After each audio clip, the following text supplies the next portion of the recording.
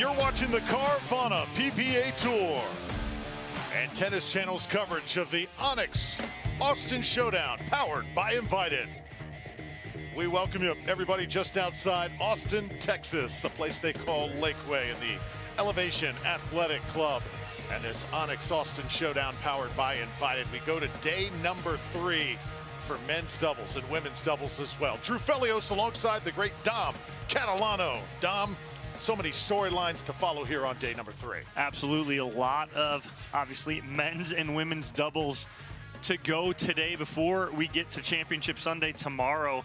But the first one here on Championship Court, two veterans of the game, Tyler Loong and Collin Dawson, taking on Naveen Beasley and Miguel Alda, two guys who you may not know a lot about, but I'm anticipating you will by the end of this match.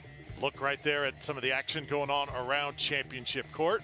And it's always fun, too, to meet and witness some of the newer competitors to the PPA Tour, the ones that we don't know that much about. We're going to see that early here with Beasley and Alda. But Tyler Loong, a known commodity here on the Carvana PPA Tour. And Collin Dawson as well. He comes from pickleball royalty. Yes, he does. The son of Steve and Jennifer Dawson out of California is Collin Dawson. Right there you see his, some would call unorthodox grip and way he plays. But Collin, another baseball guy like me, and I appreciate it. I've done a couple videos, teaching videos with Collin, and talked to him about why he does that. And Collin does that because a lot when he was a infielder, he played baseball, he gets a feel for the paddle, almost like a glove when he grips like that. So that's one reason he does do that. So, and then with Tyler Loong, one of the best earners in the game, but right there you see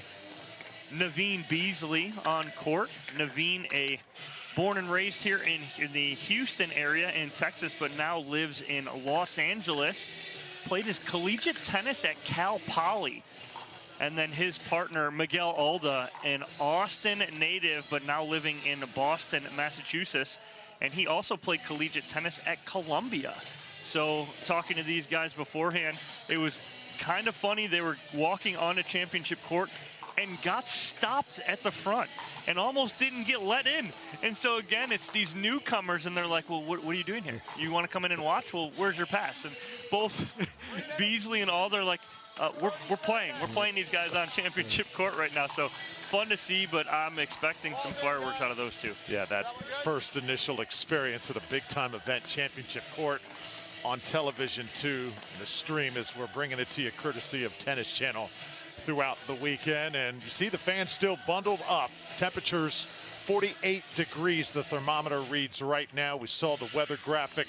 Could potentially have a few sprinkles here this morning. Now, throughout the later parts of the day, it is expected to be clear, but potentially we could have to halt action here in the first few hours. But Drew, it's 15 degrees warmer than it was yesterday at this time. So, and again, it is anticipating it to be a little warmer today, but it did warm up in the afternoon yesterday. So yes, it's early, so players and spectators are bundled up, but I think we'll be good to go, and I think we're almost ready to go here with our first match of the day. Naveen Beasley ready to serve. Tyler Loong will receive. Let's go. See the video billboard in the background here on the Carvana PPA Tour. The road to Championship Sunday continues. Let's do this. Side out. 1 year ago, the Johns brothers won men's doubles. Newman and Wright got the silver medal. McGuffin and de Villiers finished third.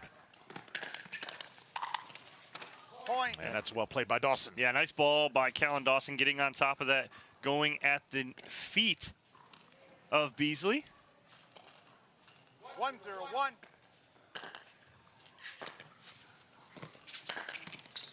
Second serve. Collin Dawson, Tyler Loong, very familiar with each other, played 1-0-2. numerous events together.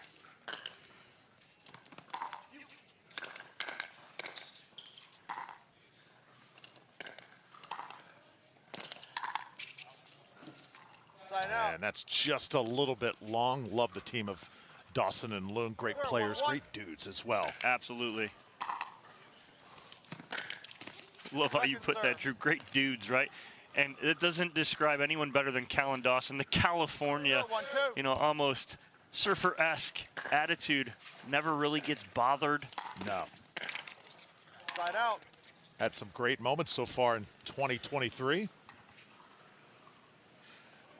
1-0-1. 1-0 lead here for Dawson and Loong.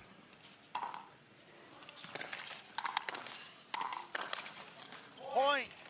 And something that Collin Dawson does so well is that little punch volley. And you watch as he just stays nice and short and sweet. No big swing.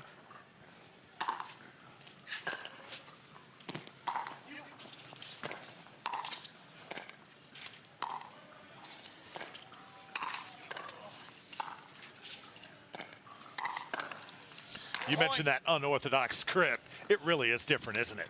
It is, and what it does is it gives him an advantage because, again, a lot of players aren't used to seeing it that are new to the game. A lot of the pros that have been on tour for a few years, they know it, they know what to expect. Point. But what we have not seen yet, and we will see before the end of this match, I'd bet my house on it, is a Collin Dawson lob. 4-0-1. And you've got a really big house. Second serve. Swing and a miss from Collin Dawson. Loong there, but just can't get up and over. 4-0-2.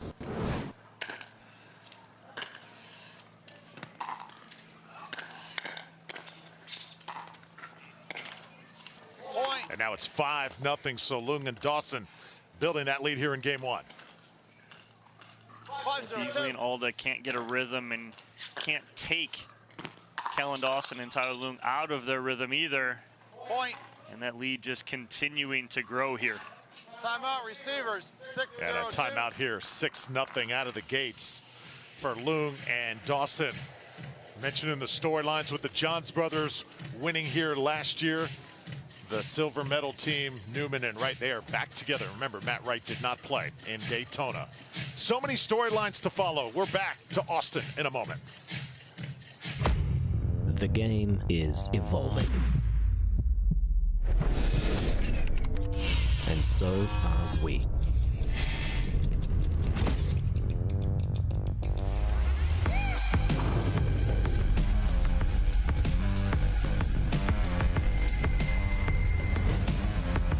Are you evolving?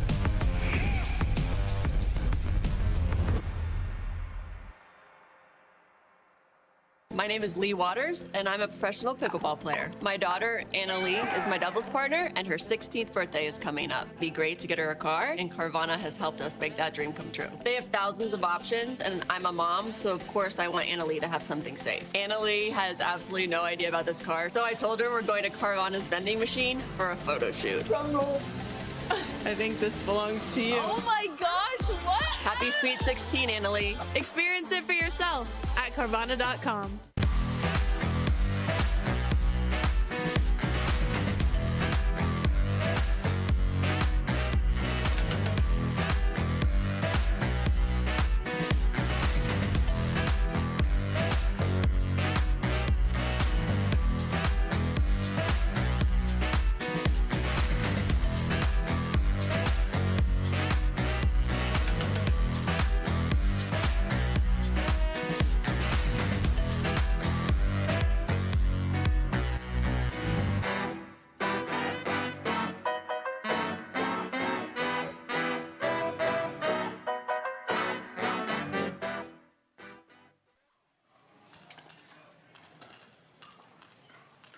Tyler Loong to serve. 6-0-2. He, along with Collin Dawson, they lead 6-0 over Beasley and Alda. Men's doubles round one.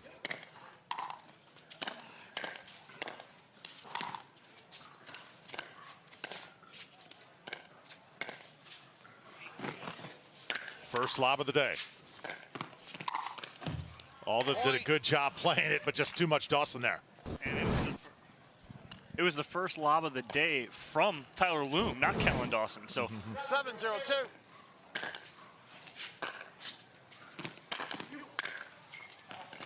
Point.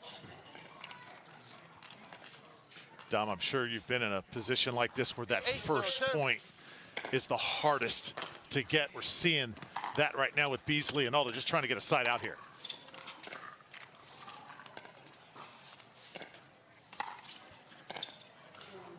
Point. And so here's my thing with Beasley and Alda. Both played Division I tennis and come from that background, so they know the power game. I'd like to see them start taking chances now. All right, play a little faster pace. They're getting sucked into the slower game.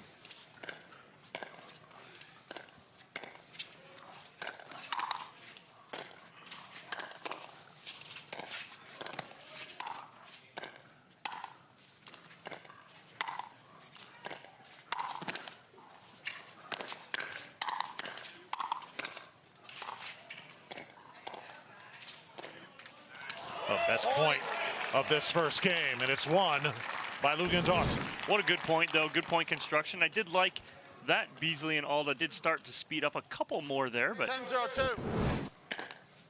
on the verge of ending game one here.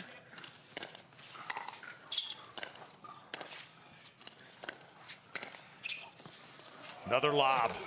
Grazes the corner. Who's got it? And a nice return that time by Miguel Alda. That was entertaining. He swung and missed at the lob 0-10-1. from Loong.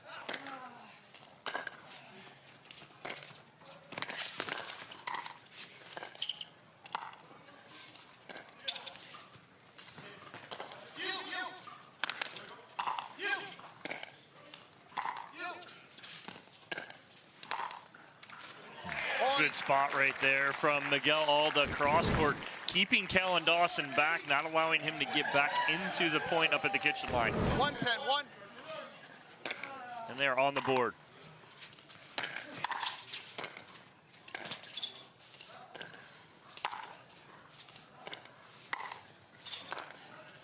Second serve. Beasley trying to cut out that backhand to Collin Dawson, cross court. 1-10-2. Catches the tape. Side out. 10-1-1.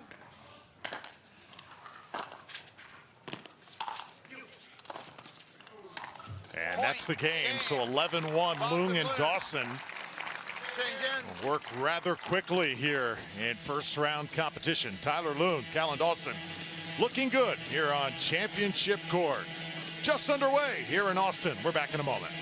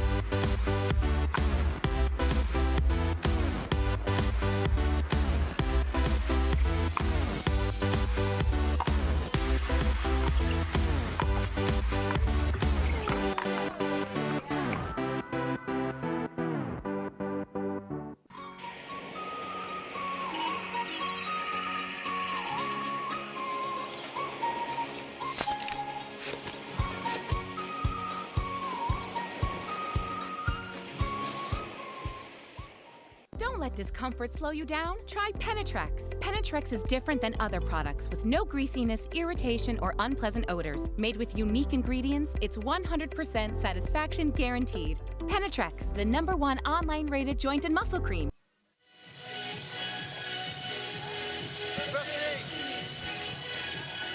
58. Tyler Loong, the southpaw, the Ernie King here in the sport of pickleball.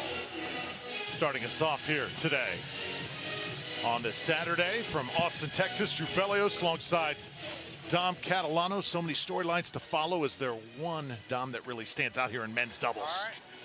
Well, again, you have the Johns brothers, obviously, but again, I like the team of DJ Young and Jocelyn Duvillier. If both of those guys show up as an 8 seed, I think they're tough to beat depending on you know, which two show up. You have your 4 seed here that we're seeing right here, and also the AJ Koller Deckle bar. 0-0-2. Really intrigues me. I love both of those guys and love the way both of those guys play.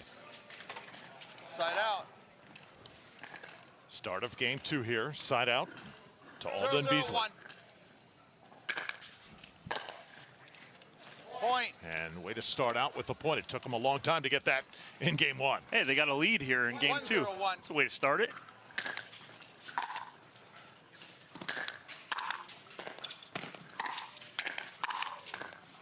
Collin Dawson Second serve. continues to chip away at Beasley. Yeah, tough ball right there. That's chest high at Collin Dawson. He can do whatever he wants with this ball, and watch him just get that ball right down at the feet of Naveen Beasley. Side out. And nice ball backside here from Collin Dawson as he catches 0-1-1. Beasley backside.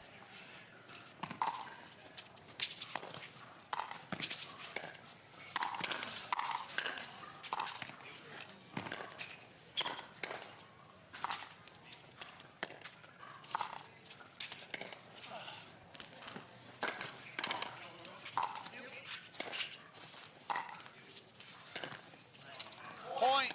Great point construction there from Miguel Alda with the lob, and then the pressure just can't come out on top right there. But I do like the point construction much better.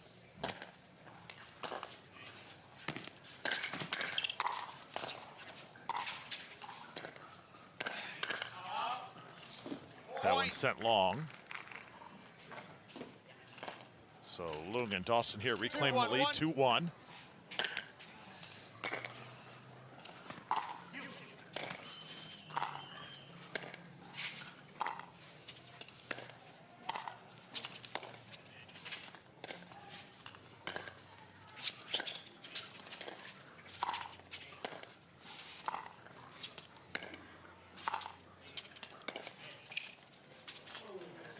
Point. When you're watching Collin Dawson too, Dink, watch what he does. He does 2 things really well. One, he pressures, he takes balls out of the air when he can. 3-1-1. But then when he doesn't take a ball out of the air, he likes to short hop, which isn't very easy to Second do serve. on a Dink.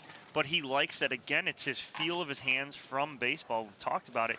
He likes to 3-1-2. short hop where he feels like he can get through the ball nice and easy. He makes it look easy, and it's really not.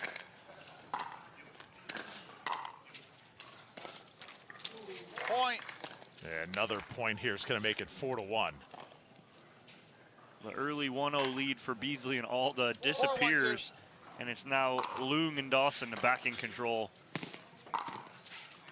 Side out. Side out now coming to Beasley and Alda. Tyler Loong, of course, hailing from Utah. It's home of the 1-4-1. next stop on the Carvana PPA Tour as we head to Red Rock. And Point. that should be a winner. That looks good. Yeah, very nice ball right there from Miguel Alden. Again, the pace, I 2-4-1. want to see them pick that up right now. Play their game.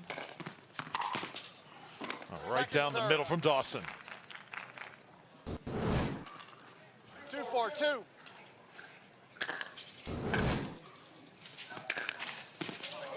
Oh, Point. A little love off the tape in the left back of Tyler Loong, but Beasley and Alda will take it.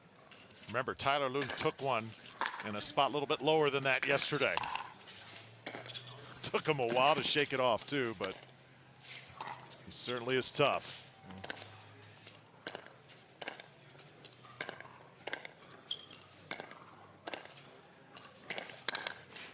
Oh, just Tyler Loong just carving that backhand out of the air and forcing Beasley into trying something different, and then Loong makes him pay. 4-3-1.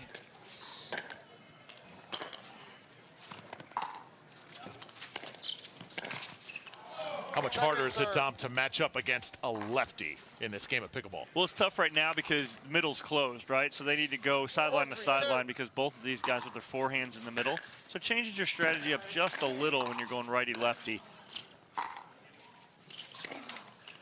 Point. I don't mind that right there from Beasley, trying to speed that up with the two-hander. If he can get that up and over, puts a lot of pressure on 1-3-2. Dawson, but he clips the tape. Side out.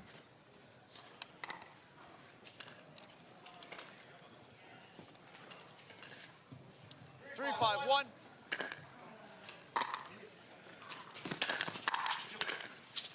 There's another winner. So Beasley and Alda, they're right in this. They just got to go right now. Yeah, much better job right there. Again, not doing too much with it, going inside out, backside on Collin Dawson. And that one skips the tape and heads out. Yeah, and he had an opening there, did Alda down the line.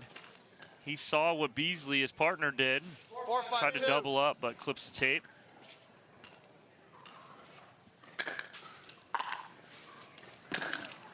Side out. Just cannot have those errors against the team at caliber of Loong and Dawson. Right, and I like the idea from Beasley. He's just falling off that. It's got to follow that in, get that momentum moving forward.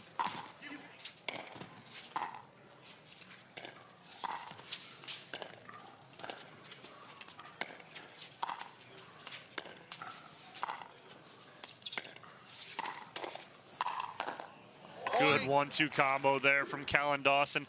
The speed up right at the body of Alda, and then gets the put away. 6-4-1.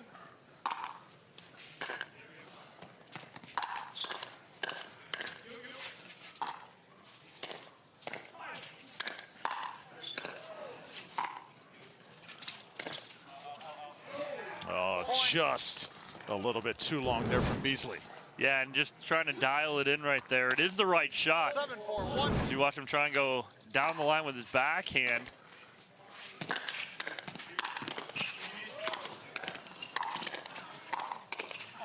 Oh, I formation. Tyler Loong, take a back seat here. Collin Dawson's going to take over. As you watch Loong, he didn't know which way to go. Timeout receivers. As he shares a laugh with his partner, but again, it's all good right there. Those guys been playing together. They know each other's movements. Collin Dawson and Tyler Loong competing here. Round one here in Austin. We're back in a moment.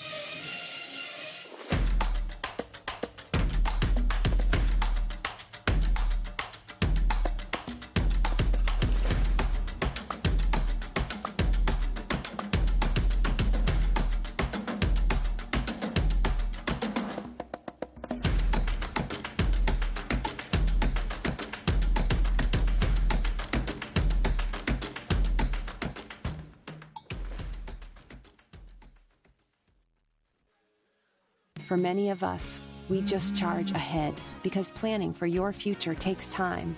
And right now, thinking about your financial future takes on new meaning. At Baird, our financial advisors have guided individuals and families to achieve their goals through every crisis evolution and groundbreaking idea for over 100 years. That's the difference between thinking you're ready for what lies ahead and knowing you've planned for it. Now that's different. Discover the Baird difference. There's only one way now, just one way out, comes crashing down. There's only one. Introducing Skechers Pickleball. They're ultra lightweight and responsive for incredible speed. They have Goodyear rubber outsoles with a specialized pickleball design for increased side-to-side stability and agility. Conquer the court in comfort. Skechers Pickleball, the official footwear of the Carvana PPA Tour. Thank you for spending your Saturday morning with us. Drew Felios, Tom Catalano, and our Tennis Channel crew here at the ONIX Austin Showdown, powered by Invited. Loong and Dawson in the far court, Beasley and Alda in the near court. Tyler Loong, second serve here. 8-4-2.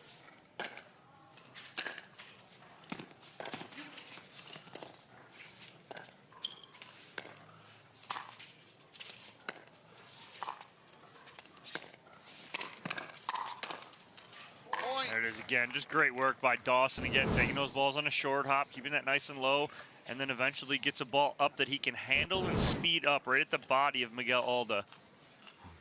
9-4-2.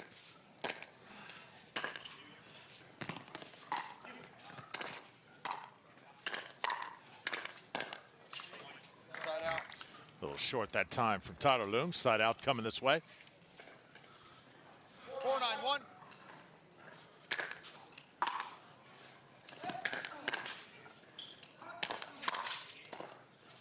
Wow, you watch Collin Dawson right there with that backhand punch.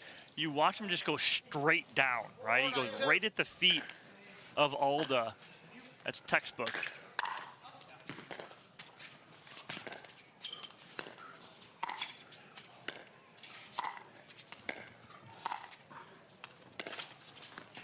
Oh, you saw Tyler going for that, Ernie. He got burned that time. Yes.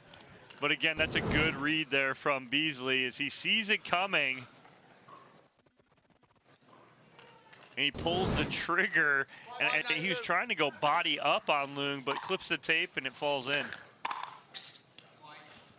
So now 6-9. I think if you're Beasley and Alda, even if you don't win this match, good to have a good showing here on championship court. And right now they're starting to put it together, Dom. That's such a good move right there by Miguel Alda. A little shake and bake on the drive from Beasley. And a backhand put away for Alda. They're right back in this second game. Another point. So now 4 in a row here for Beasley and Alda. No timeout from Dawson and Loong. Oh. Tough right there. You got to get that third over. You have to in that situation. At least get it up and over. I'd rather you make the mistake high, force them to hit a ball. Dawson's got to go get it. Court open.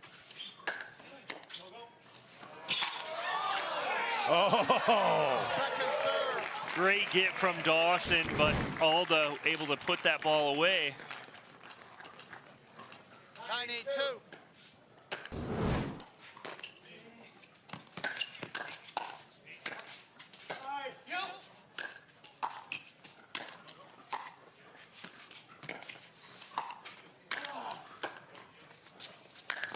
Big swing.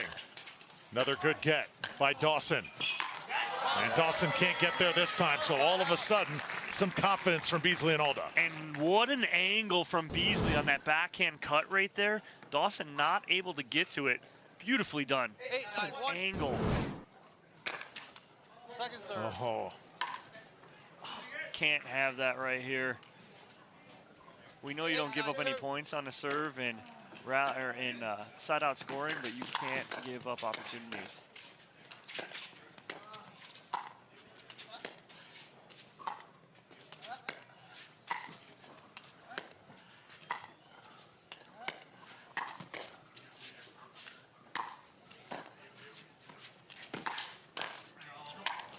And nice ball in the middle there from Collin Dawson. He caused a little confusion from Beasley and Alda.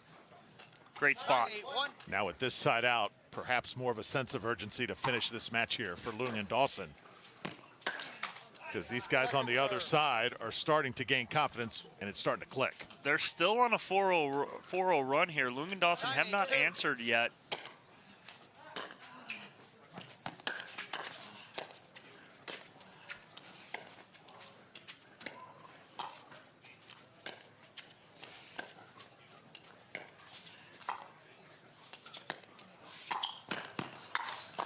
Dawson with the finish. They needed that one. Yeah, that was big right there to stop that run, and now they'll give themselves a match point.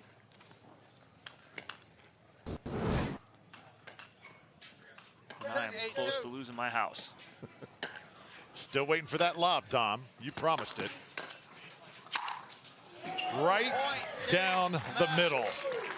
Collin Dawson with the winner. He and Tyler Loong get challenged in game number 2, but come up with the big points at the right times. Yeah, nice run there from Beasley and Alda to get back in and put a little pressure on Loong and Dawson.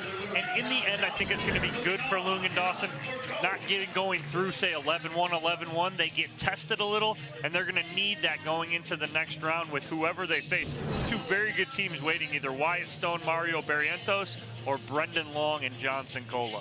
So 11-1, 11-8. Loong and Dawson moving on. Good showing for Beasley and Alda. We'll certainly be seeing a lot more of them here on the Carvana PPA Tour. Just getting started here, day number 3 of the ONIX Austin Showdown powered by Invited. We've got more men's action, also the ladies sure to chime in throughout the day. Leigh Waters and Leigh Waters, they are the defending champions here. Kovalova and Smith, silver medalists last year. Koop and Johnson finished in 3rd place. We're back in a moment. Stay tuned.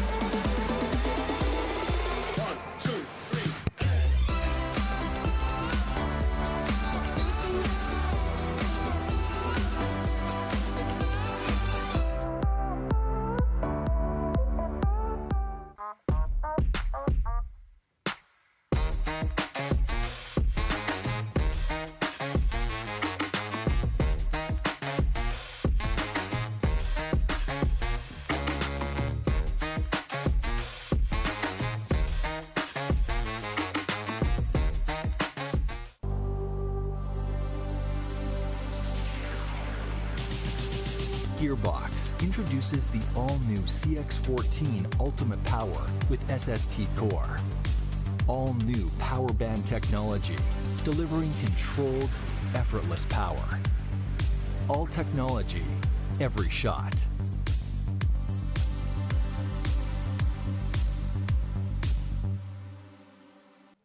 I don't think she's feeling it right now. I'll be on my phone all week.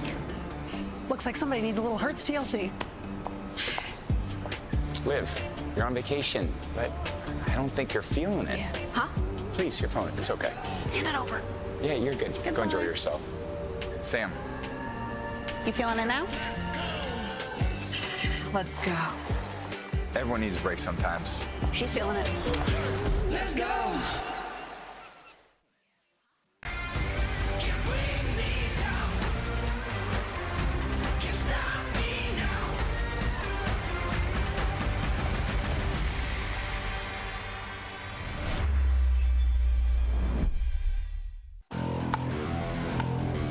The future of pickleball is here. Welcome to Top Court. Get ready for unlimited access to top players.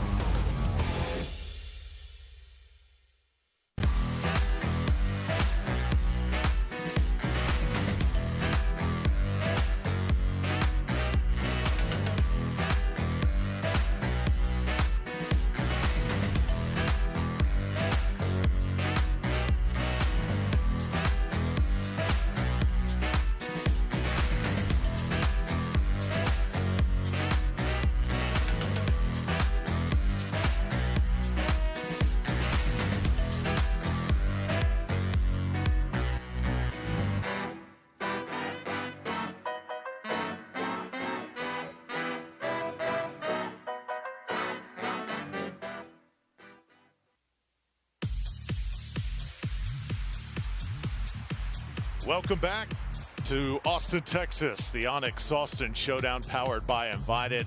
Look at so many of the courts here. Some great matches going on at Elevation Athletic Club on top of the hill here in Lakeway. We're camped out on Championship Court where we're awaiting the competitors for our next match, where Kento Tamaki and Jaume Martinez Vich will take on the Johns brothers. So we'll be seeing that here momentarily. Another cold day here in the Lone Star State. Right now the thermometer reads 48 degrees, but we've got no rain. That's a good thing. Remember, we were delayed the last few days, so not the case here today. Yeah, the players can handle the cold. It's the wet, right? The courts, when the courts get wet and slick, it gets dangerous. So you can't play, obviously. But again, the cold weather, they all come from it. You know, most of them will play in it. They'd rather that than the wetness. So we've dealt with it the last 2 days, but it is so far so good. No rain as of right now. See the players on the court warming up. The lefty is Kento Tamaki, another player we don't get a chance to see a whole lot of. And Jaume Martinez Vich, we've seen him in singles on many occasions, this young man can play. Yes, we saw him on Thursday in singles here on championship court. Very good player, was giving everybody all they can handle. So liked him in singles. Another guy who has made his name on the single side of things right now, and we'll see what he can do in doubles. We talked about it earlier today on how different it is, right? You know, we've seen the emergence of, you know, Colin Schick in singles, and then unfortunately he had a rough morning so far on the doubles side of things. But that's the difference, Drew, is that it's a different game. And so these young players usually come in successful on one side of the game, either singles or doubles, but then it takes a little while to get used to the other. Been watching out of the corner of our eye some of the other matches going on around the complex. Christian Alshon, the young superstar, and Rafa Hewitt, really impressive here this morning. Well, yeah, they won. They're the ones who beat Colin Schick and Alex Newman 11-1, 11-2 in round one. So Alshon and Hewitt looking good to start off. Alshon and Hewitt will get the winner of this match that we're about to call in the round of 16. So, and just to kind of give you a recap on others, you know, DJ Young and Jocelyn Duvillier moved on, 0-5. They'll play Federico Staksrud and Pablo Tellez. And we're watching them warm up as we speak in the round of 16. Not really any more surprises on the bracket so far. Yeah, thinking of those two talents, Staksrud and Tellez, that would be a scary team to try and match up with. So waiting the Johns brothers' first appearance on this Saturday on Championship Court.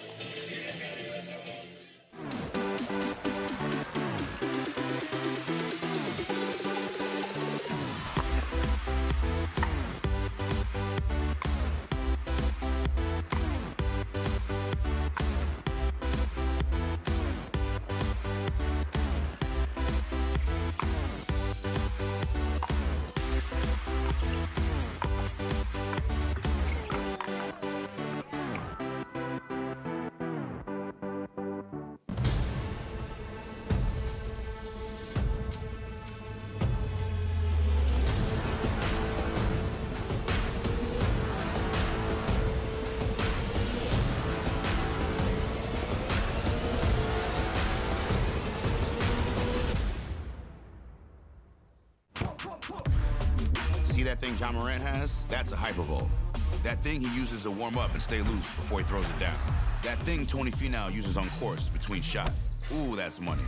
That thing Robin and I use before and after we're on the bike so we can ride harder tomorrow. That thing Erlen Haaland uses before smashing it into the back of the net. That thing that's for everyone. The Hypervolt from Hyper Ice. Give your body the daily relief it's been asking for. Introducing Simply Spiked Lemonade. Real fruit that left the farm and has seen too much to ever go back. Simply Spiked Lemonade. Tastes like your favorite lemonade. Now spiked. It's getting juicy.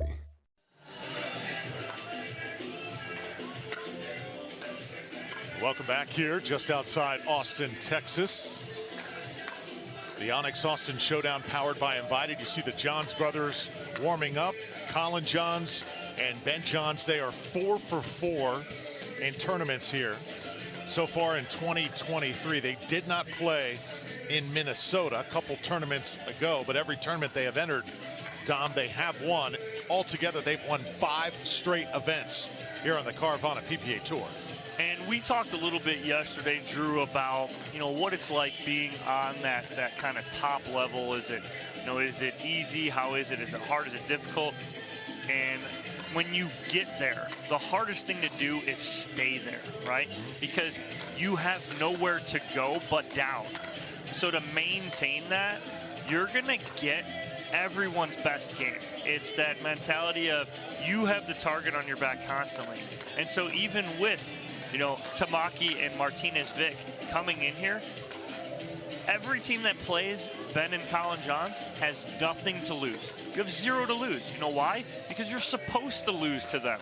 But if you win, then that's just a bonus. So again, having that target on your back and trying to maintain that and stay on top is more difficult than anything. As far as perhaps the biggest threat to the throne, is it still Riley and Matt here in 2023? They had their moments last season, and so many classic matches those two teams had. But is there another team that perhaps can knock off the champions? Frazier and Johnson. Okay. Frazier and Johnson, when they are playing well, when they are rolling and clicking together, they're another team that in my eyes could challenge. Now, do I say would beat them constantly? No. But could challenge them on a good day. So I do think it's the Matt Wright, Riley Newman, or J.W. Johnson and Dylan Frazier. So again, it's all up in the air. And again, Drew, that is not why we don't play it on paper. That's why we actually play the game. So we can see how this comes out as you see Collin and Ben Johns ready to go. Collin still with the sock hat on, not completely warmed up yet. Yeah, and that left hand did not leave the pocket of Ben Johns, so he warmed up basically with just the one arm the entire time. Let's do this. Collin Johns to serve. And you see that too early on, with it being cooler out, the ball is a little harder, is going to carry a little more. So these gentlemen trying to dial it in here early. Kento Tamaki, side out here. One ball long each from both of the Johns brothers. 1-0-1.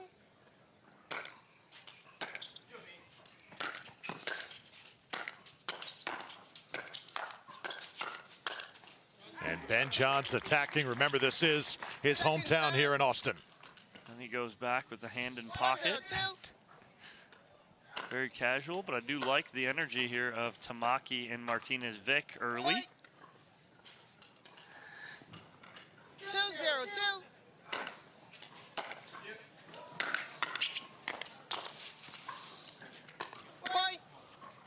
And we've seen this before from, you know, Ben and Kyle. Slower starts, especially on Ben's side. It almost seems to take him a few points to get loose. Very close that time on the return for Martinez Vich. It was out. 0-3-1. And first point for Ben and Collin. That is something, again, when you're playing the #1 team in the world, you cannot have unforced errors. You have to play as clean as possible if you want to have a chance of beating them. That ball is wide. 2-3-1.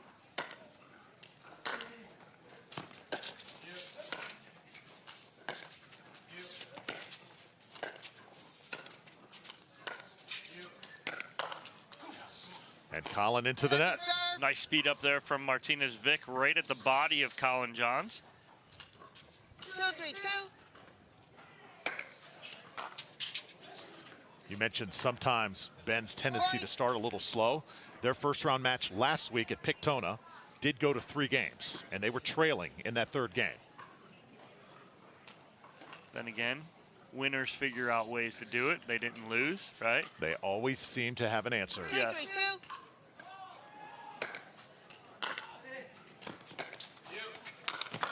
Oh, nicely done. Yes. Can't finish it off, though. Great move by Martinez Vich, Drew, as you said. But Tamaki coming over and covering. 4-3-2. But just going a little off the edge.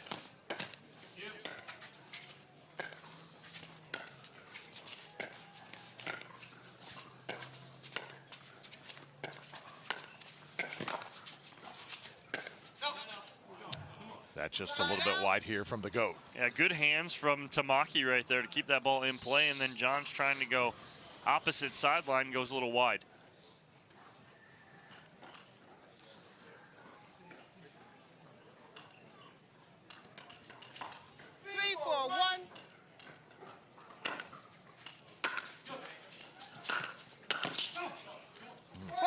Like the stroke from Tamaki. He's very short, doesn't get too big. 4-4-1. From the left side, too. Creates a lot of topspin on that ball.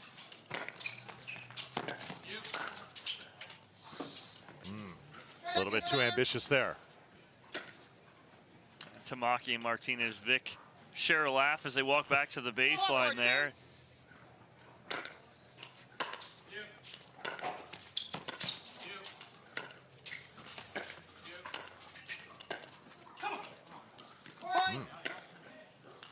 So another point here, another lead for Tamaki and Martinez Vich. 5-4-2.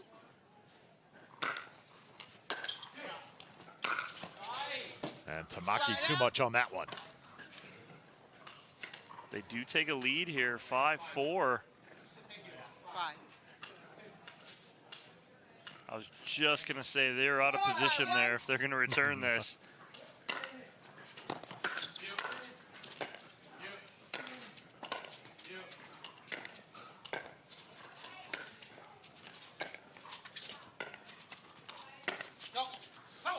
Just a little wide there from Collin Johns.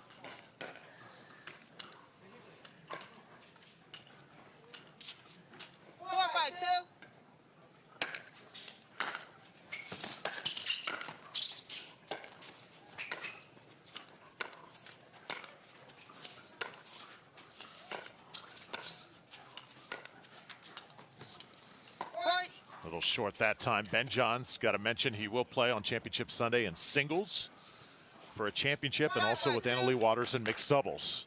So the Triple Crown very much at play here. That's a good ball right there from Ben Johns as he starts to warm up a little here as they take the lead back. And again, those unforced errors when you're playing the #1 seed, very tough to come out on top when you're giving them points and you're right in this game.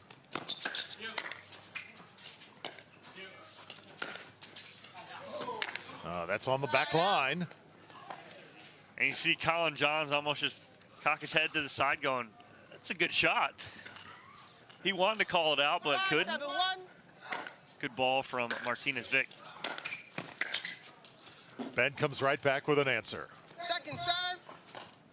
It's so interesting to watch the two contrasts and styles on one side.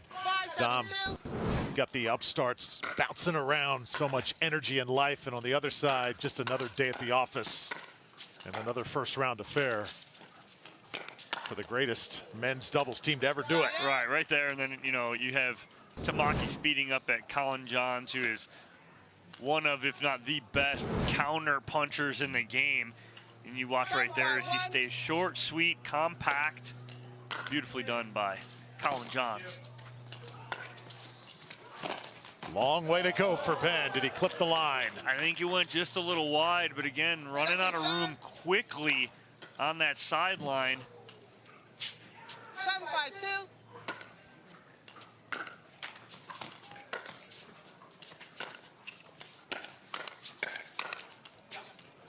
And there's that Collin Johns little flip speed up from the forehand side. He does so well.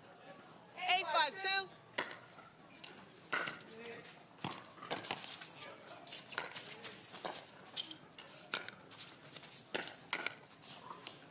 A little wide right there. And I remember, you know, Collin Johns' hand's so good. And I remember watching him. He lived in Florida, was teaching at a club called Mediterra for a while in Florida.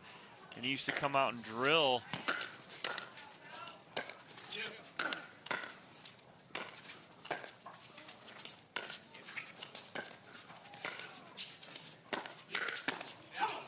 Good combo there, but unfortunate for Johns. But he would come out and drill with Johnny Pickleball, and they would come on court and put face masks on and drill from inside the kitchen line, ripping balls at each other to develop those hands. I remember watching Collin do that the first time and was like, what are you doing? And again, though, Collin's hand's so good. Again, it's development over years.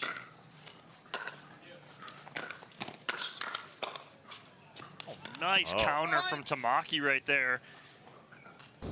Put another point up on the board, and they are in this first game still.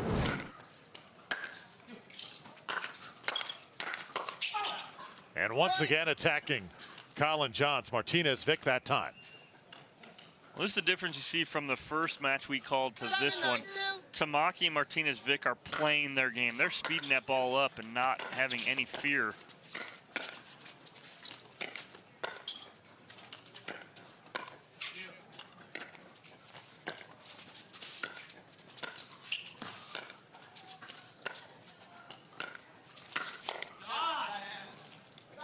setup there from Collin Johns as he went wide, and then got Tamaki to pop that ball up, and he has the finish in the middle.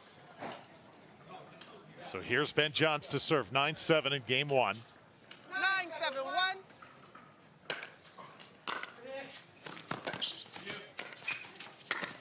Oh, big finish by the older brother.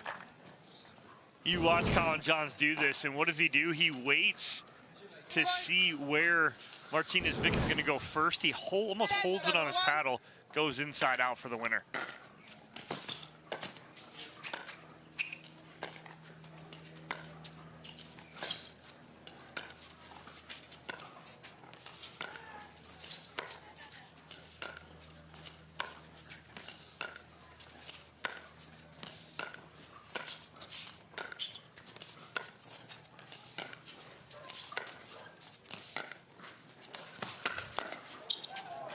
ATP set up beautifully by Collin Johns. That does it for game number 1, 11-7. A battle of number 1 and number 32 seeds.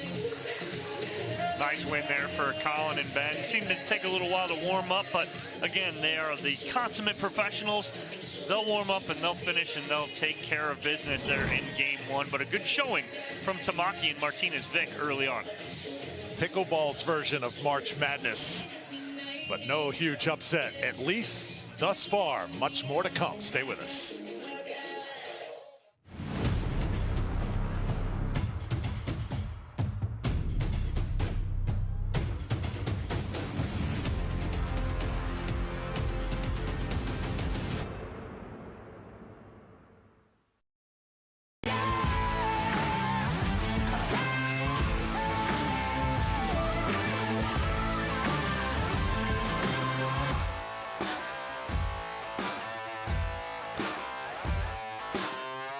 Hi, I'm Rick Barry. I used to play professional basketball. Now I'm into pickleball. Performance is really important, but also recovery is actually just as important.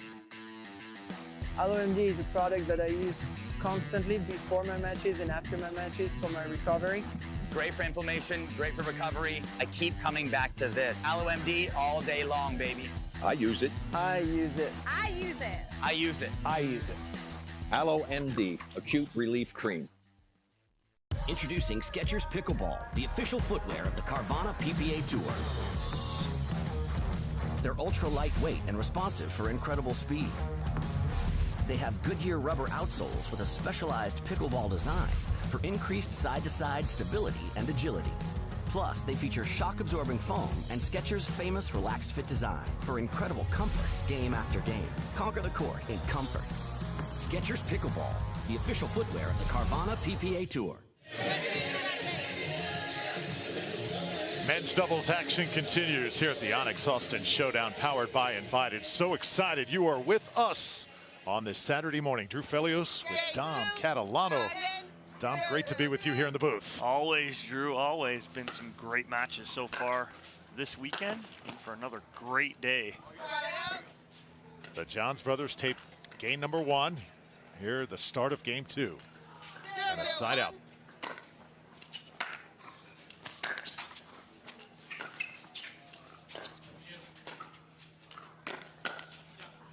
Talked about March Madness, made the reference, Dom, what Colin Schick did last week in Daytona certainly has that feel here in the sport of pickleball. No, absolutely. And can Tamaki and Martinez Vich be today's Farley Dixon from last night, defeating the 1 seed Purdue Boilermakers?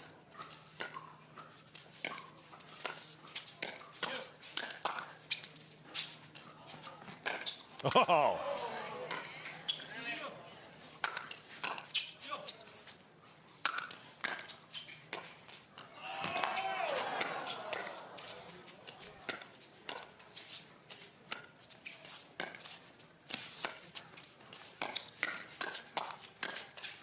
Let's have some fun. Wow, and now we're warmed up.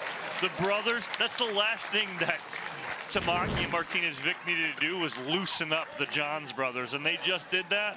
And so now I think it's game time here for Collin and Ben Johns.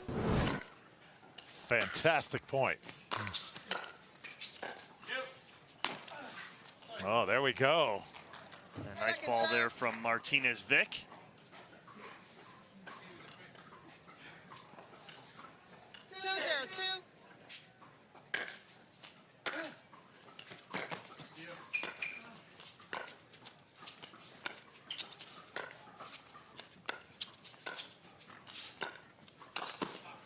And Ben Johns finds the open court.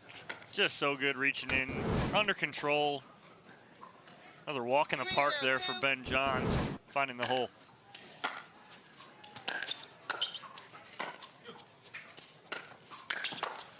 There's Ben again. You know, I had a chance to spend Johns over the summer, and I was telling him about, you know, do you realize you're making history? And he just said, Drew, I'm just hitting a wiffle ball around. That's all I'm doing. Just makes it seem so simple.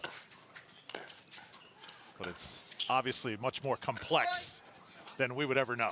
Well, Drew, you've been around sports. You've called so many athletic events, and you've called a lot of really good players, and I'd say most of them say the same thing. I'm just playing a game, right? The good ones, I'm just playing a game. I'm having fun. I'm enjoying myself. And Ben's no different.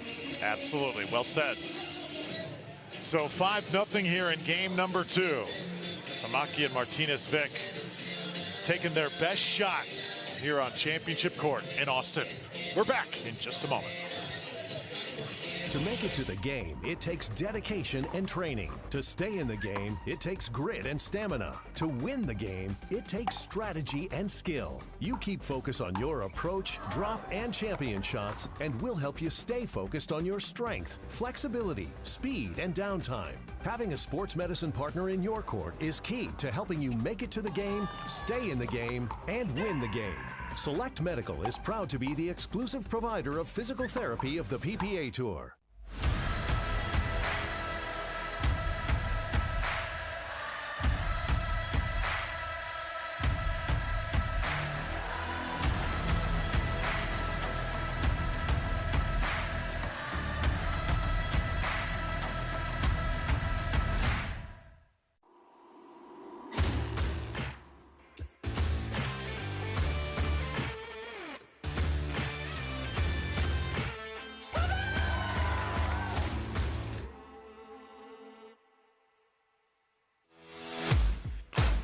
OS First, the official sock sponsor of pickleball.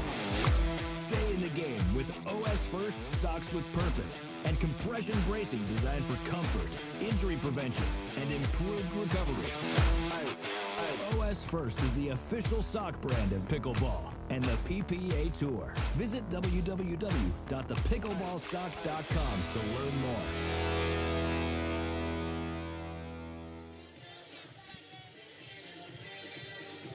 Ben and Collin Johns warming up here on championship court. Kento Tamaki and Johnny Martinez Vich on the other side. Had some moments in game number 1. Trying to get on the scoreboard here. They need a side out in game 2.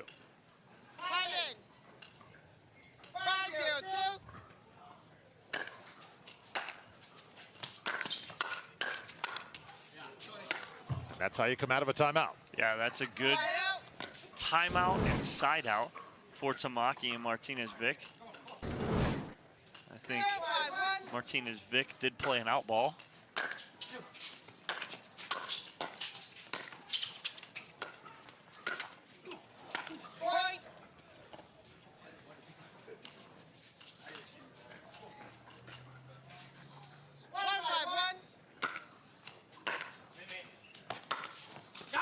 Oh, beautiful shot.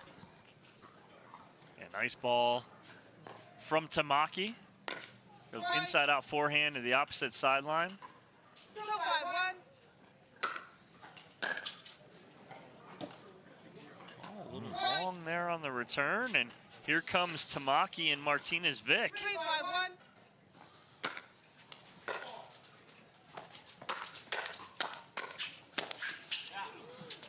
And make it 4 in a row now. You know, it's not just the X's and O's, the strategy during a pickleball match, but the mental. You have to believe that you can compete. No, absolutely. And right now, Tamaki and Martinez Vich have that confidence back. And that ball right on the line from Tamaki on the serve, and we're all tied. So Kento Tamaki. And the first lead here, 6 in a row conceded by the Johns. They're just in a funk right now and can't get out of it, but one thing you do not see a lot of is timeouts from the Johns side of things. And you could see one here. Or maybe not.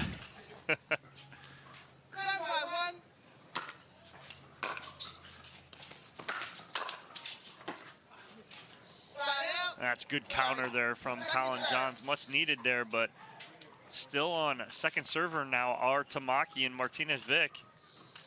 Trying to add to that lead.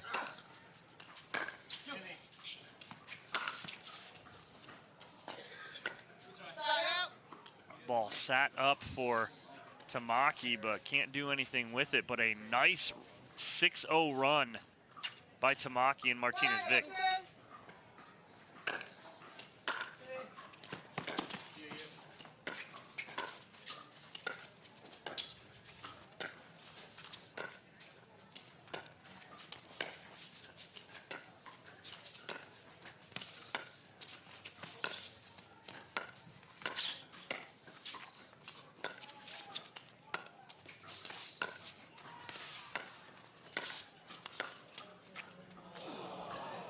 Oh, rolls across the tape and does not go over. Tough break for Tamaki and Martinez Vich. Yeah, and you hear the sigh of the crowd as they were all dug into that point, but Tamaki almost has it. So tied at 7 here. And long that time from Ben Johns.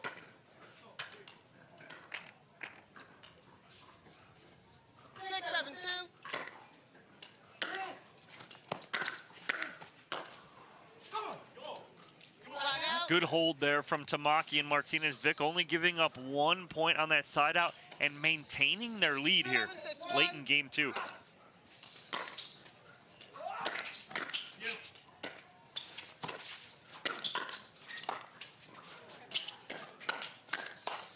Oh, things starting to pick up just a little bit.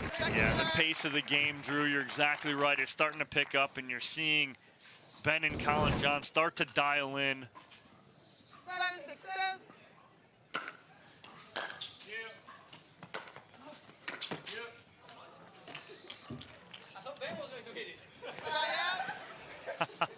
You hear Martinez Vich almost shocked that Collin hit that. He looked at Collin and said, I thought Ben was going to hit that.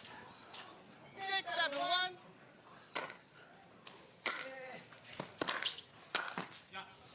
And now we're tied once again. Now back to 7-7.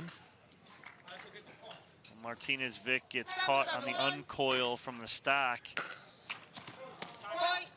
And it's those mistakes, Dom, that you're going to look back and say, man, if we could have shored up some of those, we could have taken a game, maybe even challenged for the match. Yeah, 100%. We keep talking about it. Cannot make those mistakes. Let's check in on the grandstand court where we've got Staksrud and Tellez. They won 11-4 over Young and de Villiers in game number 1. But trailing game 2, Young and de Villiers have found the fire. We knew that this was going to be an intense match. No, absolutely. Federico Staksrud, Pablo Tellez, my South Florida boys down there doing really well. Made a great run last event and are starting to play really well right now, and as it showed in game 1. But Young and de Villiers dialed in game 2. Yeah, Tellez was absolutely brilliant down in Daytona in singles. Went toe-to-toe with Ben Johns. Nearly knocked him off there. You see DJ Young and de Villiers trying to make the adjustment.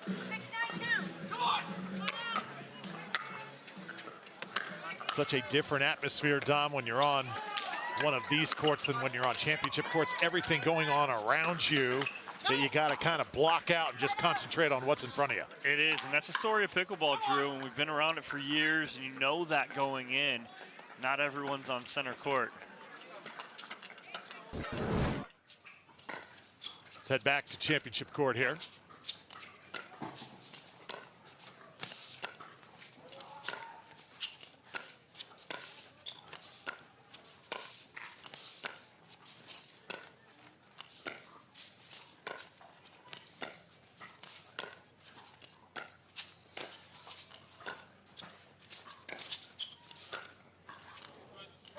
That's just precision work right there from the Johns brothers, doing what they do best, creating off of dinks and just moving in and out, waiting patiently. Good read from Collin Johns on the speed up, but just goes a little too flat. This is a big hold right here for Martinez Vich. Oh, and Tamaki, as Ben Johns was all over that one.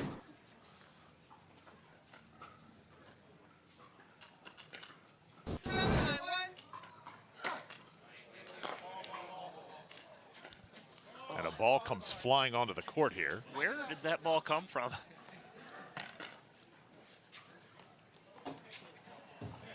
As Martinez Vich goes to kick it and kicks it off the board.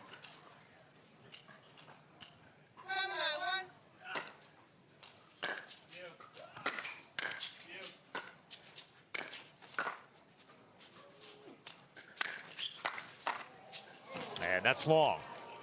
That was a very good read from Martinez Vich, where Ben Johns was going to go with that ball, but just a little long on the counter.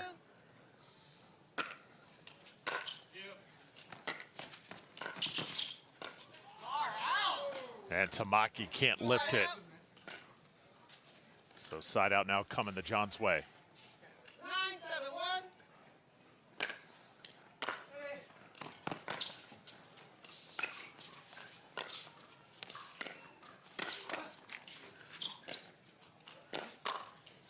Collin Johns with the finish, little scorpion action. Right, you watch him get in a squatted position, get nice and low as he hits this ball and just put that ball away. Great athleticism there from Collin Johns.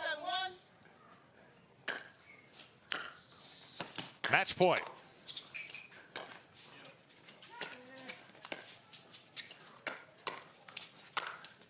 And the finish by Tamaki. Fight off one match point, see if they can do it again, get that side out.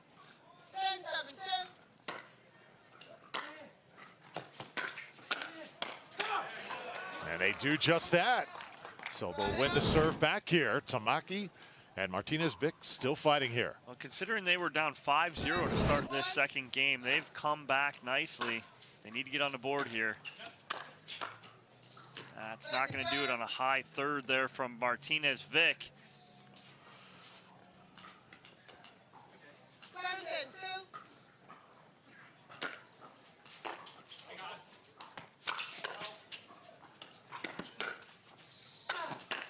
Oh, good job by Collin to get the paddle up, but too much Tamaki the other way. That's a big left-handed overhead there from Tamaki, finding the line in the middle. Ball ends up in the third row.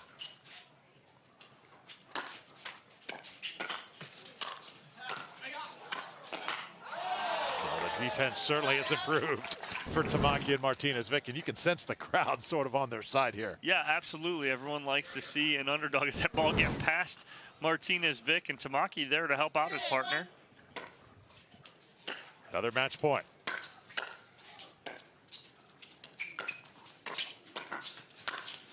Collin Johns will finish it off. So 11-7, 11-8. Good showing for Tamaki and Martinez Vich as the Johns call this a warm-up. It very much looked like it throughout the match. Yeah, you said it though, a good showing from Tamaki and Martinez Vich. A lot of things that they can go back, watch the replay of this, take notes on what they need to do. They have all the skill set, it's more experience. This is a great experience for them here on championship court and a respectable 7-8 loss. The ONIX Austin Showdown, powered by Invited, returns in a moment. Stay tuned.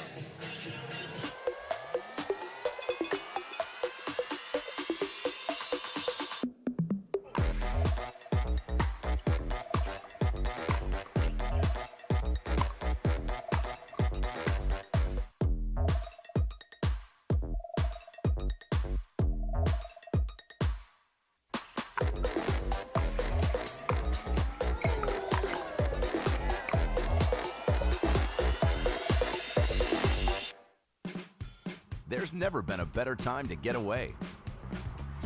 With a great deal on the Hyundai you've always wanted. With America's best warranty and up to 3 years complimentary maintenance. It's your journey. Own every mile at the Hyundai Getaway Sales Event. Hurry in to get our best deals of the season. Get in and get away. Get 0% APR financing plus 0 payments for 90 days on select vehicles. Now, during the Hyundai Getaway Sales Event.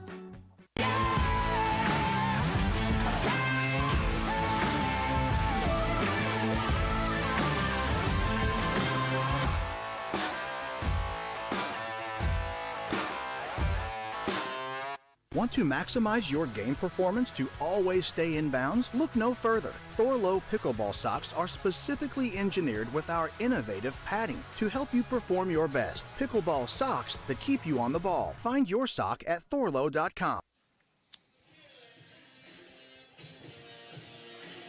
Welcome back here. Another overcast day just outside Austin, Texas. Lakeway for Elevation Athletic Club and the ONIX Austin Showdown Powered by Invited. The Johns brothers just advanced. Alongside Dom Catalano, I'm Drew Felios. We're keeping an eye on action around the complex. And right now we got a doozy going on over here with Young and de Villiers, Staksrud and Tellez battling right now. Yeah, it's a good one in the third game right now. Staksrud and Tellez in the lead 3-0. Nice winning game two for Young and de Villiers, answering after dropping that first game pretty handily. 11-4 to Staksrud and Tellez. So both of these teams, very exciting to watch. And the best part about, these guys, and especially what I'm so impressed with now is Staksrud. He was so much of a singles, quote-unquote, specialist when he first started. And now his doubles game is so good, so good. And that's what you're seeing, right? Like, we just had Martinez Vich, right? Singles game on point. We saw him on Thursday. He'll get that doubles game down. But Staksrud is a prime example of that and how much he's improved. And you're seeing him make deeper runs on the double side of things as well. Just about to say, Dom, I don't think you could put 4 better singles players together and team them up as we have right here with these guys. No, absolutely. But that doesn't always make the best team. No, absolutely not, because again, it's a totally different game. As Pablo Tellez comes up limp, I'm not sure if it was an ankle. He's grabbing his Achilles. Oh. Do not tell me that. He's grabbing at the back of that foot. Hopefully it's just a little tweak. It's always tough to diagnose from the booth, but the way he's walking around, the way he grabbed that back of his foot, it's good to see. It looks like he is okay. I know that feeling all too well as I blew mine out in my mid-20s. It is not a good feeling, but it looks like he is okay. Maybe just a little tweak of the ankle. Good to see. They're right there as we were talking about, Drew. We got the courts next to each other. Ball rolled on their court. Tellez into the net, side out now going to Young and de Villiers.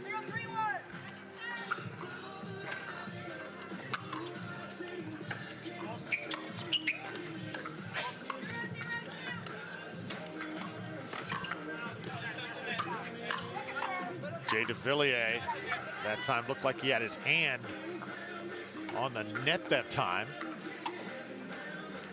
as he went for the Ernie. He didn't want to fall. He wanted to hold himself up. I don't want to fall on the Ernie.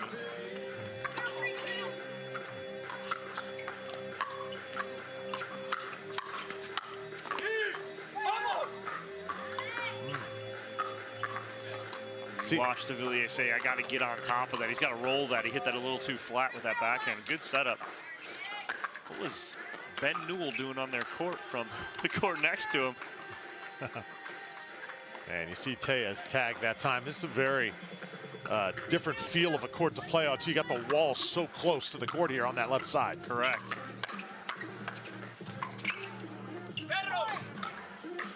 Oh, Big finish, that time from Staksrud. And playing right next to them is Ben Newell, Daniel De La Rosa taking on Matt Wright and Riley Newman.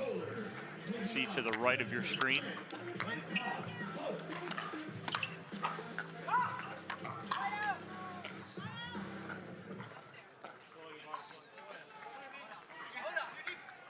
And we're awaiting our next match on championship court as well. Dekel Bar and AJ Koller, Spencer Smith, and Todd Fought on the other side. As soon as we're ready for that one, we'll take you back to our headquarters. Staksrud has advanced to Championship Sunday in men's singles. He'll take on Ben Johns tomorrow.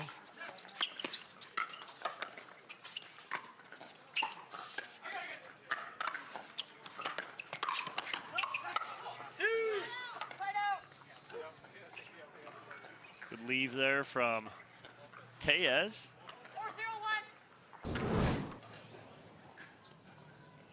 And here we are. So Dekel Bar and AJ Koller in the far court, both proud Austin residents, have both moved here to focus on the game of pickleball. Spencer Smith wearing the all black in the near court. Todd Fought right next to him. Tell us a little bit about Todd Fought, player I haven't seen a lot of as we start. Again, you guys at home have not seen a lot of Todd Fought, but a very good player, active player out of that almost Pacific Northwest region. So we've seen a lot more of him. And Spencer Smith, his partner, everyone has seen before. Great hands. Now with Team Vatic using that new Vatic paddle.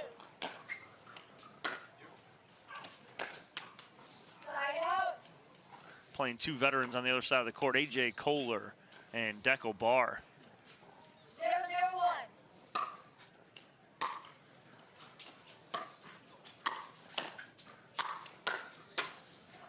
Big swing from Dekel Bar, second serve now. Spencer Smith, love his demeanor, always very quiet, just takes care of business.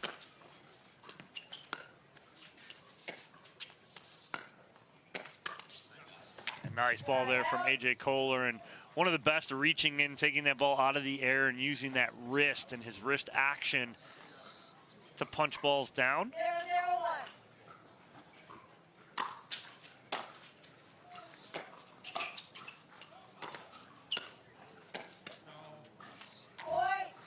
There it is once more. Early lead here now for Koller, and Bar is there on the board first.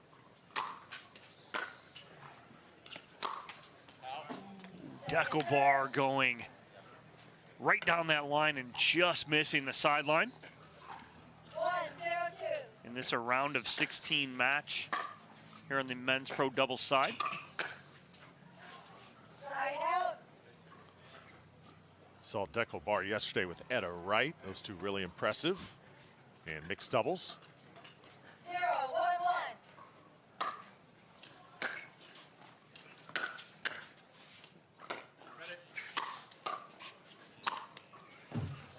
There you see Dekel once again hovered over the kitchen. Yeah, huge angle there from Dekel Bar, using that 6'4" frame to reach in and create that angle.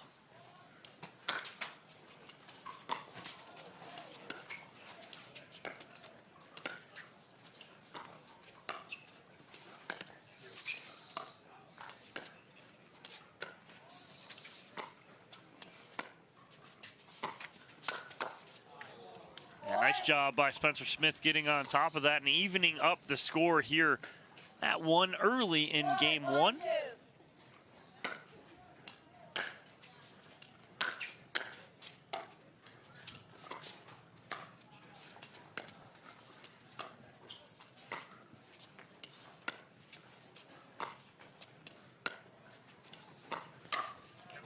Oh, well done by Todd Fought. You like that one, Drew, didn't you?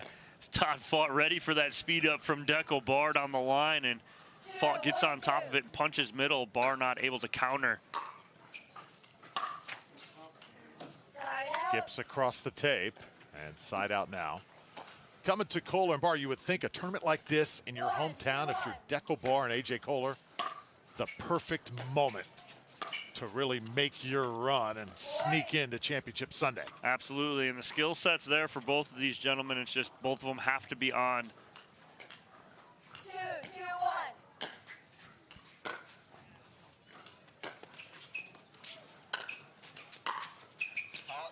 1. AJ Koller, one of the best lobbers in the game. He'll do it from anywhere. He throws up that lob from the baseline right there. And 2, 2, 2. Barr with the counter after the lob goes wide.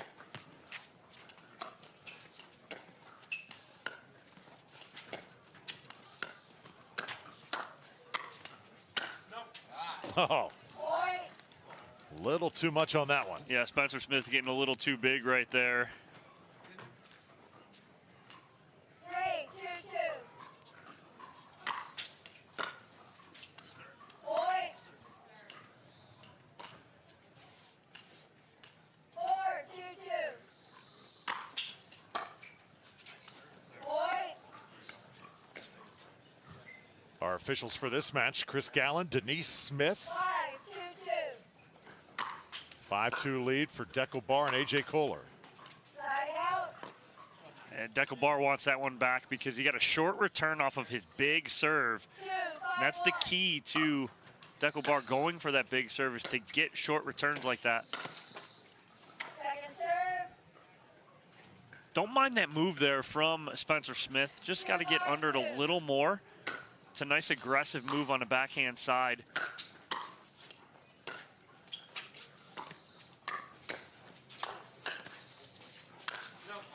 Spencer Smith once again. How does he make that adjustment, Don? Again, it's just dialing back a little bit, but it's frustrating too because you had two balls that typically are going to be putaways that AJ Koller's digging out. So the more he digs out, the more frustrated you get and try and overhit, and that's exactly what happened.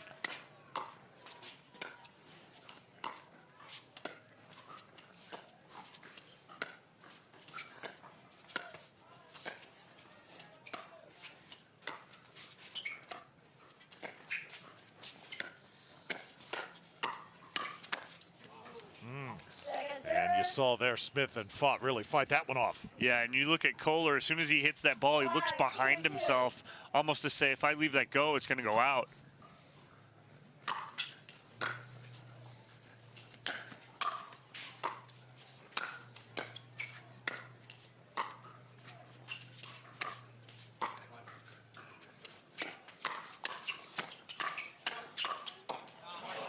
Oh, well done. Yeah, Todd fought some great hands right there in the middle, getting that ball down at the feet of Dekel Barr. Second serve. Smith just not dialed in with his drive as of right now. 2, 5, 2. Like to see him drop a couple in here, work his way up.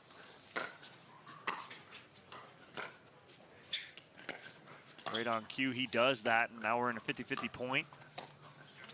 And good job right there from Todd Fott, and that's exactly what I want from Spencer Smith right now. The drive's not dialed in as of right now 100%, so let's use the drop to create. That's it right there, but misses it a little, but I like that. That's the proper shot, I believe, in this situation. 3, 1.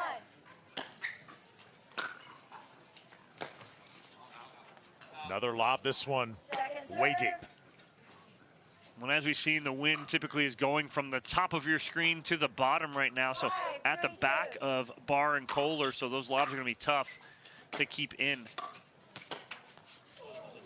Side out.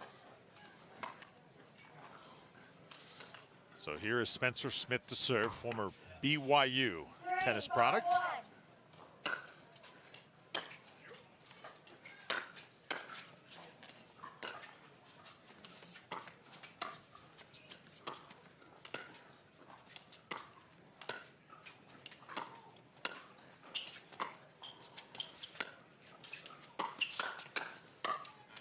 Nice hands from Barr and Koller on that. But, Drew, is that the cold BYU or is that the Etta Wright BYU out of Hawaii?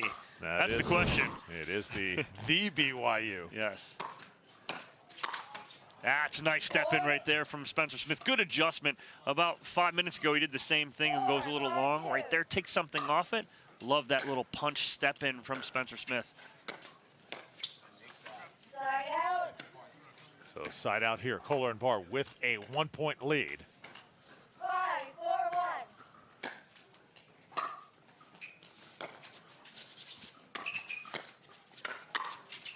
Oh, Dekel Barr, beautiful.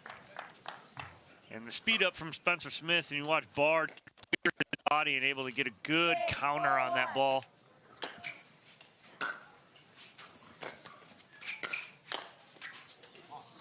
Second serve. Just a few feet long that time from A.J. Koller. Second serve now from Dekel Barr, 6-4. Game 1.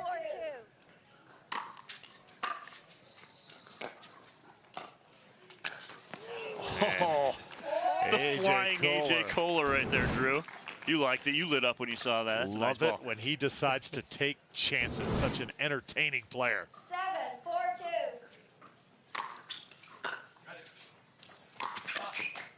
Point. Another point here, starting to build it up, 8-4. 8-4-2. Fought just trying to do a little too much with that last ball.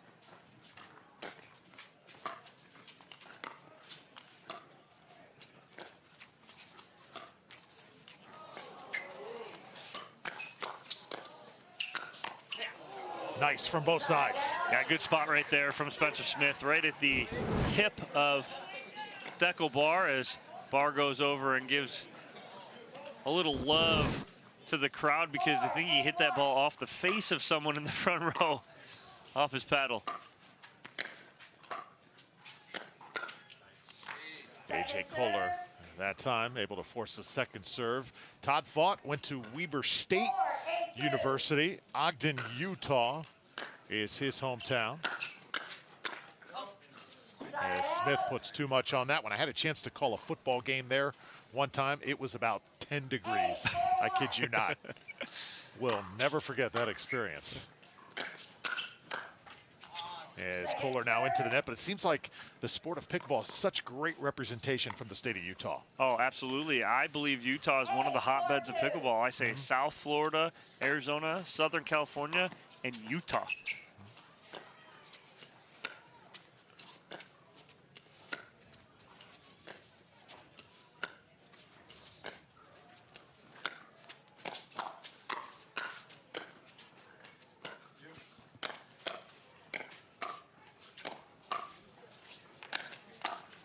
Oh, what a return from Fought. Oh, yeah. Wow, what a get from Todd Fought. He's fighting off these speed ups from A.J. Koller. And then watch this little flip down the line. Nothing Koller could do but grab it.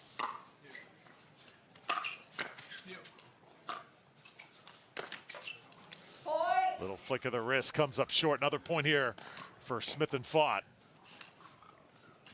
5-8-1.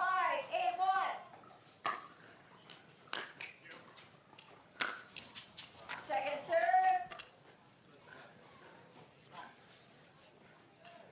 5-8-2.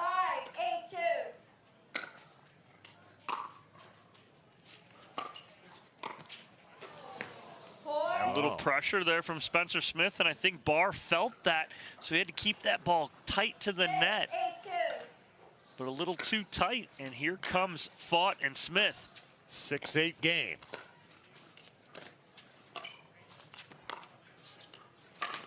Try the ATP, and instead it's going to hit the post. Yeah, it goes right off that side post. I believe it was there.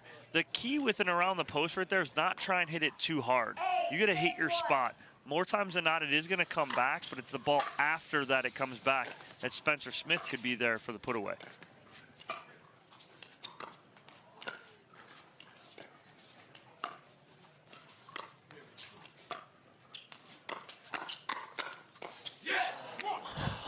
Oh, Spencer Smith, guys. What hands fight off Dekel Barr speed up. 8-6-2. Side out. Oh. And here come Fought and Smith right back in this.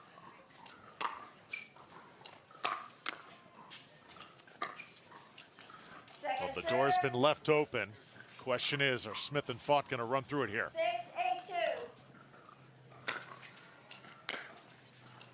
6-8-2.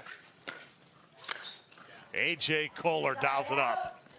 That's a big ball down the middle and a big side out, because it seemed like Smith and Fott had all the momentum on their side out, but Barr and Koller closed that door in a hurry.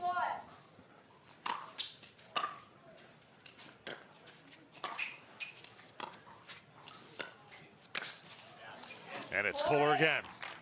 And that's his specialty and his kind of deception from A.J. Koller's. You don't know if he's speeding up or dinking because he's so short and sweet to the ball. No big backswing.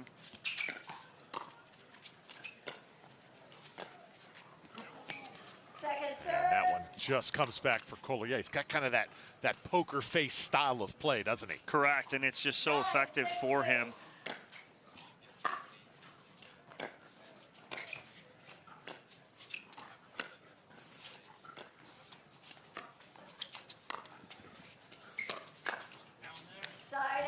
Good spot there from Todd Fott as they give up 1 point, but they've been on 6 for a little bit here. Got to get off that and get a little closer here towards the end of game number 1.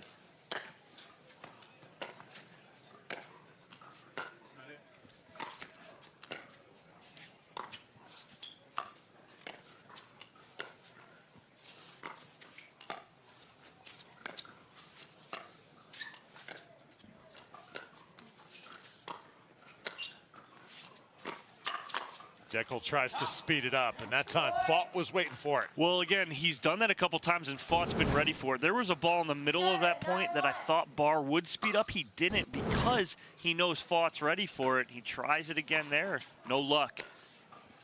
Finally off of 6. Can they keep it rolling?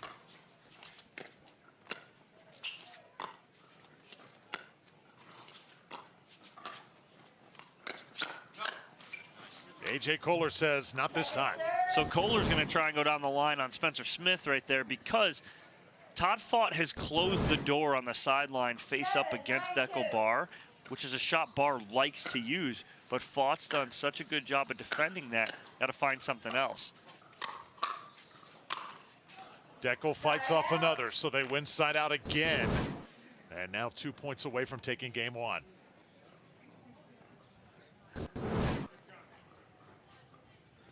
Such a big ball there from Deckel Barr off that engage paddle. He puts that ball down. That ball is lost under the bleachers, I believe. So new ball in play. 9-7-1.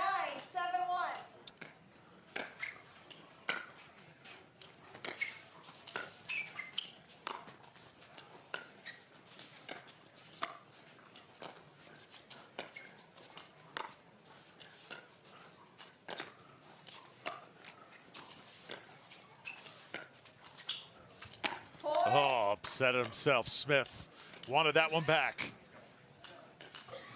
because it now brings us to game point.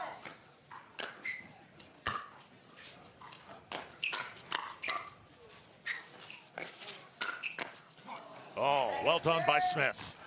Finished by Smith, but the hands by Fott in the middle on the pull from Deckel Barr.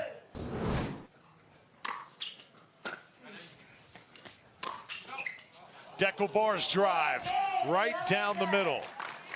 Vintage Deckel Barr to finish off game 1, 11-7. Yeah, good ball from Barr, as both Fott and Spencer Smith thought that ball was going to go long. As you see Fott walking off the court right there going, you see the dip on that, Spencer? That ball just stayed in by about 3 feet.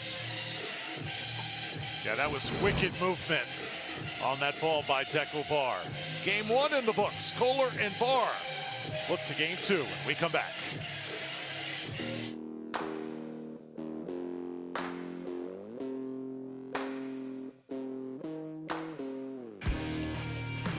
This spring, you don't have to be a baller to buy like one.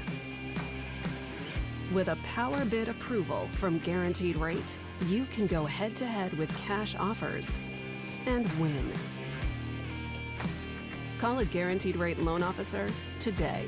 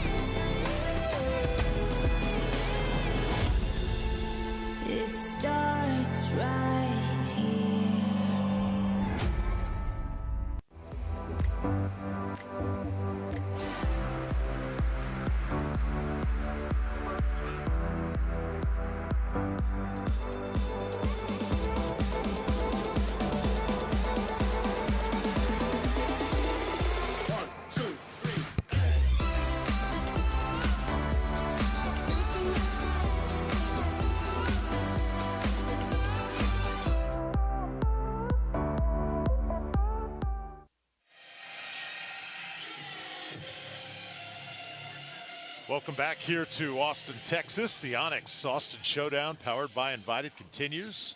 Coverage courtesy of Tennis Channel, Drew Felios, Dom Catalano, and our phenomenal crew, Dekel Bar, AJ Koller now serving.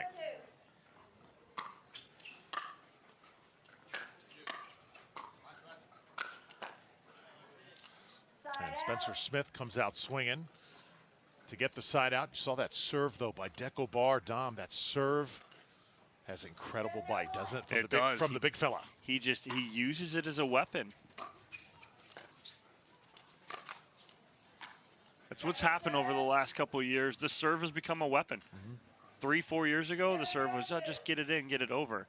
It has become a weapon over the last couple of years, and it makes sense. It's the evolution of the game of pickleball.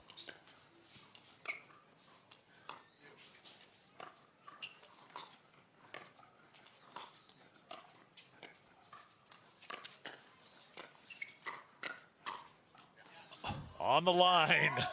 Dekel Bar went from 6'4" to about 5'4" on that squat, and he gets on top of that. He does that as well as anyone in using his big frame. Gets nice and low and on top of that ball. See that serve one more time. Fought doing a good job playing it, but I'm telling you, that has got to be one of the toughest serves to play in this entire game. It is, and what it does is it gets him into a 50-50 point quicker than most because the serve in return is weak. It's in transition area, so they get to the kitchen line just like that very quickly. 1-0-2. Side out. And an error there from AJ Koller. Remember yesterday, the wind was playing all kinds of tricks with the balls. We had wind gusts all day long today. Wind not quite as active, but still present.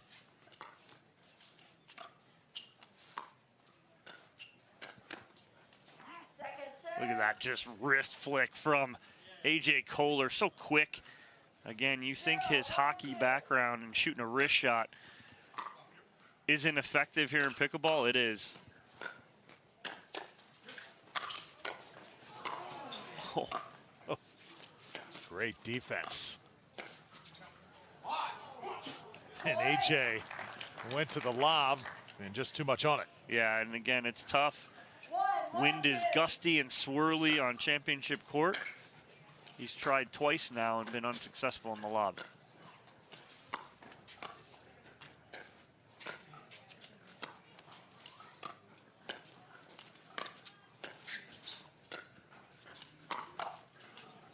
You see a little bit of sprinkle right now coming down on the court. Hopefully we can keep playing here. Yeah, and we were and did have some rain in the forecast, but doesn't seem to be too bad as of yet. Wow, nice job by AJ Koller. You see him using that athleticism to come in off the drop and use this punch. Look at the sprint and on the front foot, putting all that pressure on. There's Fott coming right back. Second serve. 2-1-2. Second serve now from Dekel Bar, rather.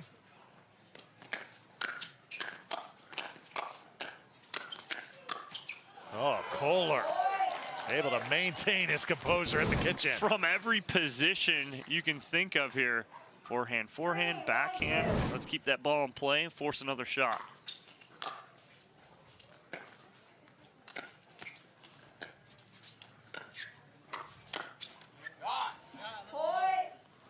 Great leave there from Koller. Good setup, but a great drop to start that whole point by AJ Koller.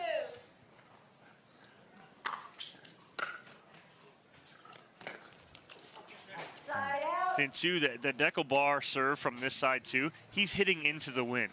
So he's punishing this ball and letting the wind create some action on it too, so it's even tougher. Dekel and AJ once again forcing a second serve here from Todd Fott. 1-4-2.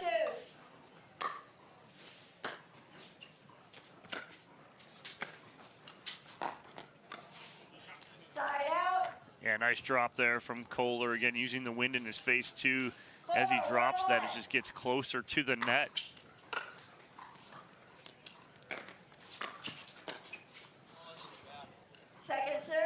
Ball goes awry from Koller, second serve. 4-1-2.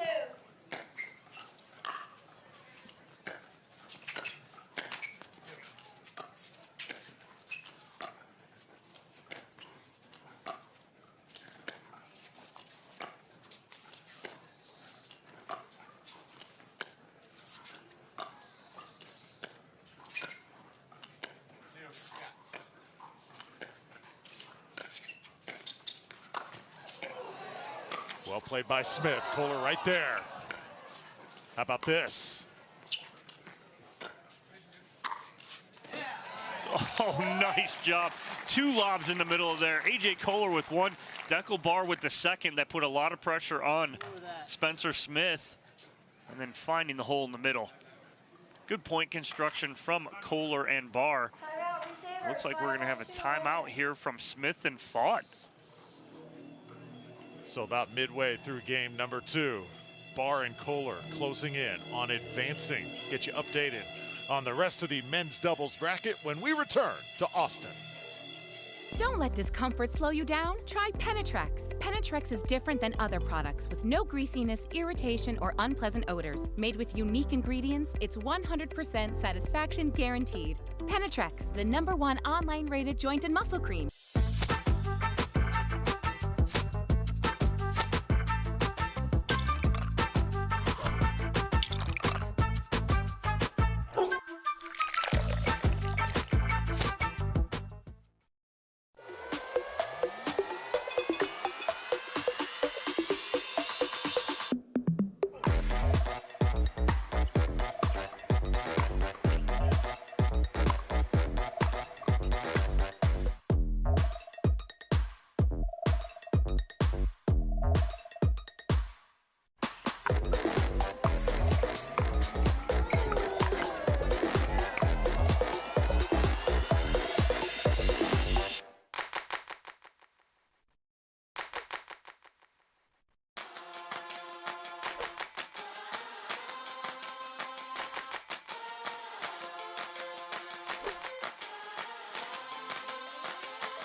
Let's go.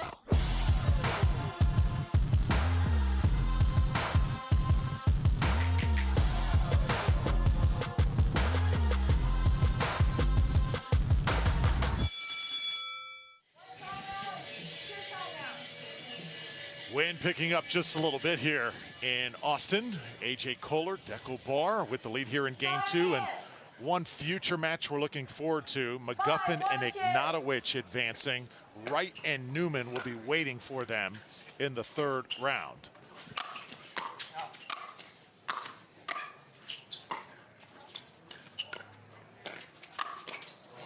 Well played by Todd Vaught. And he read that lob right away, and Koller with a kind of smile. But a good read from Fought as he was starting to back up before Koller even hit that lob. Spencer Smith.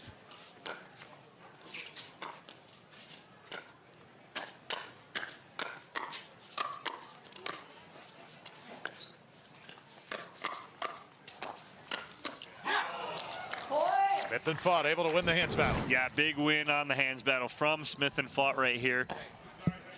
As Fought's the one that initiates it, but then Smith finishes it right at the body of Deckelbar.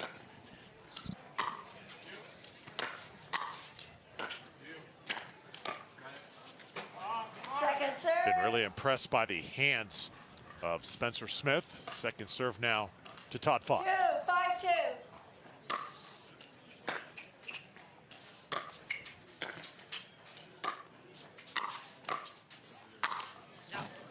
Side out. Just such a big forehand there from Deckelbar. But again, the pressure keeping both Fought and Smith back the whole time.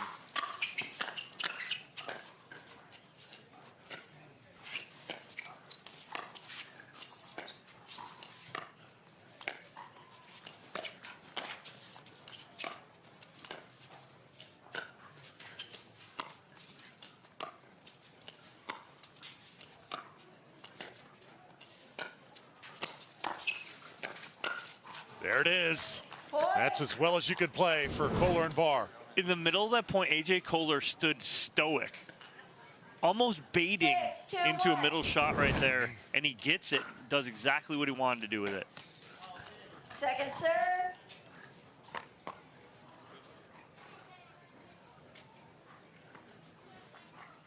Six, 2-2.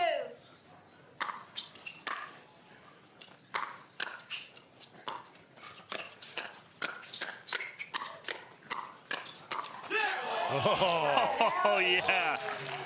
What a hands battle by all four of these gentlemen out here. 2, 6-1.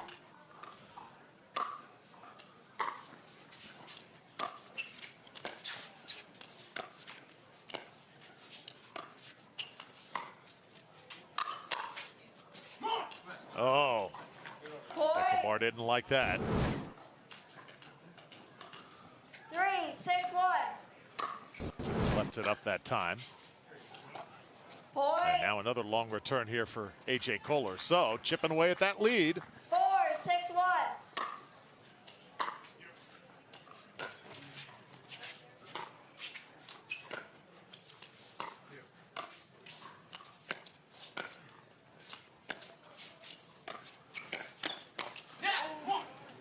That's a good speed up from Koller to get what he's looking for, but just the not wrong, but the execution that he does not want on the last ball. Got what he wanted though, and a timeout here from Koller and Barr as Smith and Fought are within one.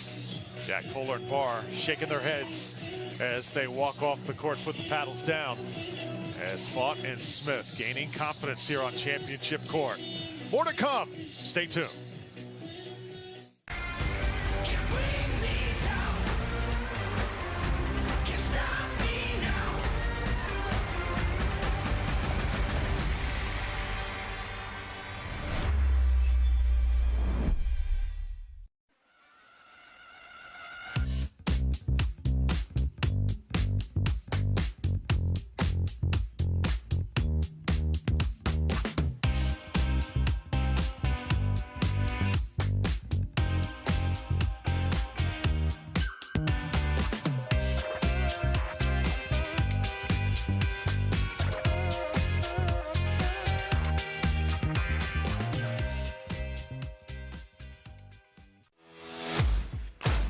OS First, the official sock sponsor of pickleball.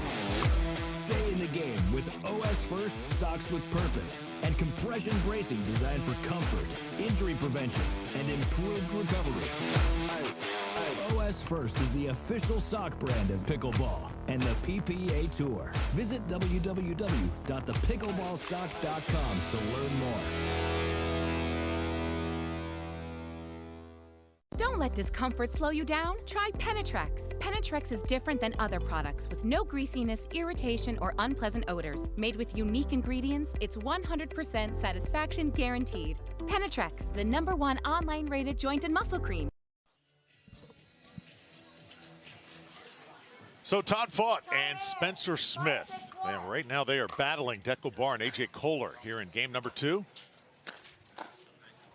Second serve. And a good timeout for Koller and Barr as they force second serve here.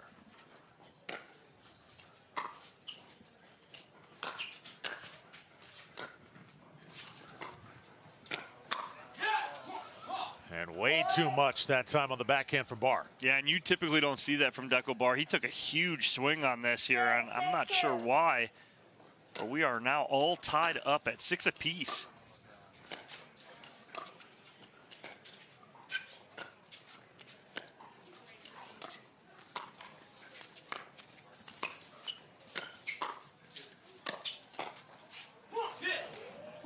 Deckelbar cannot keep it alive. And now the first lead here in game 2, Dom. Yeah, Smith and Fought looking good. Good point construction. Seemed to be a little awry in game 1, but now have settled in nicely in game 2. Just feel the momentum. It has changed big time. Not a lot of confidence on the side of Barr and Koller right now. The execution not there, not as crisp. Side out. And right on cue, they get dialed back in on that point. See if they can use that momentum here to get back in this second game.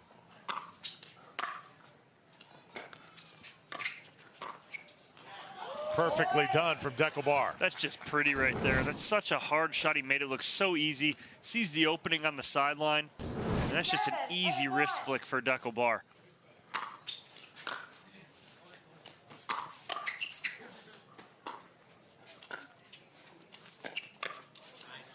And now 2 straight points. I think a good finish right here in this moment for Koller and Barr will go a long way the rest of the tournament. 100%, Drew. You couldn't hit it any more on the head.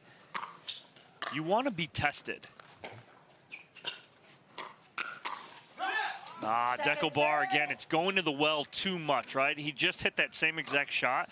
Spencer Smith, being the consummate competitor, sees that, recognizes it, and puts it down.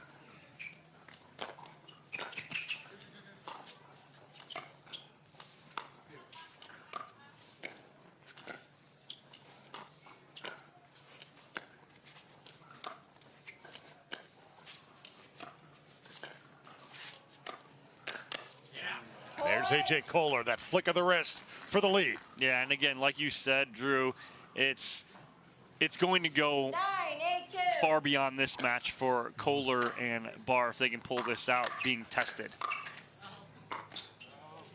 Side out.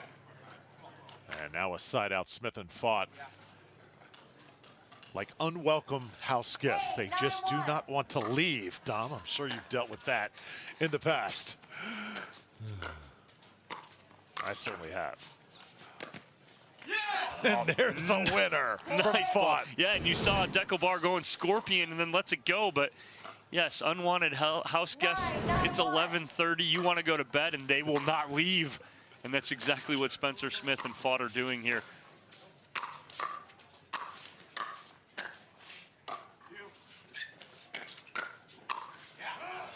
Nice inside out from Deckelbar right there, finding a spot, not overhitting that time. Well done, but we are still all square at 9. This is a big point here for Fought and Smith. And Deckel comes up with all the right stuff. Side out now to Koller and Barr. 9-9-1.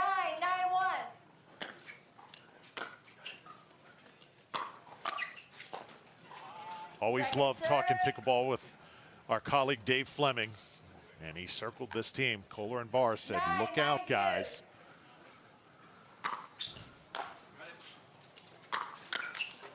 And now they are on the break, match point. Yeah, and you see Spencer Smith a little bit take a step back on that. I'd like to see him hold his ground and punch that. He did the same thing again. He backed up on 2 blocks and 2 points to Koller and Barr, and they'll take it. So a match that was a little choppy for Koller and Barr. Smith and Fought showing their best stuff, but it's Deckelbar and A.J. Koller advancing in a match they certainly needed for momentum purposes. Yeah, absolutely, again, but you like to get tested, and if you get tested and come out, it is going to carry them along the way now into the quarterfinals.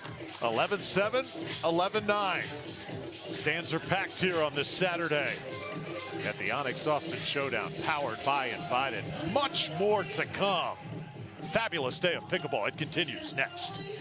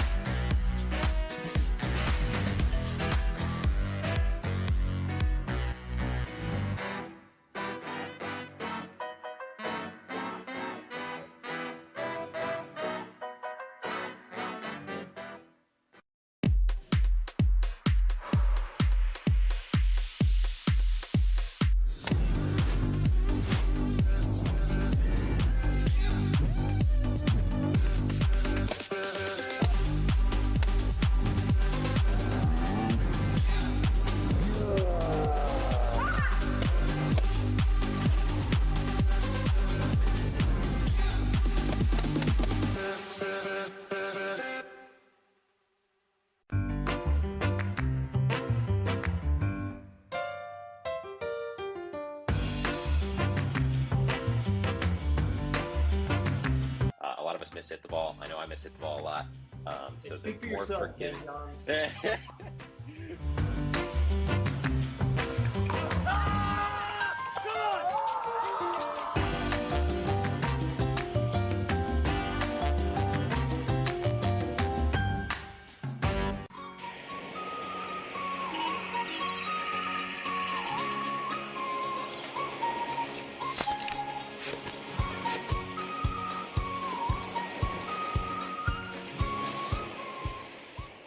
I found my way. In bad times, I know I'll be okay. 'Cause I found my way.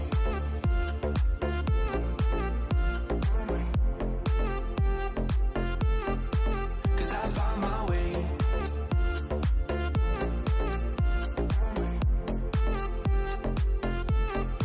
Cause I found my way, my way, my way. My way, my way.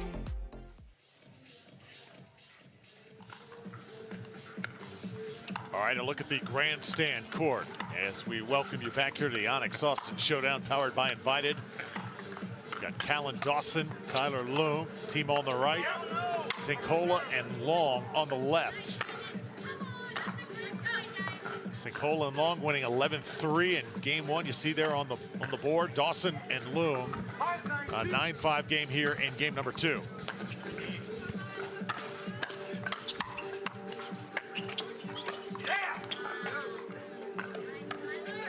Well done there by Tyler Loong. You look at Cincola, and Dom, this guy is maybe a guy who goes a little bit under the radar here on the PPA Tour. Yeah, both John Cincola and Brendan Loong, two great players.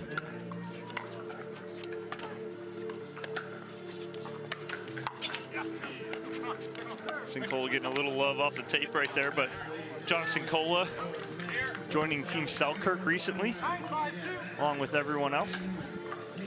We love to have him.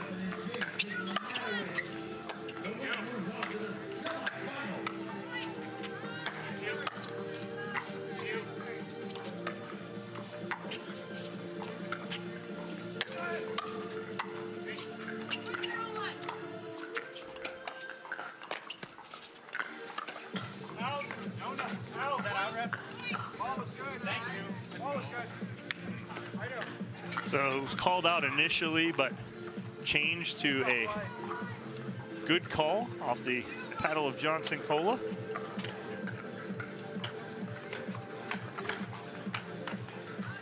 But a good job by Collin Dawson and Tyler Loong figuring it out here in game number 2, as they have a 2-point lead here in game 2, trying to force a third game on grandstand court. So the winner of this match will take on AJ Koller and Dekel Bar.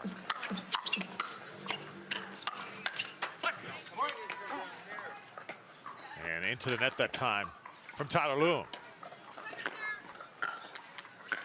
Yeah, the other round of 16 match still going on is Frazier and Johnson taking on Yates and Hunter Johnson. So Johnson and Johnson versus Johnson and Frazier.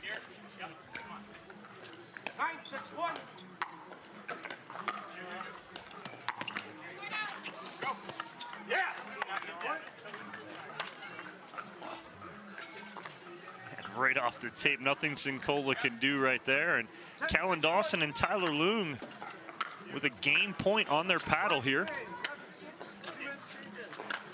And there it is. So we're going to a game 3 here. Dawson and Loong have evened things up. So again, the right to take on AJ Koller and Dekel Bar going on there.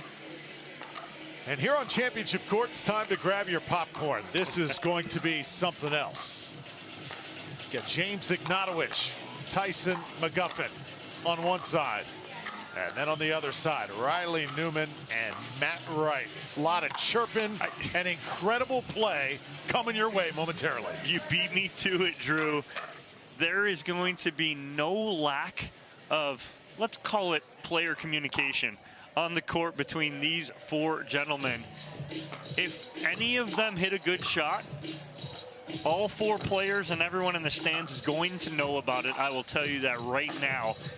when you have James Ignatowich, Big Papa Jimmy, and the most electrifying man in sport, Tyson McGuffin, taking on the veteran Matt Wright, who is no stranger to talking and telling everyone about his game, and Riley Newman, who will also let everyone know about how good his game is too, and I love to see it. This is a matchup right here that we had circled that we wanted to see, and we're getting to see it right now, and everyone at home is getting to see it too. Had a feeling too, watching Ignatowich and McGuffin, they left something on the table in Daytona. Clearly not their best stuff, and Ignatowich acknowledged that. Here's a chance to get some of that back, and Ignatowich so impressive yesterday with his partner in mixed. Yeah, absolutely. And Bright. Absolutely. And, you know, I was talking with James about a week and a half, 2 weeks ago. He texted me, and we were talking about where he's come in the past year. Because he texted me, he's like, hey, Dom, he's like, do you have a picture of your tournament I played a year ago? And I said, yes. And I sent him the picture. He played 4-5 in one of my tournaments I ran, and he took silver. And he wanted to put that up, and he posted it. And he's like, look at what's happened in the past year. He's gone from a silver medal in a 4-5 event to where he's at now. And it's such an incredible leap, and it's kudos to him. Grab your seat, get comfy, we're underway. Tyson McGuffin heard from first. That's some good pace right there as Tyson's got the bun going out of the back of the hat today.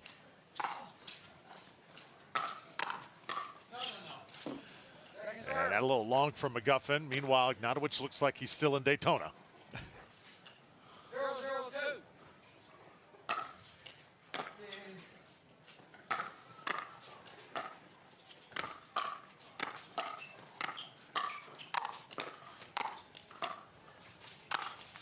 Riley Newman and Matt Wright swinging away. Big finish there from Riley Newman. And the side out, still no score. 0-0-1.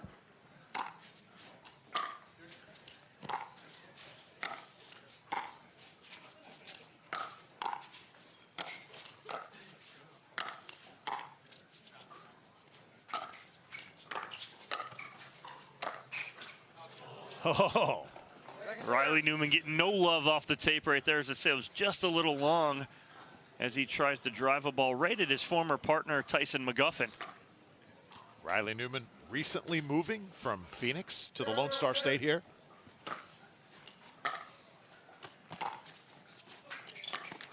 Yeah, he moved from Phoenix to Dallas. Yep. And I asked him yesterday, I said, how'd the move go and everything? He goes, I've unpacked 2 boxes. He goes, and I'm on the road next week and the weekend after too. So he goes, I don't know how I'm going to get moved in yet. Nice finish from Ignatowich with the two-handed backhand cross court as he catches Newman just a little too far in the middle. And a ball flies on the court. Where did that come from? That's twice already today, Drew, that we've had a ball come on center court from we don't know where.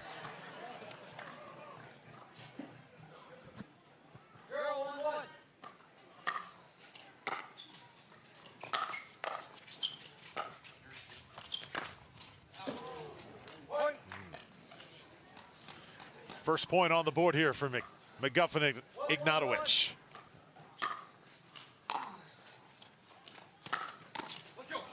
And that time, Matt Wright can't do anything with that. Yeah, he's in the air trying to block that. I know he wants to set his feet right there and not be airborne trying to block that ball.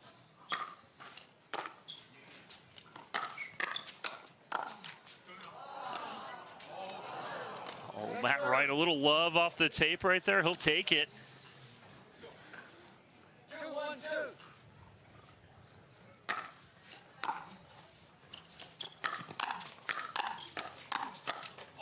Oh, wow. Into the net, but so impressive on the attack. And a very quiet Matt Wright there. No emotion out of that one, and just keeping his cool here. It's still early.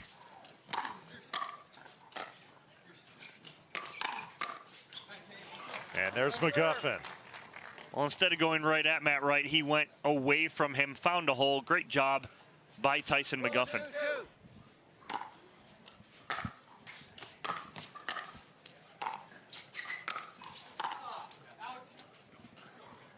That's long.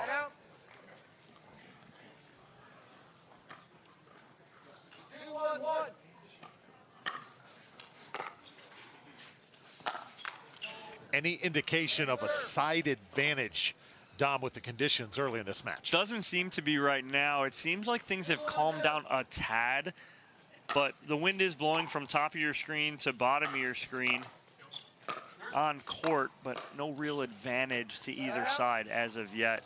Almost still a feeling out process here early on in game number 1 of this 2 out of 3. 1, 2, 1.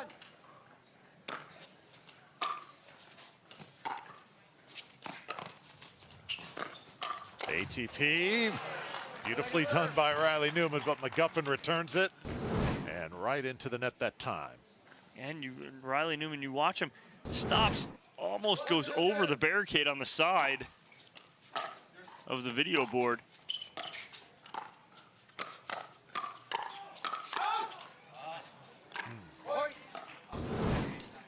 Nice job, Matt Wright. He's doing a great job on these hands battles right now. Tied at 2. And there's Riley. And good move on the poach from Riley Newman coming across, getting that forehand.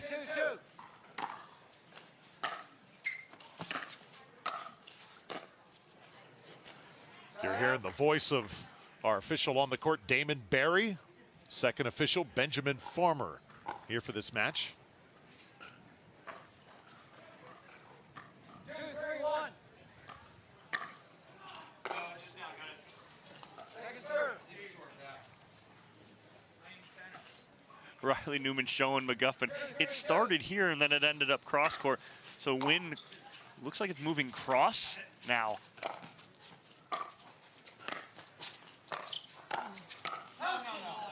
Oh. As you can see that ball from Ignatowich right there, as he hits it right down the middle on the center of the screen, you see it getting pushed from right to left on your screen.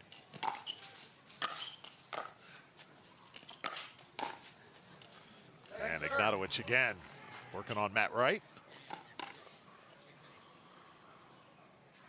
Wright to serve, the former Michigan Wolverine.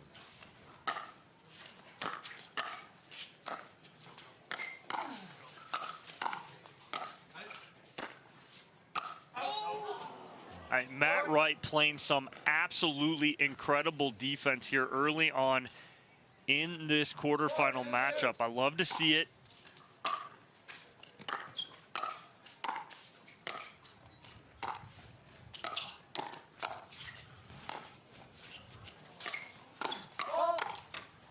Oh, some really high-level stuff here. Not only does Matt Wright hit that ball in the net, but he gets called for a foot fault, so double it up. 2, 4, 1. Yeah, looked right down immediately. And there's Tyson just caught up with the ball at his feet. 2, 4, 2.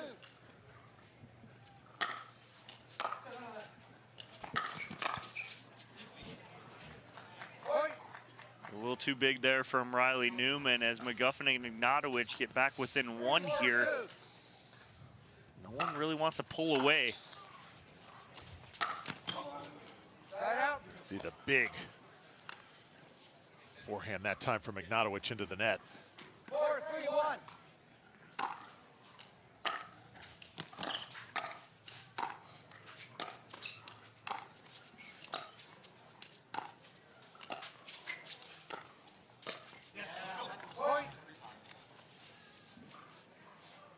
Now you're starting to hear these guys talk a little bit more. 5, 3, 1.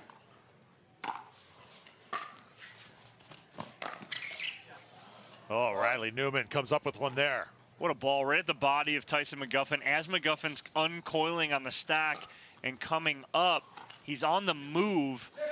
No split step, and that's an issue right there. McGuffin's got a split step, play that ball out of transition.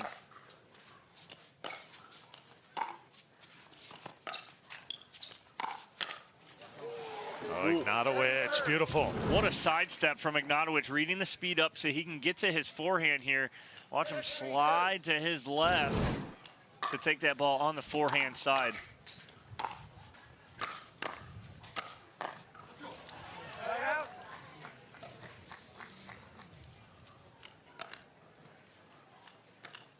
So Ignatowich and McGuffin trailing here by 3. Still in game 1. The wind gusts have picked up just a little bit over the last few minutes. Yeah, it seemed early on that it wasn't really gusting, but now it seems to be starting to gust again. Oh, the ball just in. And Matt Wright will let you know about it too. Oh, he is starting to let him know about it as he hits that. He's like, yeah. Good block.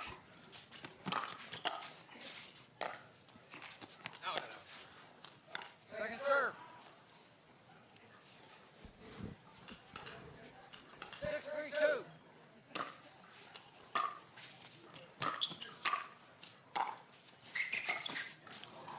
Oh, that's the right ball from Ignatowich. He had it open, but just fails to execute. 7-3-2. Riley Newman, one of 7 children.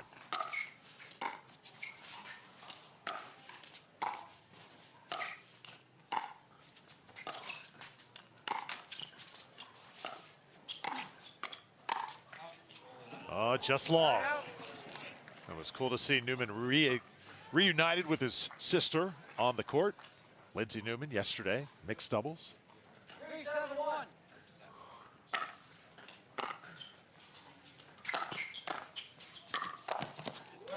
Good move from Tyson McGuffin. Backhand punch volley. Gets that ball down at the left hip of Riley Newman. Now you're starting to see business pick up here on championship court. Starting to see that intensity out of McGuffin.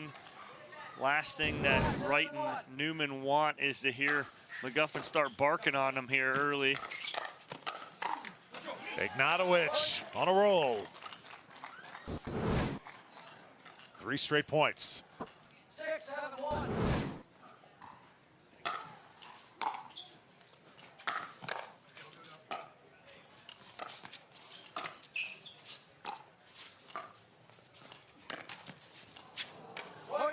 And that one's not coming back. Tough break. And Riley Newman trying to go inside out down that line on Ignatowich. No luck and love off the tape.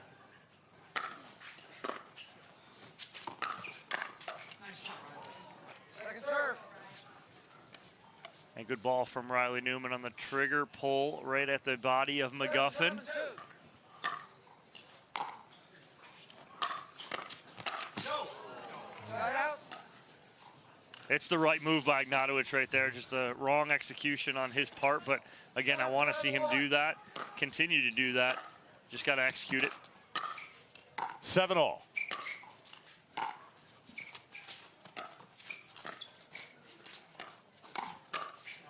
And McGuffin, little flick with that right hand. Crowd loves it. Well, the best part about that is you watch McGuffin clear his body out of the way so he can extend on this counter right there and get that ball down at the feet. Is that on the line? Yes, it is. That's a nice ball there from Matt Wright as he gets McGuffin a little late on the stack. 8-7-2.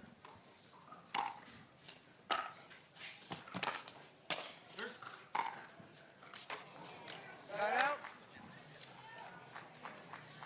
So back and forth here in game number 1. Started out a little bit choppy on both sides, but both teams have really picked up the level of their play. And now Ignatowich will tighten up those sneakers. 7-8-1.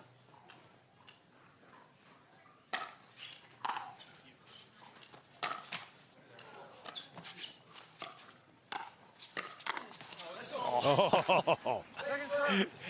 And you hear Ignatowich saying that shot was stupid, right? To himself, right? Because Matt Wright, he's tested a few times right now, and Matt has answered pretty much every one of them. So he's got to stop that right there, and he knows it. And Riley trying to come right back, just a little long, tied at 8 now. The veteran savvy of Matt Wright on display.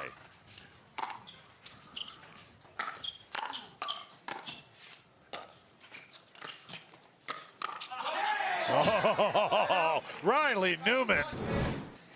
And now the chirping picks up. Oh, and you hear Riley Newman go, "That's not the spot, James." And both of them smile at each other as they say that. So it's not too heated yet.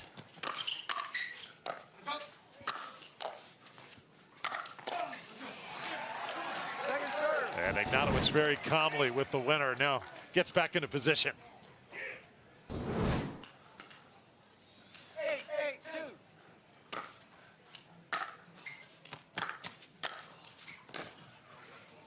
Just kind of get the sense to Ignatowich. He's kind of the young upstart in this group. All these other guys are savvy veterans. Absolutely. These guys have been around for a while, but Ignatowich's game is at the same level, sometimes if not higher than most players on court. Ooh, that's a tough ball. I almost thought that ball would have gone long, but again, it was at the body of Riley Newman. Tough for him to try and get out of the way of that. 9-8. McGuffin and Ignatowich with the lead. They've got some momentum here. Off the tape and out, and now it's game point. A nice run here from McGuffin and Ignatowich. 10-8-1.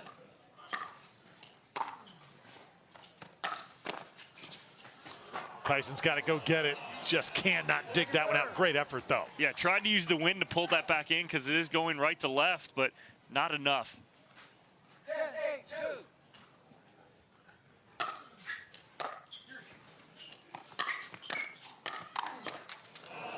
Side out. And you kind of knew that that was coming. Wright Newman gets side out here.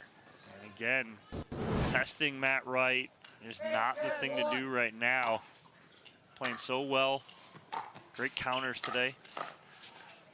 See, Ignatowich just kind of fending off Tyson that time. Is that appropriate here? Absolutely, and Tyson knows that, right? McGuffin knows that Ignatowich is going to come across.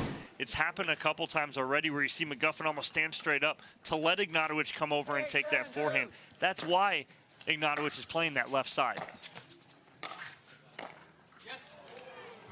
Tyson knows that. He knows his role in this matchup where he's playing that right side. He's the eye candy of the two, right? Where he's going to play on that side, let Ignatowich do his thing and come over and take 75% of the court when he can get that. And now third game point for Tyson McGuffin and James Ignatowich.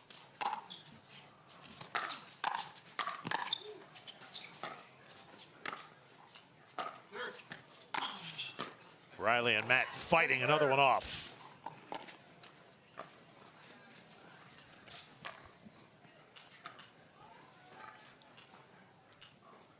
Second serve here, James Ignatowich.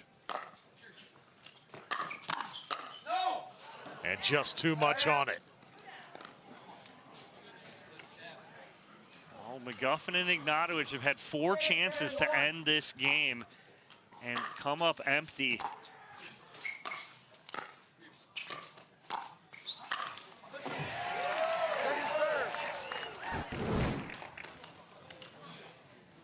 Issue right now is they can't get off 8.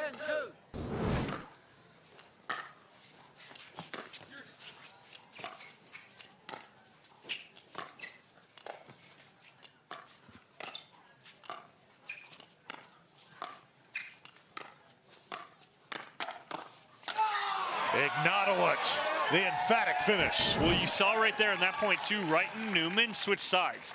So Newman took the right side and Wright took the left side for that point to see if they could change something up. Did not work.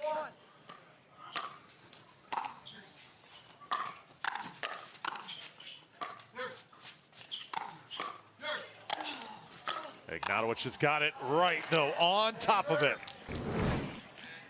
Man, he is so tough. Well, Drew, this is game point number 6 for McGuffin and Ignatowich. You have to finish here. You cannot let a team like Newman and Matt Wright back in this. Riley Newman says, not yet.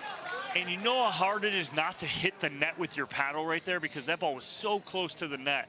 That's a tough ball for Riley Newman on a tough point.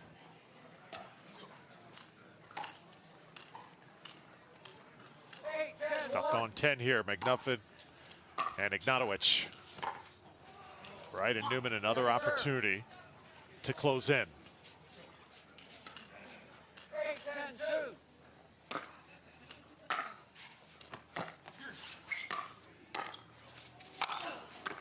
Big overhead from Big Papa Jimmy. Ignatowich puts it away, but again, they are just hanging around, and I love this. I absolutely love this.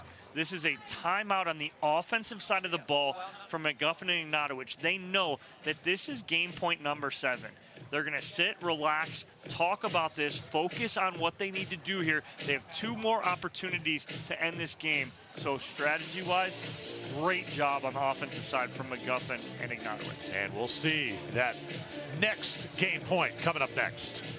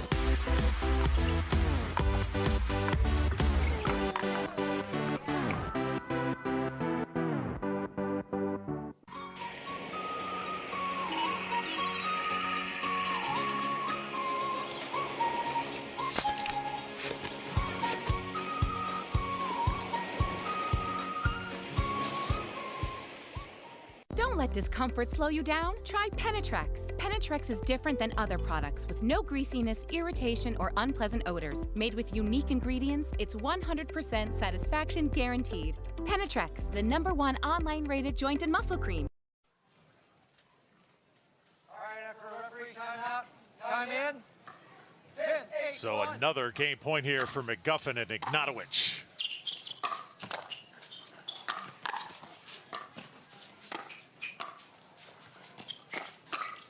Riley Newman pulls one out of the bag. Second serve, though, here.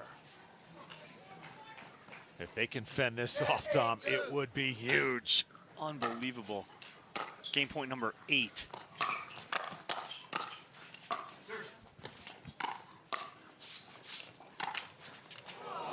Matt Wright barely gets one over. Oh, you got to be kidding me. Holding your breath on that, too. And what did you see from Ignatowich and McGuffin? They switched sides, too. They put McGuffin on the left to try and... Doesn't work. And all of a sudden, Ignatowich misfires. So one closer now. 9-10-1.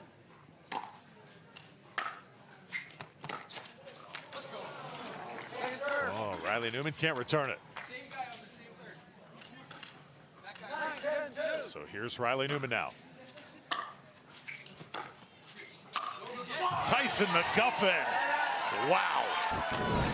Just a little too high right there on the third from Riley Newman. Will give McGuffin and Ignatowich a 9th game point as that ball comes right into your living room. 10-9-1.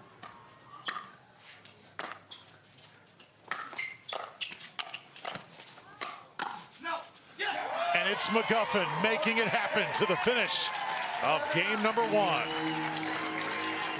Wow, I mean, what an ending right there. 9 game points it took for McGuffin and Ignatowich to end it, but they do. But the issue was that Wright and Newman couldn't get off 8. It was 10-8 forever. They couldn't answer either, so that was the big issue. What a match we have brewing here on Championship Court. Game number 2, straight ahead.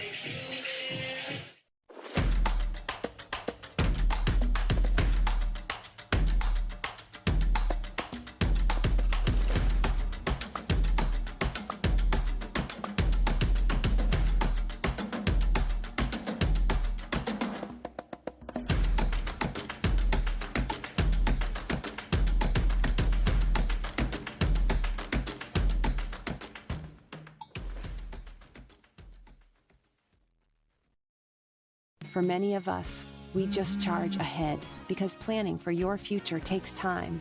And right now, thinking about your financial future takes on new meaning.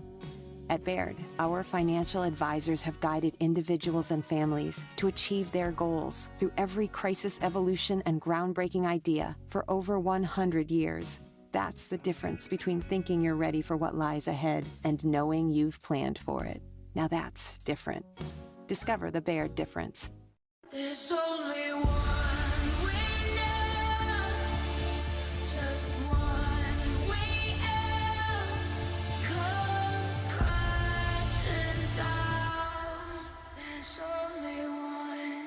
Introducing Skechers Pickleball. They're ultra lightweight and responsive for incredible speed. They have Goodyear rubber outsoles with a specialized pickleball design for increased side-to-side stability and agility. Conquer the court in comfort. Skechers Pickleball, the official footwear of the Carvana PPA Tour.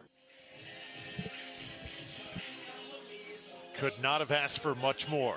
And game number one, Tyson McGuffin. Not a lot of barking in that first game, but he let his play do the talking for sure. Yeah, absolutely. They came out on top again. It took them 9 game points, as we've reiterated a few times, to end it, but they do come out on top. It's not about how you get there, it's about the end result, and the end result was a win in game number one, 11-9, for your 7 seed, McGuffin and Ignatowich, over the 2 seed, Wright and Newman. Big finish there for Riley Newman. You saw in Daytona, McGuffin and Ignatowich adjusting on the fly and sort of trying to make it work in the heat of battle. We're seeing clearly some of the adjustments in the game plan coming together here. Yeah, absolutely, and you saw them making those adjustments, trying to change sides, see what worked. Oh, that's good pressure from Riley Newman right there as he comes over on the poach, forces the ball wide. 1-0-1.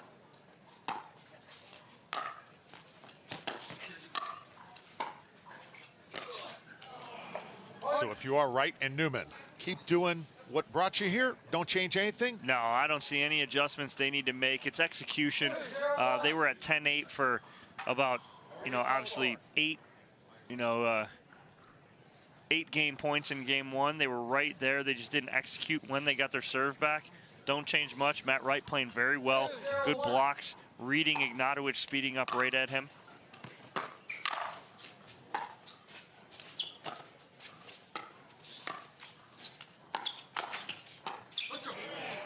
Matt Wright can play that one. Tough to play.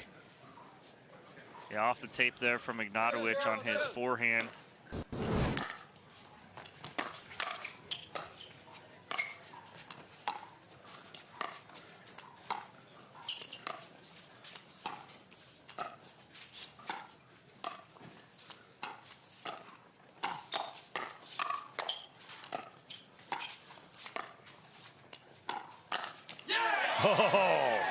What a two-handed backhand.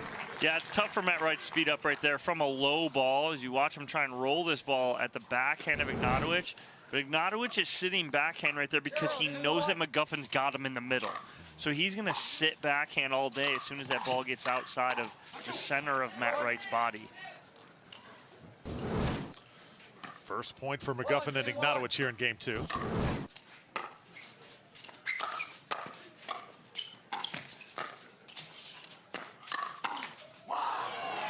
Tyson McGuffin sitting on that Ferrari forehand, as he likes to call it.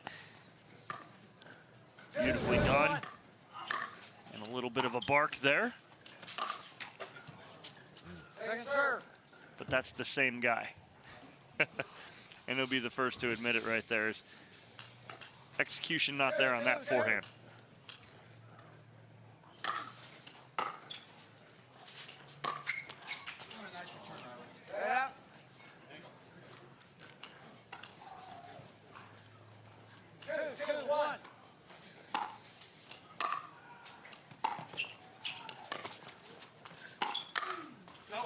Ignatowich there once again.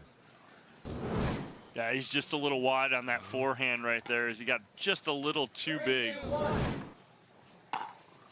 He knows it too. And that one just long as well. 4-2-1.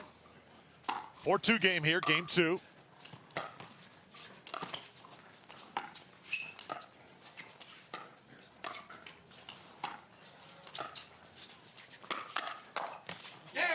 that's all Riley Newman. Yeah, he speeds up right at Ignatowich, but where's he speed up? He speeds right up at the body. Doesn't let Ignatowich get extended. And you see then the jam up on the counter. Paddles hit the ground and a 5-2 game. We'll call timeout here on Championship Court. You're watching the ONIX Austin Showdown, powered by Invited.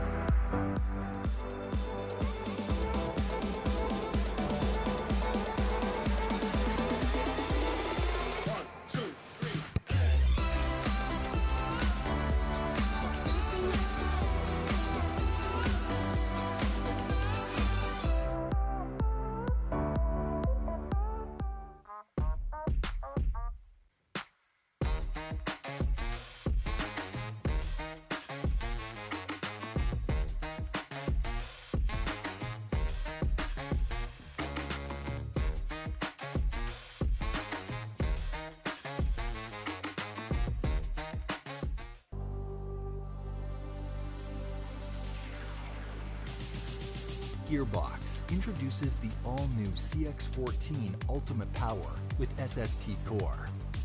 All-new power band technology, delivering controlled, effortless power. All technology, every shot.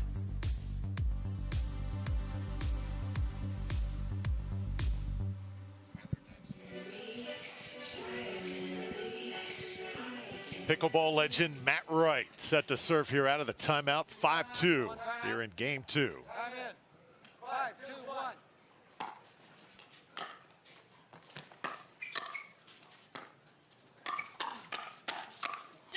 Oh, Tyson McGuffin playing it. Now Riley Newman, as we mentioned, the brand new Dallas resident.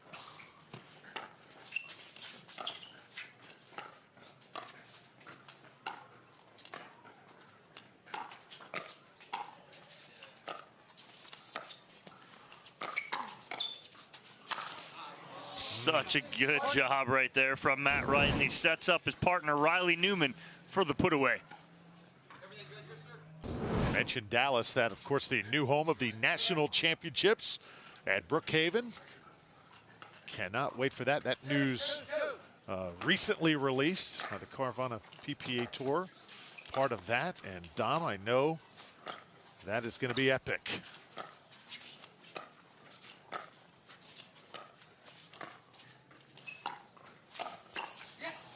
Newman sitting on it right there. He read it so well, but just does not execute in the middle.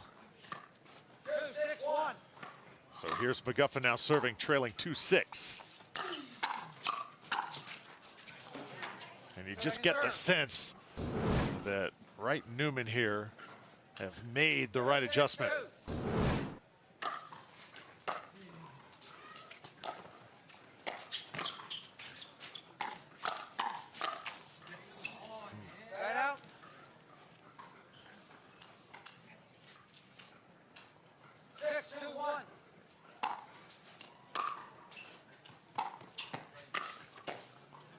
Nice ball by Ignatowich right at the feet of Riley Newman. Again, being able to get on top of that ball is such a key, and get that ball at your opponent's feet, so they have to try and dig up on the ball.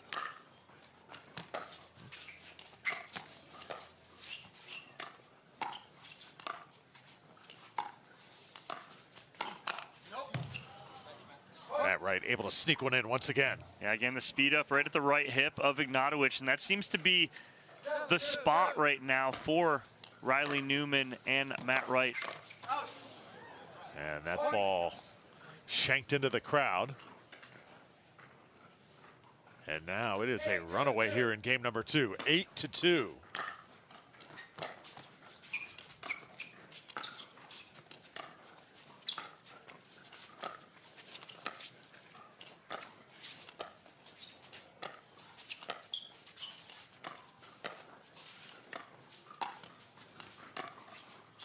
And that right down the line. Beautiful from Tyson. That's a beautiful shot, and a little roll forehand down the line from McGuffin. Watch him set this up nicely. as he had Newman leaning just a little bit to the middle, and that's all it took to create that window of opportunity.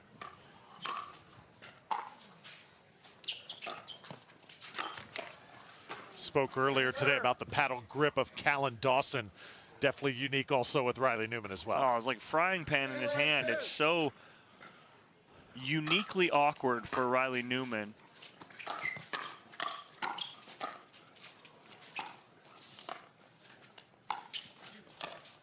One of the few lobs we've seen today. Matt Wright, Ignatowich makes him pay for it. Yeah, he's trying to almost double up on that. Not sure why, as Matt Wright's laughing at himself, I think. Going, why in the world would I try that right there? But again, with a 5-point lead.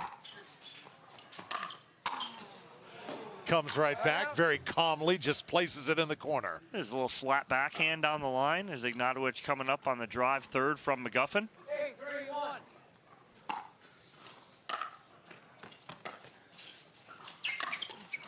Oh, McGuffin, a fastball right to the body of Matt Wright. Again, you think that these guys don't have a plan, and they do. That is an absolute perfect spot at the right hip.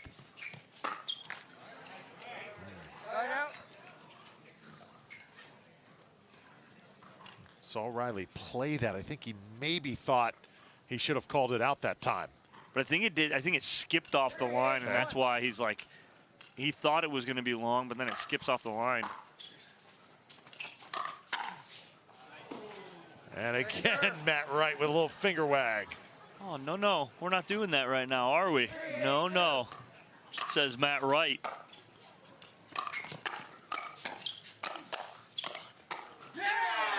Oh, and Riley Newman.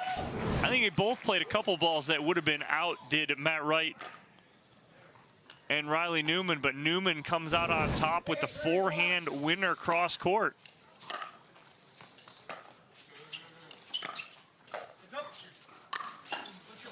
Tyson McGuffin puts it away. So Wright, Newman, they've been stuck on 8 for an eternity here. Yes, they have. They need to get out of this funk again. 8-3-2. When you get up like this, you got to put teams away.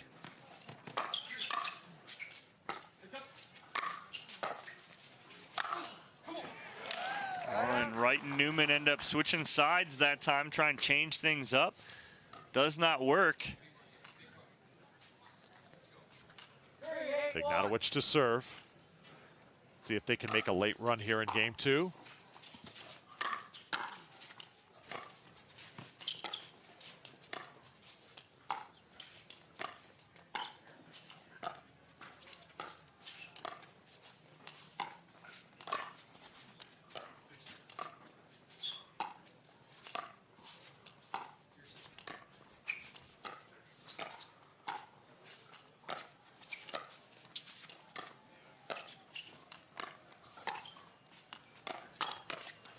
And Riley Newman's just not having it. Yeah, just sitting on that speed up from McGuffin. He's waiting on it right there. Good patience from all 4 of these gentlemen. But again, it's McGuffin who speeds up and makes the initiation. Riley Newman all over it. 3-8-2.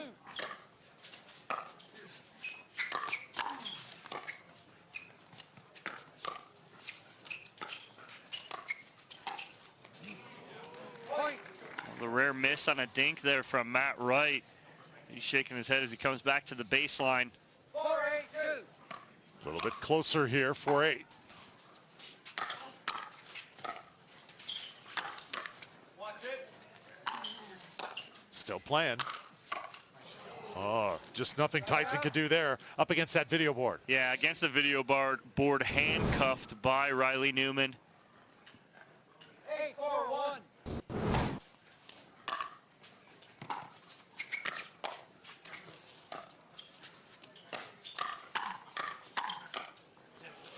Hands battle won by Wright and Newman. And finally, Drew, they get off of 8. They've been on 8, like you said, for an eternity. 9-4-1. Now time to pick it up and finish this game. Ignatowich, heard from there. 9-4-2.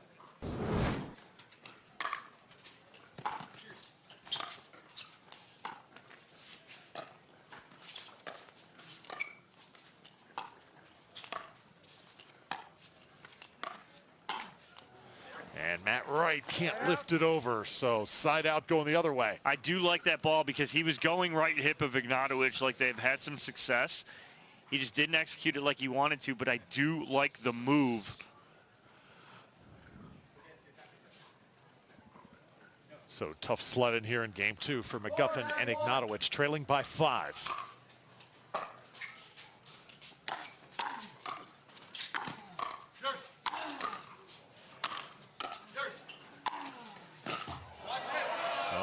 Good effort defensively by Ignatowich. And Matt Wright just guides it out with his finger going, nope, that's going wide. But as you see, Newman and Wright switching sides here. Playing Matt on the left, Newman on the right. They're within 4. 5, 9, 2.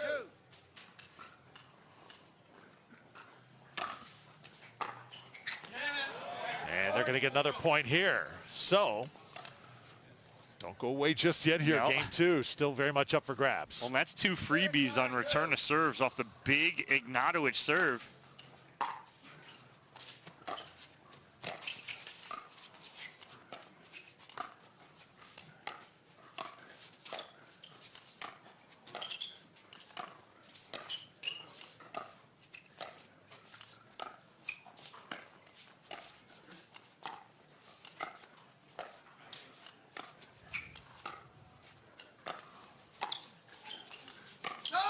Tyson up against the body of Wright.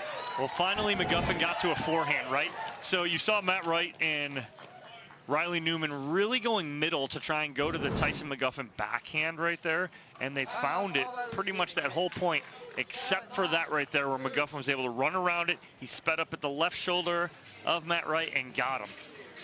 Point like that will certainly get you going. Ignatowich takes a quick drink. Don't go away. Game 2 in the balance. I don't think she's feeling it right now. I've been on my phone all week. Looks like somebody needs a little Hertz TLC. Liv, you're on vacation, but I don't think you're feeling it. Huh? Please, your phone. It's okay. Hand it over. Yeah, you're good. Go enjoy yourself. Sam. You feeling it now? Let's go. Everyone needs a break sometimes. She's feeling it. Let's go.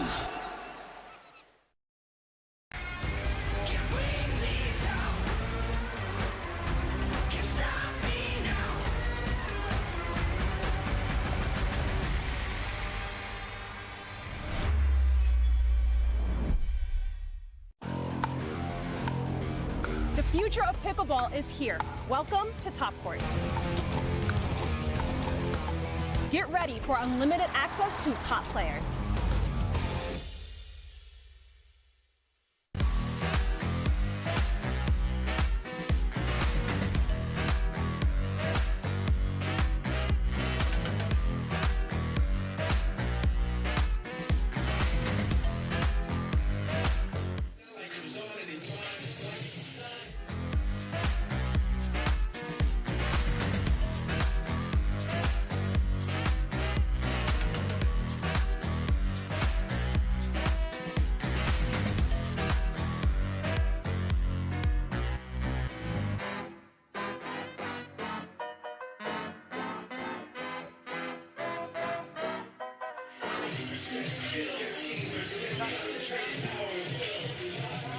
If you were to combine level of play and personality, hard to find 4 better than the 4 players we're watching here.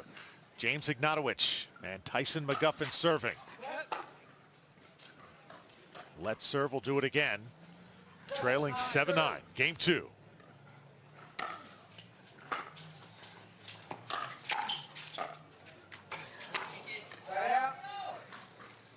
So good timeout for Wright and Newman. Yeah, great timeout, very effective. They get the side out right away. And now trying to end this McGuffin and Ignatowich run. Matt Wright making sure everyone in the stadium knew that that was out. And a big point because it's going to give Wright and Newman their first game point of today.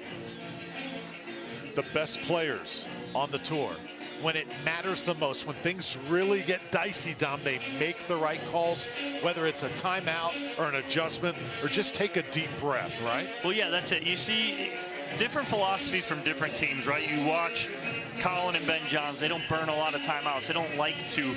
It's their prerogative.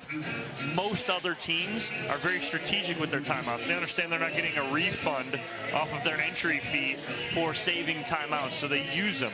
Just like this right here. You're seeing McGuffin and Ignatowich burn their final timeout at 7-10. They burned their first at 2-5, right? They were down by 3.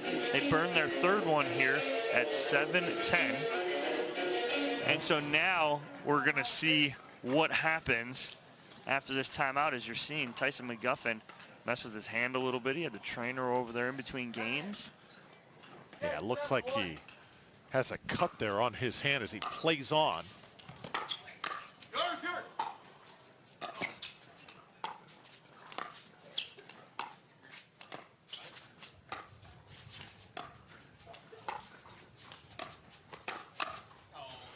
Ignatowich right inside that back line.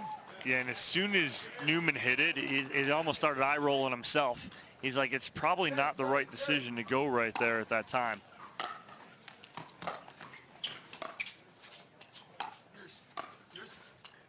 See again the focus on the McGuffin backhand.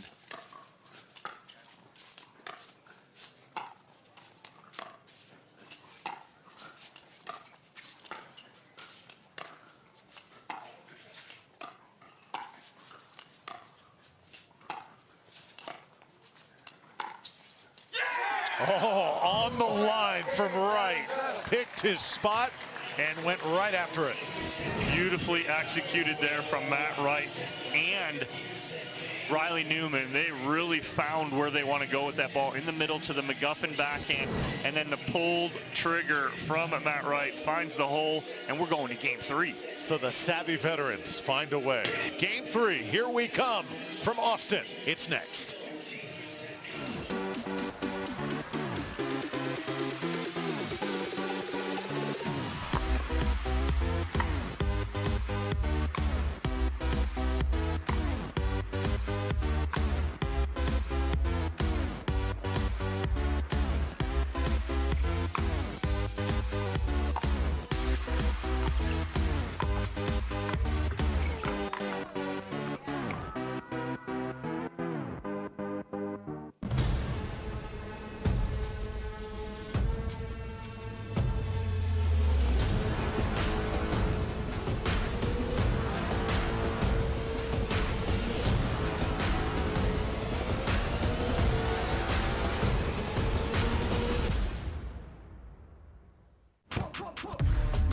See that thing John Morant has? That's a hypervolt. That thing he uses to warm up and stay loose before he throws it down. That thing Tony Finau uses on course between shots. Ooh, that's money. That thing Robin and I use before and after we're on the bike, so we can ride harder tomorrow. That thing Erlen Haaland uses before smashing it into the back of the net. That thing that's for everyone. The Hypervolt from Hyper Ice. Give your body the daily relief it's been asking for. Introducing Simply Spiked Lemonade. Real fruit that left the farm and has seen too much to ever go back. Simply Spiked Lemonade. Tastes like your favorite lemonade. Now spiked. It's getting juicy.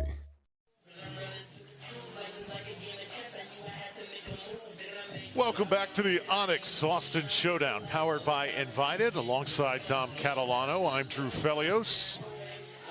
Dave Fleming and Kyle McKenzie will be joining you later here from Austin. Been a fun event here thus far, but I think this our best match of this men's and women's doubles day thus far. Absolutely, and it only took, 9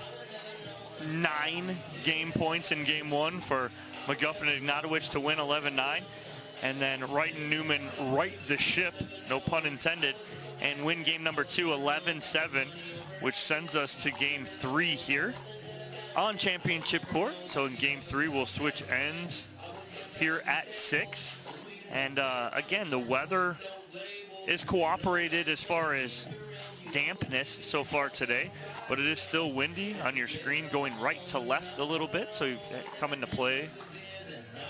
And now where is Tyson McGuffin and James Ignatowich. And they're there. So it looked like earlier, Drew, we had Tyson McGuffin dealing with a little bit of a hand issue. But I don't really think it's going to affect his game that much. But he had the trainer over, taping him up a little bit. And we also saw some tremendous shot making from Matt Wright. Let me ask you this, Don. Given where the game is going, all the athletic players coming into the game like Ignatowich, do you expect Matt Wright to play top level up until he hits that 50 mark? Oh, absolutely. Matt Wright has been one of the best in the game for years, and that hasn't changed. He can handle the James Ignatowiches, you know, the Federico Staksruds, you know, all those guys coming in. He can still handle them. Again, things still need to go through the top and upper echelon of pickleball. Game 3 underway.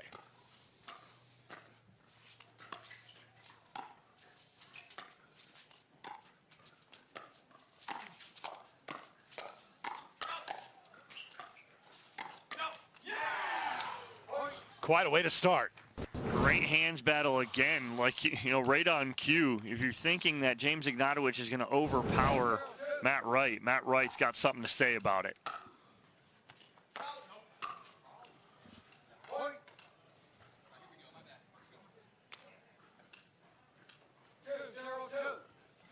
Quick 2-0 lead.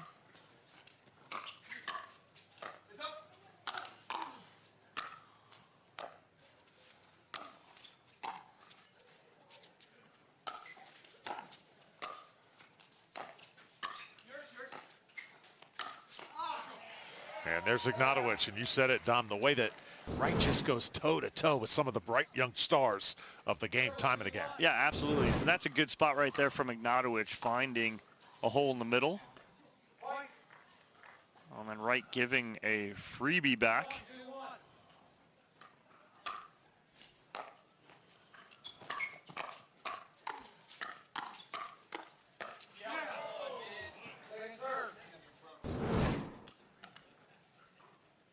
Yeah, another good hands battle won by Newman and Wright. They seem to be coming out on top of most of these. And there's a serve that was right on the line, confused Wright just for a split second there, and we're tied.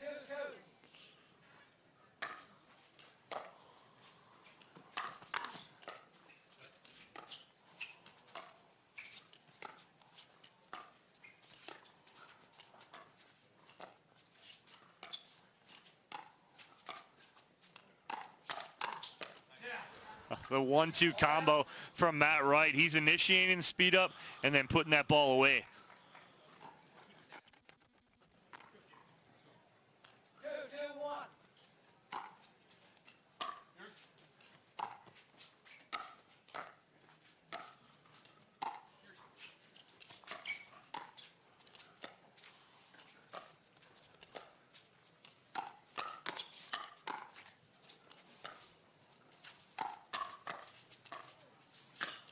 Oh, phenomenal. Matt Wright feeling it right now. He is pulling the trigger so fast right now. He does not care if Ignatowich or McGuffin are countering back. He's handling every single thing that's coming at him.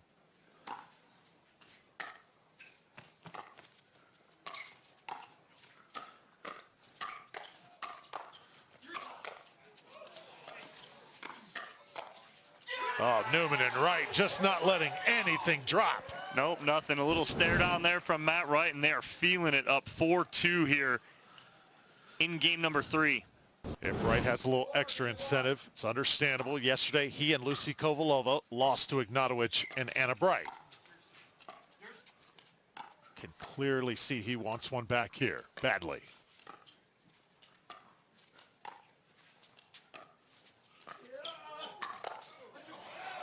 And Riley Newman got just a little off balance on that ball. Good dink there from McGuffin, pulling him very wide.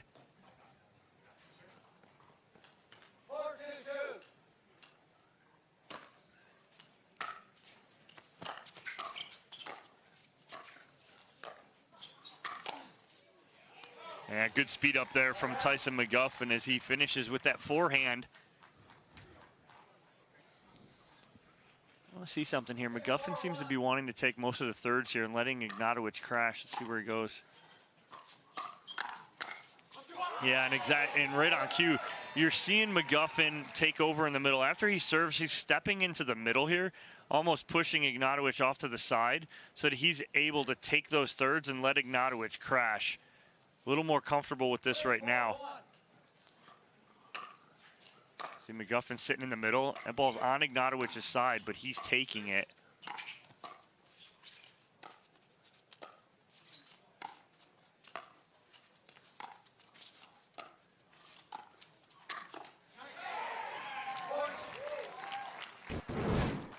Wow.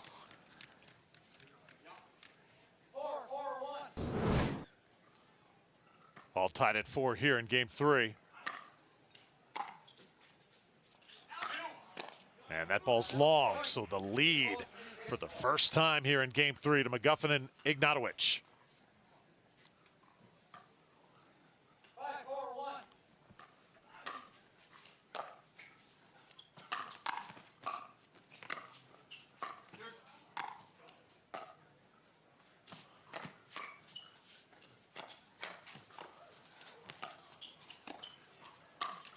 Oh.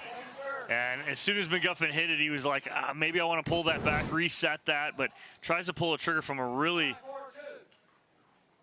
low, awkward position. That ball never came up for him. And McGuffin can't catch up to that one again.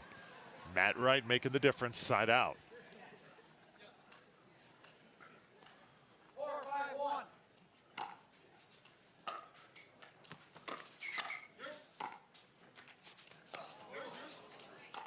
Oh.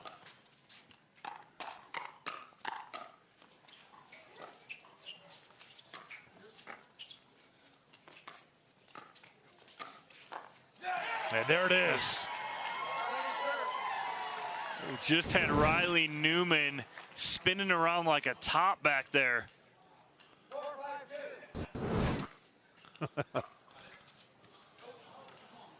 Long return this time. Gonna even things up at 5.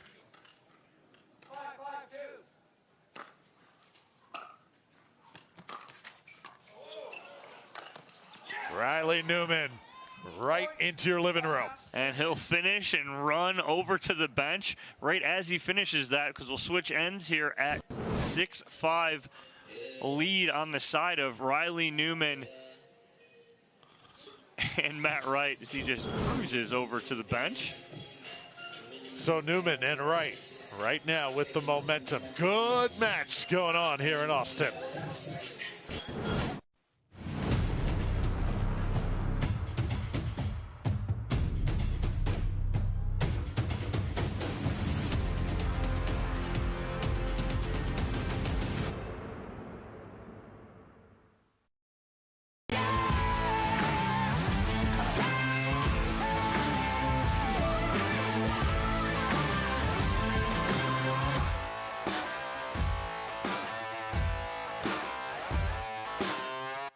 Hi, I'm Rick Barry. I used to play professional basketball. Now I'm into pickleball.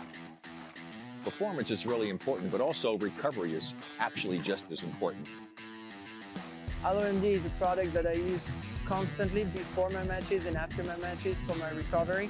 Great for inflammation, great for recovery. I keep coming back to this. AlloMD all day long, baby. I use it. I use it. I use it. I use it. I use it. AlloMD Acute Relief Cream. Introducing Skechers Pickleball, the official footwear of the Carvana PPA Tour. They're ultra lightweight and responsive for incredible speed.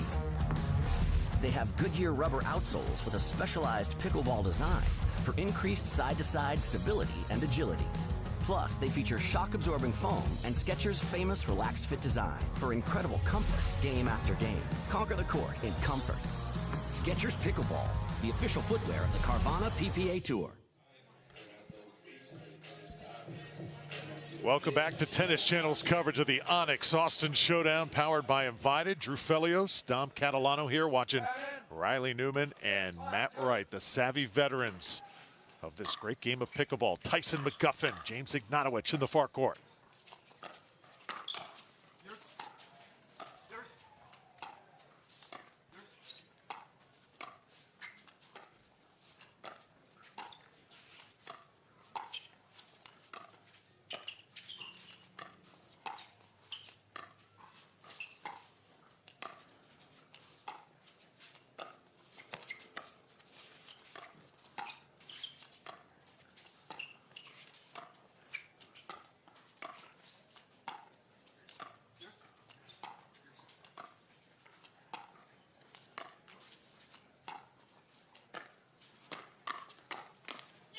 Riley on the speed up has the final say.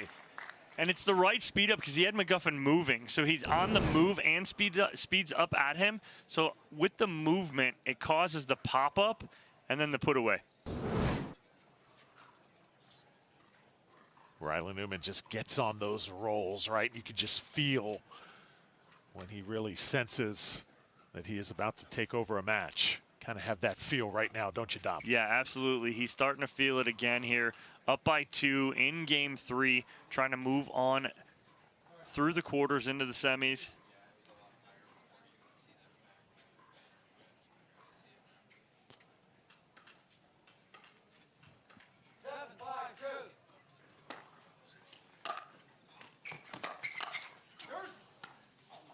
Oh, Matt Wright can't lift it. Side out the other way.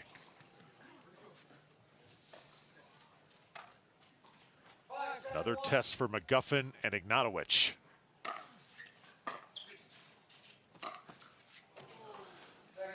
And short on the return from Tyson.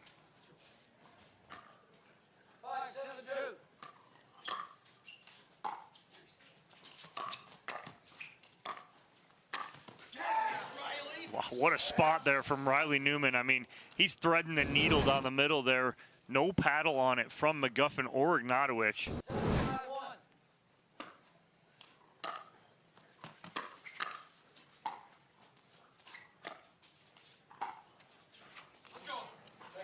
Should mention the winner of this match gets the winner of Frazier Johnson versus Arnold and Wilson.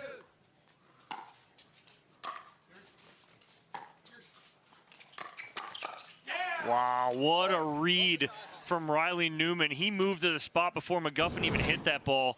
Sitting on the forehand, punches that down. 8-5 now. Riley Newman clearly in the zone.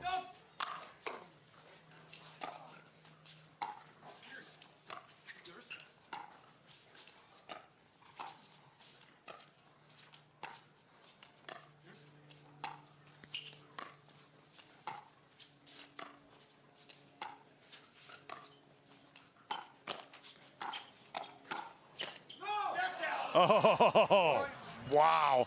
Matt Wright again winning a hands battle against Ignatowich. Just when you think it's not the right move to do that, handling everything, and it's a 9-5 lead. Wow. So timeout, Ignatowich and McGuffin. This one could be slipping away here. Game number 3, Newman and Wright starting to pull away. And while we have a moment, a special instructional video brought to you by Top Court.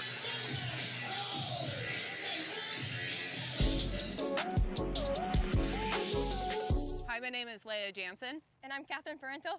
And we're going to introduce to you the shake and bake double strategy. It would have it just as Catherine is about to hit the drive. I see her swing and I notice, so she would probably drive middle. And as she's driving, I'll follow the path of the ball. Look to pick off the weak return. It's important not to overdo it.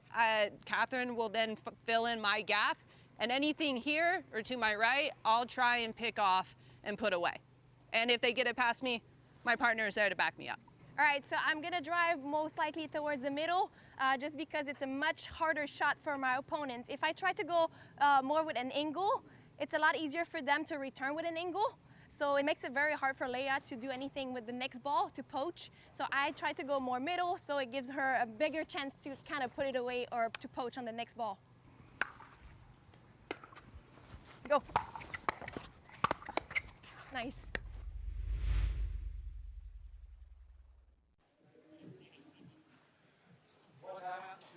Great stuff from Captain Parenteau and Lea Jansen. 9-5 here in game 3. Matt Wright and Riley Newman on a roll.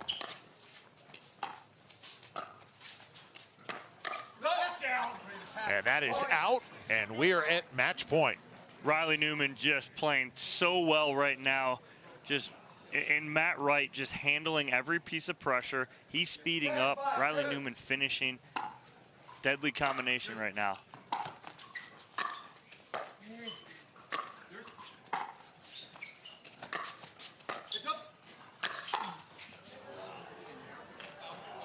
Just out from Wright, still The way he is able to stand in and take those blows.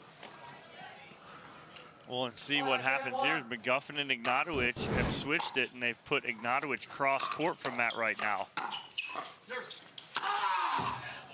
Wright wants that serve back, doesn't he? Ball is not coming back right there on that overhead from Matt Wright.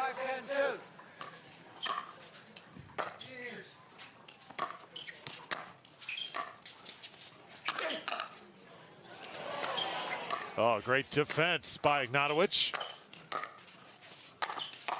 Newman finally with the finish. Can't get that second one on the overhead from Newman. And they will get at least 2 more opportunities at match point. So here we are again.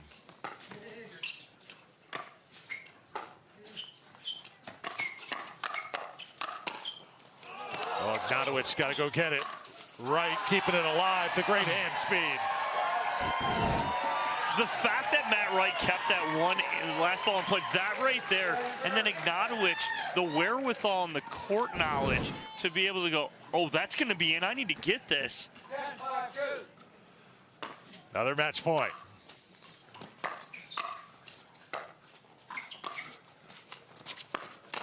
ATP, there it is. Riley Newman and Matt Wright, little chirping to the crowd. All in good fun. The savvy veterans drop game 1 and they come roaring back in the next 2. Yeah, they played incredible in games 2 and 3. They didn't play bad in game 1, had opportunities, fought off 8 game points, and then used that momentum into games 2 and game 3. Boy, these guys are tough to break. And when they put it together and start believing, there are very few teams that can deal with them. So there's your final. Wright and Newman moving on. Much more pickleball to come from Austin. Don't dare go anywhere.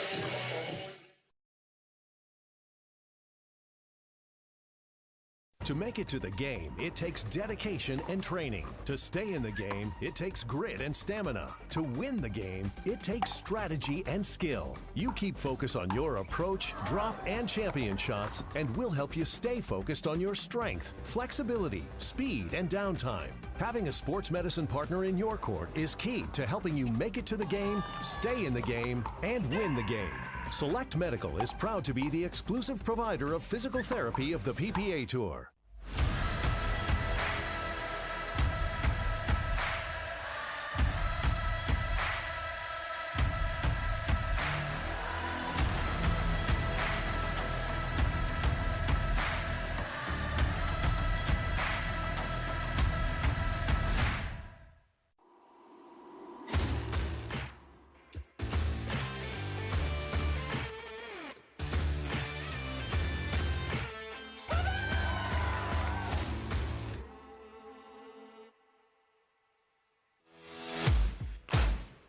OS First, the official sock sponsor of pickleball. Stay in the game with OS First socks with purpose and compression bracing designed for comfort, injury prevention, and improved recovery. OS First is the official sock brand of pickleball and the PPA Tour. Visit www.thepickleballsock.com to learn more.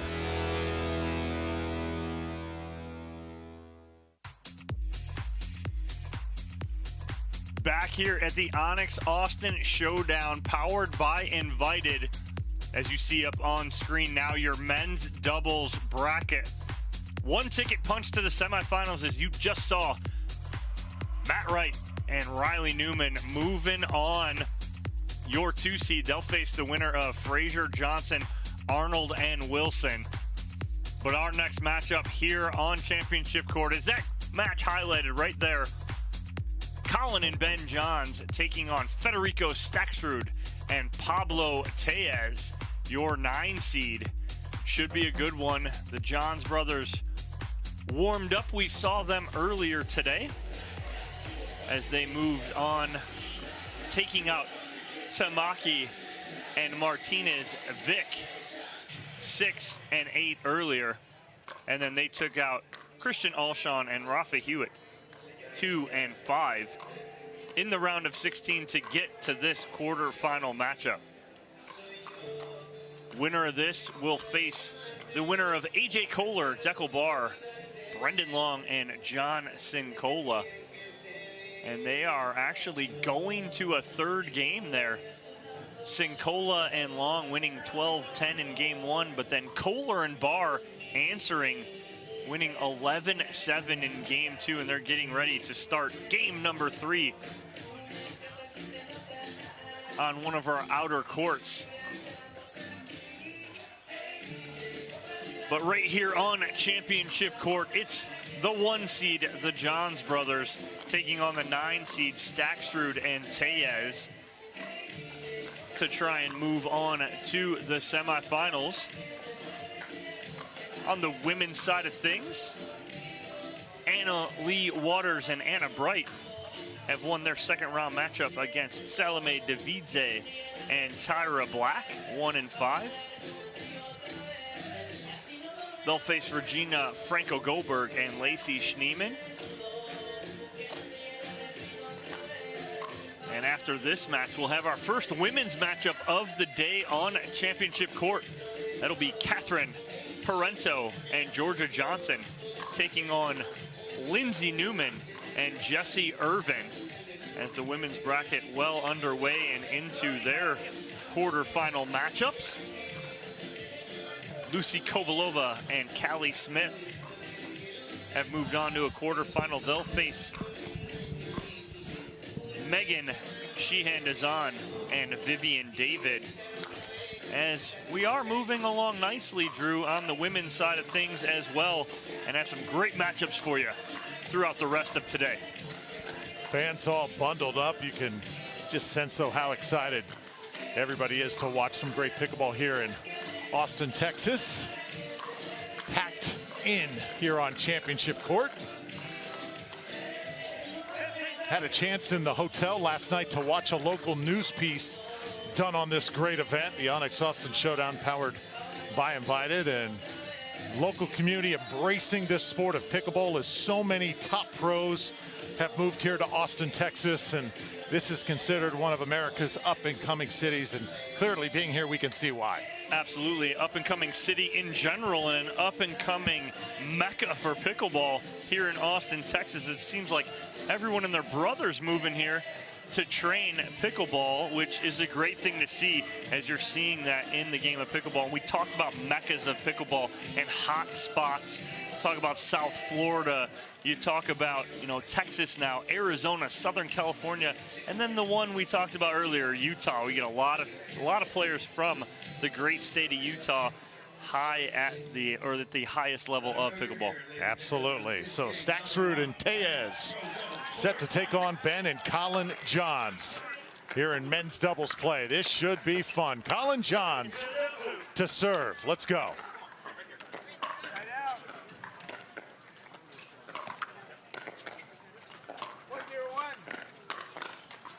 So 2 phenomenal singles players in Staksrud and Tellez come together as a team.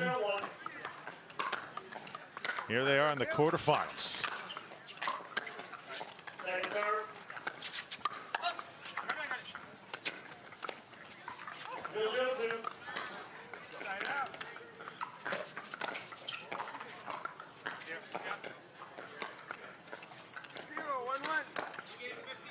A nice pull right there from Federico Staksrud in the middle on Ben Johns. Take a look at action going on around the complex. Koller and Bar right now got their hands full with Cincola and Loong. Cincola and Loong right now kind of like the underdog story of the day. They're today's Farley Dixon. Yes.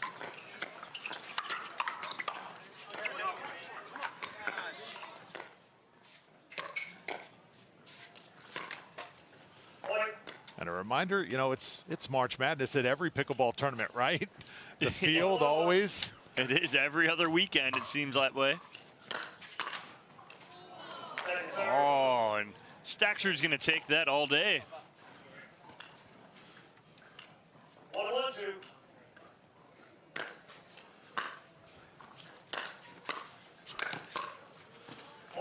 Good read there from Tellez, as he just can't drop that in, as Ben Johns comes over and poaches that. 2-1-2.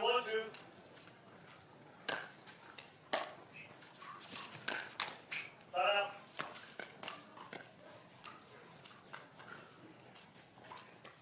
1-2-1. Second serve. So we saw the Johns brothers in round number 1 against Tamaki and Martinez. Vich, they won that 1 and 2, and then they took on Hewitt and Alshon. A little bit stiffer competition there, but able to get by as well.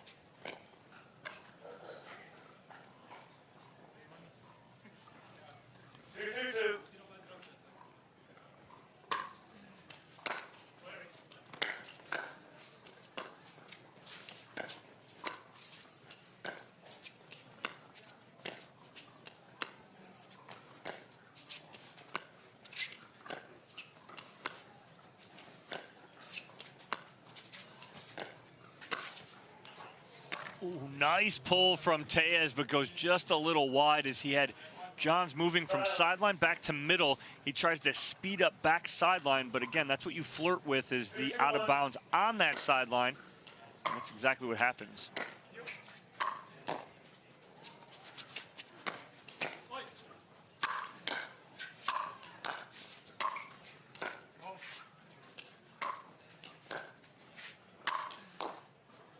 Tellez finally the finish.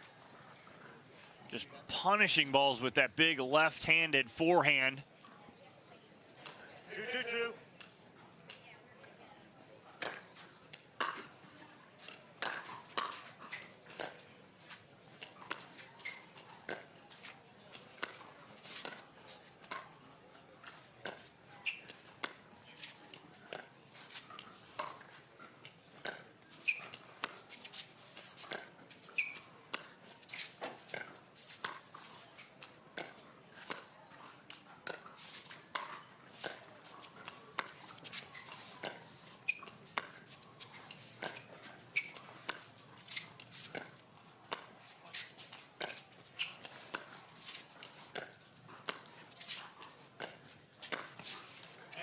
And that's on the line. That's such a good ball in the middle there from Staksrud, and good patience too, waiting for the right moment to pull that trigger. 2-2-1.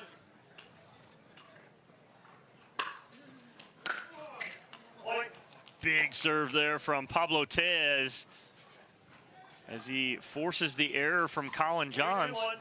And Staksrud and Tellez take a 1-point lead. Second serve. Up against the net that time. And Tellez and Staksrud now will reset. 3-2-2. Side out.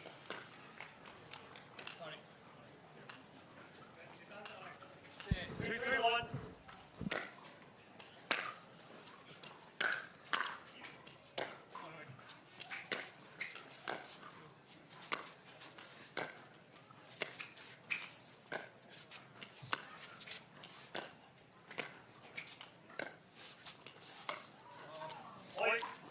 See Tellez look down almost as if that ball skipped on him a little bit. Doesn't get that up and over. 3-3-1. Little instruction there between the brothers. Communicates so well on the court.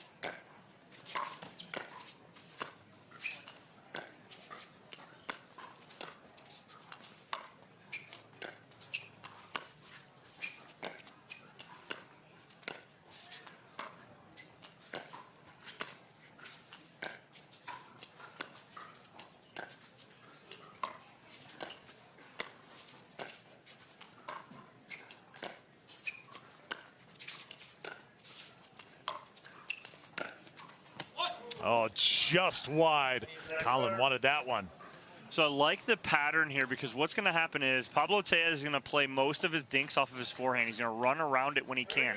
When he does, Staksrud's going to have to pinch middle. If he goes hard cross court, that shot that Collin Johns just missed is going to be there. If they can work that to force Tellez to run around his forehand like he likes to do. 3-3-1.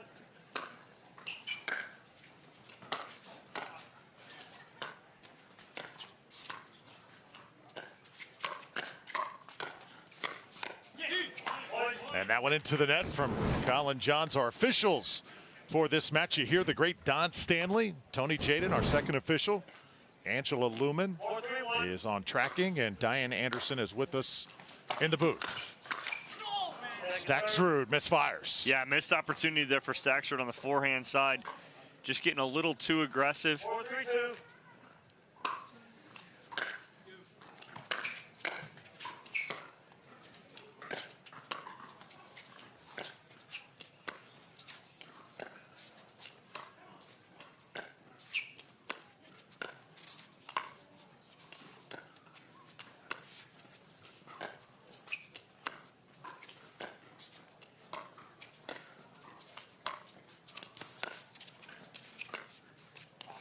And that's wide. Are you a little surprised Staksrud and Tellez seem content to kind of play at this slow pace a little bit? They are, because again, they don't want to get into the hands battles with Collin and Ben Johns because they have absolutely incredible hands. So that's the last thing they want to do. They're trying to wait for the right opportunity.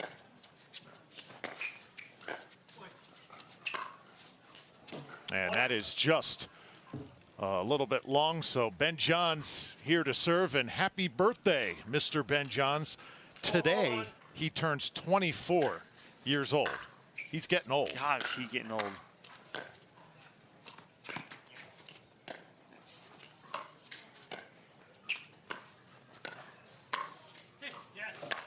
Oh. Nice ball from Tellez right there. No call, the ball's in, second serve. Second serve coming up here, that ball in.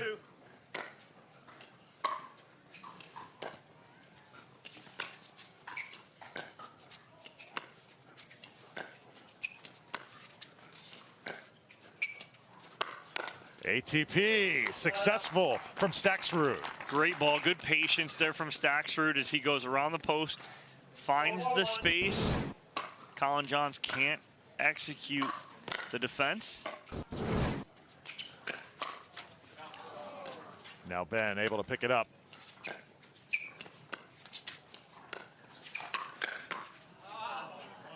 And that off the paddle of Tellez. Second serve here. 4-4-2. Knotted at 4 here, game number 1. Quarterfinal match. That's a nice drive there from Tellez. Again, that forehand, loves that forehand. 5-4-2.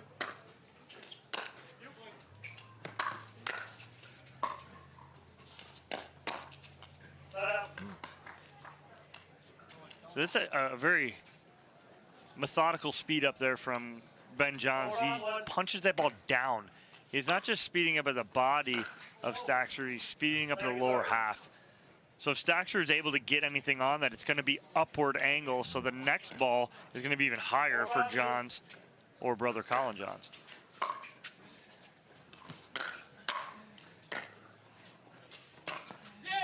Right down the middle. Tellez with a little stare. A little stare in the head nod as he finishes this with the forehand.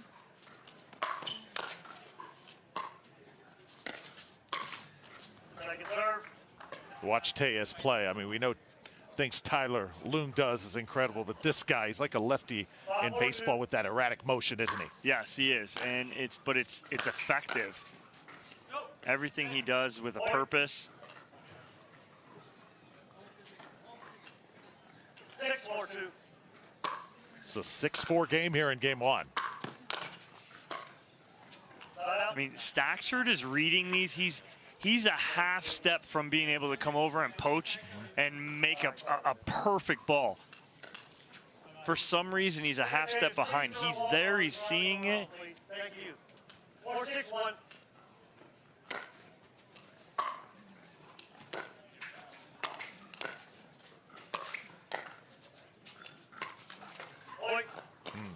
Staksrud upset at himself that time. Cannot leave opportunities on the table against Ben and Collin Johns. They will make you pay dearly.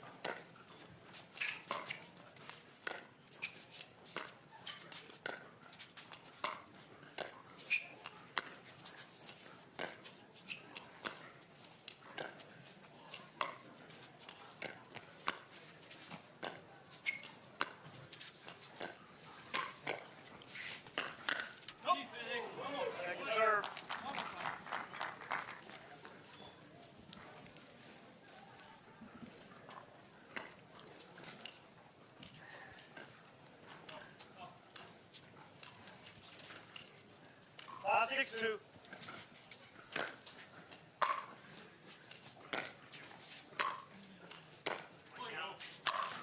Tellez puts it home. Huge forehand. That's why, and what you see right there is the love for the forehand by Tellez. And that's the reason why right there.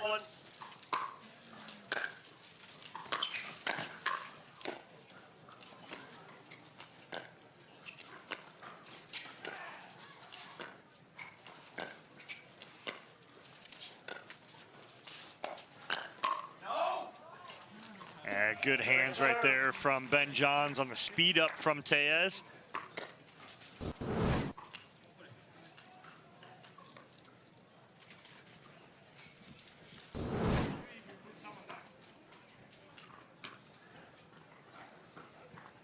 Can the gate workers please monitor people walking during the rally, please? Thank you. Here we go. 6-5-2. Don Stanley taking charge. And nice step in from Staksrud. You see him front foot that backhand. But again, nice and aggressive. Collin Johns not completely up and in a set position.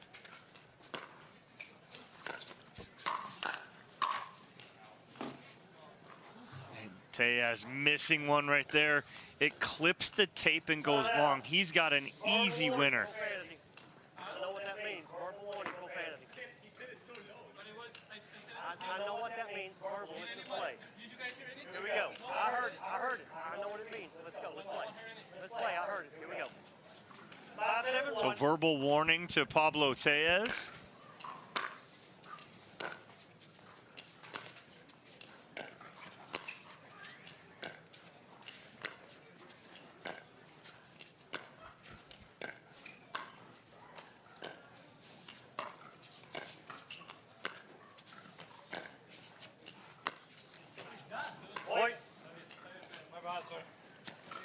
Staksrud a little bit short. Also keeping an eye on Koller and Barr, taking on Cincola and Loong. Hope to have you updated on that one shortly. There you take a look at it. It looks like it is over, and Cincola and Brendan Loong moving on over AJ Koller and Deckel Barr in 3.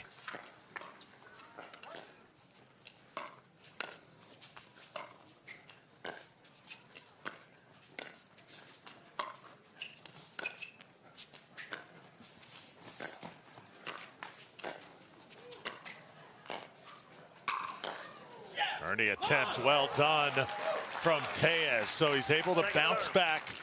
You know, we had that profanity warning. That's a call that, if it's not Don Stanley officiating this game, maybe is not made. Yeah, he caught it. Good job staying composed by Tellez and Staksrud. And Ben Johns a little bit shaken here. Great hands there from Pablo Tellez on the backhand. 7-6-1. Still with the lead.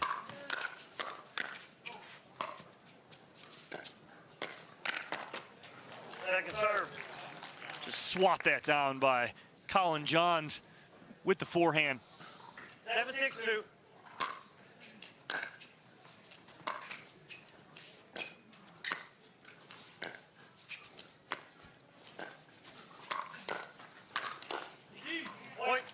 Love the inside out there from Pablo Tellez to start that and get his partner Staksrud the put away.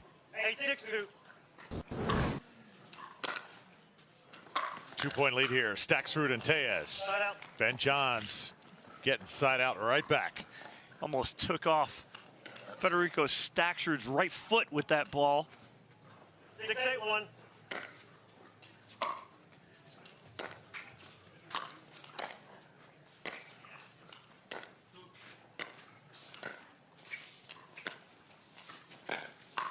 ATP from Ben.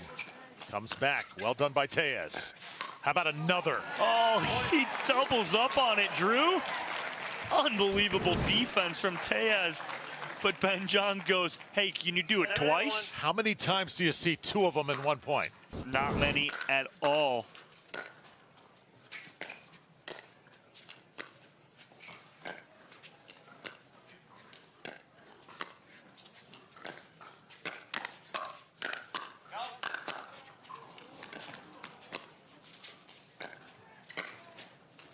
Oh, this is fun. That's so good. Absolutely love it. And back to the double ATP. They were identical, too. It was the same exact ATP.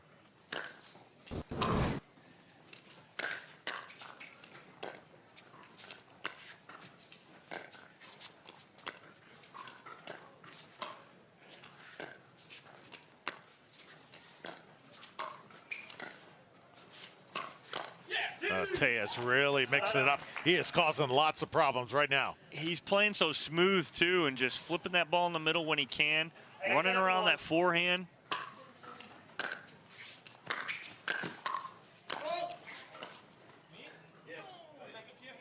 And a foot fault called here. It's going to be on Tellez. Yes, you can.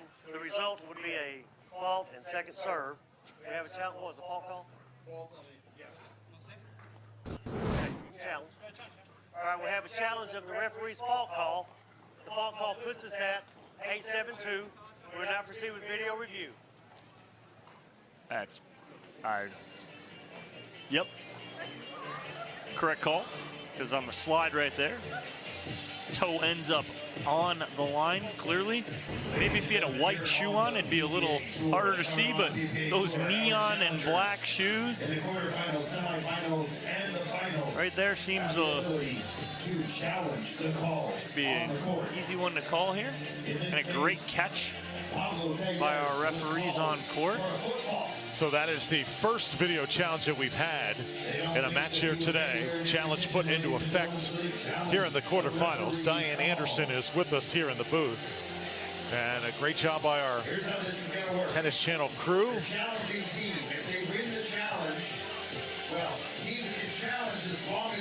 Queuing up that video, lots of different looks. And I think clearly this call is going to stand, but we will see. Nonetheless, Staksrud and Tellez proven to be a very formidable pair, as we knew they would be. Two tremendous singles players coming together to try and take down the Johns dynasty. No, absolutely, and they're playing at the top of their game right now, and that's, Drew, we know that's exactly what has to happen. If you're going to take out the #1 team in the world, you got to be playing your best. Who has no idea?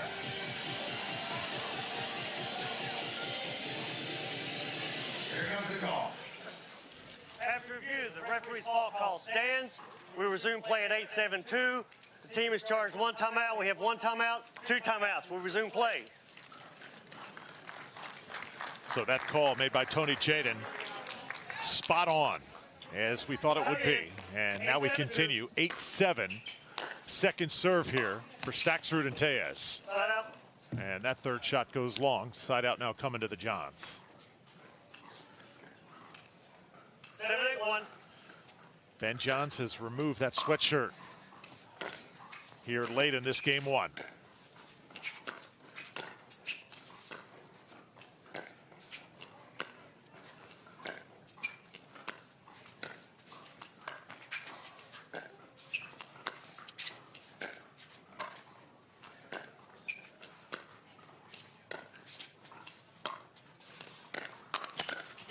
Oh, there's Staksrud. Right now, all their timing has been spot on, Dom. Yeah, it has, and you've seen, you know, the 1-2 combo attempt here from Collin Johns. It's there, just the execution not.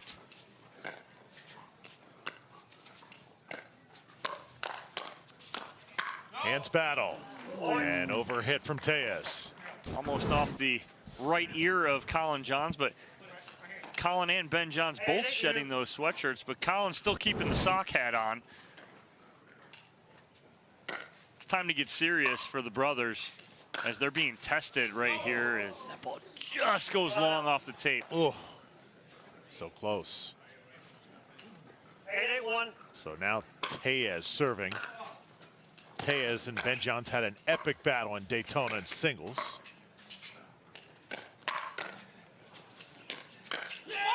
And there's Tellez again, sneaking one in.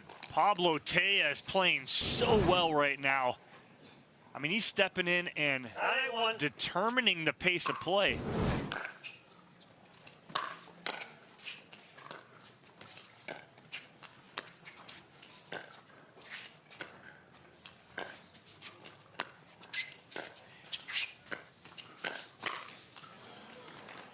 serve. Staksrud's there for the cover, just can't get that up and over, but they'll have a second serve here to try and get a game point.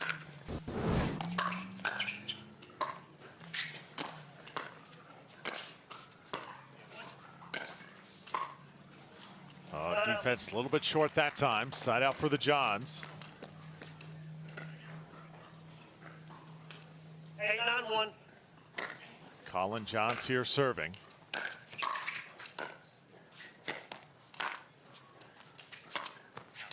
Tellez just wide. Yeah, trying to make the perfect shot cross court, keep it tight on the line, but ends up going a little wide. 9-9-1. Tied at 9.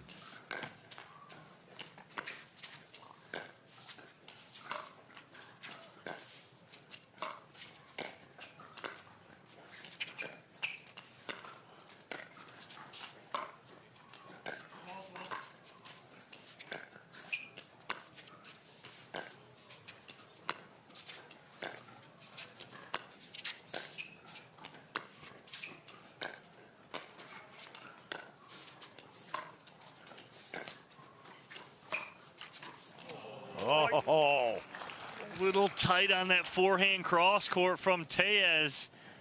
He wants to drop that paddle, but 10-9-1. Game point.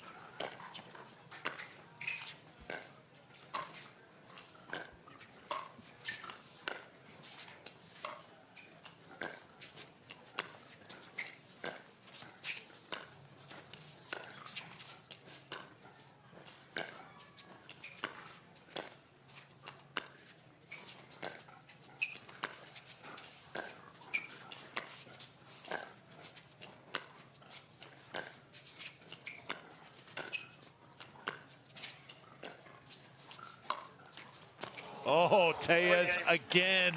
You get into those long dink battles, and so tough to outlast the best men's doubles team on the planet. Such a good job by Ben and Collin Johns, just grinding out the end net that game right there and take game number 1. So it's the Johns in game 1, but well played from Staksrud and Tellez. Game 2, straight ahead from Austin. Stay tuned.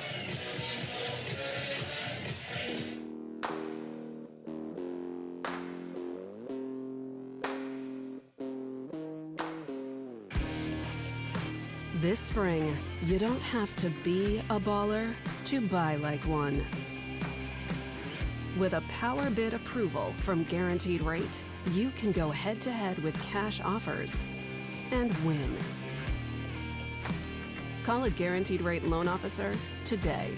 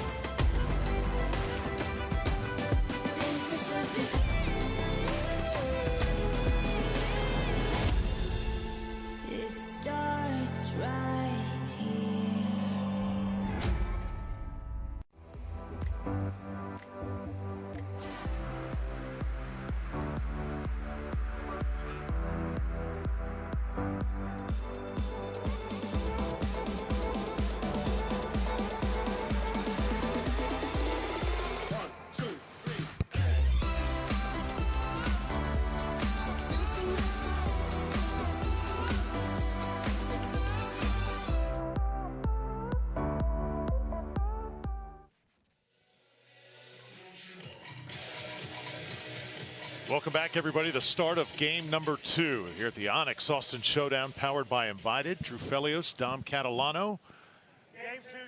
Tellez to serve. Staksrud by his side.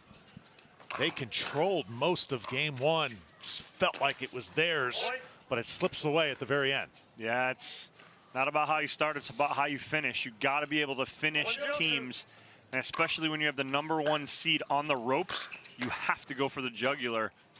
Couldn't finish.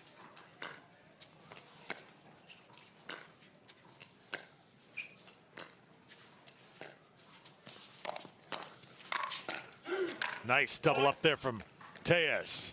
Yeah, and it's what Tellez does. He runs around that forehand, doesn't like to cut that backhand too much, likes to roll that forehand.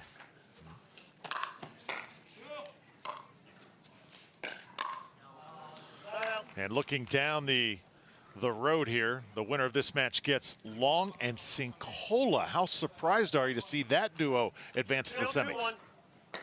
You want my honest answer? Not very surprised at the way, especially Brendan Loong is playing, but then John Cincola playing alongside of him. That's a great job by those two gentlemen.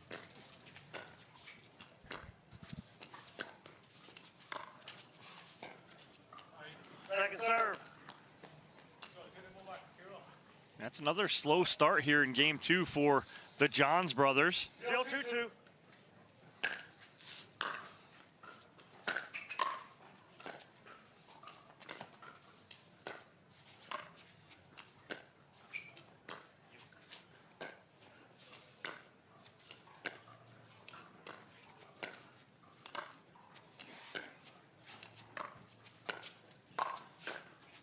Oh, Tellez right now measuring it. Yeah, just handcuffing Ben Johns right there, which you do not see very often, but looked like Ben Johns was a little shocked at that trigger pull. Second serve. Pablo Tellez, 27 years old.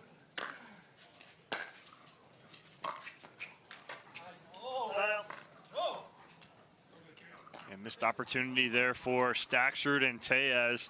Again, when you have a team like the Johns brothers on the ropes, you have to execute.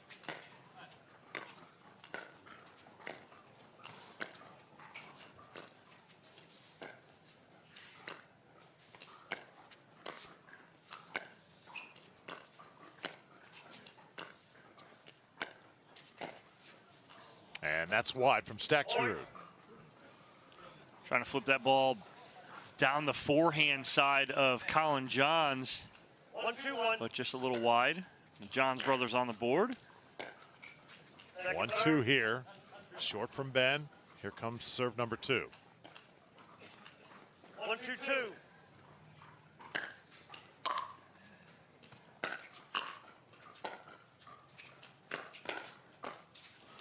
Oh, great shot from Collin. Just redirected that paddle. Just so good. Again, one of the best defenders in the game. 2-2-2.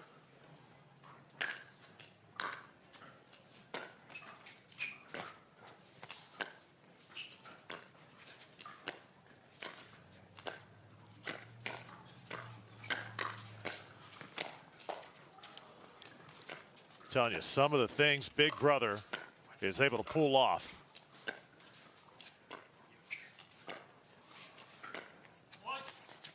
ATP, it's third one he's had here in this match. Oh, not this time for Ben. Nice job by Tellez right there, handling the ATP first and foremost. And then handling the speed ups too. 2-1.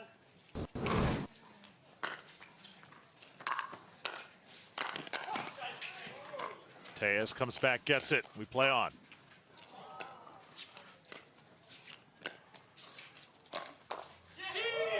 Oh, nice little speed up on the sideline as Tellez and Staksrud end up switching sides in that point, and it put Tellez's forehand on the sideline, and he kind of surprised Collin Johns with that little flip down the line.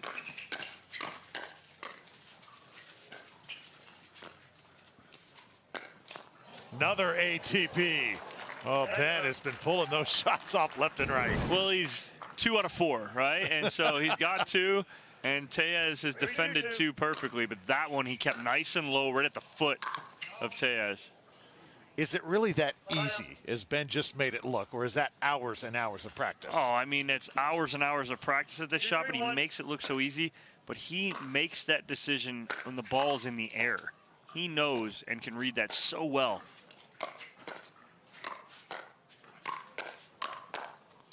Oh, great defense.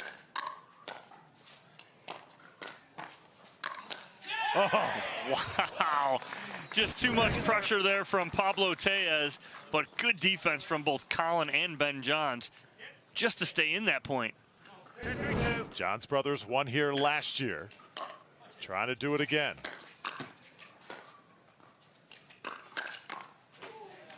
Point. And now Ben stepping up that pressure just a little bit. We're tied at 3. 3-3-2.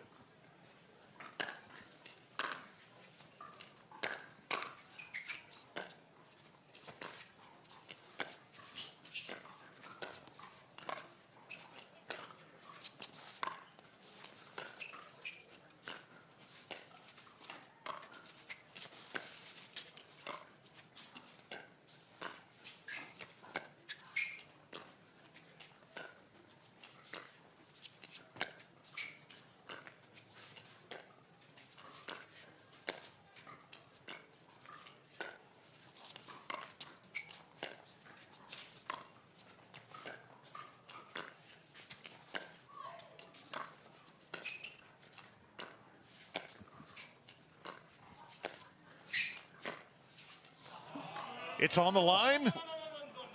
What's the call? Collin called it out. That's a point. I can't overrule too close to overrule, Tony. All right, we have a challenge. We have a challenge of the outcall. The challenge here, Collin called it out right away.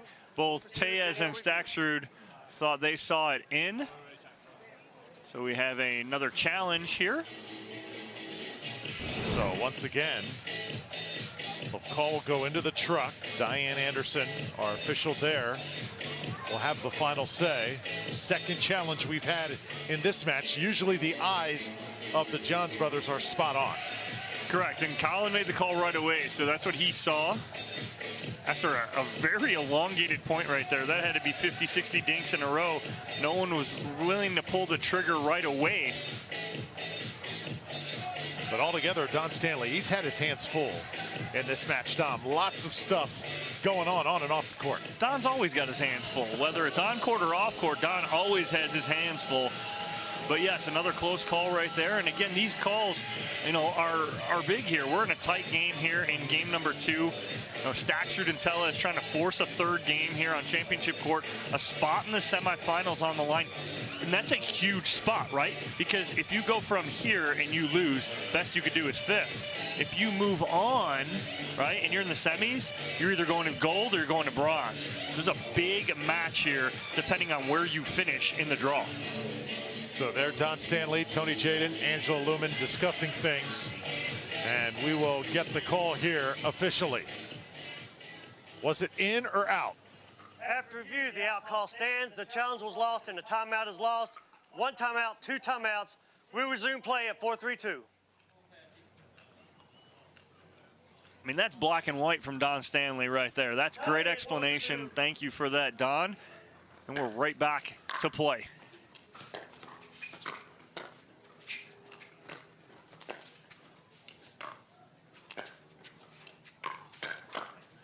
I'll speed it up. Ben Johns, you are right, Tom. He is the last guy in the world you want to try and do that with. Yeah, and he covered the middle so well right there. Almost baited you into thinking that there was a hole in the middle, and it was not there.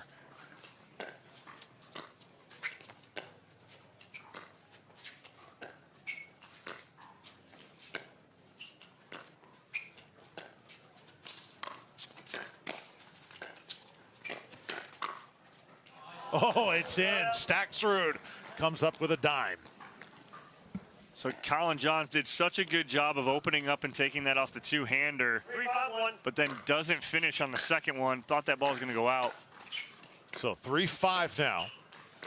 Staksrud and Tellez. It's been a while since they've been able to score. It's not going to happen here. No love off the top of the net for Staksrud. 3-5-2.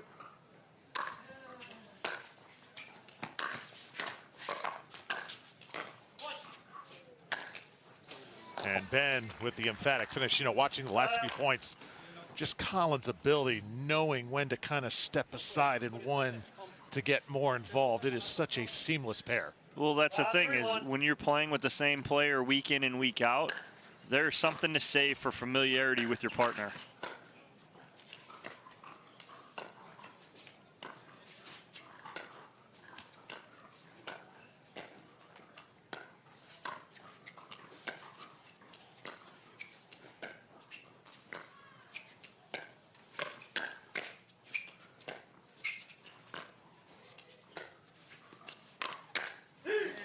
And Ben gonna be upset at himself that time. The read was there, the swing was too big, right? So if he reads that well, which he did, and just sits there and punches that down, it's a much better play. He tried to put something a little too much on it.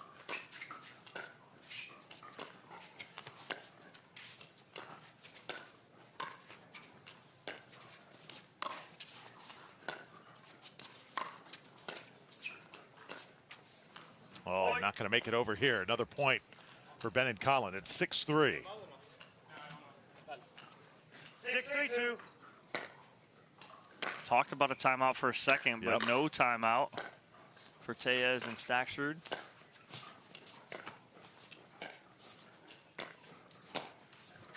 And Ben able to tag Tellez, went right at him. And now it looks like we're going to get the timeout at 7-3. The Johns brothers out to that lead. So Ben Johns and Collin Johns, this team of Staksrud and Tellez, they were red hot in game one. They threw water on that flame, and right now in control here in Austin.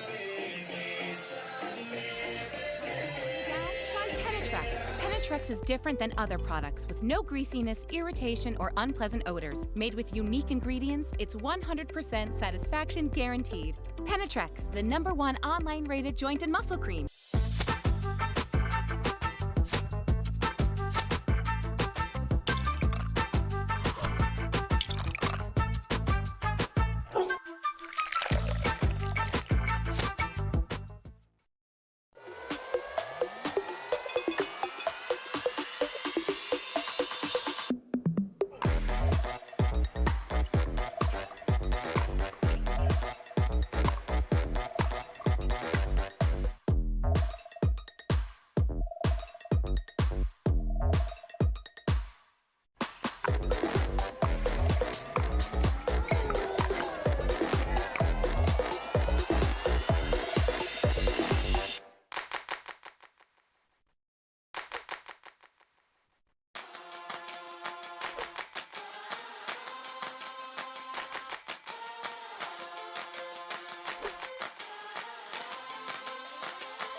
Let's go.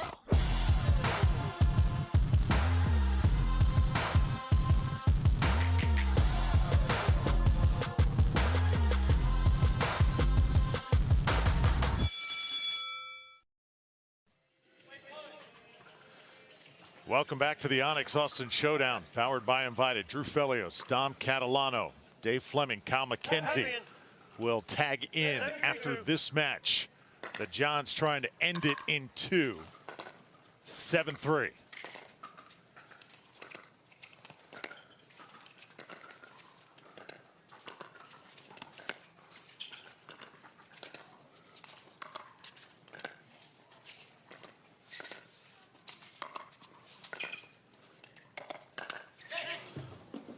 And Ben mishits that one. Again, he's sitting middle on it again. No, he's there. The problem is that it's just getting on his body a little too quick. Swing wasn't that big that time, but that's better execution right there by Ben Johns. Keeping that paddle so far out in front and just punching that down.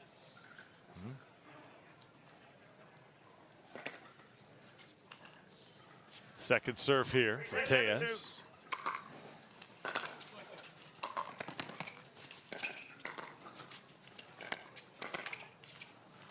That's such a good backhand roll, cross-court dink from Ben Johns. So much pressure with it. 7-3-1. That's what you call dinking with a purpose.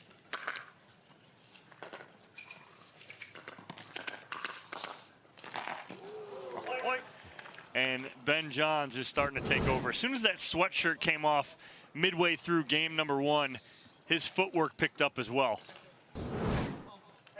Yeah, momentum just sort of shifted right after that.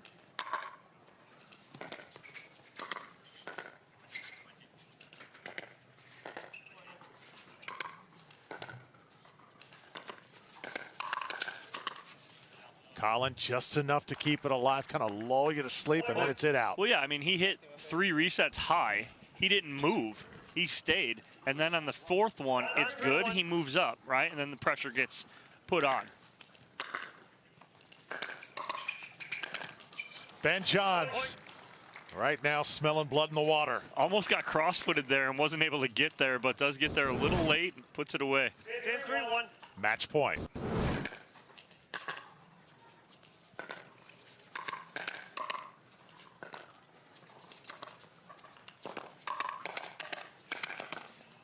Ben Johns and Collin Johns come roaring back. They were challenged big time in game one. Game two, not the same story. They cruise. Post sweatshirt removal, as you said, Don. Yeah, they just picked it up as soon as that timeout happened. They came out of that timeout in game one, put it away, and then game two, they were in cruise control the whole time. Staksrud and Tellez, so impressive early. Still some kinks to work out, I think, altogether as a team. We're going to be seeing more of them, I'm sure, in the future. But right now, it's the Johns, 11-9, 11-3. Moving on here in Austin, Dave and Kyle join us when we return.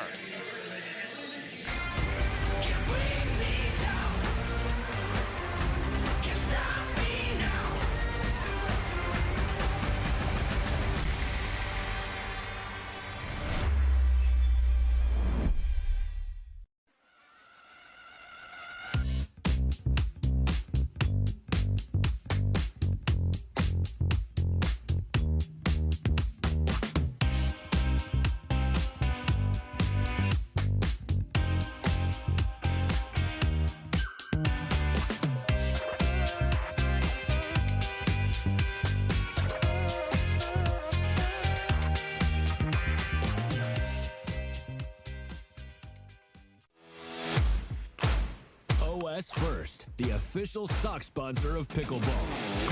Stay in the game with OS First socks with purpose and compression bracing designed for comfort, injury prevention, and improved recovery. OS First is the official sock brand of pickleball and the PPA Tour. Visit www.thepickleballsock.com to learn more. Don't let discomfort slow you down. Try Penetrex. Penetrex is different than other products with no greasiness, irritation, or unpleasant odors. Made with unique ingredients, it's 100% satisfaction guaranteed. Penetrex, the #1 online rated joint and muscle cream.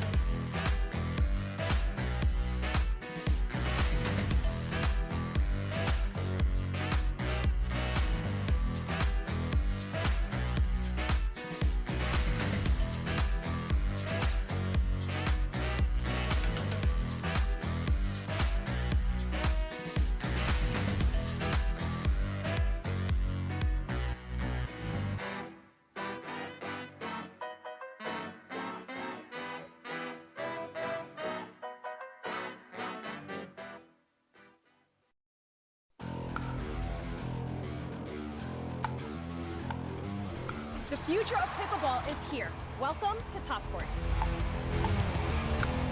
For my top tip, when it comes to hitting serves, you want your serves to land back here in this area.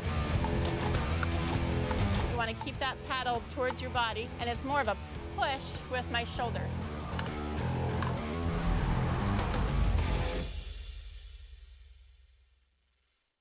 Carefully crafted with Valencia orange peel, Blue Moon is one of a kind. Something this unique could hang in a gallery, but it looks best in our signature glass. Blue Moon, one of a kind, every time.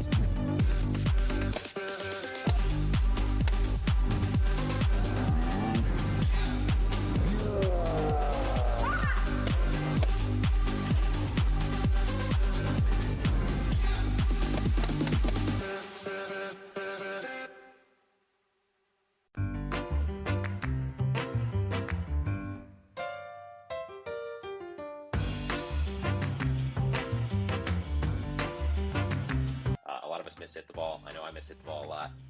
So Speak for the more yourself, forgiving. Johns.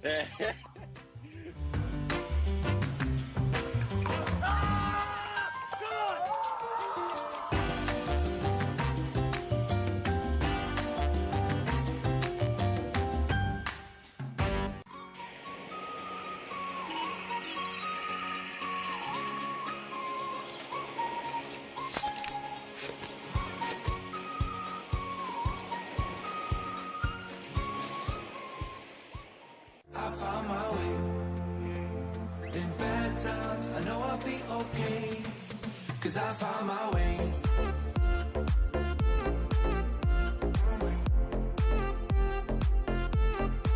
Cause I found my way.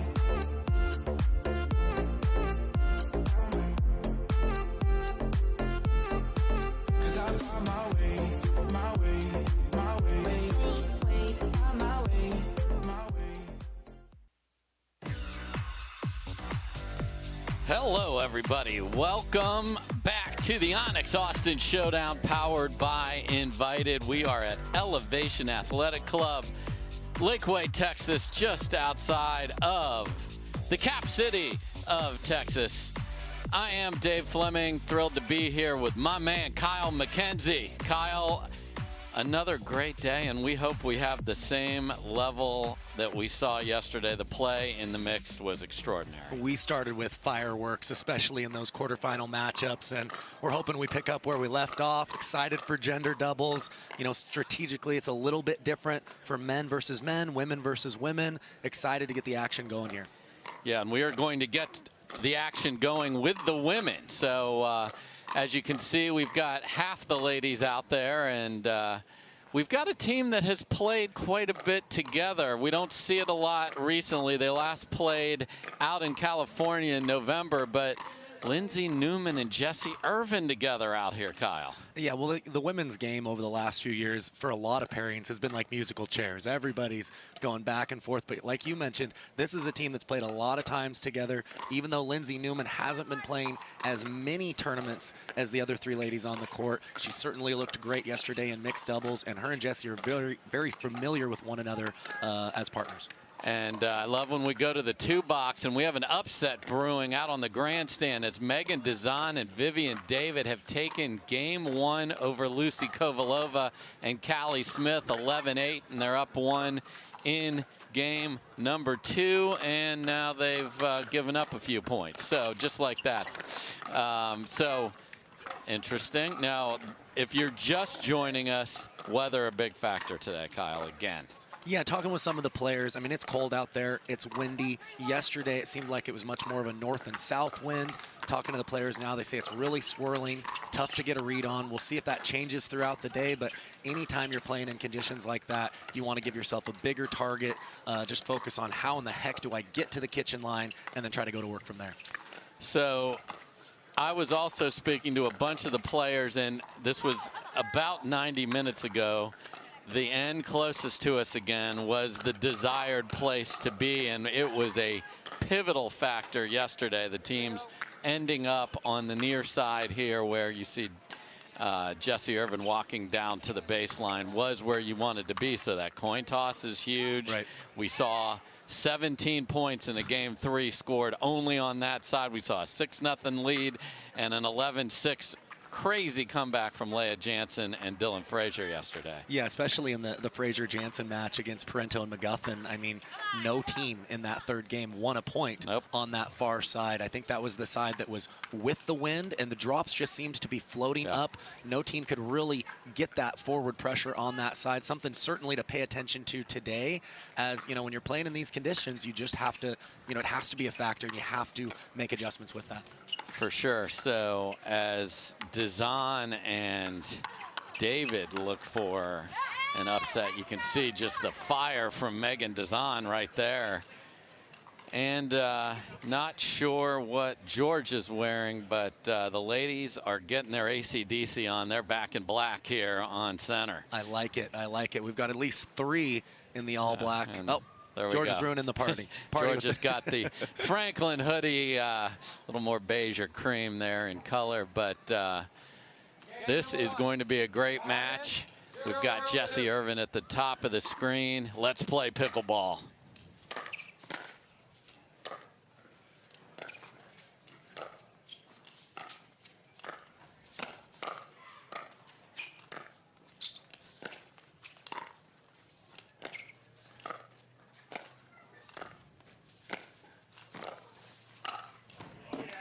Great first point, and the other big discussion point obviously here is Catherine Parenteau won last week with Leigh Waters, but this isn't her audition week. It's Anna Bright. Exactly. No, neither her nor Anna Bright has lost with Leigh Waters, but it makes you wonder in that audition, how important is it when you don't have Leigh to still make a good run, you know, to impress her, if you will, or just show that your level's always there.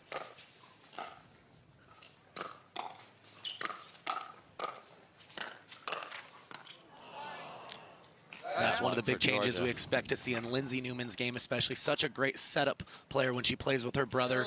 They've had a ton of success, but in the women's game, she is going to need to be more offensive. Great job there.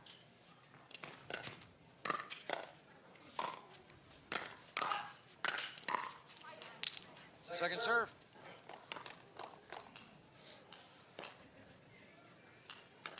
Zero, 0-2.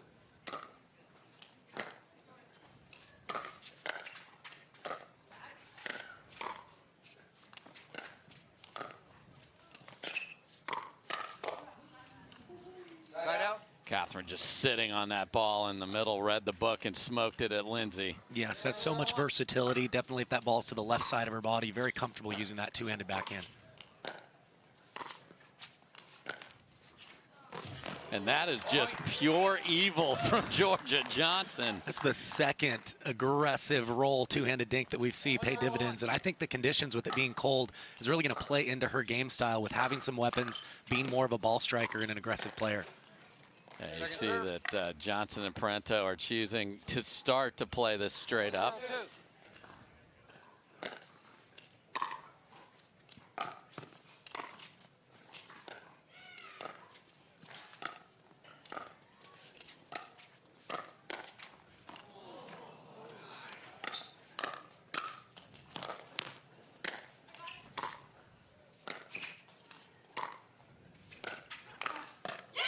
That's a great point for Lindsay Newman. The defense we know, but then came flying in for the big forehand volley finish. Yeah, and I think if you're Georgia Johnson there, knowing that that roll was more of a neutral, slightly defensive shot, probably would have been best served going to the player further back that couldn't hurt her there.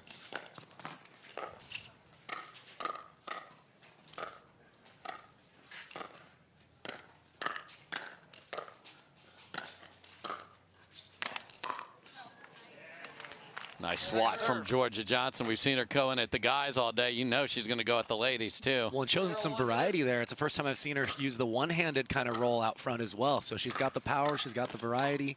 Good start for her. Oh, my.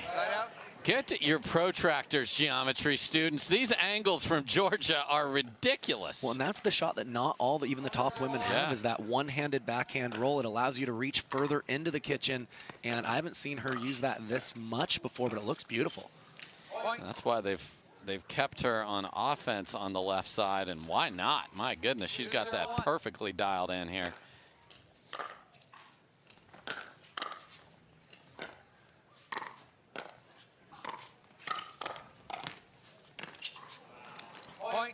And there's the win factor, pulling the ball back towards the net, and it's just not where you think it's going to be. Yeah, tough for the TV to translate that, but I guarantee you that thing changed flight paths on Lindsay just before she struck it.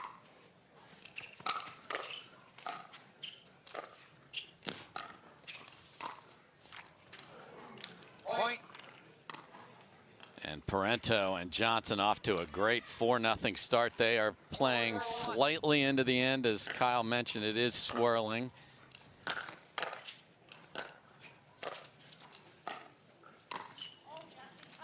Tough ball to redirect from her ankles there for Irvine, and 5 in a row, and paddles are down Kyle early. So terrific start to this match for Catherine Parenteau and Georgia Johnson. And, you know, let's reset, everybody. Where are we at here?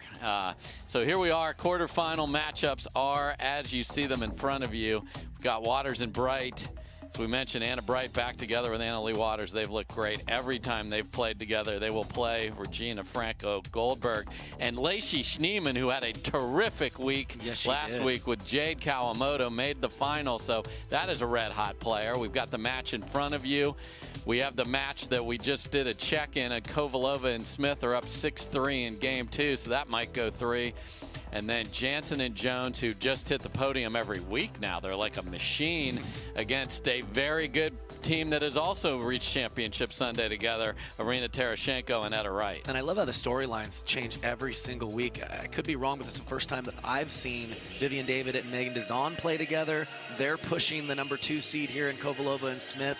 And just as you do that partner flip-flop, it changes the strategy, changes the variables. And it seems like there's always one team that emerges that find that good sauce. Yeah, because Schneemann and Kawamoto had never set foot on the court before. So they were like, you know, we'll see what happens.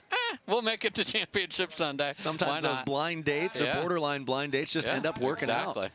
So lots of intrigue here as we get the quarterfinals underway with the ladies. And this one is wildly one-sided so far, and Georgia Johnson has been just terrific with the offense.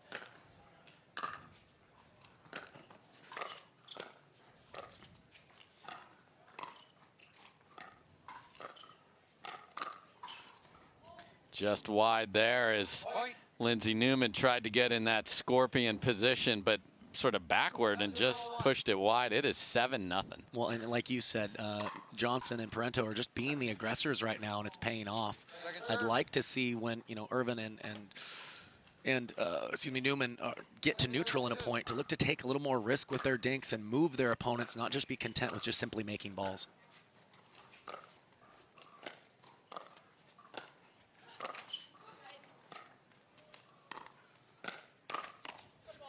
There's a nice response from Lindsay Newman right there as Georgia again goes to that one-handed flick. Man, if this is coming, look out, everybody. Yeah, putting the pickleball world on notice with that shot. I mean, that is a phenomenal return from Georgia Johnson. Yeah, right in the corner, deep, flat, very aggressive. She's playing lights out to start here.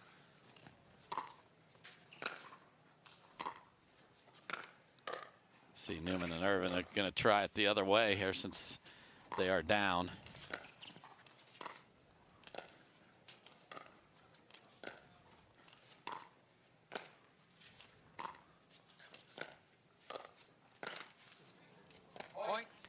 And that one catches the tape, so a little strategy chain.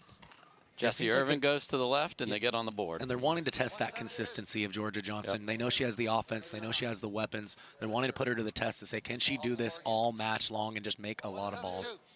And there you saw, got the referee to get the players in the right position. You switch, and you sort of lose track of the score. Ooh, big swing from Georgia there.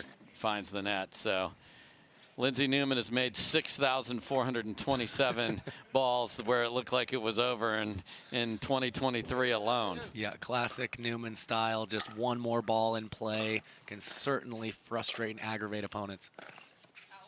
That goes wide. So the hot start for Georgia. A couple errors creeped in here, and just showing a different look with Irvine on the left has paid dividends.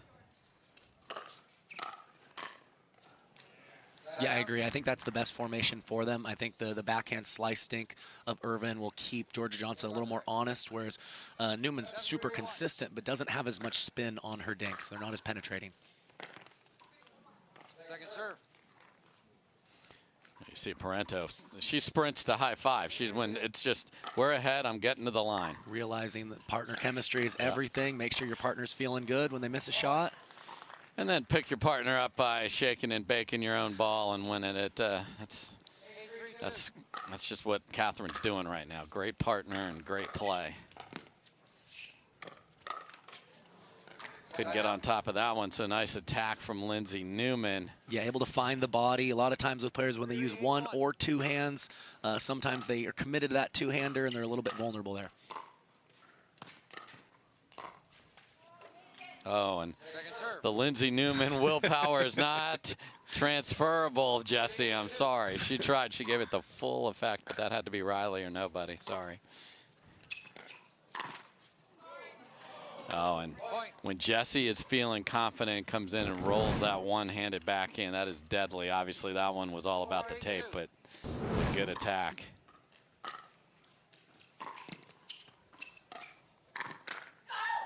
There's exact same shot. Yeah, and you see how she really handcuffed Georgia Johnson there. She has great fast hands, but anytime you get that kind of into that right armpit, it's tough to get down on it and tough to get that extension and power. 5-8-2.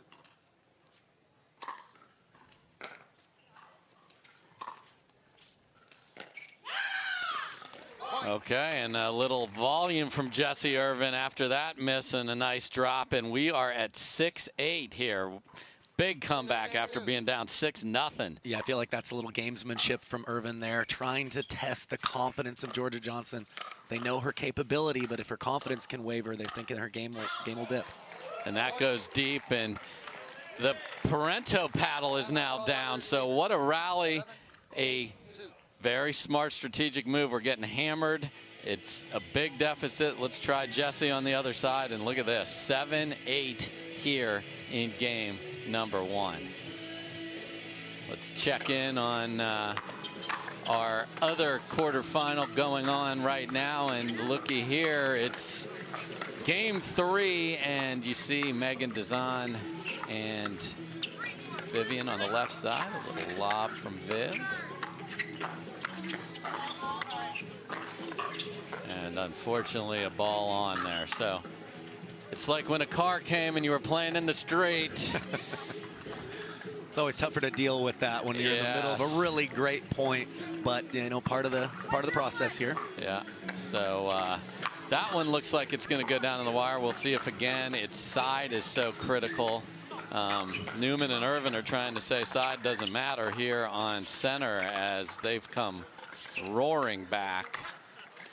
Yeah, and I wasn't sure how each of these teams would come out as far as stacking or formation, but kind of as I expected, they started seemingly straight up to be able to give themselves the option to make that change. They're all very versatile pro players. They can do a lot of things.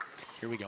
So the weather, you can see it's just 50 degrees and there's a decent chance of rain. So we're going to keep an eye on that. Let's hope that does not happen.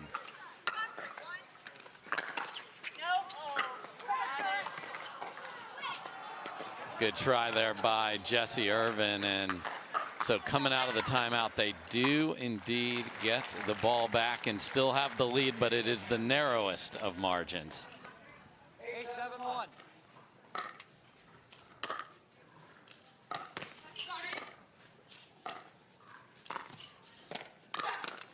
And Lindsay just sitting that her forehand was up in the air before that ball was even struck. Yeah, for a lot of people, that location will jam them. For the Newmans with the grips that they use, that's usually a no-go zone.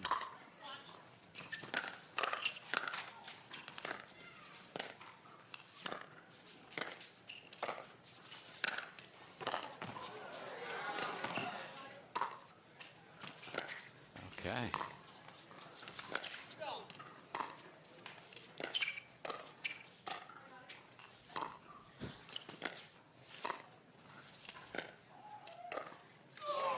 And the final Newman willpower is not there. It's entertaining just watching Lindsay. Don't even watch the other three players on the court. I think it worked the first 2 times in that point, but couldn't go 3 for 3 there. And mentally, so big for Johnson and Parenteau to get off at 8 when you feel that other team coming back. It's nice to just get 1 point and keep heading the right direction.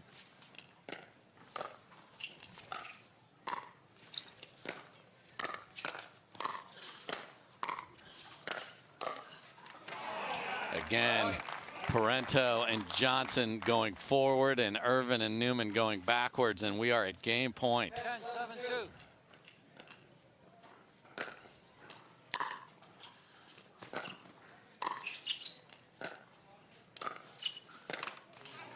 Ooh, the one-hander that was so good earlier doesn't come through there. And to her credit, I think it was the right time to take the hand off to maximize that reach. Just couldn't quite get that one to clear the net.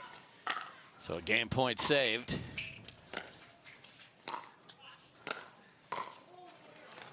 Second serve. It's making that shot look routine nowadays. 7-10-2.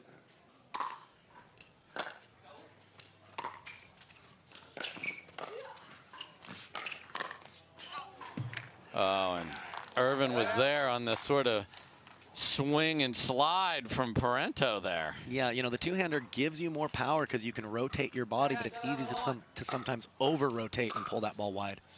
Game point number 2.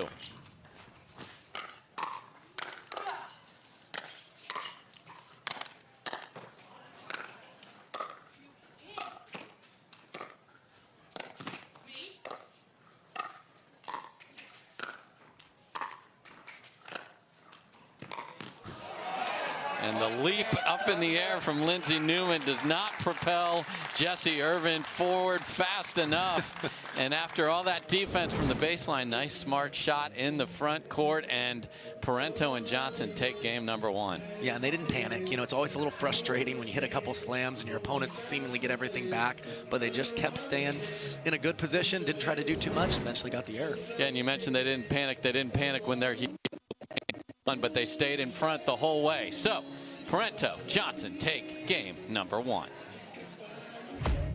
The game is evolving.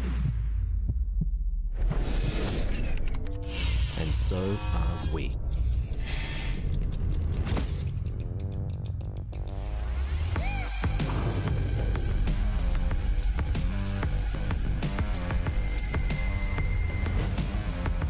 Are you evolving?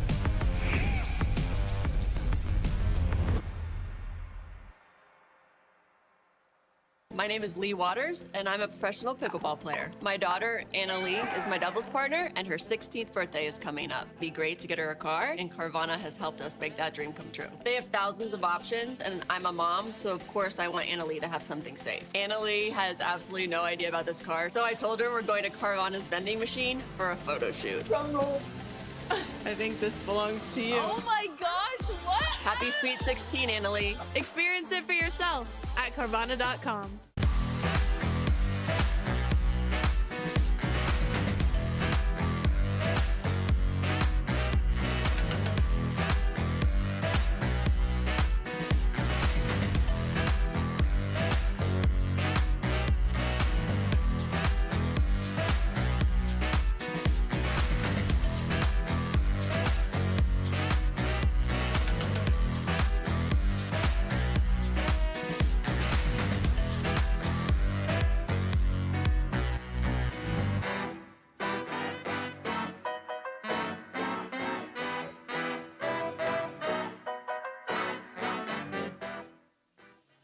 Welcome back, everybody. You got to subscribe. You can't miss this amazing action. And all you got to do is subscribe, and there's prizes. We love prizes. And in addition to the prizes, you're going to know when all this great pickleball is going on. So it's a win-win.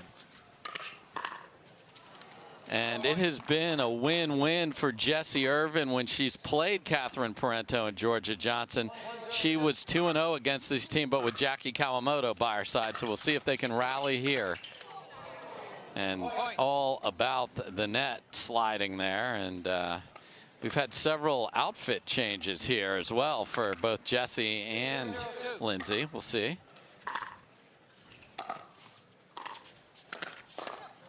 And Georgia, for that matter. So, again, you go out, you have a couple extra layers on, and then you feel comfortable, Kyle. Yeah, I think you don't want to start cold, right? So you're going to start extra warm. As you're in the heat of battle, it's kind of normal to, as the sweat starts coming, you take the layers off and go from there.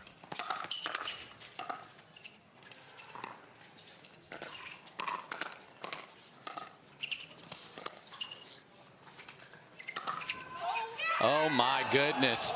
The lob, track down, clean winner. No one's in center field. Yeah, and it looked like Lindsay really expected another lob or a drop to come back up. She went to jump the kitchen, and Jessie just didn't realize she was doing that and didn't slide all the way over. Yeah, and you've got Lindsay back on the left side here.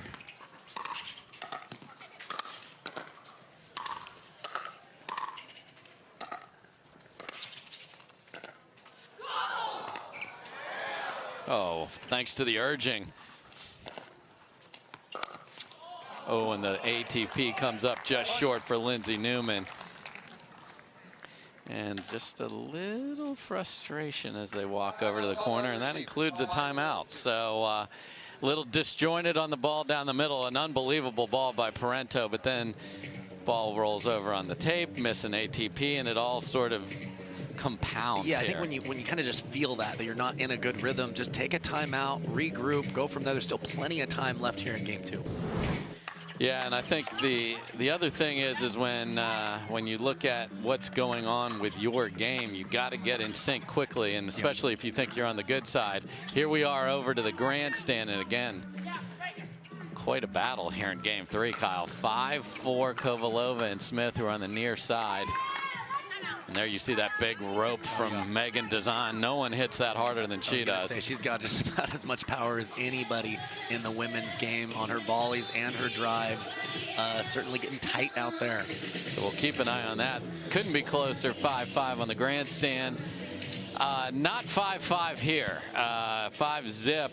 Another great start for Catherine and Georgia. And, you know, this is a team where you looked at it and you're like, I think these two can really do it. They haven't had the results that they desire. They are, as a team, 7-3, so not a bad record, but not quite where they'd like to be yet.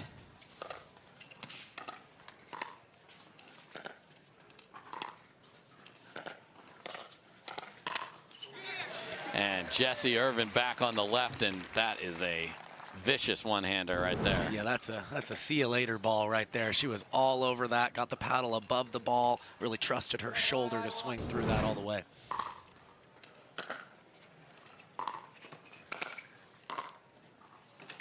Second serve.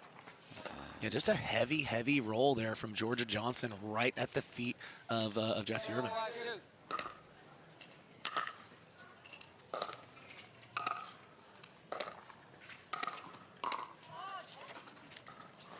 And Jessie unable to make a couple of balls there to get them to the kitchen, so still 5-0. Second serve. You know, if you're Parenteau and Johnson, you know there's a lot of trouble on the other side. You want to add and add some more.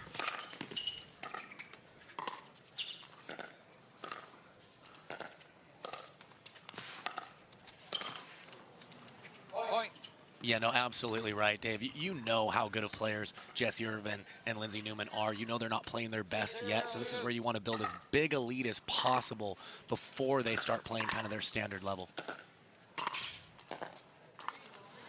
And it is one-handed backhand flip from the left side of the court day. The class is in session Yes. right now, Dave. Another beautiful one there from Jessie Irvine.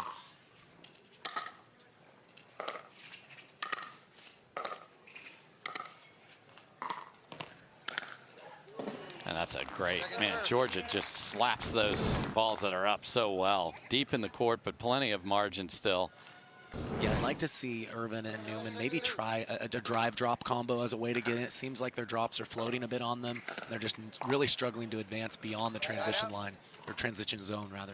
Yeah, that is several opportunities in a row that just didn't even get to neutral and get to the kitchen.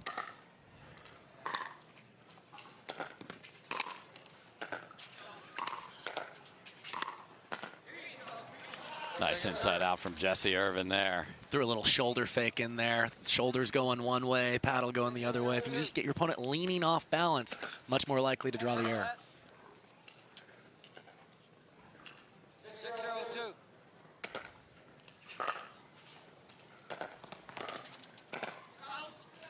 And the little flick from Johnson goes deep. So if you're Irvine and Newman, it's like, hey, okay. We call timeout. We're still at 0. All right. Now they're not scoring a bunch now, but we got to go.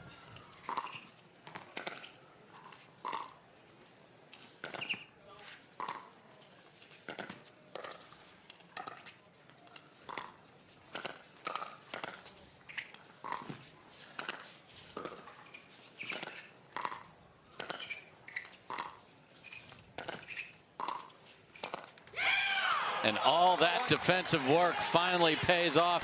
They were in the kitchen for like one quick grape, and then they were thrown out of the kitchen. Yeah, they're still struggling to bring the point to neutral. Good defense there to draw the error, but again, they might want to think of a different way to move forward. Just wide, and there's a second ball. So they're going to keep making balls and try and work their way up. You saw the Parenteau move to the left on the last rally. She'll go there again.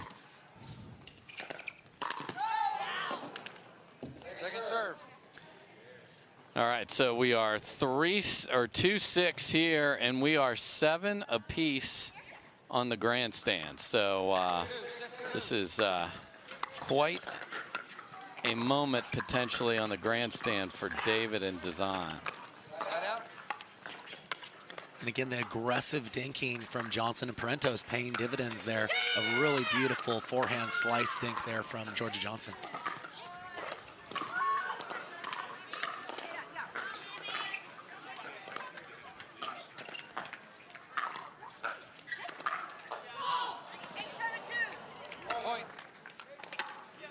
And the net is not kind to Irvine and Newman. 8-7 for Kovalova and Callie Smith. And Catherine Parenteau just hammering two-handed backhands. And I would say maybe 6 months ago or so is when we started seeing Parenteau really get much more aggressive off the bounce, add that to her game, and she's really a complete player these days.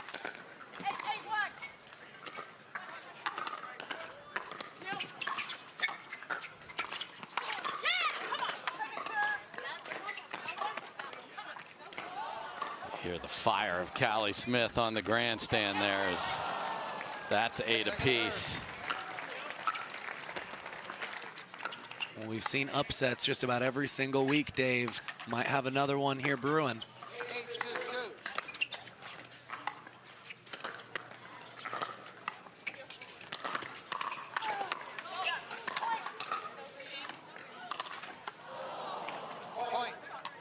And now 9 for Dizon and David.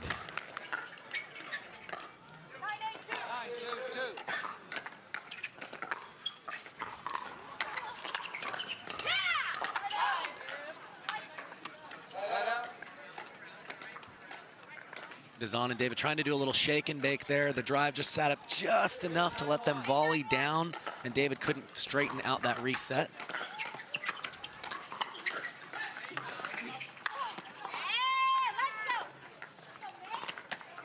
David cheering on Megan Dizon. We talked about the Dizon put away power. Any ball up, it's see you later.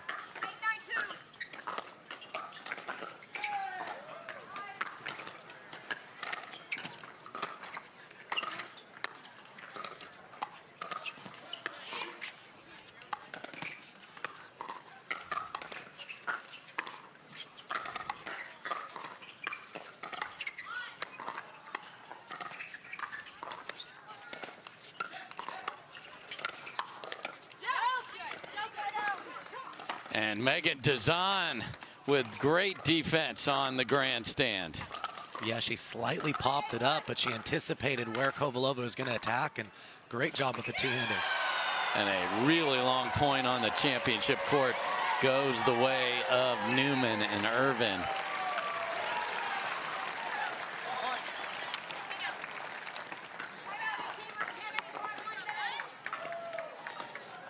So we will have match point for Dizon and David on the grandstand. Timeout called, so we'll keep an eye on that. Irvine and Newman hoping that long rally can inspire them. Jesse asking for a timeout. There were a lot of balls struck in that one. And she waits till the last possible second to put the paddle down. We're going to stay here as we've got... of course, both courts go to timeout within 30 seconds of each other. But, I mean, this is a big, big moment as we go over to grandstand. Megan Dizon's got a chance to propel her and Vivian David into the next round with a huge upset. Kovalova and Smith won the Minnesota tournament, did not play in Daytona. So they came in here with a lot of confidence.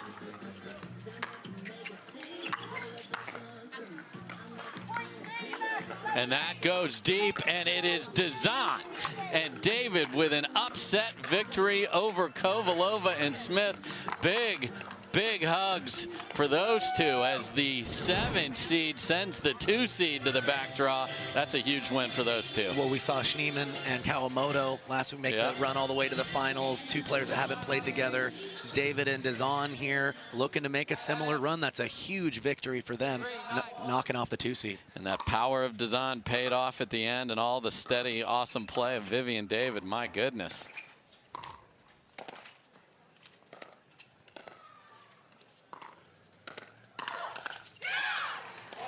Okay, so you heard Irvine, and that was one of those timeouts that's taken because I just ran around I did a 5K in 1 rally.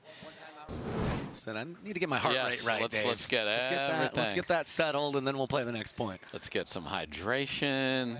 Let's review everything here.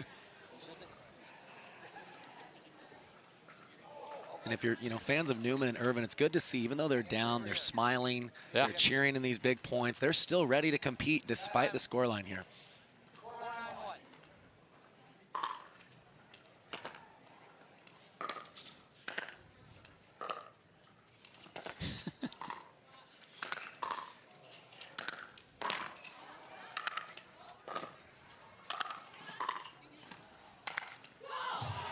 Just too much firepower from Catherine Parenteau there.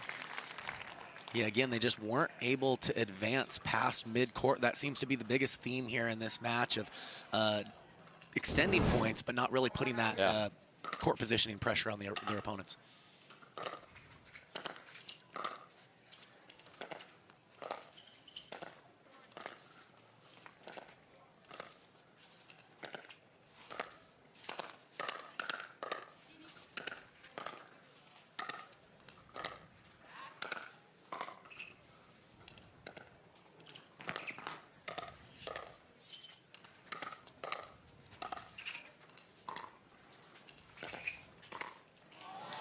And that catches the net, and it's just hard to defend for that long. I really like how aggressive Georgia Johnson's being on the left side there too, Kyle. Yeah, they're aiming for big targets, but they're not letting up. They're using their spin. They're not always hitting the ball as hard as they can, but they're dictating with their spin to give them that positional advantage.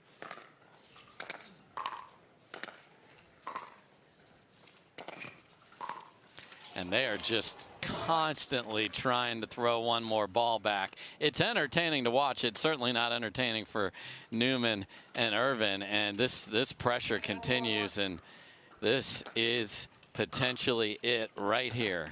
Match point. And that will do it. So Catherine Parenteau and Georgia Johnson, just way too much offense today. Yeah, and Newman and Irvine, it really looked like they went in with a game plan of testing the consistency of Georgia Johnson, but it was ultimately her offense and her consistency that dictated from start to finish here. Yeah, way too good. Parenteau had some nice flurries in there as well, but she just really had to be a solid partner as Georgia just dictated all over the place. So looky there, that team is something to keep an eye on the rest of the day. So we had Parenteau and Johnson winning here. We had Dizon and David winning on the grandstand. We'll be back with more beautiful doubles pickleball right after this.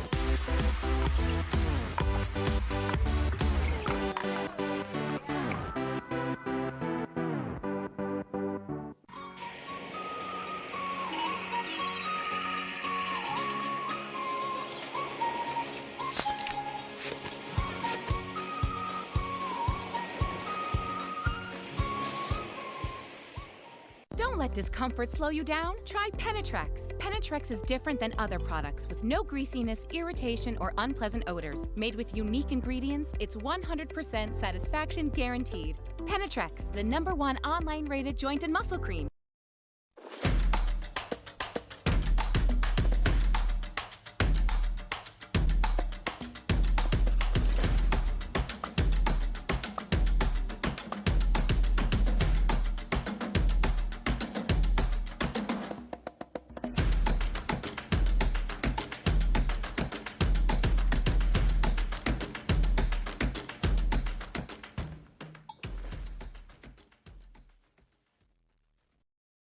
For many of us, we just charge ahead because planning for your future takes time.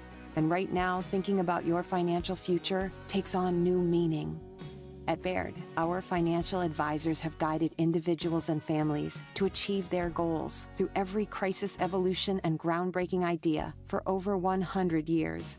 That's the difference between thinking you're ready for what lies ahead and knowing you've planned for it. Now that's different. Discover the Baird difference. There's only one way now, just one way out, comes crashing down. There's only one.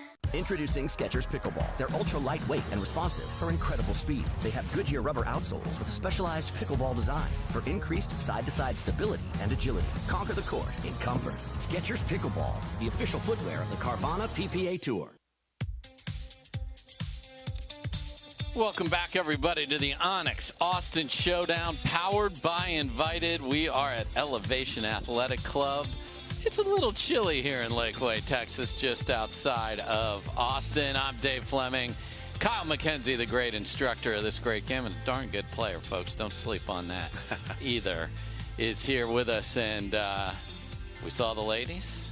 Now it's time for the men. We have the last quarterfinal of the men, and we must, though, talk about the top half of this draw here as the Johns boys are there. They're in their backyard. Oh, yeah. They're undefeated in 2023. But, whoa, wait 1 second here. Brendan Loong and Cincola send A.J. Koller and Deckel Barr, who are also Austin guys. Sorry, you're going to have to play in front of your fans in the backdrop, boys. That is a great win. Yeah, they also beat Callan Dawson and Tyler Loong to get here, who's as consistent as anybody on tour. And you see that 20 next to their name. This is quite a run they've had. Both great pro players. We don't see them every single PPA event, so it's great to see them break through, and they're going to have a chance to take down the best. It'll be a tall order, but they're playing great right now. We'll see what they can do. Yeah, and that second semifinal, it'll be the two seed Wright and Newman against the winner of this one. And my goodness, Frazier and Johnson against Arnold and Wilson. This is going to be fun. I'm so excited for this one, Dave. And I think, on a previous tournament this year in singles, Arnold and Johnson played each other, and I said, well, it's fire and ice. And I think that rings true for this doubles pairing as well. J.W. Johnson and Dylan Frazier are more soft-spoken, but they certainly pack a punch when it comes to their level of play. And, Andiamo himself, Julian Arnold, and Thomas Wilson bring a little more fire in between points, just how they carry themselves. And they're going to take it to Dylan and J.W. here, so we'll see how it plays out. Yeah, there's no doubt, and, we're just getting started here. We're just getting started now. MLP's next week. We were in Daytona, flew over here. Now we're going back, and Julian Arnold and Thomas Wilson are partners at Major League Pickleball, so this really sets them up well. And then, hello, Utah. We're coming. Selkirk Red Rock Open down there in St. George. Beautiful setting. Then it's doubles only, presented by Vizzy out in Newport Beach. We got to give both coasts some love. And, folks, if you want to see the whole tour, hit that QR code with your phone, and you'll see everything. We're coming to you in Hay, North Carolina. May, be ready. It's going to be beautiful in North Carolina. We will be there. Play where the pros play.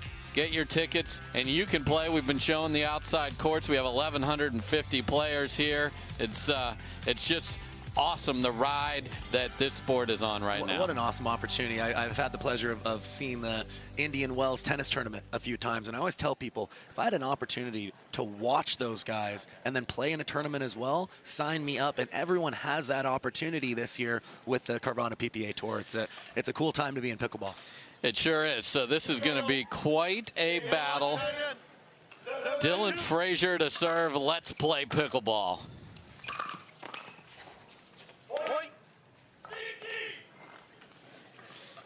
And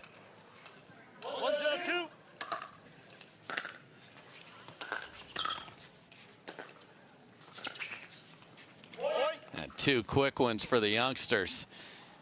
See Julian Arnold trying to get on the pogo Sizik himself there and get going.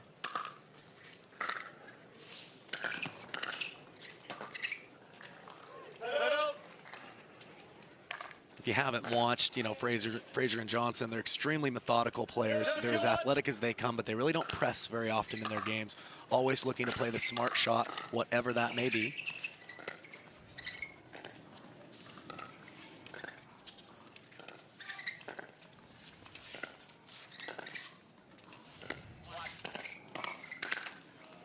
Meanwhile, on the other side, there will be theatrics. Absolutely. And yeah, from just a point construction standpoint, Arnold and Wilson are going to be a little more creative. You see how they dance around, try to find their weapons, looking to apply pressure in more creative ways. And we saw that Thomas Wilson forehand was hunting yesterday. Very nearly took out Ben Johnson and Leigh Waters with Vivian David. It was a show. When he gets it going, he is tough to slow down, and certainly one of the best players in the world when he brings his A game. And they quickly have erased that 2-0 hole and are up 3-2 here.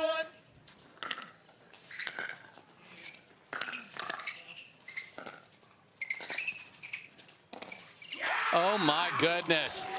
Julian Arnold with an inside-out forehand off the bounce and a yell to go with it. Yeah, if you notice, he got J.W. Johnson to actually slide the other way as he was hitting that. Great disguise, great deception. Same guy. Same guy. 4-2-2.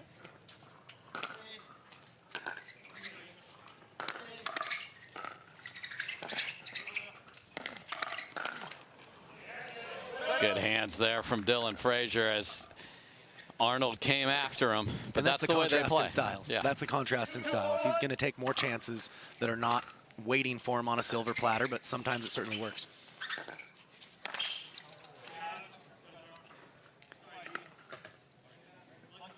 Second serve. That did catch Frazier. I wasn't sure tape or his arm, but it was some combination of all of that. But second serve. And just that ball is heading to the south part of Texas. How hard he hits that, it's unbelievable. Yeah, and he's not the biggest guy out there, but certainly in a top 5 category for liveliest arms on tour. And he probably has a nasty fastball if he was ever a pitcher.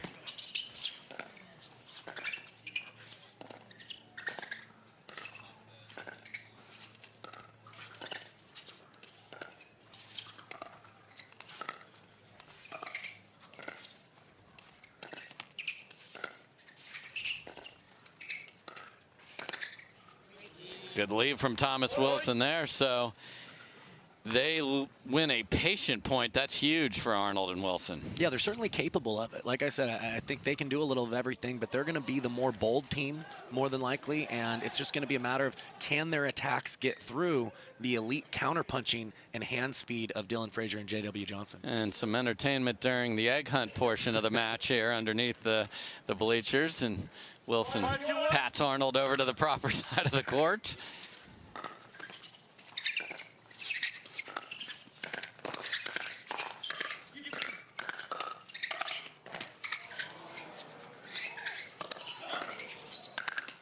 And just too much firepower. We almost had a ball hit and bounce and head over the other side of the net there. Yeah, good concentration by Dylan Frazier. Right Certainly here. changed direction on him, but he was able to still make it and stay ahead in the point. Terrific athletes all over this court. If you like athletic pickleball, you are in the right spot. Missed return there for Frazier. So you got a couple of boys that train in South Florida and the youngsters, and then these two from right here in Austin.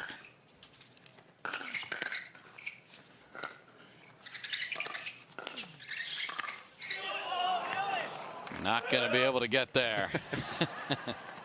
Wilson with a little tag of the leg on the playfully very on playful. his feet. Very playful.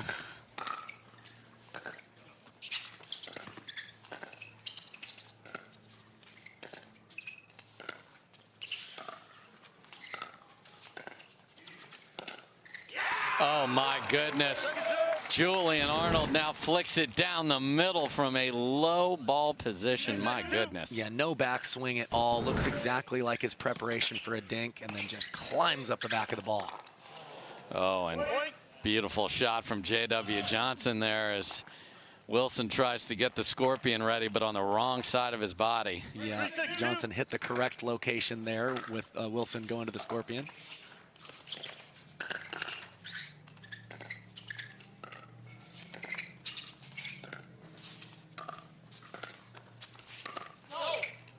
And good lead by both players there. Yeah, good idea by Frazier. He definitely had a tunnel there, but just a little bit long on that occasion.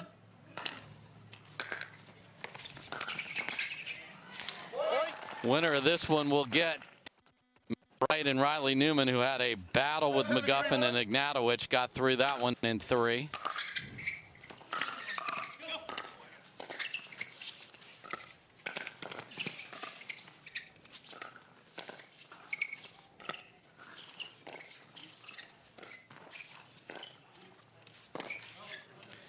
That time tries to speed up with the two-handed backhand well deep. Yeah, I like the technique that Arnold uses, though. When he takes it back with 2 hands. If he dinks, he just takes one hand off and goes to the one-handed dink. But that way it's disguised if he decides to pull the trigger on the speed up with 2 hands. Yeah, you need to make everything look the same at this level or you are going to get eaten alive. 100%. Nice serve down the middle. Second serve. Yeah, nice pressurized dink there from Wilson, getting Johnson just a touch overextended. A great deep return, so a quick side out for Arnold and Wilson. 7-3-1.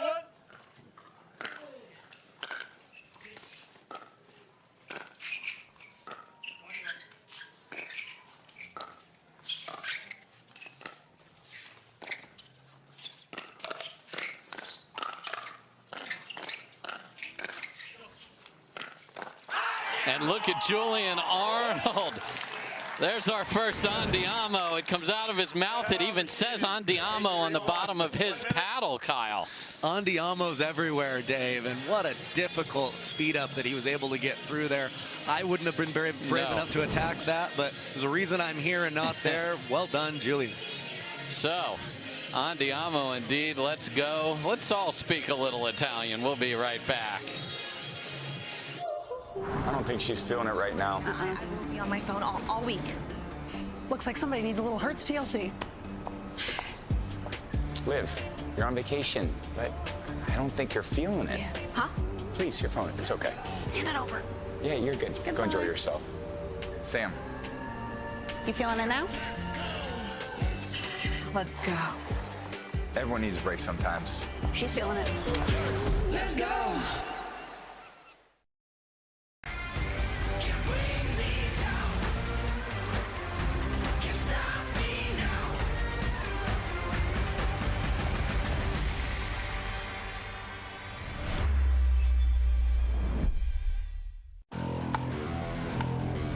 The future of pickleball is here. Welcome to Top Court.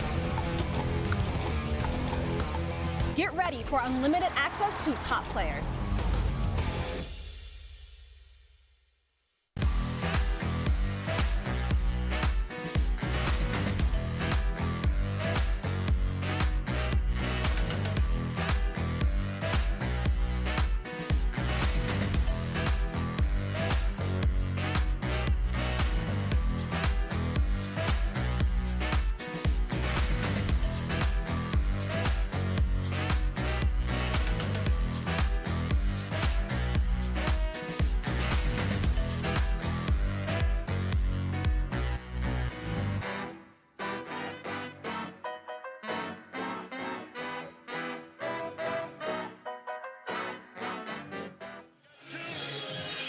Welcome back, everybody. There you see a lot of laughter for Arnold and Wilson, and they're coming off a silver medal at our last tournament, so this is definitely a team playing with a lot of confidence.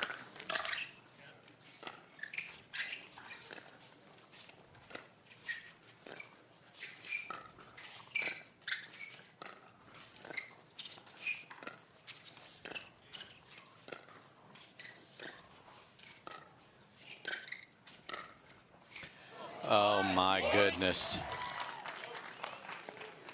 And they keep finding winners off the bounce here, Kyle. And this is a tough matchup, in my opinion, for Frazier and Johnson. They normally beat teams just through making balls and their counter-punching, but this is a high-level attacking team. Johnson and Frazier may need to beat them with a taste of their own medicine and go first occasionally rather than waiting the entire time to be attacked.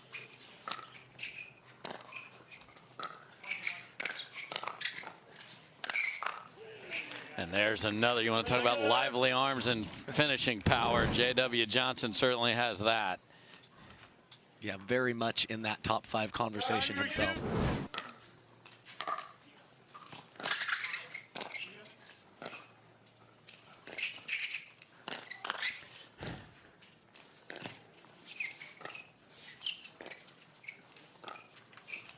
I mean, Julian Arnold is going backwards in the transition area and firing away, Kyle. Yeah, the coach in me says, stop, stop, but he's making it work most of the time, so don't listen to me. Do your thing out there, Julian.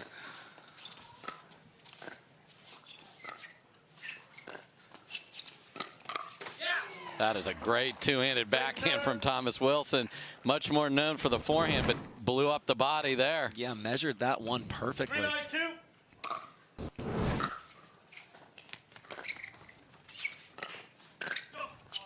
And there's J.W. Johnson. That's just really good. Yeah, that's his signature shot. He can generate a lot of offense from even low heights in a very short, compact, flicking motion.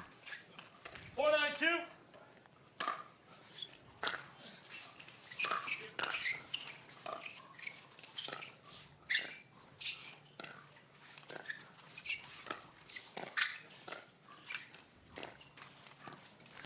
And they grind out a dink battle. So 2 points from taking game 1 are the 6th seed here.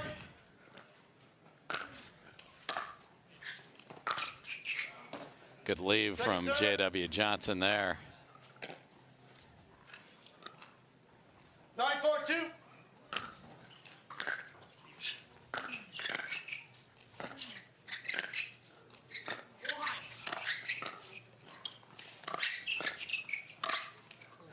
And that's too good. So Arnold couldn't get the ball down, and good pressure from Frazier and Johnson warming to the task a little bit here. Yeah, certainly needed that side out if they're going to make a push here in game 1.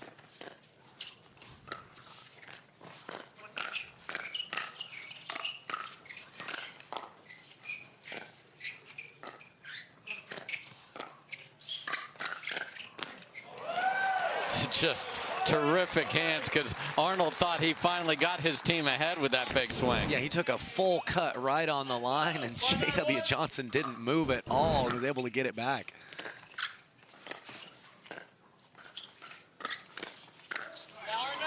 And Thomas Wilson, I don't know why he's apologizing, inside out cut.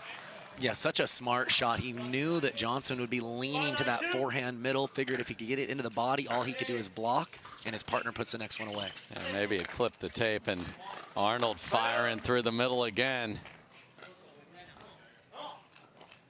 951.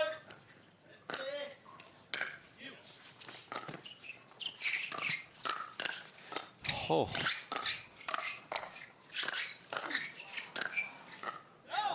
That is outrageous pickleball right there. Thomas Wilson hit a ball 450 miles an hour, and J.W. Johnson got it back. Same thing. He doesn't even back up off the line, just barely flinches and gets it back with some interest on it. So this is what really stomping on the pedal looks like. You're going to live and die with it. They've got a 4-point lead.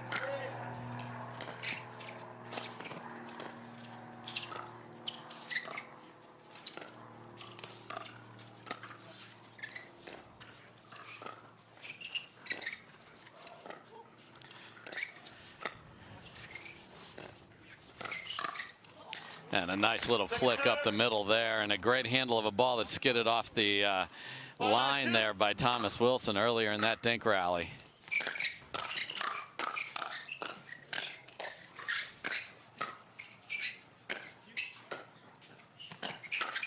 My goodness gracious, Thomas Wilson comes and slams the door after some tremendous hands from these two. No, unbelievable point for so many reasons, but perfect timing and recognition by Wilson there to straighten that out. That is some high-level athleticism on display here. And then they actually earn a point on the scoreboard by a missed return. But they don't care. Game point, Arnold and Wilson. And that will do it. So Arnold and Wilson just say, we're going fast the entire time. We're taking risks. It paid off big time, 11-5. Yeah, we talked about that kind of fire and ice analogy with the two teams, and the first game was played more of a fire tempo, and thus why we see Arnold and Wilson come out on top. Again, you have to be yourselves out there, but I would like to see as an adjustment, Frazier and Johnson look to take it to them a little bit more in those neutral situations. All right, Arnold, Wilson up. Game number 1. We'll have game number 2 when we come back.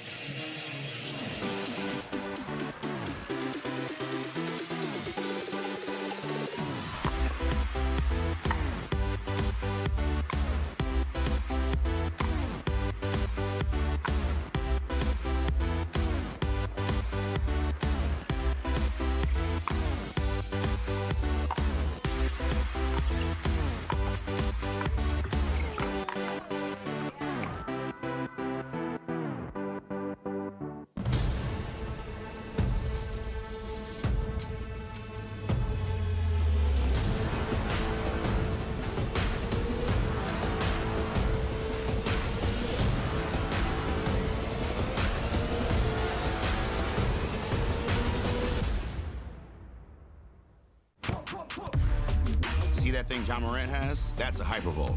That thing he uses to warm up and stay loose before he throws it down. That thing Tony Finau uses on course between shots. Ooh, that's money. That thing Robin and I use before and after we're on the bike so we can ride harder tomorrow. That thing Erlen Haaland uses before smashing it into the back of the net. That thing that's for everyone. The Hypervolt from Hyper Ice. Give your body the daily relief it's been asking for. Introducing Simply Spiked Lemonade. Real fruit that left the farm and has seen too much to ever go back. Simply Spiked Lemonade. Tastes like your favorite lemonade, now spiked. It's getting juicy. Welcome back, everybody. Look at those boys like they were last week, dressed matching. Oh, yeah. Very nice. This is well planned out, Dave. Really looking good there and playing great as well. 0-0-2.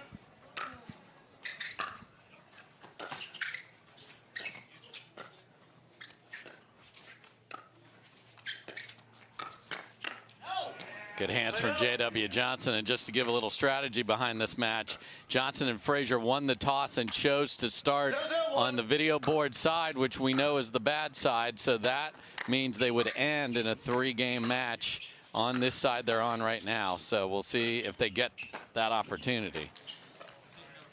Yeah, and players on the far end or teams on the far end have struggled to get that ball to bounce and be able to move forward with the soft game. Keep an eye on Wilson and Arnold if they're able to neutralize points and get to the kitchen in game 2 here.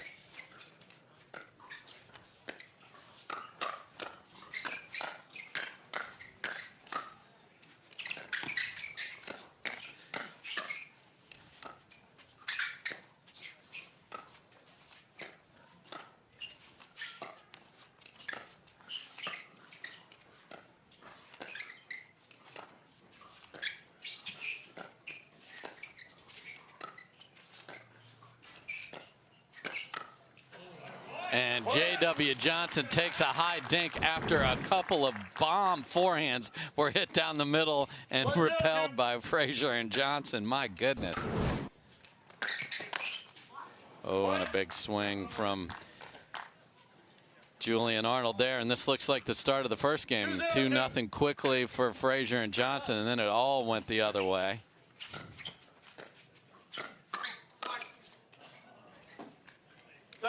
Good save from Frazier there, but Wilson was ready. He has a nice first attack from Arnold there. Found that right shoulder of Frazier and couldn't quite get a clean counter punch. And there's a freebie given right back on a missed volley. 1-2-1.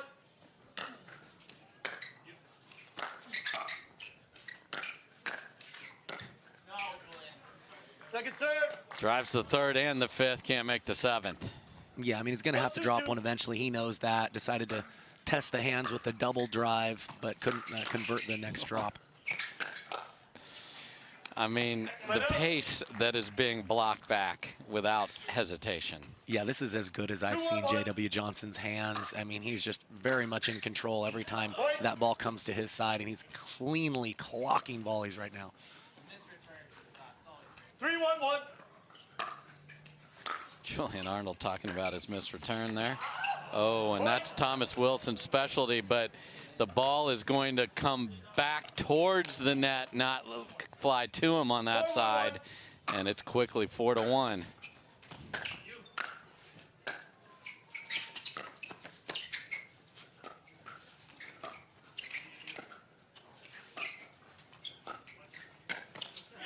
Again, ball up, smash down. And you're not going to hear the loud screaming from the players, but the crowd is enjoying this run, and 5-1. 6-1. Both Arnold and Wilson have missed a return. Yeah, and when those balls are floating, especially with the skill set of Johnson and Frazier, being able to lean in, staying right on that line, really easy for them to lean in and find aggressive opportunities. So, what do you know? Everybody on the near side is looking good. We'll see if that pattern continues here on a Saturday in Texas.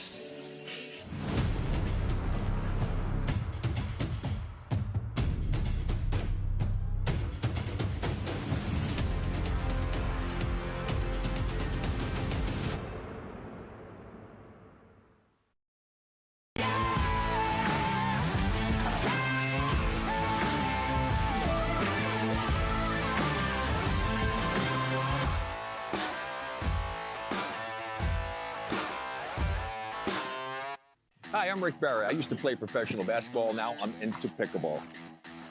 Performance is really important, but also recovery is actually just as important. AlloMD is a product that I use constantly before my matches and after my matches for my recovery. Great for inflammation, great for recovery. I keep coming back to this. AlloMD all day long, baby. I use it. I use it. I use it. I use it. I use it. AlloMD Acute Relief Cream. Introducing Skechers Pickleball, the official footwear of the Carvana PPA Tour. They're ultra lightweight and responsive for incredible speed. They have Goodyear rubber outsoles with a specialized pickleball design for increased side-to-side stability and agility. Plus, they feature shock-absorbing foam and Skechers' famous relaxed fit design for incredible comfort game after game. Conquer the court in comfort. Skechers Pickleball, the official footwear of the Carvana PPA Tour. Welcome back, everybody. Frazier and Johnson looking very, very good here, and give a shout out to our referees, Tony Jade and James Otto, Onisha Smith, and if it gets to the video, Roger Workman, ready to rule. And out of the timeout, they get some missed volley and nice pressure from the Missouri Tiger, Dylan Frazier, prowling the jungle. Yeah, we talked about the need for them to be more aggressive here in game two, especially with the side. Seems like they're making a conscious effort to play up-tempo, and it's working really well so far.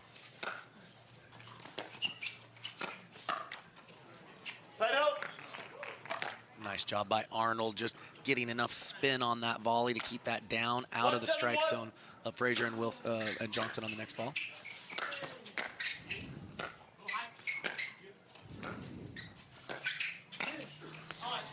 And again, the ball is going to travel away from Arnold as he comes forward and can't come up with it. Doing a little comedy hour over there, though, on the way back. Yeah, certain players really let you into the inner monologue of what's going on. And we've got a front row seat as far as what's going on in Arnold's head right now.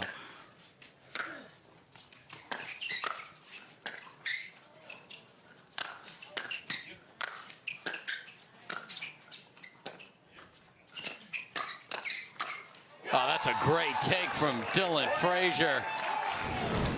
Yeah, recognized that the ball dropped just slightly lower than the net, made his move to poach, committed to it, and put it away.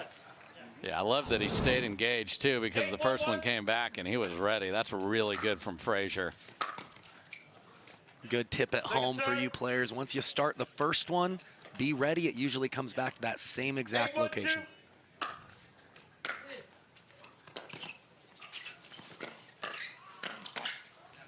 Get that out of here. J.W. Johnson says, Andiamo.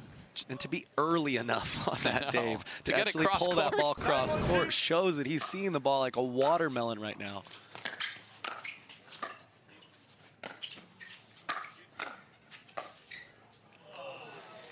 Can't quite dig that one out, but my goodness, what a difference a side makes here.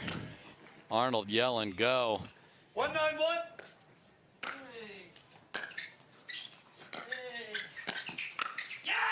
And that is go, and that is louder. You know, Wilson says, you know, I can do that too. Great poach by him. Same situation as we just saw, just reversed. Sails deep. Okay, and you know the opponents, if they like to poke at Frazier and Johnson because they will not give you anything back from an emotion standpoint. Firepower brewing. There it is. The crowd just waits. It's like, when are you going to push the Andiamo button, Julian?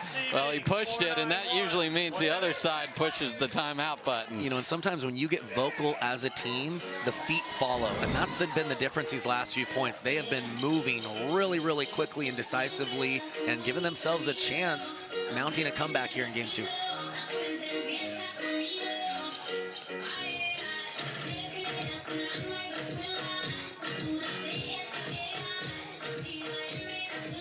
So I like the timeout here from Frazier and Johnson, just controlling the momentum, making sure, hey, let's settle ourselves, still have a lead. We'll go from there. And we've been talking about how important it is to get those deep returns, Kyle. And when it looks at everything in the world, Vint loves a great return as well. They are an investment platform working to provide returns through alternative assets.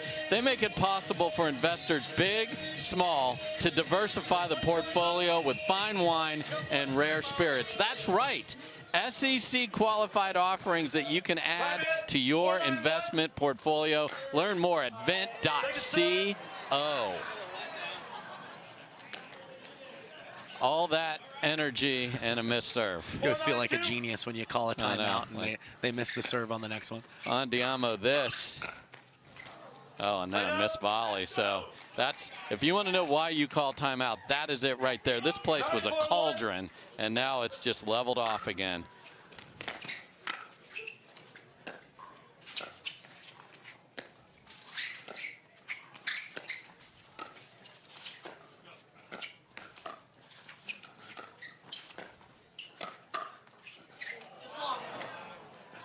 Good flick from Thomas Wilson, and that goes deep.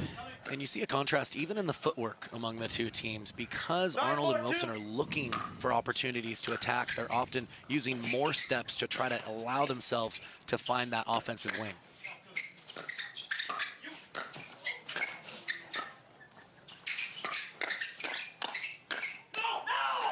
And J.W. Johnson firing away. Wilson couldn't get out of the way. That looked like it might go deep, but a lot of laughter over here. You're getting a comedy club ticket with your pickleball ticket today, but this is game point.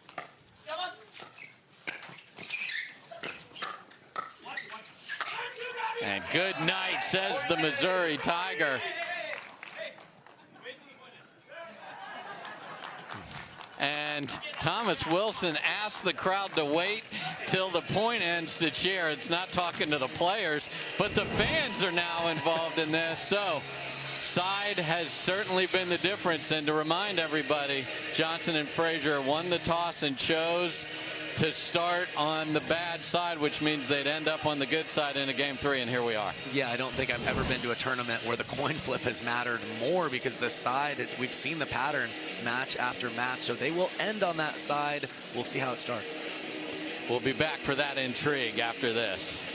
To make it to the game, it takes dedication and training. To stay in the game, it takes grit and stamina. To win the game, it takes strategy and skill. You keep focus on your approach, drop, and champion shots, and we'll help you stay focused on your strength, flexibility, speed, and downtime. Having a sports medicine partner in your court is key to helping you make it to the game, stay in the game, and win the game. Select Medical is proud to be the exclusive provider of physical therapy of the PPA Tour.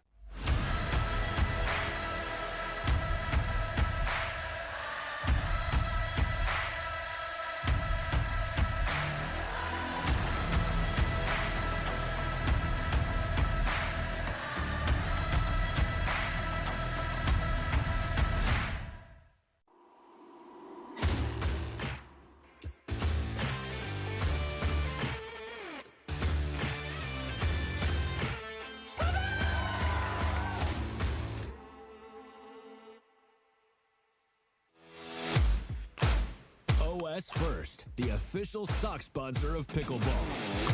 Stay in the game with OS First socks with purpose and compression bracing designed for comfort, injury prevention, and improved recovery. OS First is the official sock brand of pickleball and the PPA Tour. Visit www.thepickleballsock.com to learn more.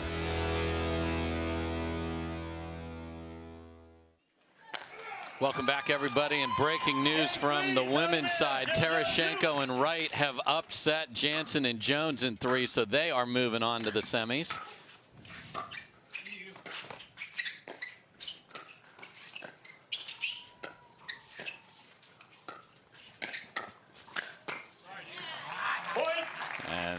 And that's big. We talked about the side, and any points you can get on the far side of the court are humongous here.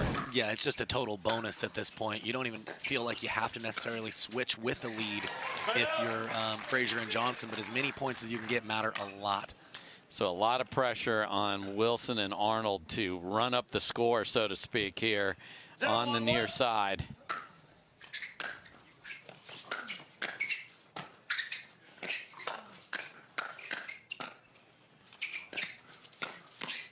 And that is a gorgeous finish from Julian Arnold there.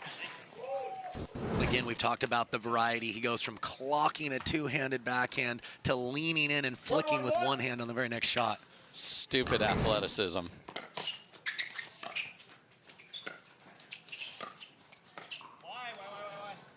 Second serve. Only you could answer that, Thomas.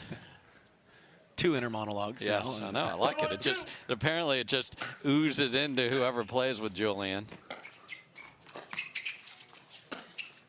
Oh my, and goes at the body. I know he didn't want to go that close to the face, and he's apologizing for that ball, trying to hit the upper right shoulder. Yeah, wanted to just force JW to block there, getting into the body, but just got away from him a little bit.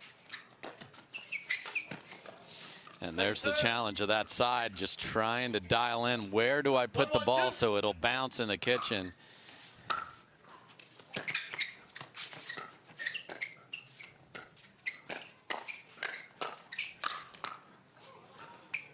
Oh, and Arnold looking for the volleyball tap, which is not available, although we should have a jungle rules match. That would be fun. Can't will that one over, but again, have gotten one both times they've had the ball, which is big. Yeah, the JW Johnson flick right now, that backhand flick has really been the difference in turning this match around. He's leaning in and really tough to attack on that side as well. 1-2-1. Point. And there's a missed return. He's got to move on, Dylan Frazier. Keep spinning that paddle.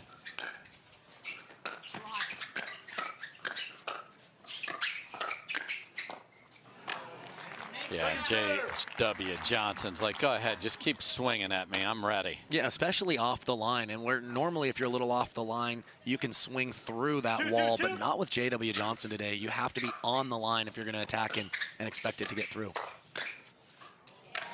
Good leave there, and that's the other impact of being on that far side. If you get caught a little bit, it'll stay in that jet stream at the same height.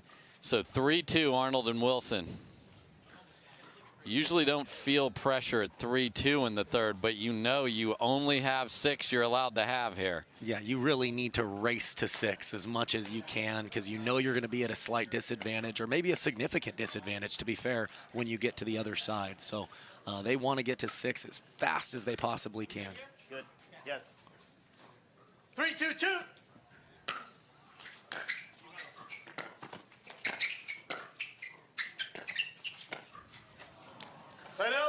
Arnold made the harder of the 2 resets there. So ball back, and Frazier and Johnson again just pick away, one here, one there.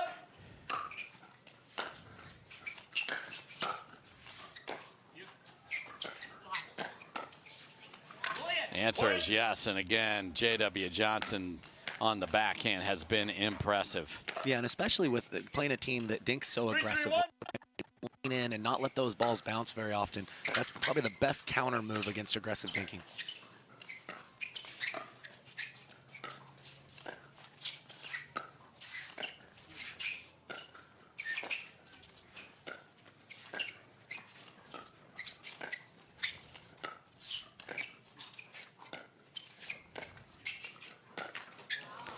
And Arnold pulls the trigger but catches the tape, so 4-3 Frazier and Johnson here.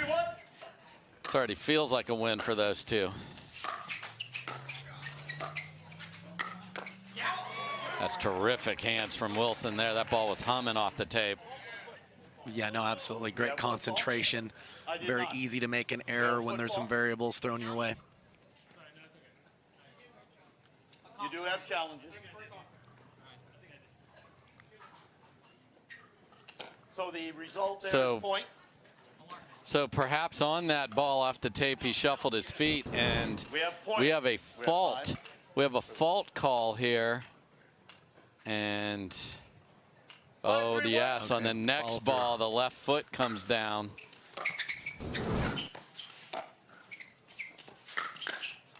There's a nice inside-out speed up. Great job by the referees. They're all over it. Yeah, even though he contacted it out of the kitchen, his momentum, just that toe finding the line. Great spot there by the officials.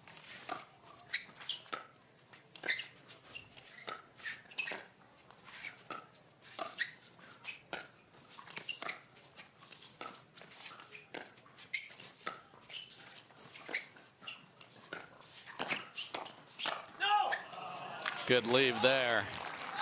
So again, Tony, Jaden, and James Otto all over it as our referees. So, my goodness, 3-5. They have got to go now.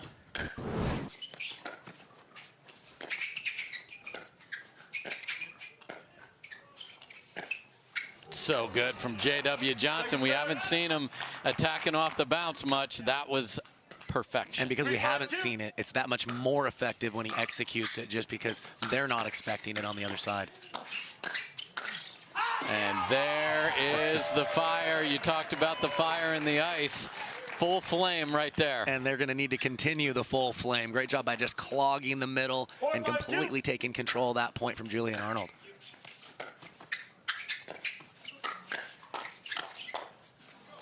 And just SWAT team hands from J.W. Johnson and Dylan Frazier, and they have another chance to switch with the lead here. 5-4-1.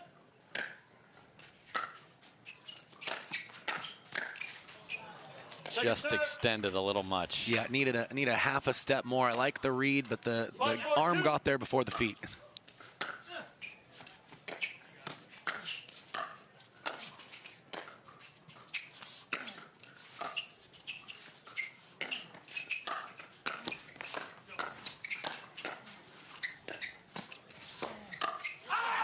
Oh my, if Dylan Frazier lets that go to the J.W. Johnson paddle. We're switching sides, but we're not. Yeah, and so tough to execute these step-back attacks. It's not even all that disguised. No. When they know it's coming, you really have to hit your spot well.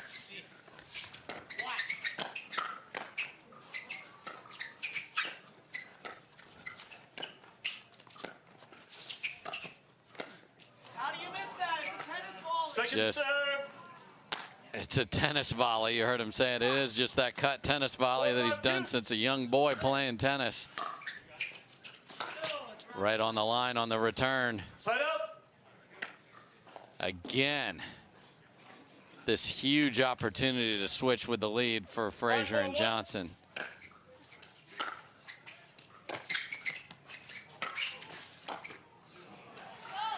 Yeah, nice aggression there by Wilson. Gets his feet out of the way and didn't hit that as hard as he could, but he put a lot of spin on that ball. Very tough to handle in transition.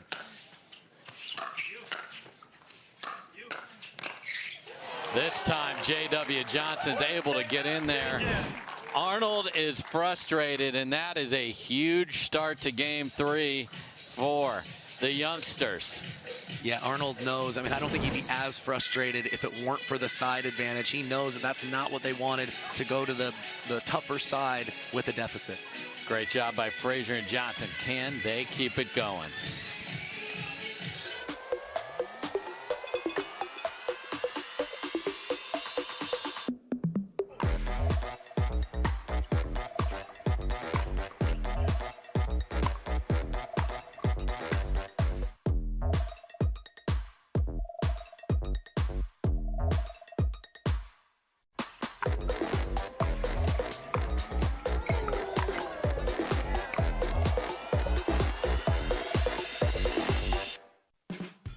There's never been a better time to get away. With a great deal on the Hyundai you've always wanted. With America's best warranty and up to 3 years complimentary maintenance. It's your journey. Own every mile at the Hyundai Getaway Sales Event. Hurry in to get our best deals of the season. Get in and get away.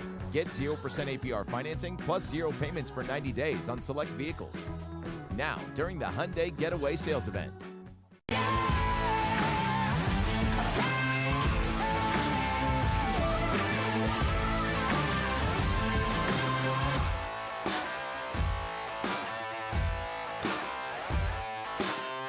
Want to maximize your game performance to always stay in bounds? Look no further. Thorlo pickleball socks are specifically engineered with our innovative padding to help you perform your best. Pickleball socks that keep you on the ball. Find your sock at thorlo.com. Welcome back, everybody. We have switched ends. Frazier and Johnson have the lead and the alleged good side. We'll see if it is indeed for them. And that is wide. Yeah, and if you're Arnold and Wilson here, you really have to get deep returns and good first volleys. If not, that up-tempo style on this side that Frazier and Johnson are likely to play is just gonna kill you. And another mistake from Arnold. That's a killer right there. 8-4. 8-4-2.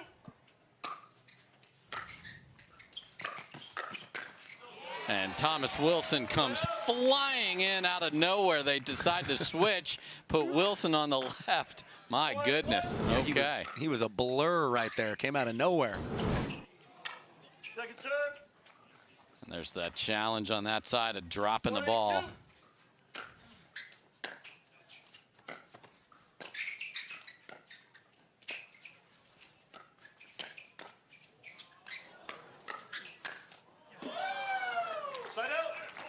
Again, you know, I mentioned the need for Frazier and Johnson to get a little more aggressive. Specifically, Johnson has really stepped it up these last couple of games, and he is the player that's dictating most right now on the court. He's played fantastic here to get them to this point. Just misses. JW can't believe he missed that opening. And Julian says, sorry, out.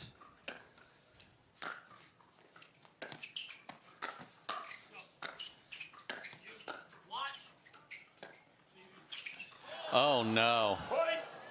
and a miscommunication on a ball going 2 miles an hour. Yeah, they normally talk pretty well. Probably Arnold's ball just because of where it landed, but he was trying to defer to the forehand. Yes. Tough to make that decision in real time. And they both moved a millimeter at the same time, so they both backed out. Oh, Dylan Frazier. Yeah, still like the play from Frazier. It just got slightly behind him. Credit to the counterpunching ability of Wilson and Arnold there. So there's the challenge on this side, is it's in your face is the wind. You're trying to switch, so you got to go in a hurry. Oh, no, again, they got out of that one.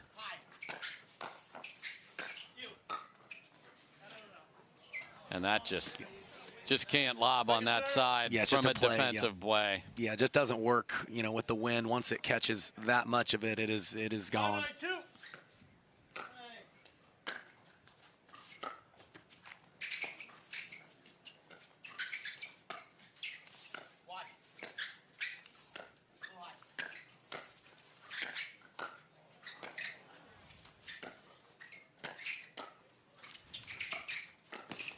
Oh my, they finally got a ball to bounce, and I thought Wilson was going to do push-ups over here on the side of the court.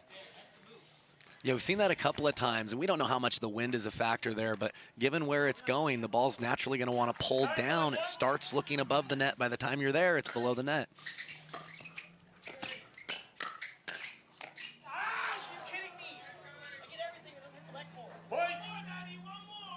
So we are at match point for J.W. Johnson and Dylan Frazier. 10-5 what? And they get it on a missed return. So a match full of fire, full of volume, goes to the quiet duo who let their hands and their play do the talking. Really impressive from Johnson and Frazier to move on. Yeah, certainly one of my favorite teams to watch, not just because of their ability, but honestly, I love how supportive they are of each other. I've seen matches where one's had to carry the other. They're never critical. They have an obvious chemistry, and they're moving on. So they are going to move on to the semifinals. We will have that later. The ladies are back when we come back.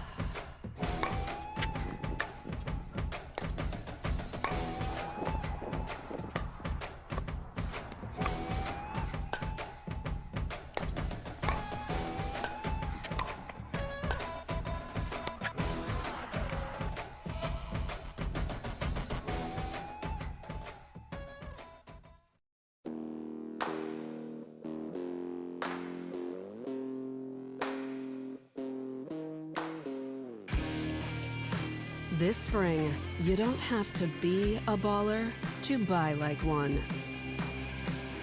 With a power bid approval from Guaranteed Rate, you can go head-to-head with cash offers and win. Call a Guaranteed Rate loan officer today.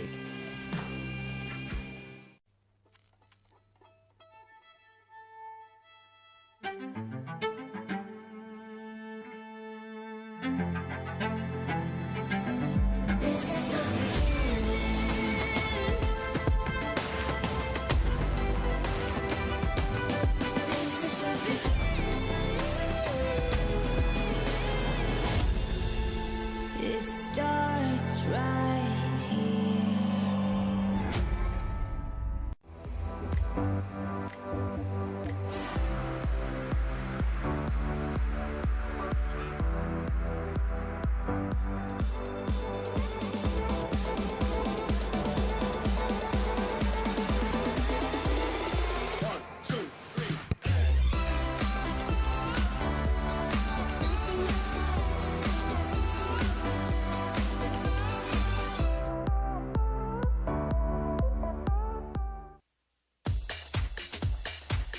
Welcome back, everybody. Dave Fleming here with Kyle McKenzie. This is the ONIX Austin Showdown, powered by Invited.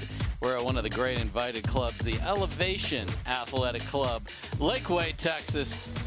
Beautiful hill country here just outside of Austin. And the women's has followed so far on the top, but at the bottom, look at upset city. Dizon and David, a huge win over Kovalova and Smith, and then Tereschenko and Wright, a huge win over Lea Jansen and Allyce Jones. So 6 and 7 on the bottom. Parenteau and Johnson are awaiting the winner of this one. And as we talked earlier today, it's Anna Bright's turn next to Leigh Waters. Her audition unfolding right before our eyes. The ongoing audition. And she's nailed it so far. She's been in the script and just being perfection on the court so far. These two have been money. Yeah, no, absolutely. If you're Leigh Waters, it's kind of a good problem to have, deciding between Anna Bright and Catherine Parenteau, who have both come out playing amazing this year. But we are going to have another surprise finalist on that bottom half, no matter who gets through that semi. So that'll be a lot of fun to watch. Now on the other side on this one is a young lady that made her debut on Championship Sunday just last week. That's Lacey Schneemann in the white hat there and the ponytail. And let me just tell you what she does when she's not playing pickleball. I pulled up my LinkedIn here. This is her job description. Product Design Engineer, Boeing. She is working on electronics packaging for satellites. Like, come on. You know, we'll talk about, pickleball IQ. Yes. Well, I think having just a really high IQ in general probably doesn't hurt you when you're out here either. And there's a good look at Regina Franco Goldberg. You want to talk about being able to put the ball back in play. This is a terrific defensive player. Really strong on the two-handed side, too. So these two are going to scrap. You got Schneemann there on the left or on the right side of your screen. She'll be smacking forehands with that unique swing. Very wristy there out in front, but it got them a long way when she had Jade Kawamoto next to her last week. And here we go with Regina Franco. And then on the far side, Leigh Waters in blue and Anna Bright. And Comedy Hour on center court continues. And I thought Schneemann played a fantastic final, even though they lost to Waters and Parenteau. I thought she played great for her first championship Sunday, and she's obviously playing well again to be in this position. Yeah, the moment was not too big for her at all. She was a terrific player. You see that, her loosen that arm up. She can get off the ground, too. Very athletic. Here we go. Let's play pickleball. Interesting non-paddle tap swing there for Schneemann, but stays connected.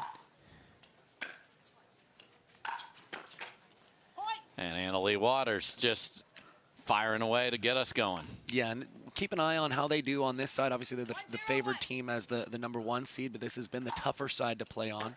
Will they be able to consistently get forward to that kitchen line? Yeah, the only time where we really saw somebody comfortable there was Leigh and Ben yesterday. Just had a dominating performance in their semifinal in the mixed.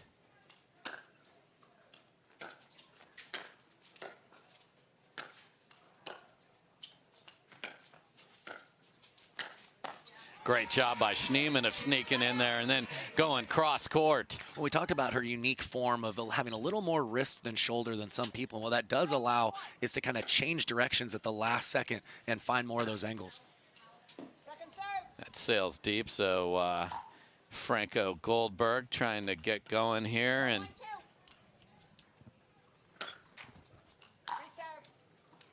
we'll reserve.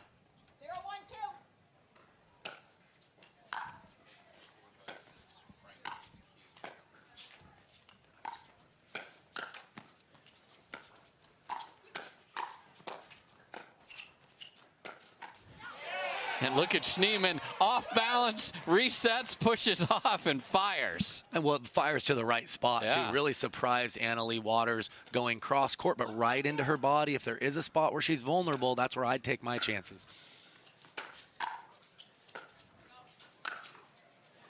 Great finish there from Anna Bright, but There is confidence oozing through Schneemann because she was not set and she's still firing. That ball she called off Franco. So, and I think too of the partnership here, I think she knows she has more of that ability to initiate offense than her partner. You need to get that from somewhere. So certain times in certain partnerships, you might be the setup player. When you're not that, you may have to push the envelope a little bit more. I think she knows she needs that.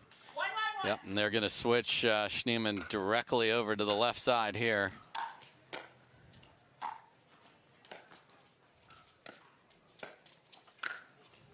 Too high from Franco Goldberg there.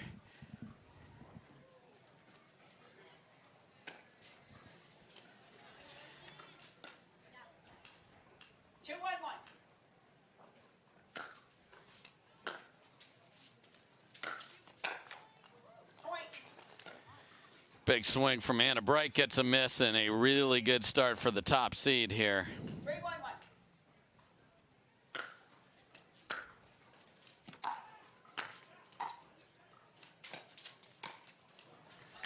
Again, this is the last of our quarterfinals here, Kyle, and then it'll be all semis the rest of the way. Getting down to the wire here.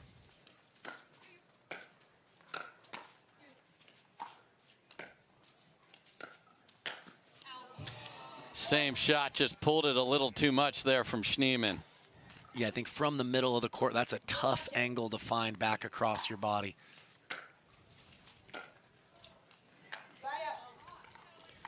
And Anna Bright is like, enough of this pink extra layer. Time to lose those layers, and Schneemann seems to have a little bounce in her step. Yes. I really like how she's moving on court.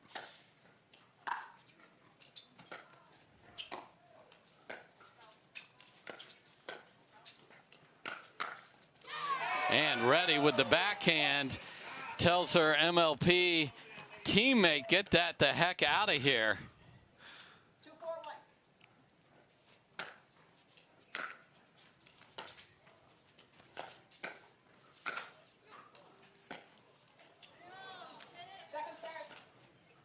Yeah, nice move there by Bright. You see that she didn't even touch the ball, but just by jumping the kitchen, changed the shot of Franco Goldberg and was able to generate the error.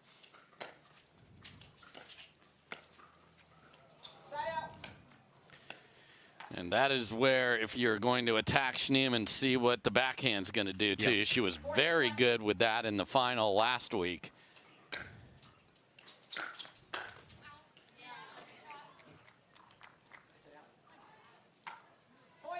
That stays in. Does that stay in or go out? I believe that did. I think it's in. Yeah. I think Bright set out, and that confused everybody, and then she said, nice shot, because the wind held that up.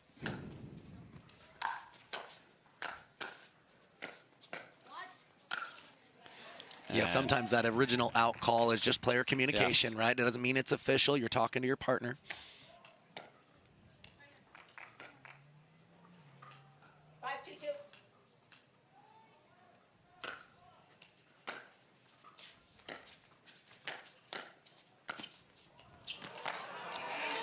And look at that, slicing on the move, one-handed backhand volley.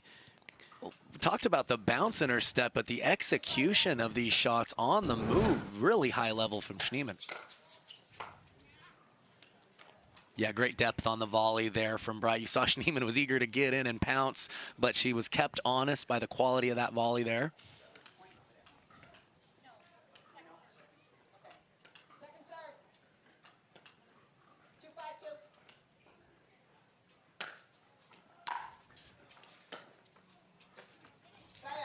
Another good deep return. Got Diane Anderson, Denise Smith, Damon Barry, and Teresa Martin if we get to video.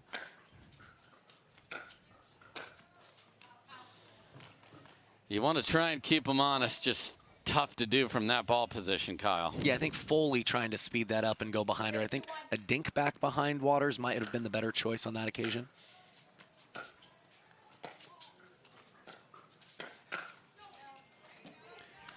Big swing from Anna Bright, but on that side of the court, that's just not going to stay in. So 6-2 is the lead for the top seed.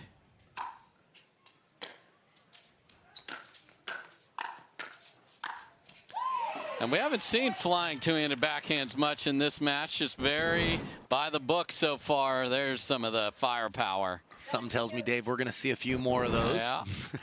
7-2.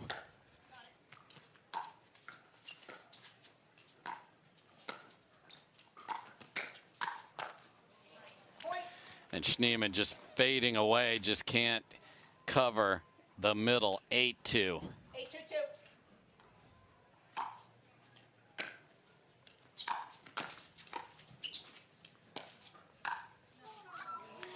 Good leave there from Schneemann and Franco Goldberg, so it's time to go here.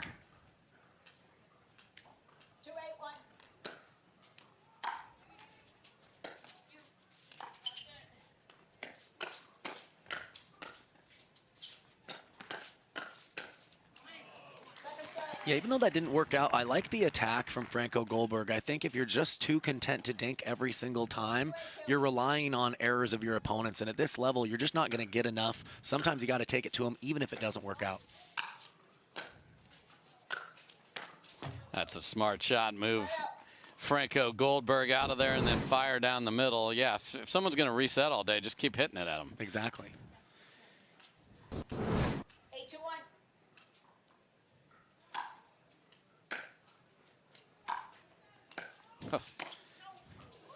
Oh my, that roll from Leigh Waters, because we've seen nobody be able to get the ball down on that side. Great job by Franco Goldberg getting that just barely shallow enough. There's almost no place to go that was safe other than the kitchen. And Bright a little frustrated with herself there.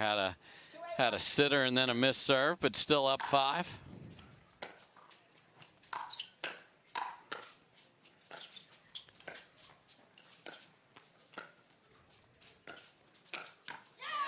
And Lacey Schneemann, I even like the backhand counter even more than that attack right there. That's really good. Yeah, she's really stringing together combinations of quality shots, and that's what it's going to take to get points off of the #1 team in the world. She was ready to run in front of Franco Goldberg right there. Too good from Anna Bright.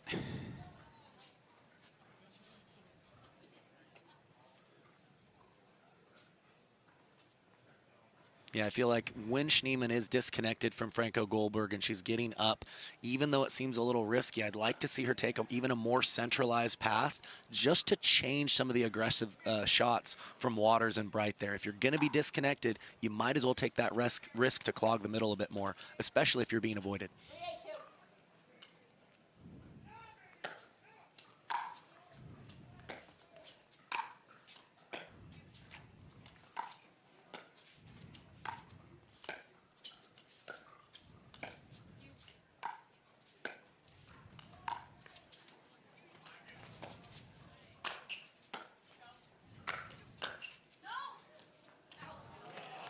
And somehow through the wind that goes deep.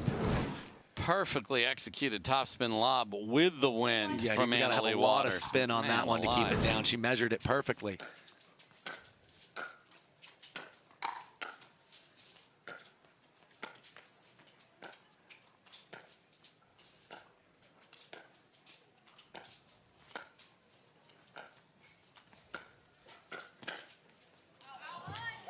And just not able to counter that one was Franco Goldberg. And both these ladies have talked about adding in the one-handed roll. They're known for their two-handed backhands, but a nice job by Anna Bright showing off the one. Just deep on the return, and we are at game point for the top seed, and paddles are down. So some real good rallies in this match, but just a little too much from the top seed so far. And you know what? We always want to improve our game, Kyle, and we've got the experts at Top Court to help us out. I can't wait to see which of our tutorials we have queued up for you. We'll find out right now. Okay, so there's 2 tips that I'm going to give any beginners that have an issue or a hard time hitting a backhand. Number 1, making sure that contact point is way out in front of their bodies when they hit the ball. And number 2 is making sure that they're staying down through the ball. So when I hit it, I'm not lifting with my legs. I'm staying down in my knees through the ball. You'll notice my position here. If I hold it, Thank you. If I hold it, I'm way out in front here with my contact point, and I'm down. Make sure my shoulders are sideways, way out in front, and staying low through the ball.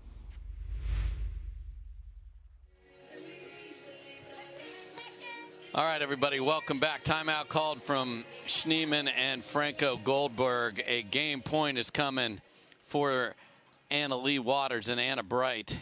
Time in, 10-3-1.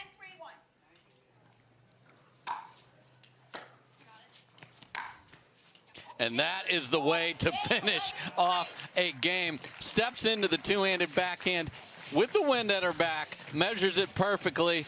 I called her a meteorologist yesterday, and she's got the wind working again. Leigh Waters, she clearly took Callie Jones' two-handed backhand class a long time ago. I was going to say, right on cue. She stayed down on that one, and the ball stayed down. Really impressive game one for those two. Can they keep it up?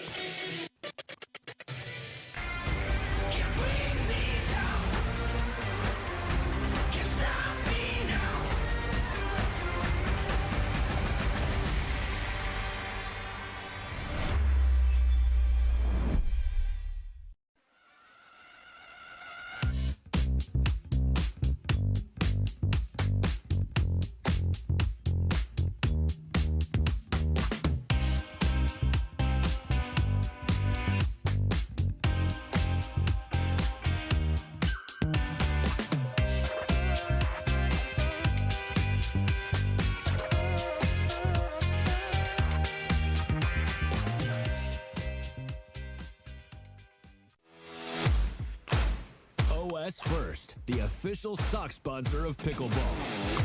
Stay in the game with OS First socks with purpose and compression bracing designed for comfort, injury prevention, and improved recovery. OS First is the official sock brand of pickleball and the PPA Tour. Visit www.thepickleballsock.com to learn more. Don't let discomfort slow you down. Try Penetrex. Penetrex is different than other products with no greasiness, irritation, or unpleasant odors. Made with unique ingredients, it's 100% satisfaction guaranteed. Penetrex, the #1 online rated joint and muscle cream.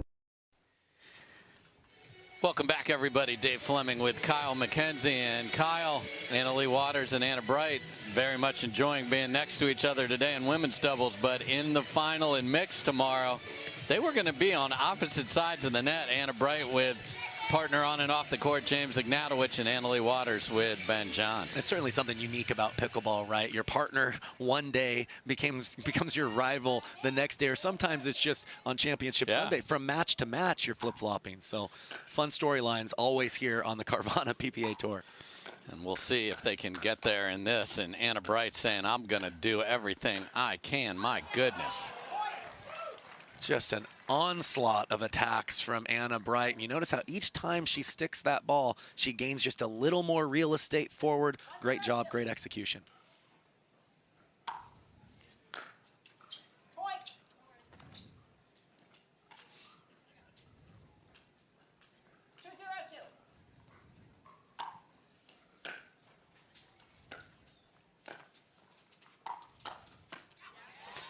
And Lacey Schneemann is a confident player. Yeah, she was all over that. And that was a pretty tricky attack from Leigh Waters, but Schneemann was not fooled on that occasion.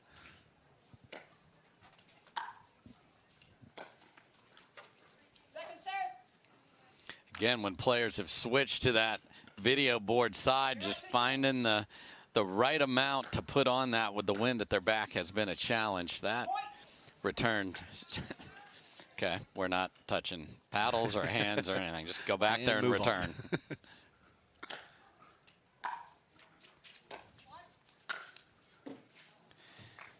Bad luck there, as that looked like it was going to be 2 missed returns in a row. But again, you see a third shot drop just float a little bit more.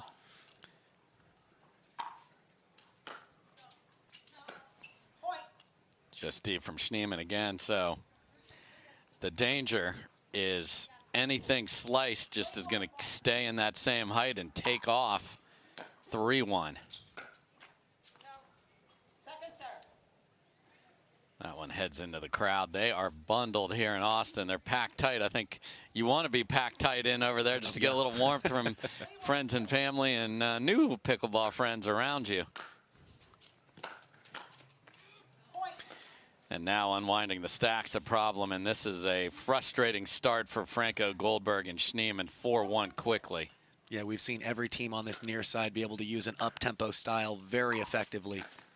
And there it is again, and they're going to have to reconsider whether they want to switch sides because it is not working. They're missing returns, and they're getting caught.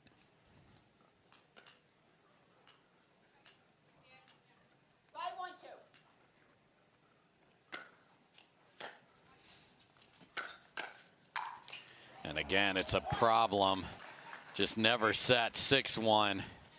Well, you don't have to ask Anna Bright and Leigh Waters twice to play up-tempo. No. They're very comfortable with being aggressors and attacking early and often.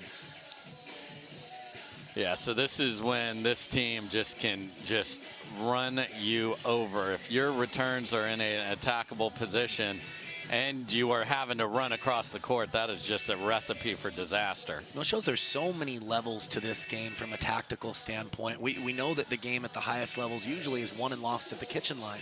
But when there's conditions like this, it puts more of a premium on your first 3 or 4 shots in each point.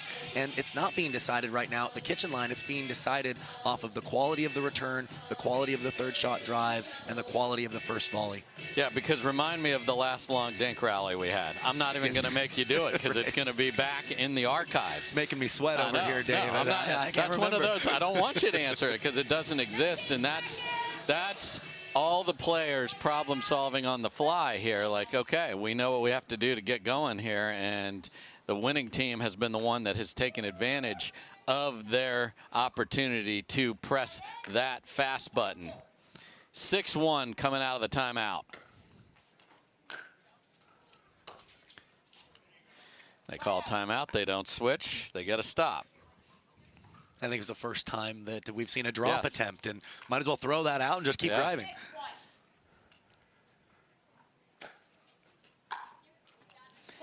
Big serve. So that is the advantage. If you can find the range with the wind, you can really knife that in there.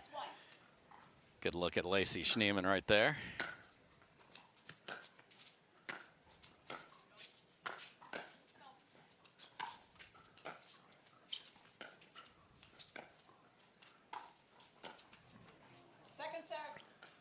And a beautiful dig in the middle of that point by Franco Goldberg to Yes. get them up. But again, that's the challenge. Just getting there is only half the battle. Then you have to win the kitchen point. Tough to do.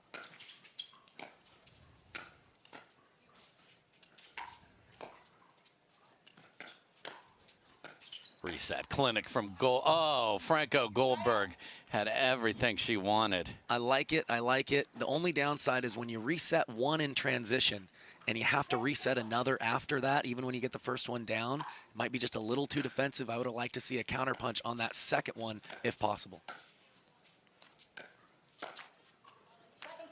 Big backswing from Anna Bright catches the net. Yeah, may have been a touch too low to fire the trigger there. These ladies have yet to find a ball that they can attack. That's true.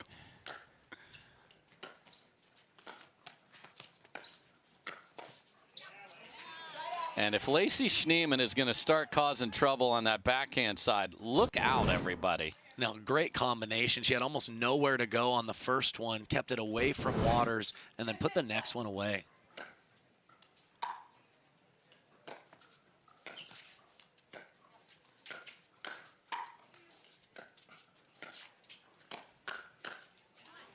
Anna Bright just ready for that speed up.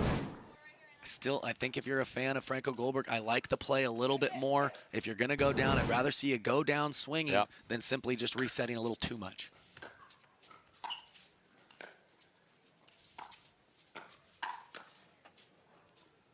And the wind's going to take that well wide. And, you know, Schneemann might want to just sell out. And since every next ball's going back to Franco Goldberg, just go. Just poach like tennis.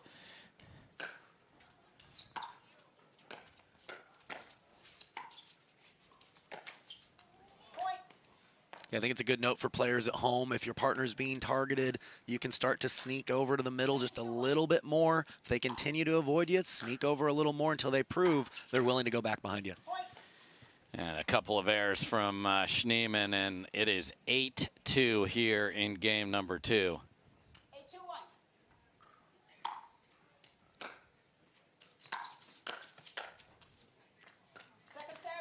Nice first volley from Franco Goldberg there.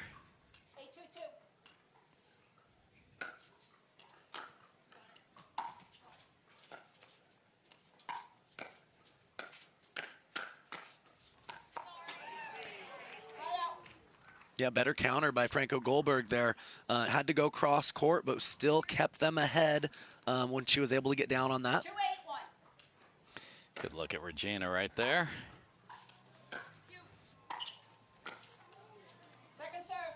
Little lungy there. Yeah, she was surprised that it went back behind her. Good recognition from Waters that Schneemann would be leaning middle.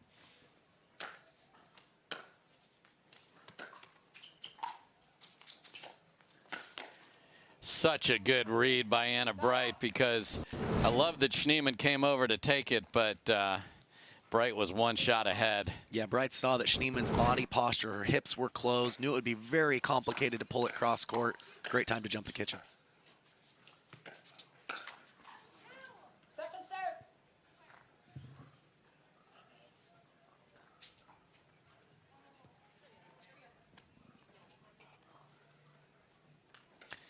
And these two can just, all right, you know, we've had a couple of stagnating points. Let's put Anna Leigh on the left. Strike 2. Yeah, I think, you know, they're heat checking a little bit, playing the scoreboard. Good hands by Franco Goldberg there. Waters kind of moving through that attack a little bit.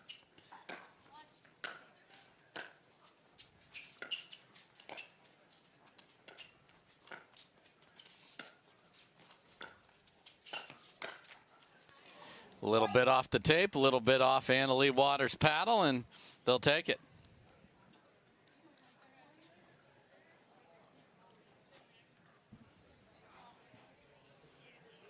New ball needed as that one rolls under the bleachers here. And thanks to all the referees, thanks to the fans sitting around here. You can see hoodies, toques are all required here today to keep yourself warm. Yeah, everybody is bundled up. There's a very long line for the hot coffee stand out there. I was out there a minute ago, and you can understand people love their pickleball, but trying to stay warm out here.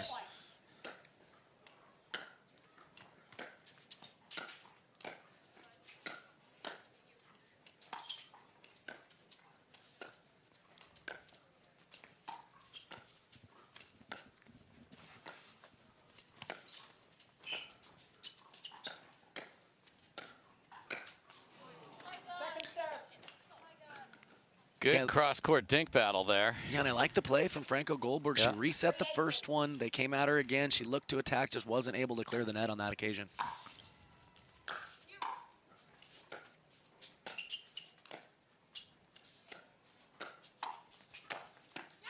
And there's Lisa Schneemann again. Using every inch of her frame there. Not the tallest player out there, but could have had me fooled with as far as she reached into the kitchen on that occasion. Yeah, unusually long, but certainly not tall.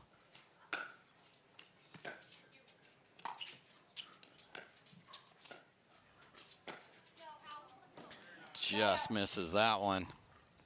Looked like it would have worked had she just gotten a little more spin on it. Good idea.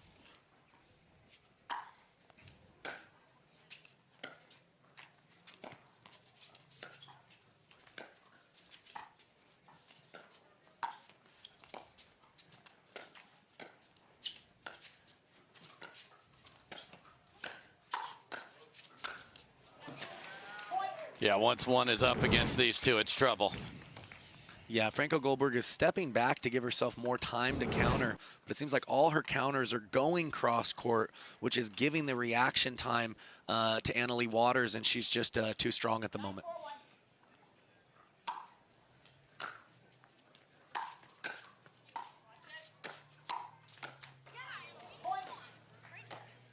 And mistake there, and we are at match point for the top seed.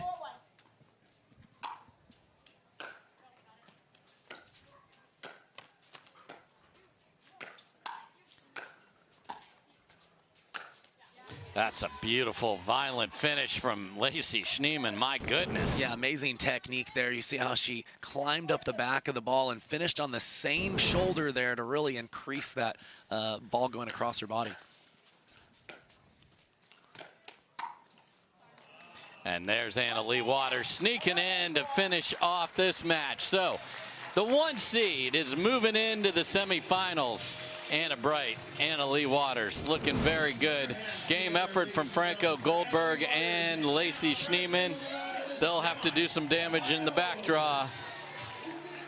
I'm guessing we go back and forth. Let's see some gents on the court here. Yeah, I think we've been flip-flopping. Yeah, great job from Bright and Waters here at the ONIX Austin Showdown, powered by Invited.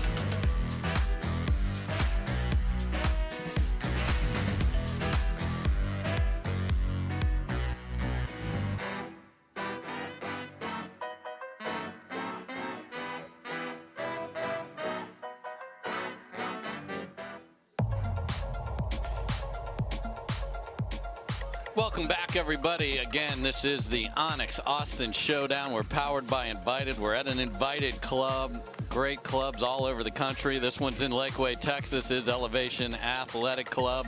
Tremendous matches going on for all our amateurs out there. Again, I'm Dave Fleming with Kyle McKenzie. And we are indeed back to the guys, and we are back with the Johns brothers, and they're going to be playing Brendan Loong and Cincola, who have made quite an impressive run to get here. The other side will have the 2 seed Wright and Newman versus the 3 seed Frazier and Johnson. So that's going to be some good stuff. And we also have to celebrate here. It's Ben John's 24th birthday today, so he's getting to play with his brother on his birthday, and a huge pickleball fan. My dad is 80 years old today, so happy birthday to the best role model a guy could ever have. Huge pickleball player and fan watching at home. So Ben and Russ Fleming, happy birthday. We'll be back with all the action right after this.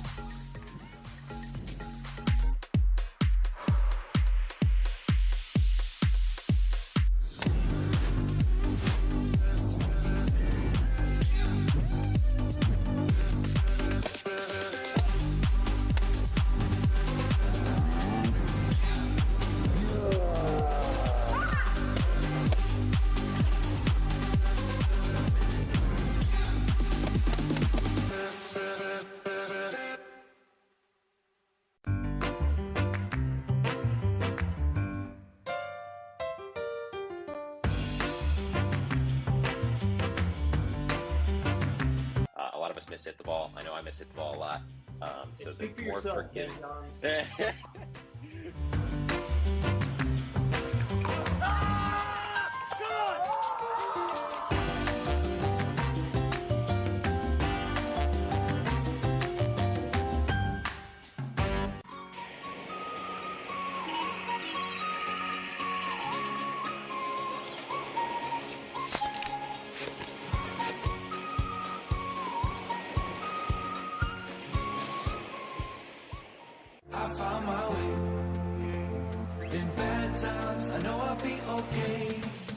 'cause I found my way.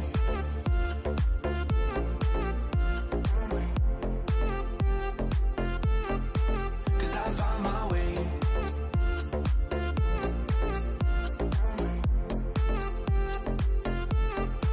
Cause I found my way, my way, my way, my way, my way.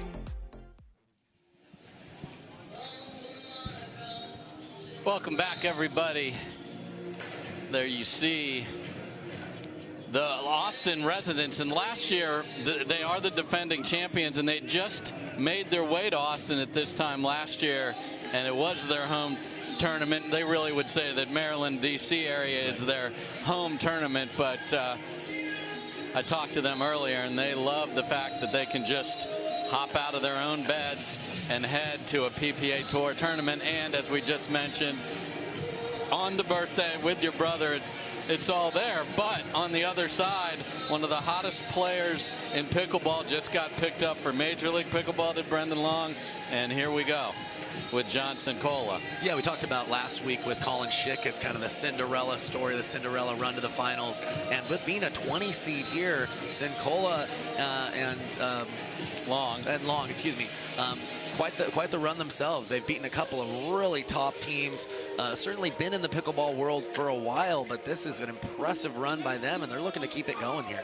Yeah, Long is on the rise. Cincola is so solid. You see Cincola with the hat backwards on the far side there, and it is going to be interesting because, as you mentioned, they beat another pair from Austin, AJ Koller and big man Deckel Barr, who were hoping to put on quite a show and have a all Austin party here in this. Sorry. They broke up the party. Yeah. Heck Ain't gonna be no Austin party on our watch. And I think just stylistically, the way they play, and I'm sure they've been playing this way today, is they both have some attacks in their arsenal. And that's so critical when you play against the Johns brothers, who are so good at just methodically breaking teams down with that slow death, as I like to call it. You're going to have to dink. You're going to have to work the point occasionally. But at some point, you're going to have to go. You're going to have to pick your spot, and you're going to have to go if you want a realistic shot at knocking these guys off. And both these guys have some of those weapons in their arsenal. Yeah, they sure do. So, again, we always wonder, can you stack wins? Can you then get over the hump? Now, this hump, we're in hill country. This is a big freaking hill right here, okay? Yeah. This is a team in the Johns boys that have not lost in 2023. Yeah, no, obviously it would take a Herculean effort to take these guys down, but they have lost before. Let's be honest. And if you go back, the last couple of years, they've had some losses that weren't in the finals, that were to some teams that were kind of in the middle of the pack, middle of the road. So if you're Long and Cincola right now, you've just got to say, I don't care who's in front of me. They've upset a couple of teams already. They've got to say, hey, listen, it's about execution, about how we play. We're going to play our game and let the chips fall where they may. Yeah, absolutely. And, this is an interesting match. And then on the other side, we'll have later, we're going to have a barn burner. We got Wright and Newman versus Frazier and Johnson. Yeah, a matchup that's always fun to watch. You're going to see a little more chirping from Newman and Wright, but Frazier and Johnson, they may be quiet, but they carry a big, big stick in their game. So that'll be a lot of fun to see who comes out on top in that one. Yeah, they looked very good in their victory over a red-hot Julian Arnold and Thomas Wilson. Our referees for this upcoming match will be lead referee Drew DeHennis. He'll be supported by Roger Workman tracking Laura Smart. And if we go to video, and we haven't since we sat down. We haven't yet. It'll be Carolyn Duncanson in the booth. The other advantage that we talk about is just the Johns boys, obviously the family and that support and the knowledge of each other's games. But some of these teams, even if they play together a lot, it's not like Riley Newman and Matt Wright are practicing together all the time. They don't live anywhere near each other. No, you hit the nail on the head. It's a big advantage to be living in the same area with your partner, where you can get those really specific training exercises anytime you want. goes a long way in building chemistry and really understanding the nuances of which role each player is going to play. And the Johns brothers have it down to a science as much as any team out there. Yeah, you saw the man that keeps the party going on center court, DJ Selkirk, Chris Carson over there. We saw a good look at Roger Workman. And these fans, they're bundled in March here in Texas, but they are ready to go. They're dressing warm, but they're not going anywhere, Dave. They're looking great pickleball today, and they're excited to watch a few more awesome matches here. So the Johns brothers won the toss, and that is why they are standing where they're standing. So they said, we're going to end on the good side if we get to a third game. John and Brandon chose to receive. Let's play pickleball. Side out. So you got Johnson Koller from Chicago area to serve here. 0-0-1.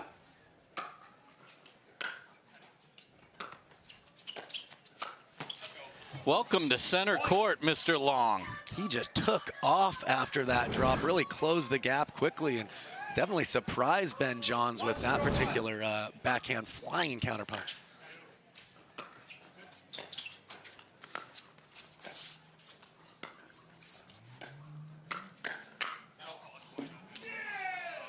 That time Ben Johns ready in the middle. Thank you, sir. 1-0-2.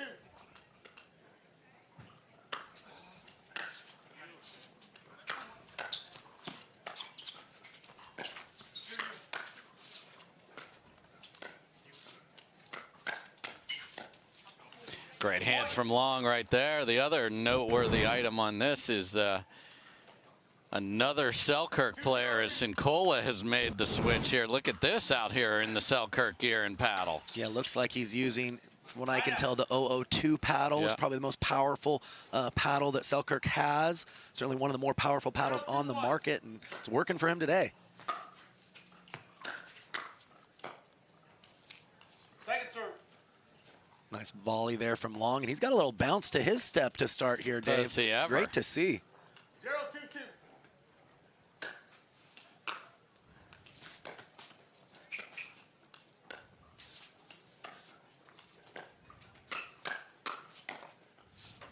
Brendan Long again firing away. Yeah, he's really maximizing his lean in there and looking to initiate on any backhand he can sink his teeth into.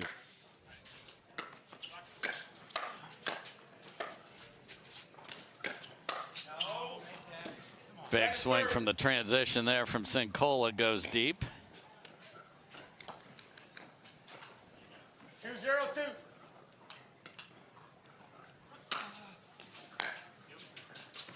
No. Side out. Cincola, a great singles player, so look for him to continue to look for opportunities to use that third shot drive.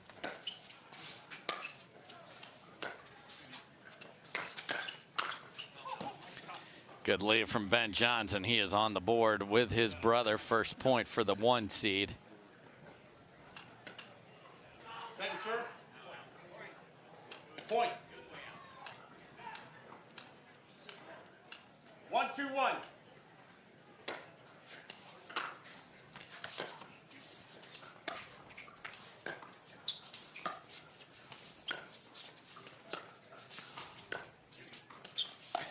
Oh, a little indecision on who's taking that ball coming across the middle. Yeah, I think it's totally okay for Long to leave that, but you got to quickly let your partner know that they've got to step in and take that. All it takes is one letter of the alphabet. You. You.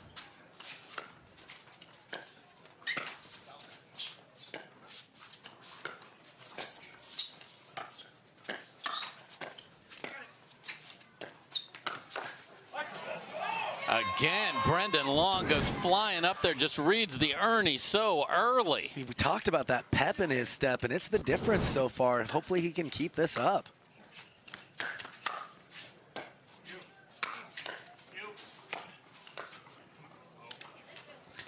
And he certainly has it going right now. Very focused.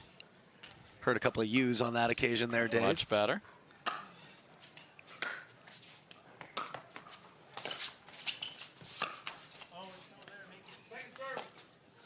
Tough attack from the midcourt there for Cincola. Yeah, it almost looked like he thought he could maybe go around the post and still had his mindset to attack, so he just pulled the trigger anyways.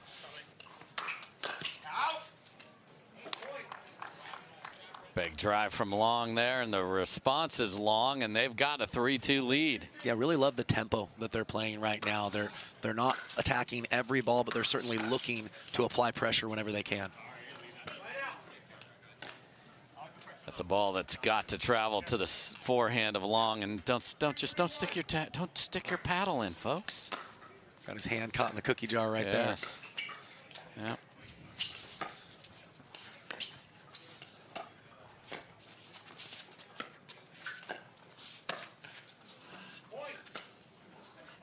I think Cincola has to attack that ball. It did look like it was very borderline, but again, I think that if you're looking for a perfect opportunity to pull the trigger, you're just not going to see enough of those.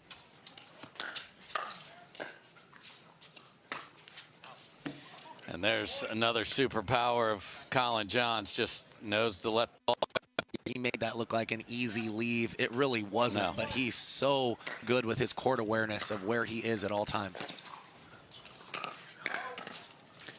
And through the middle is the no-fly zone. Yeah, Cincola wants that shot selection back. That can work on some teams, but Ben Johns is so good with his forehand in the middle there.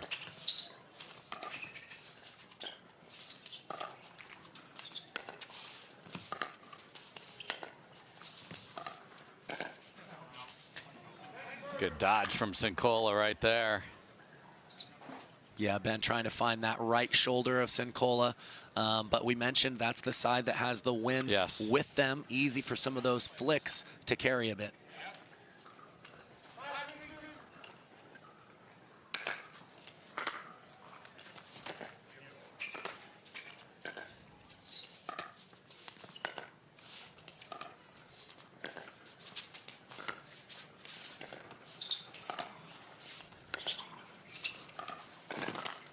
And I've seen enough of the Loong, Ernie. I've got one myself on my birthday. And yeah, they're doing a good job of going to Ben Johns enough to where he can't sink into that off the ball roll, but you go to him too often, especially dinking up his line. He's very capable of jumping the kitchen.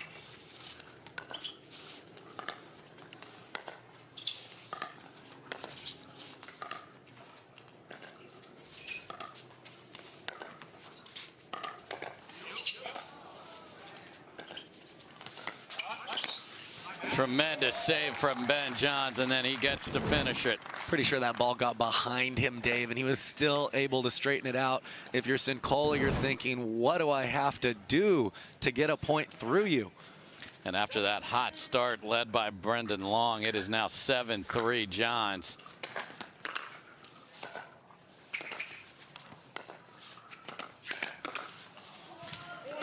And the two-handed backhand full swing counter, and you know, with a team, you never know what their timeout quotient's going to be, but we're at 8-3 here.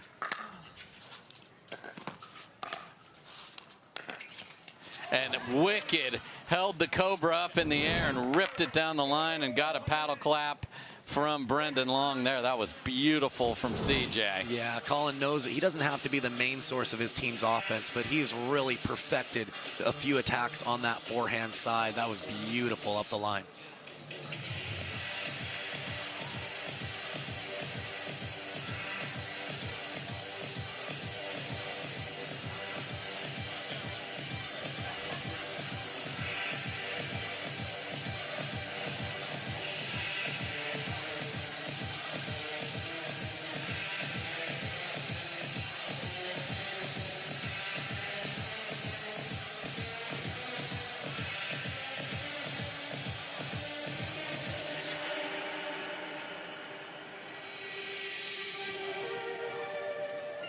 The Carvana PPA Tour is brought to you by so many great companies. You see some of them on the video board there.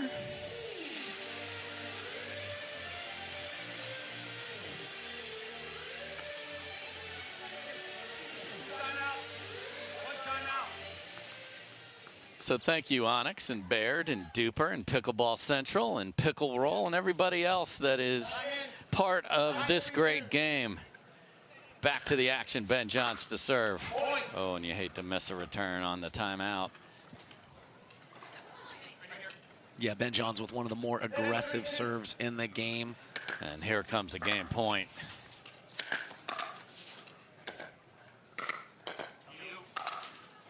Nice swat from Johnson Cincola.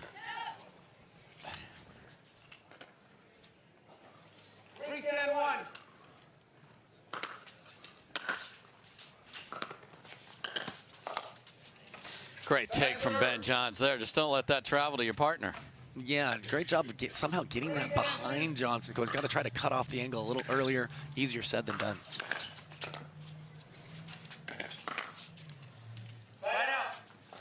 Yeah, rolling and down on that side has not been an easy shot. Yeah, second chance to close out game number 1 right here.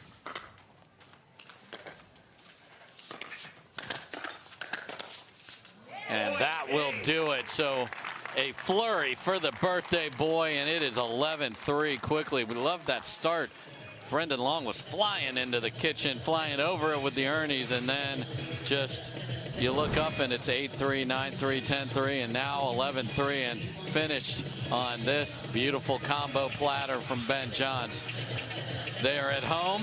They haven't lost in 2023, and they are ready to make their way to the semifinals and into the finals. We'll be right back to see if they can finish off this semifinal after this. The game is evolving. And so are we.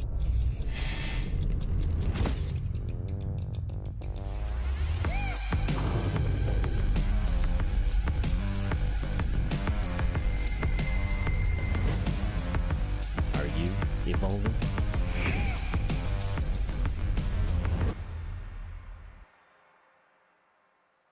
My name is Leigh Waters, and I'm a professional pickleball player. My daughter, Anna Lee, is my doubles partner, and her 16th birthday is coming up. It'd be great to get her a car, and Carvana has helped us make that dream come true. They have thousands of options, and I'm a mom, so of course I want Anna Lee to have something safe. Anna Lee has absolutely no idea about this car, so I told her we're going to Carvana's vending machine for a photo shoot. Drum roll. I think this belongs to you. Oh my gosh, what? Happy Sweet 16, Anna Lee. Experience it for yourself at Carvana.com.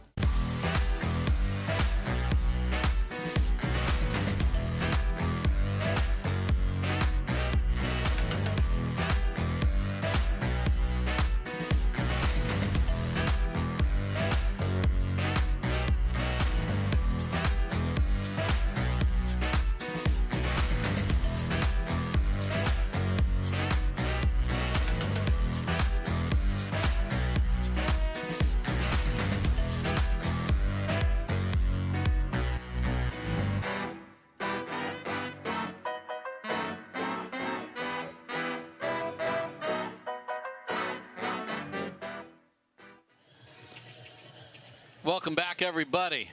Again, we've got a simple subscribe and win. And then you don't miss pickleball. I mean, you don't miss it. Look at that. That is the ONIX DuraFast 40 right there. Do you want to miss some of the great action we have with that, Kyle? Of course not. If you're pickleball addicts like we are, it's an easy answer, isn't it, Dave? Win some of those great prizes from Fila, Dirt Tape. There's so many good things there. All right, Johnson, Koller, and Brendan Long, can you find it again here? You had a great start. The answer is no. And that's a tough side to win on, too. Exactly. Unfortunately for them, they're on the tougher side, tougher to do those fundamental things of just get forward, string together good shots. And now Collin is asking for encouragement from the crowd. All right, that's the level we're at right now. Oh. Brendan Long tries to sneak the two-handed backhand down the line. 1-0-1.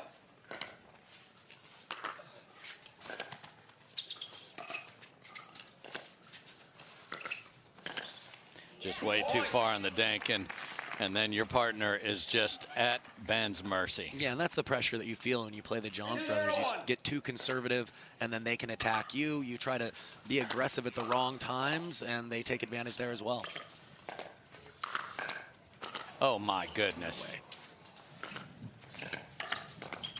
Oh, finally able to get a miss from Ben Johns. And a great cover by Cincola. It looked like Johns had his teeth sunk into that point. Great job getting out of jail there.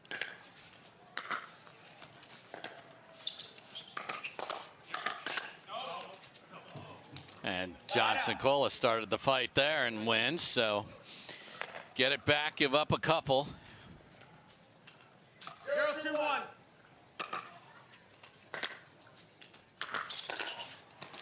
Point. A little skitter off the tape, why not?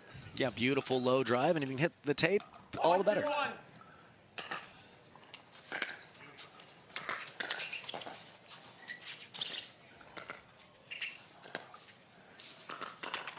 And Brendan Loong gets it past the Scorpion.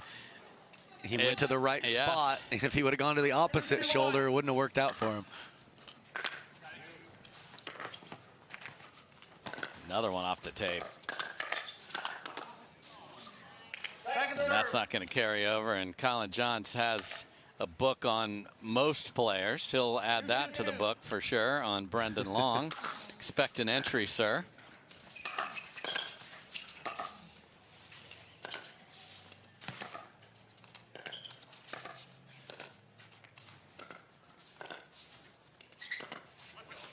Oh, just missed it. Such good disguise from Loong there and just pushed it deep. Yeah, love the idea, and that's a play I really, really like. Ben Johns is such a cerebral player. A lot of times if you can attack him cross court to the backhand, he will just reset most of the time.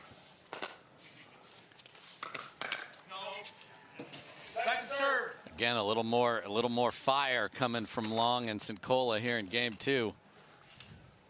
2-2-2.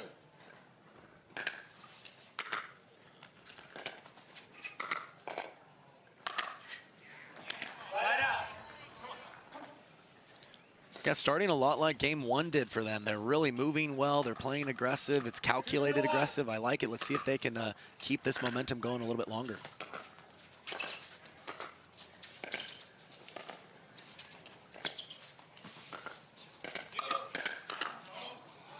Second serve.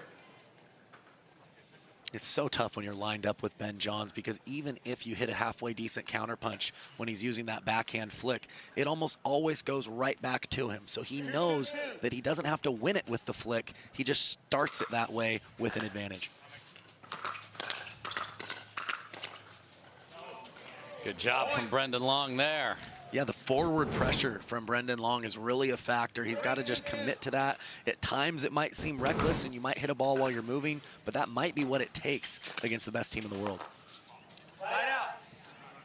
Yeah, because dropping it on that side is a challenge. Why not just stomp on it?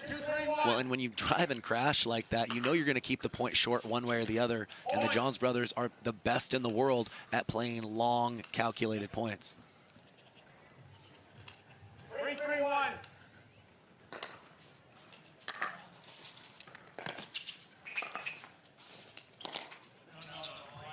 Second serve. Kiss off the tape, and it sails deep for Collin Johns. He had the next one in his series. He likes to go down the line and then find a hip and then find the middle. Keep you guessing out there.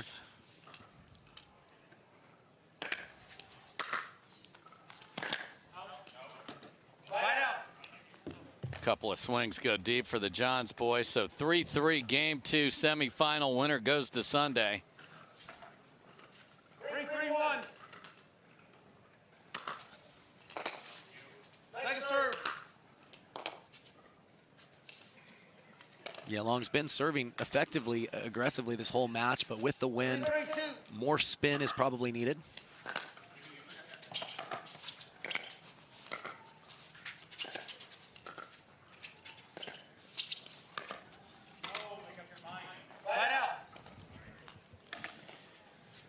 Yeah, John let us inside his mind there by saying, make up your mind in between attacking and just laying it in the kitchen. Point. And Collin Johns threads it down the line again. Yeah, and I like mixing it up, but that probably is a little too much space that Loong gave Collin up the line there. It's a standard shot for him.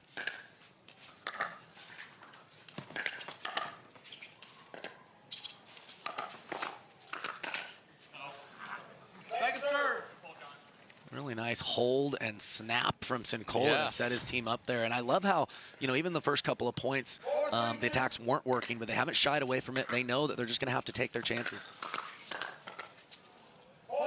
When you're in a high-level match like this where you have to be aggressive, you have to just tell yourself, hey, listen, I only need to win like 51% of these to make it work. You're not going to win 90%.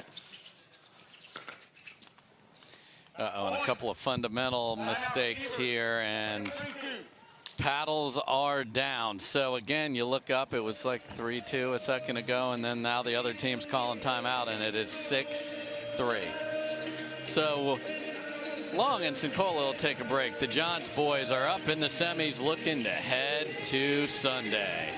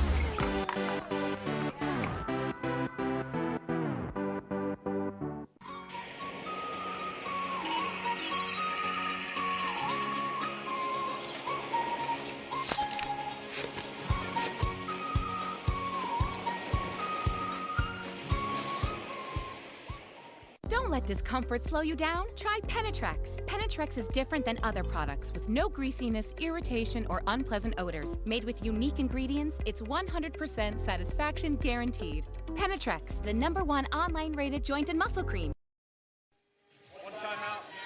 The fans are moving, shaking, trying to get warmth, and the Johns brothers are just going to work on a Saturday afternoon. And Brendan Long's like, enough.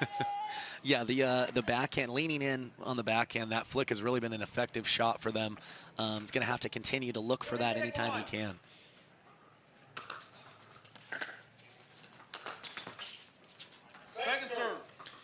Yeah, and to mount the comeback, I know it's the tougher side. You got to be close to 100% on thirds. I know that's asking a lot, but that's the requirement. That's what it takes. It really does. It really is.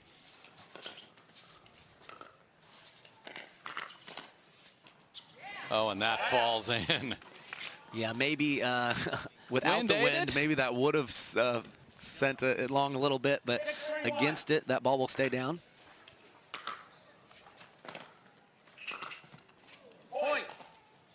Yeah, and another one of the reasons why you prefer this side, you just throw that drop into the wind, let it die down, and then it's not where your opponent thinks it's going to be, and you get errors. Yeah, fundamental shots are not so fundamental in conditions like these. And nor are they fun. Ooh. Second serve. Trying to get revved up are Loong and Cincola.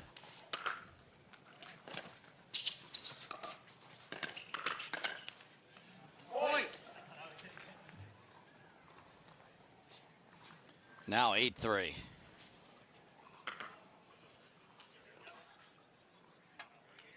Yes. Drew to Hennis, making sure we're all aligned properly.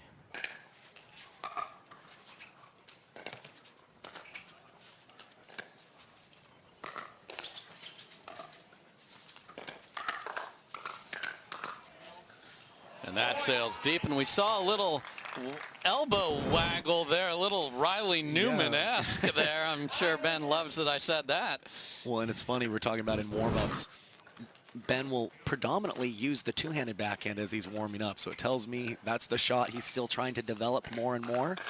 And the rest of the package is pretty well set, Dave. Yes.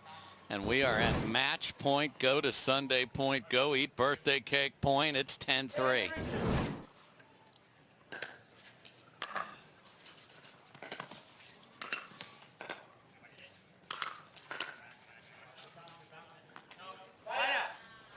Interesting, that just stayed up there. Wind didn't catch that one. Yeah, you'd think that would have stayed.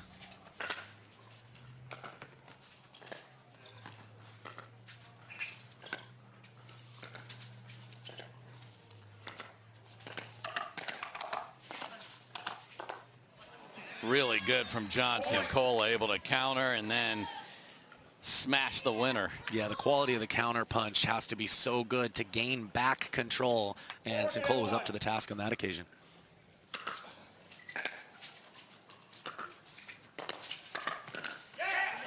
Great move again there from Johnson. Koller very quick.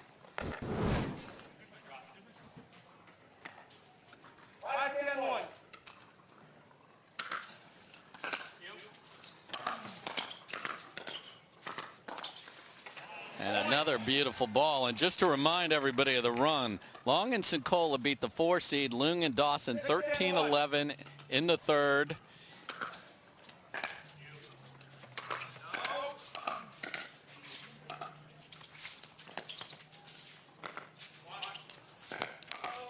Oh, what a low ATP. And Ben sees those coming about as well as anyone. Efficient footwork with that crossover step. And I don't see him miss those very often, Dave. No, it's such a good ball. Oh my, Brendan Loong had exactly what he wanted. And oh, it did sneak off a paddle there apparently. Oh, okay. Okay, I was going to say. I don't think they turned their heads in time to even see the ball land. Looked like they appealed to the official. The official made the right call. It did look like it was just a little long. All right, second match point here.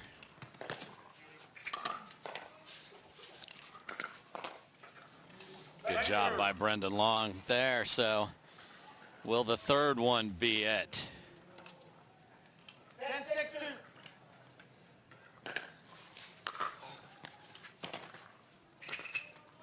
And the answer is yes, as that backhand volley goes just wide. So the Cinderella story of Brendan Loong and Johnson Koller in this madness march is over in the main draw, but a big opportunity for them. Losers of the semis play for bronze. To get a medal in a PPA tournament is huge. They will have that opportunity coming up, but the Johns boys, again, are moving on to Sunday, and guess what? Ben's there in singles, Ben's there in mixed doubles with Leigh Waters, and he's there again with his brother. He's got a chance to back up his Triple Crown from last week. Yeah, like you said, happy birthday, Ben Johns. He's going to be where he's supposed to be tomorrow with an opportunity for another Triple Crown. We'll talk to the winners when we come back.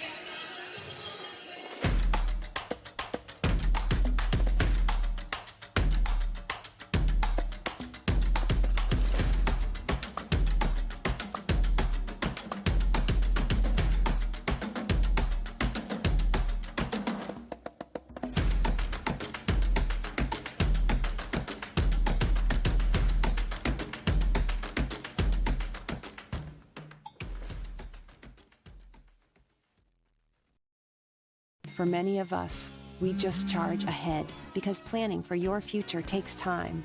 And right now, thinking about your financial future takes on new meaning. At Baird, our financial advisors have guided individuals and families to achieve their goals through every crisis evolution and groundbreaking idea for over 100 years. That's the difference between thinking you're ready for what lies ahead and knowing you've planned for it. Now that's different.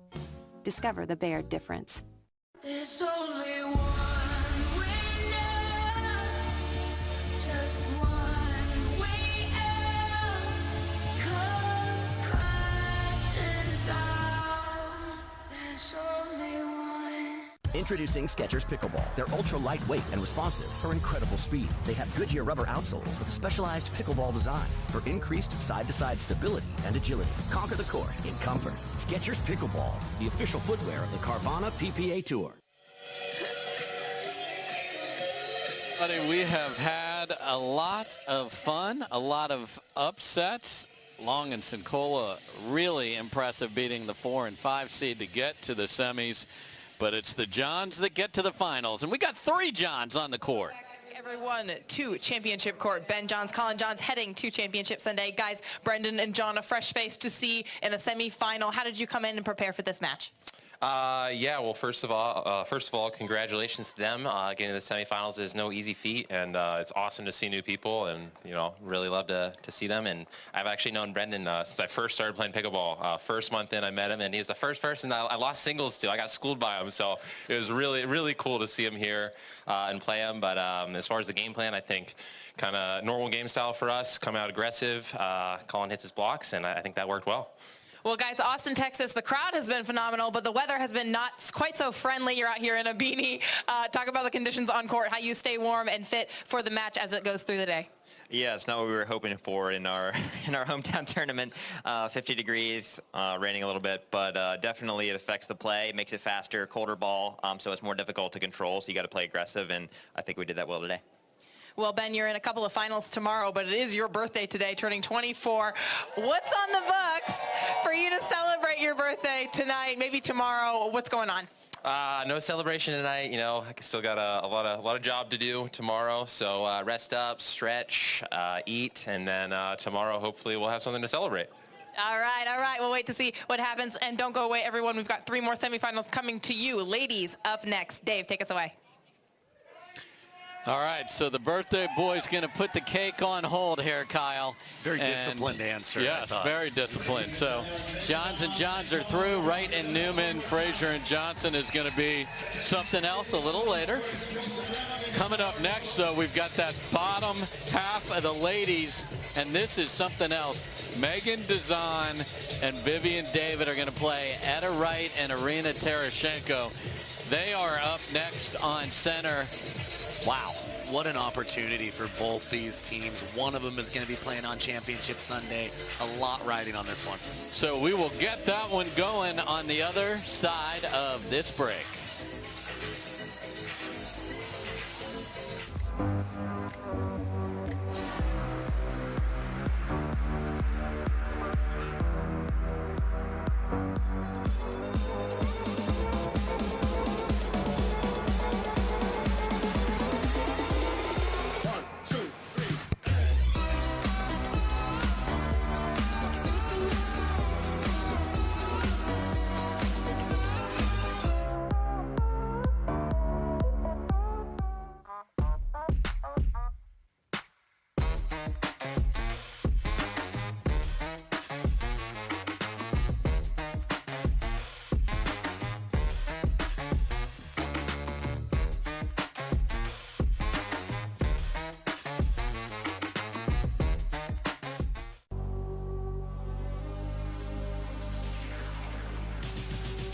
Gearbox introduces the all-new CX-14 Ultimate Power with SST Core. All-new power band technology, delivering controlled, effortless power. All technology, every shot.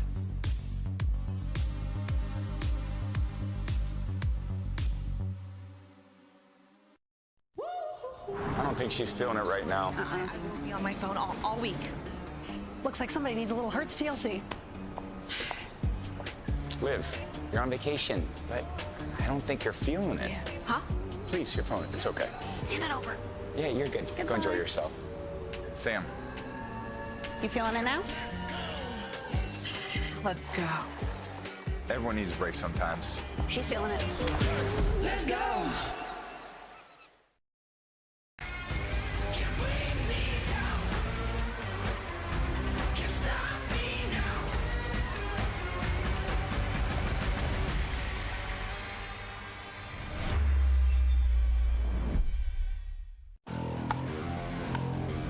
The future of pickleball is here.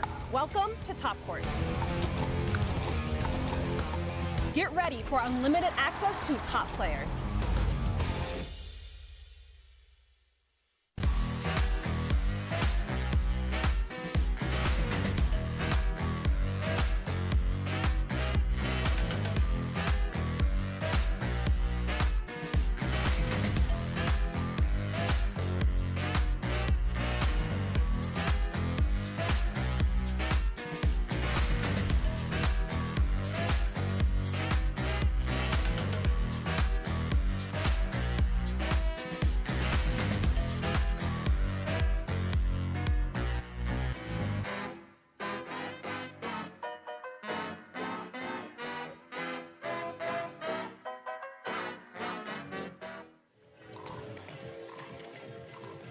Welcome back, everybody. The ladies are on center court, and we are at the ONIX Austin Showdown, powered by Invited. Tereschenko and Wright versus Dizon and David and Kyle. Back at the PPA Takea Showcase, the final in women's doubles was Vivian David and Andrea Koop against Tereschenko and Wright. David and Koop won that one, so 3 of these 4 have actually played for a title at the same time. We pull Koop out, we put Dizon in, and this is something else. And again, opportunity. We talked about it with what Loong and Cincola have, not just in the match they just played, but they're going to get the loser of the next men's semifinal a chance to medal. This is play on Sunday match. Yeah. Come on. Yeah, even more at stake. And I remember that that breakout. That was really Etta Wright's coming out. Consistent results since then, but you better believe she's relishing this opportunity to have another crack at a gold medal and playing on Championship Sunday. And the crowd favorite veteran Irina Tereschenko playing in a semifinal is fantastic. So be interesting to see, is it Etta Wright on the left or Irina Tereschenko? Etta Wright has length, lots of great one-handed backhand volleys, and then David's so solid on the right, and then Megan Dizon's going to be banging away. Let's play pickleball.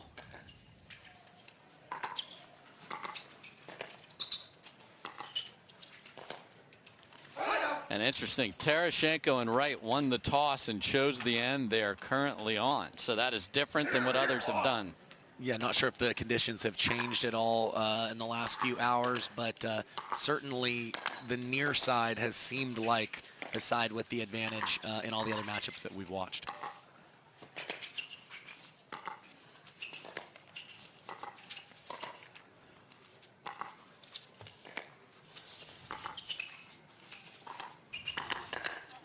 And there's that power from the ace of spades from Megan Dizon. My goodness. Yeah, the exit velocity coming off that. Part paddle, part just her ball striking ability, but I'm not sure if anybody hits it much harder. And there's a laser off the top of the tape, and sorry, not sorry from Megan Dizon. 2-0. 2-0-1.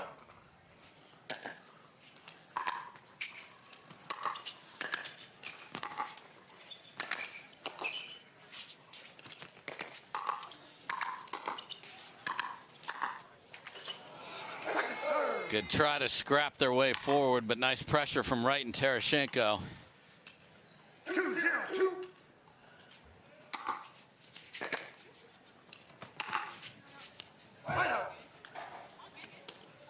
Yeah, don't mind the drive choice, but anytime you're missing a drive wide, you have to ask yourself, were you going for a winner? Because if so, tough to do in doubles.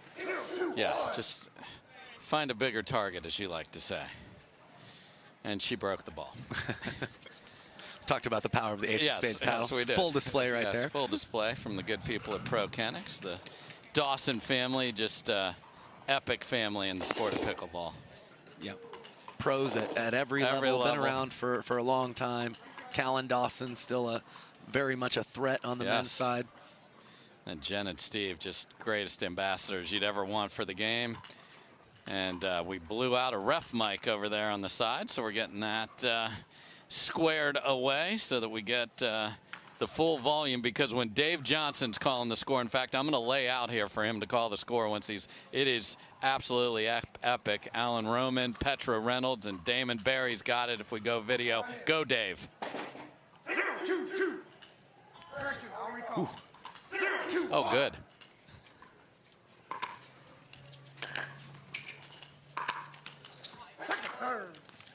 He gets his money's worth on every call of the score. That'll wake you up, won't it? Yes. 2-2.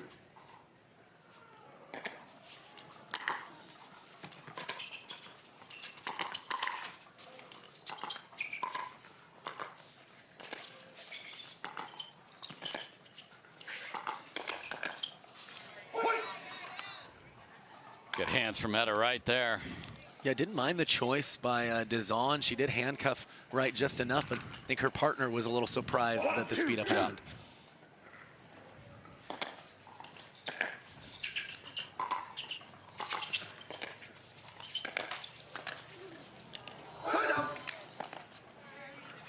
Wright was suspended in midair after that ball was as well. Yeah, did her best to straighten it out, but couldn't quite change direction.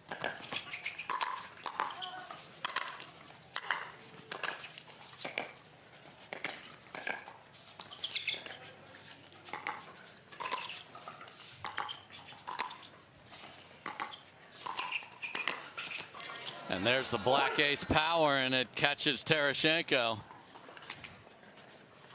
And interesting, you see that Wright and Tereschenko are going to play straight up when they're on the odd defending. Yeah, I think they're a little worried about the drive from David and Dizon, not wanting to unwind the stack every time. We'll see if it might be a little different. Yeah, we might have seen a switch here. Wright is definitely going, so.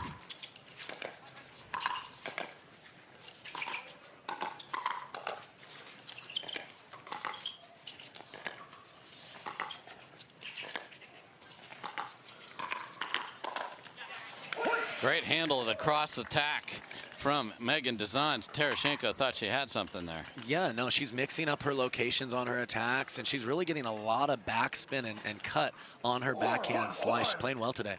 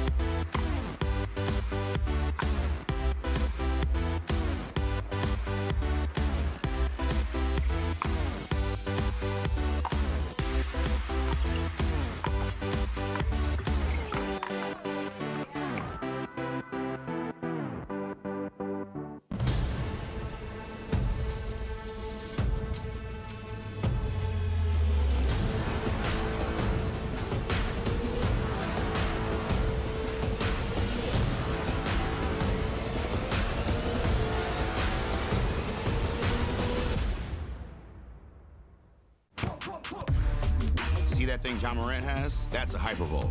That thing he uses to warm up and stay loose before he throws it down. That thing Tony Finau uses on course between shots. Ooh, that's money.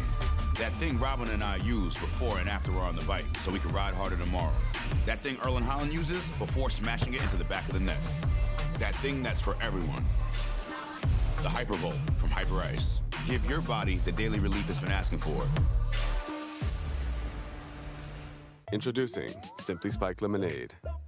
Real fruit that left the farm and has seen too much to ever go back. Simply Spiked Lemonade. Tastes like your favorite lemonade, now spiked. It's getting juicy.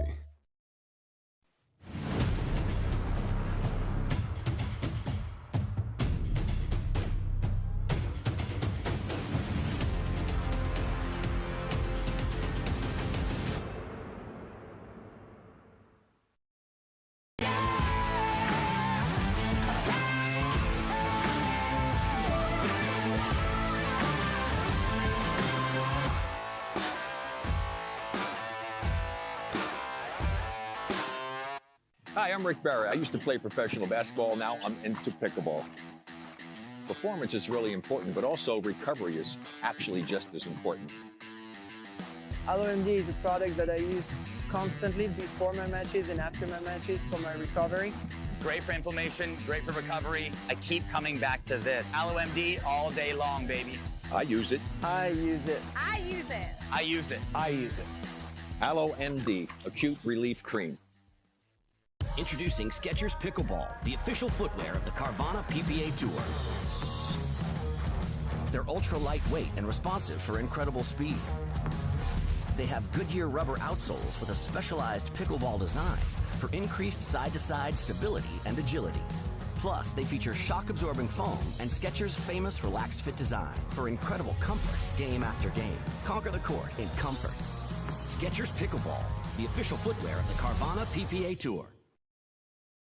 To make it to the game, it takes dedication and training. To stay in the game, it takes grit and stamina. To win the game, it takes strategy and skill. You keep focus on your approach, drop, and champion shots, and we'll help you stay focused on your strength, flexibility, speed, and downtime. Having a sports medicine partner in your court is key to helping you make it to the game, stay in the game, and win the game. Select Medical is proud to be the exclusive provider of physical therapy of the PPA Tour.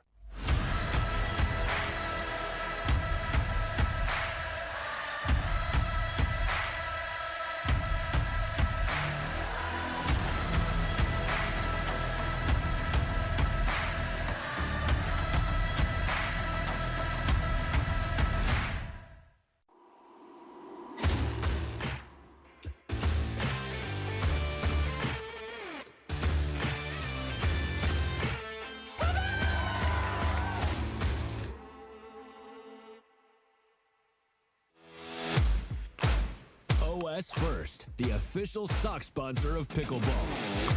Stay in the game with OS First socks with purpose and compression bracing designed for comfort, injury prevention, and improved recovery. OS First is the official sock brand of pickleball and the PPA Tour. Visit www.thepickleballsock.com to learn more.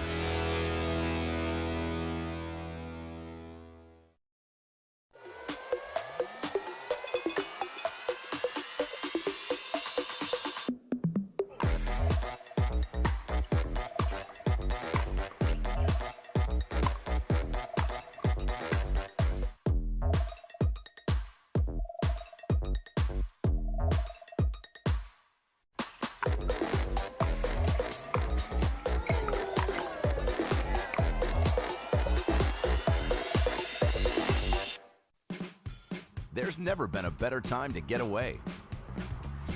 With a great deal on the Hyundai you've always wanted. With America's best warranty and up to 3 years complimentary maintenance. It's your journey. Own every mile at the Hyundai Getaway Sales Event. Hurry in to get our best deals of the season. Get in and get away. Get 0% APR financing plus 0 payments for 90 days on select vehicles. Now, during the Hyundai Getaway Sales Event.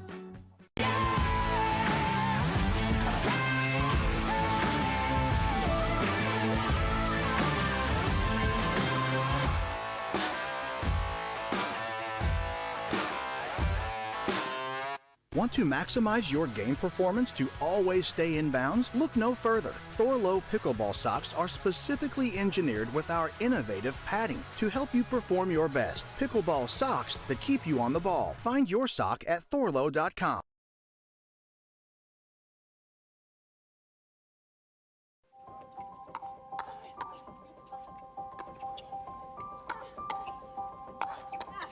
What a way to end it. Family matters in Orlando.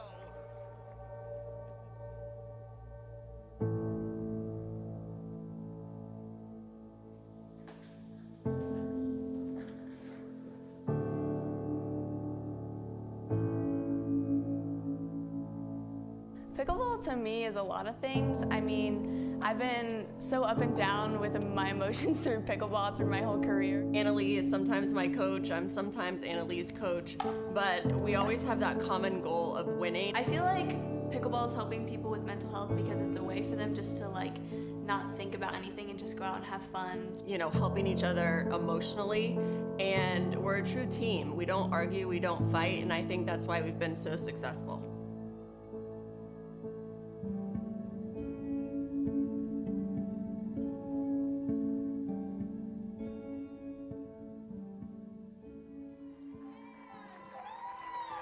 Singles and doubles champion Leigh Waters. Her mother, Leigh Waters.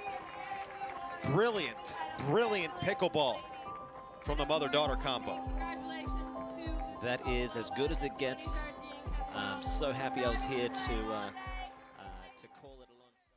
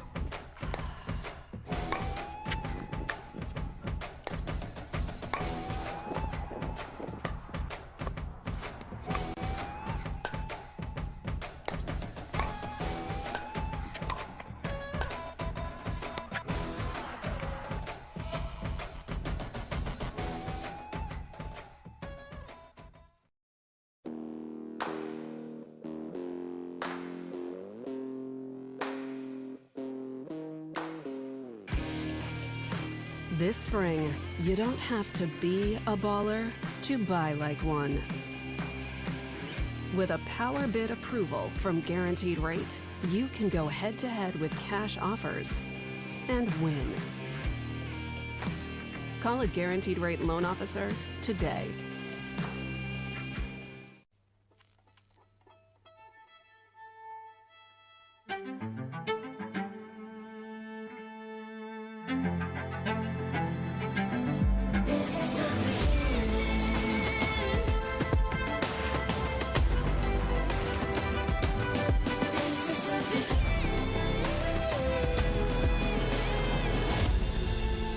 It starts right here.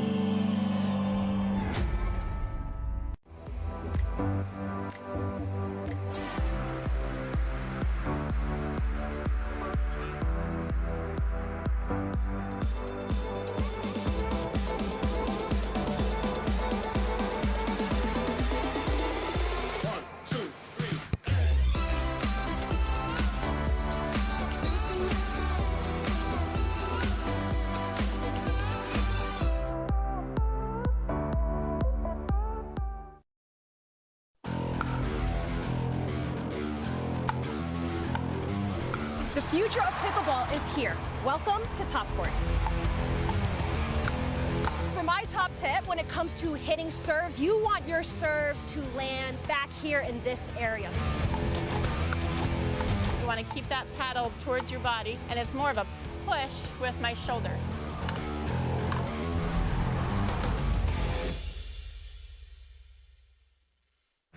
Carefully crafted with Valencia orange peel, Blue Moon is one of a kind. Something this unique could hang in a gallery, but it looks best in our signature glass. Blue Moon, one of a kind, every time.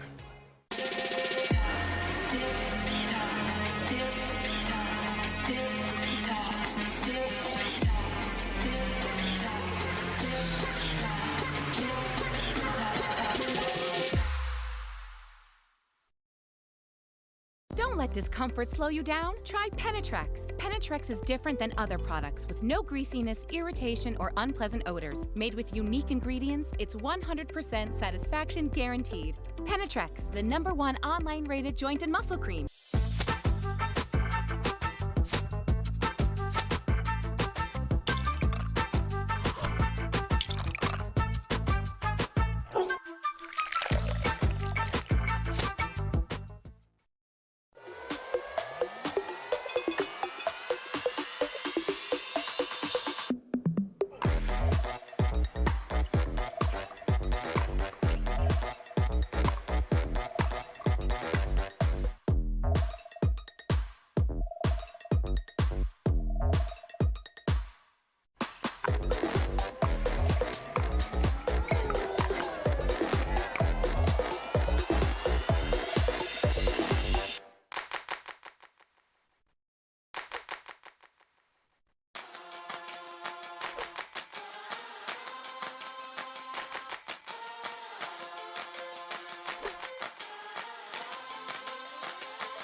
Let's go.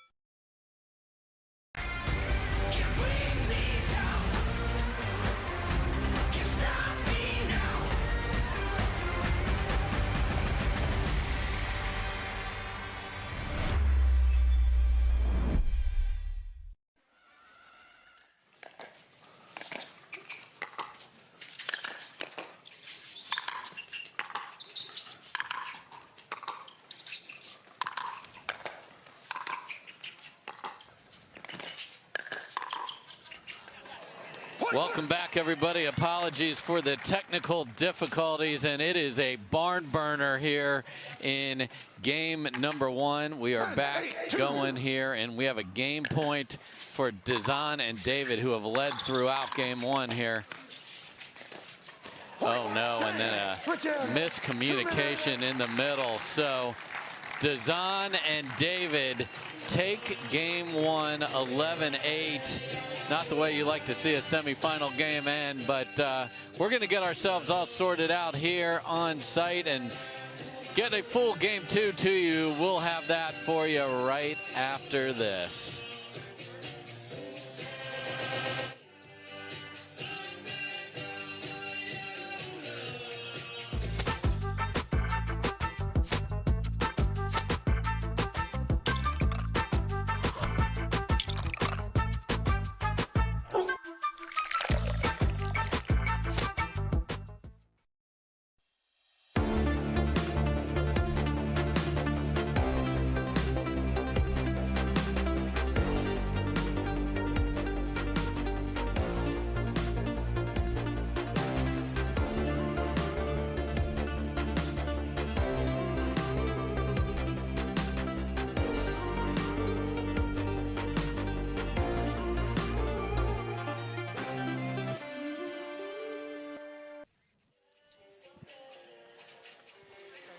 Welcome back, everybody.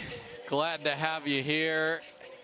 Glad to be able to get all our technical difficulties squared away there just in time to see the last ball hit in game 1.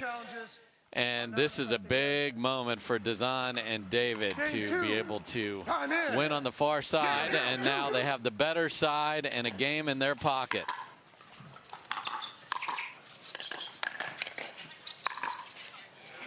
And then that was a shake, and then David didn't bake. She just reset. I'm not sure what word would be the correct one for a reset. I need to come up with shake that. And bake. Shake and wait. Yeah, shake and wait. I know they have shake weights, so we're going to go with that.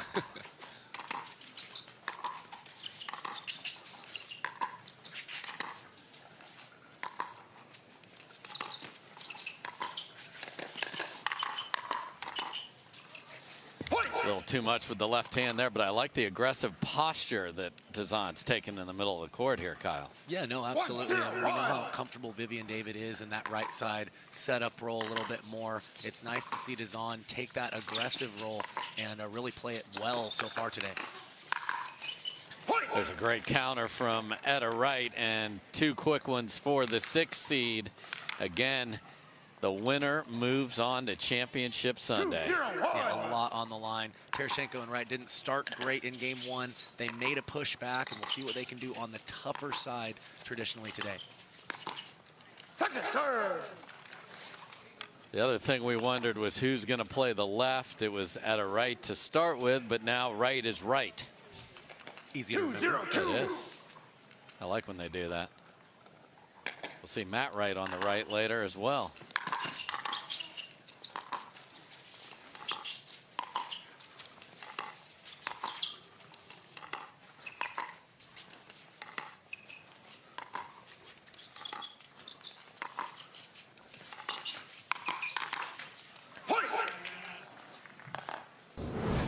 Big swing from Dizon, catches the net. 3-zip for Tereschenko and Wright. Yeah, a lot of similarities between the Tereschenko game on the left and the Dizon game. They both have a heavy one-handed backhand slice, but if they attack, it's usually going to be with 2 hands.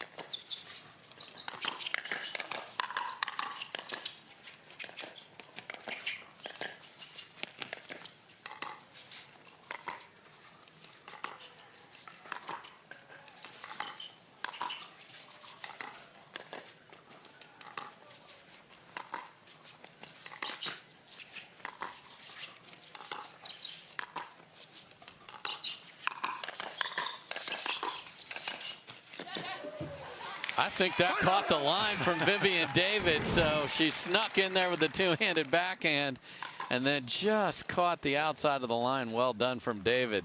And she's so tough to attack because she knows when to take that slight step back to give herself just a little bit more reaction time to get on top of her counter punches.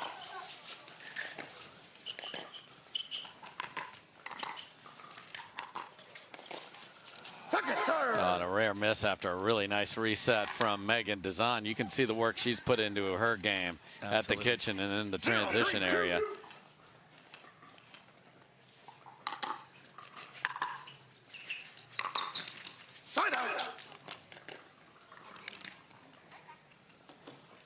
I'll tell you who's not having technical difficulties is Dave Johnson, our referee. That voice is on point.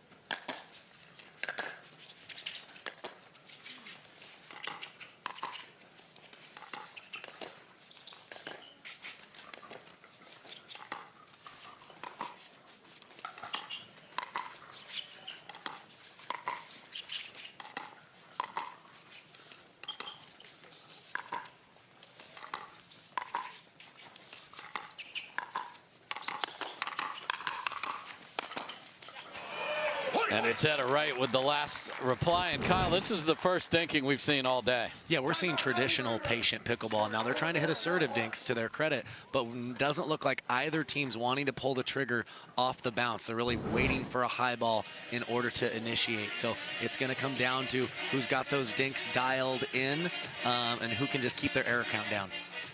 So what do you do if you're Vivian David? You got the apple of their eye is clearly the backhand of Megan Dizon. They're making her hit a ton of balls from there. How do you get involved? Well, you know, you have to think about what way you'd want to get involved. Right now, they're not really changing the pattern and dinking to you. So, I mean, you could take the risk of leaning in and covering middle. That's one way. The other way would be to say, listen, I'm going to trust my partner. If she does make a mistake, I want to help her out. So maybe being back off the line to be able to handle those attacks better might not be a bad choice. So I'd like to see her either pinch middle and lean in to try to take away that inside foot dink for her partner, or hang back, trust your partner, and just try to increase the efficiency of your counter punching or counter blocking. So again, we've had back and forth today. We had lots of problem solving yesterday. This is a deep discussion here on center between Vivian David and Megan Dizon. You're not going to have a more supportive partner than Vivian David. There's a good look at Irina Tereschenko. Off to a great start with that right here in game number 2. And now we're going to just get the right server. You know, that's kind of important.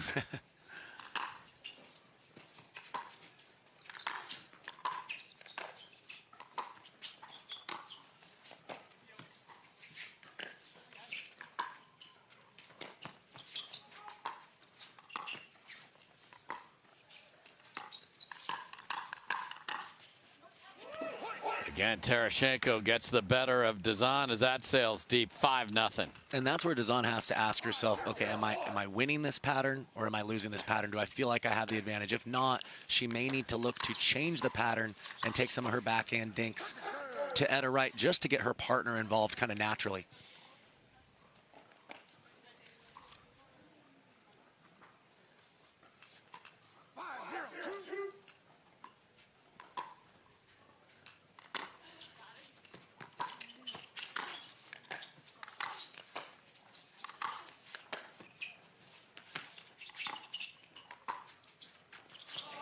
Couple of great digs from Etta Wright, and that backhand just comes up short from Tereschenko. So 5-0 for Tereschenko and Wright.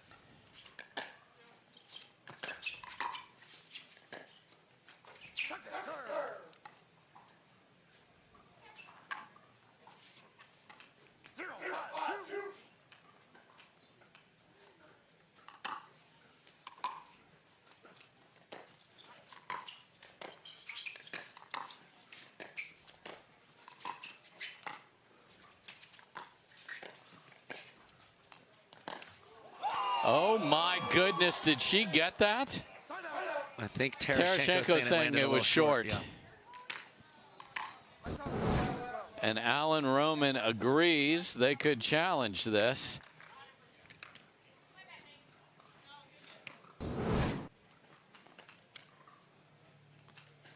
Looks like it might have come up just short, and that seems to be the unanimous opinion. Man, that would have been the shot of the day from Viv David.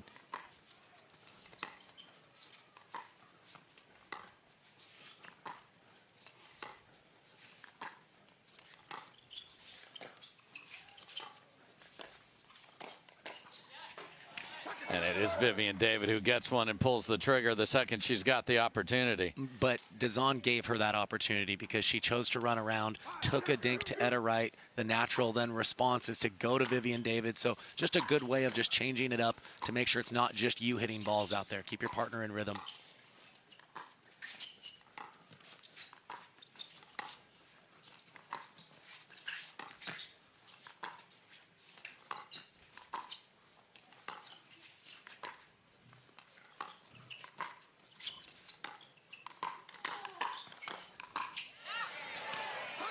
Good response from Megan Dizon there, and it is David who gets the final blow there, so they get the ball back here.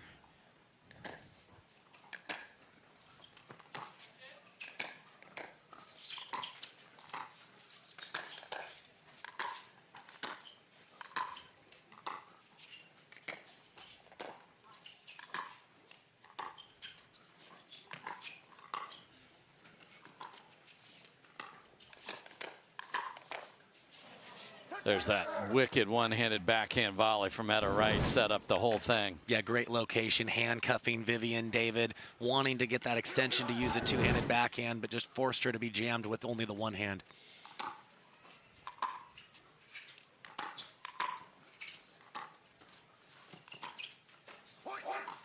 Finally on the board are Dizon and David, and little cheer from Vivian David there. And Tereschenko's been in such a nice groove on that backhand slice. First time we've seen her come up short in a while.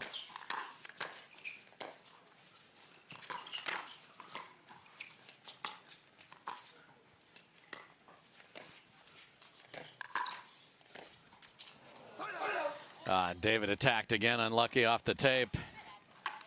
Yeah, and she seems to be the one most willing to initiate off the bounce right now. Didn't work out for her on that occasion.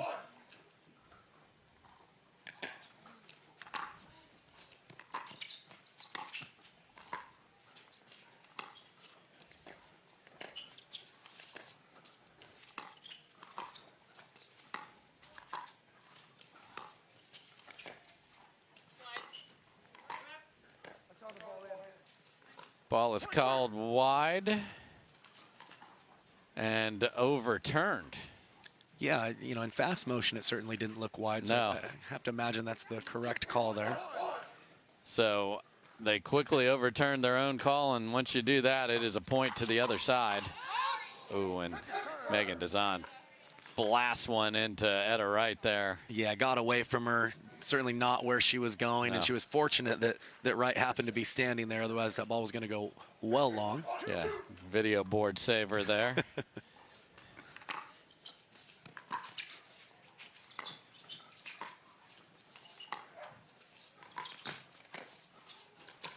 Oh my, what a nice little shot. It looked like she got handcuffed on a ball where she was way ahead. I think she was surprised by the location, but she did just enough to push that right into the open court. I mean, you don't usually get behind the grocery cart and hit a winner, but that's exactly what she did. It's like a power block Yeah. right there.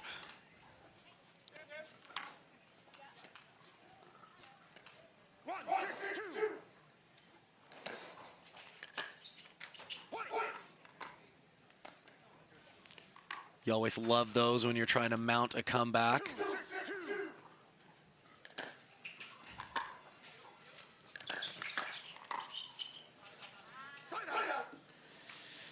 Nice big first two-handed backhand volley from Wright there. Got a couple of Utah ladies in Wright and Dizon here.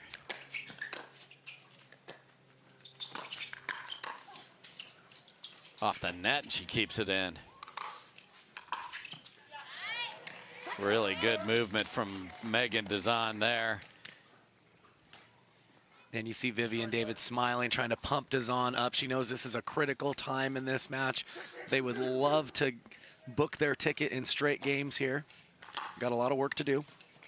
Wright now on the left. Good lead from Dizon there. So the Austin resident Vivian David will serve it back into California resident and former Texas Tech tennis player Irina Tereschenko.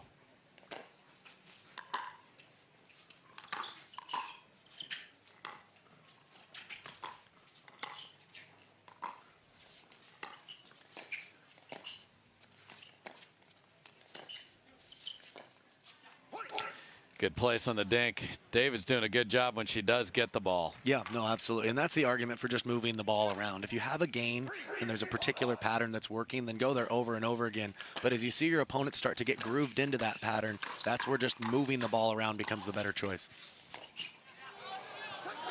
I like that Dizon stayed engaged, just could not get it through the wall. Yeah, you have to be aggressive enough if you are going to disconnect to stay ahead in the point. If they're able to get it back behind you, it's going to be tough for your team. Yeah, smart reply from Wright there just to put it into the open court.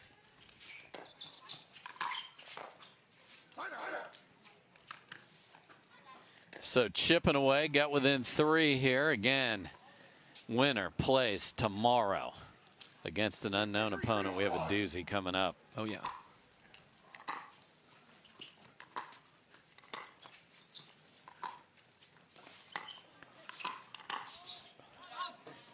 Just deep from Dizon.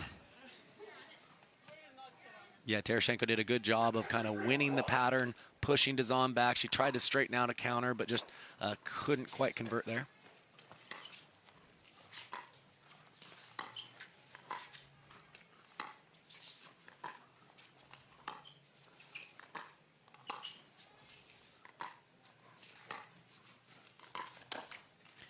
And Tereschenko pulls the trigger here and catches Vivian David. Really nice work from Tereschenko. And she's putting a lot of backspin on her dinks, giving her the option to potentially get a ball with a little more air under it where she can fire.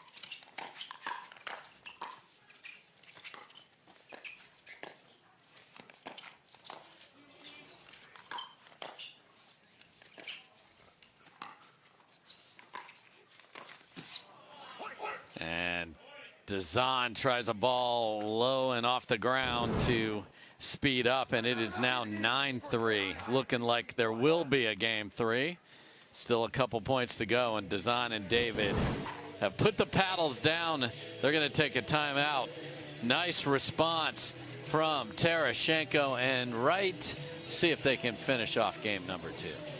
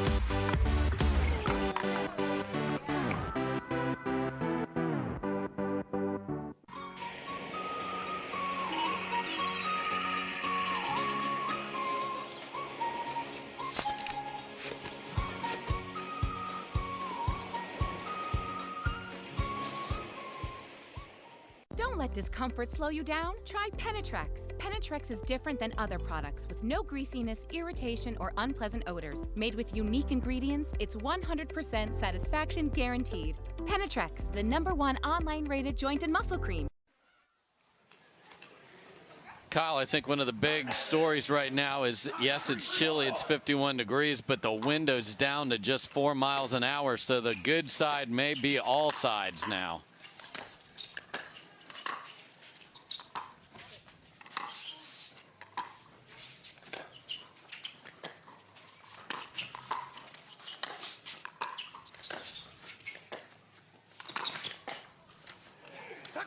Yeah, we're seeing that reflect in the scores and also just the tempo of the match. Yep. We're having a lot more extended kitchen rallies. Players can be that much more accurate when they're not dealing with these difficult conditions.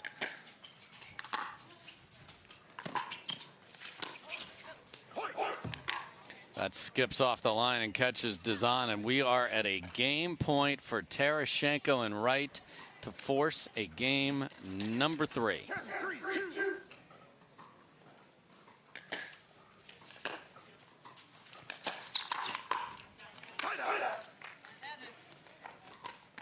Big swing by Wright is countered by Dizon, so they save a game point. Yeah, Tereschenko was there, just the ball got on her so quick, wasn't able to straighten that one out.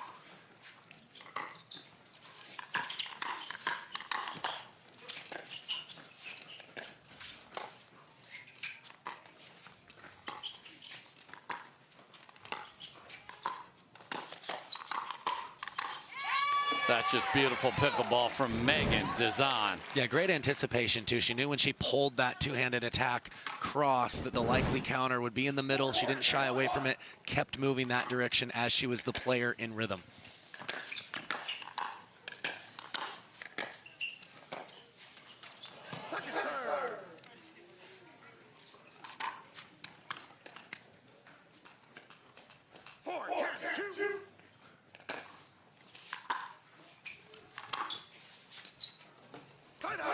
Good leave by Tereschenko, so they will have their second shot at taking game number 2 right here. Yeah, Dizon trying to catch them unwinding the stack. Saw a little sliver, just wasn't able to convert.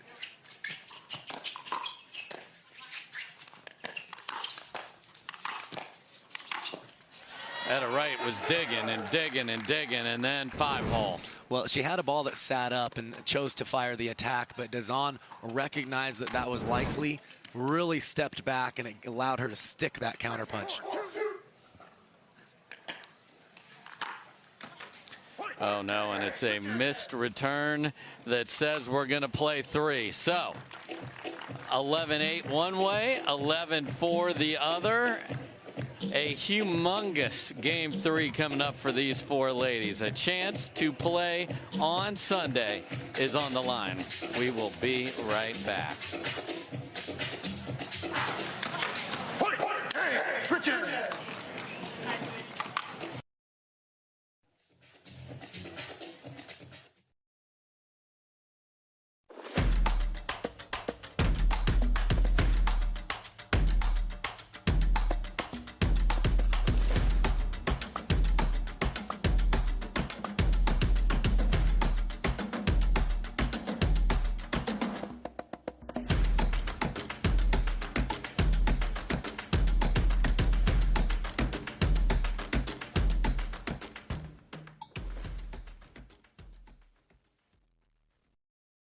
For many of us, we just charge ahead because planning for your future takes time.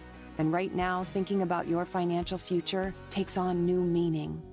At Baird, our financial advisors have guided individuals and families to achieve their goals through every crisis evolution and groundbreaking idea for over 100 years. That's the difference between thinking you're ready for what lies ahead and knowing you've planned for it. Now that's different. Discover the Baird difference. There's only one way now, just one way out, comes crashing down. There's only one. Introducing Skechers Pickleball. They're ultra lightweight and responsive for incredible speed. They have Goodyear rubber outsoles with a specialized pickleball design for increased side-to-side stability and agility. Conquer the court in comfort. Skechers Pickleball, the official footwear of the Carvana PPA Tour. Welcome back, everybody. It's a semifinal. We want it to go 3, Kyle. Come on, and it is. So, the team on the far side has won the first 2 games. So let's see what happens here. That is a switch from earlier today.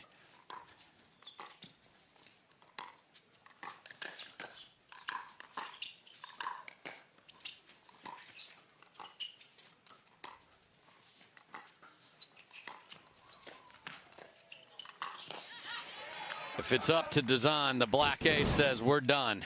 Yeah, and I thought she did a better job that point of moving it around. Even with going cross court, just going more often to the inside foot of that player helps that ball hit more spots on the court and gets her partner involved.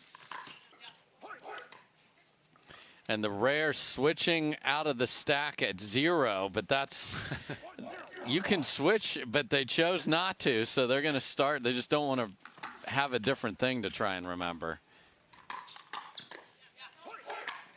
Yeah, they're clearly wanting to keep Tereschenko on the left. She seemed to be very much in rhythm in game 2 of just being able to dink for days over there. Not the start they wanted, though, here in game 3 so far.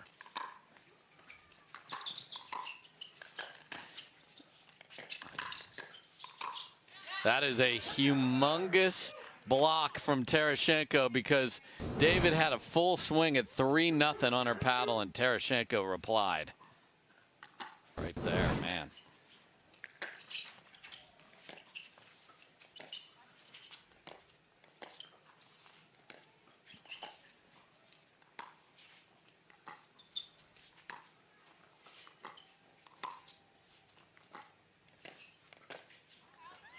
And the roll from Vivian David goes just deep, so they get 2.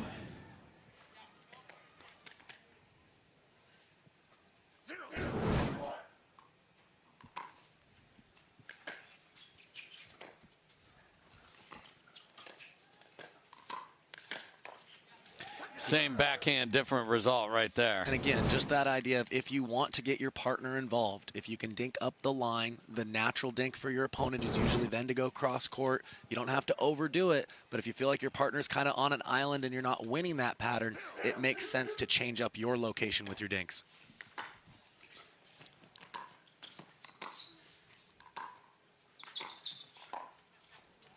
Nice ball down at the feet of Tereschenko. We'll see if Wright noticed this and threatens an Ernie in front of her or not here to counter the counter. Yep.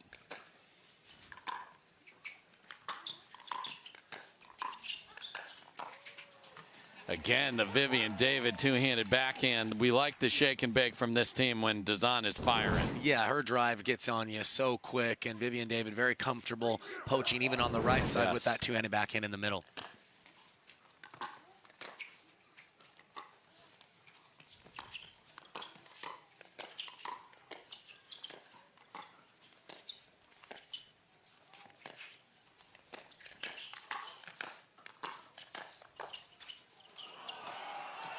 What a get from Tereschenko, and gets out of the kitchen. But Dizon and David prevail. Great job by Tereschenko to get out of the kitchen, stop her body, and be able to block it. But again, just the onslaught of attacks from David and Dizon, just too much right now. So there's a very happy high five, and the always smiling Vivian David is feeling very good in her hometown. They've reversed the trend again, and it is Video Wall side that has been the winner for everything. So, Kyle, what do you do when it's this big of a roller coaster? You just won game 2 convincingly, Tereschenko and Wright. Everything's going well, and what? We're down 4? Well, these athletes have been here before, and they understand that pickleball is a game of momentum. It's a game of runs. They started by doing the right thing. They took a timeout. They're going to reassess their strategy. You know, I would say right now, if you just focus on what worked for them in game 2, is when Wright gets that dink to her, even though naturally she's wanting to go back cross, I think a steady diet of going consistently to that Megan Dizon backhand, it was working for them in game 2. I would stay there as often as possible. And what you'll see happen when players can't kind of get out of jail is they start to fire attacks maybe at the wrong time. And that'll make for an impatient Vivian David as well. Yeah, good point. Nice angle. That is the Wright special sauce right there. So good, and such a severe angle, and that ball barely came up off the ground. Really good.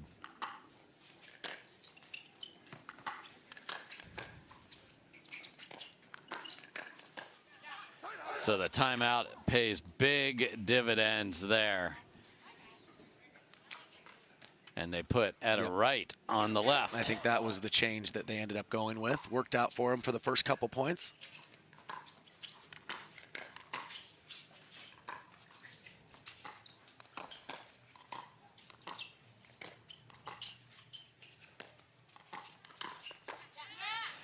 Wow, what coverage on all sides of your body by 3 of the 4 players there. Vivian David had a long reach in the middle as well. Yeah, and a little unlucky on the last one. Normally, when the ball's cross court from you, your opponents can't really find your outside hip, but that one was just slow enough. I think she had to play.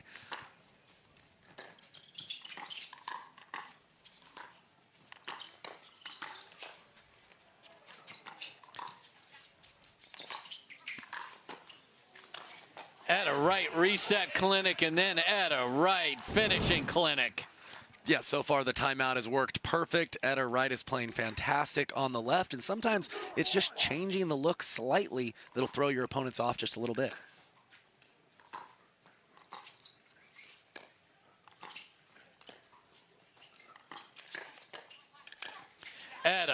Wright is right. Yeah, she's dialed in at the moment. Now, if you're David and Dizon, you want to think about possibly changing your patterns a little bit to go away from the hot player at the moment.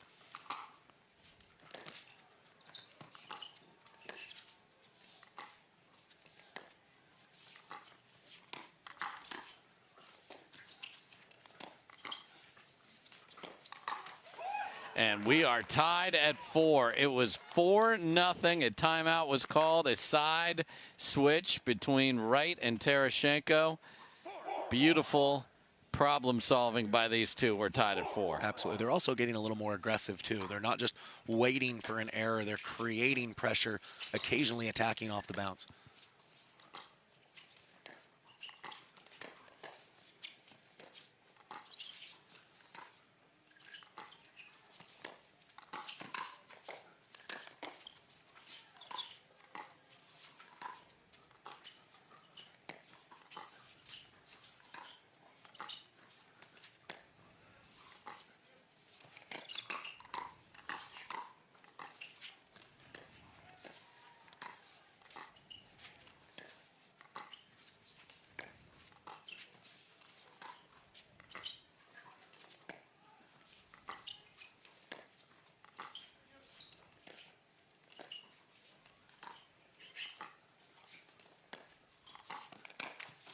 And the longest point of the match goes to David and Dizon. Yeah, great job by Dizon, realizing they're giving you a steady diet of balls. She didn't panic and attack too soon, waited for the right opportunity. It's a big momentum point to take that one away. And a nice job by Dizon and not letting Etta Wright get away at the high third. So 4 apiece. Game number 3. We'll switch sides at 6.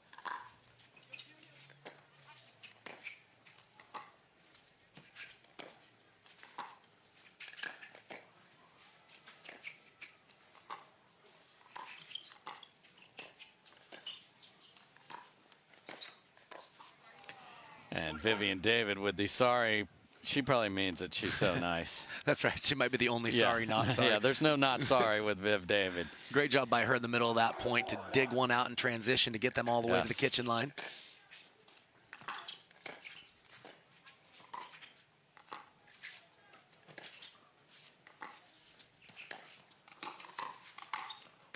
Knife and then double attack, and Megan Dizon says we will have the lead when we switch up to really good. And like you said, it was that knife backhand cross-court dink that created the pop-up. She leaned in, anticipated that it might come there, and once she sinks her teeth into a forehand, it's see you later. So Dizon and David have a 2-point lead. Can they take it to 11? We'll find out.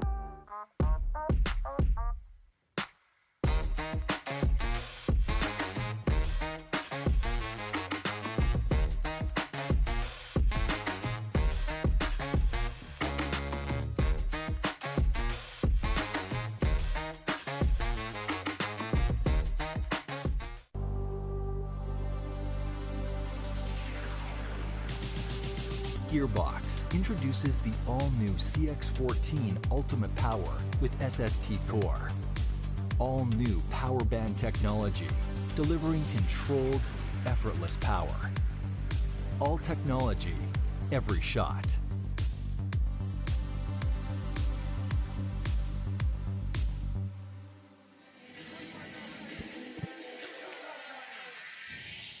So we've switched ends. David, Dizon, up 2. Here we go.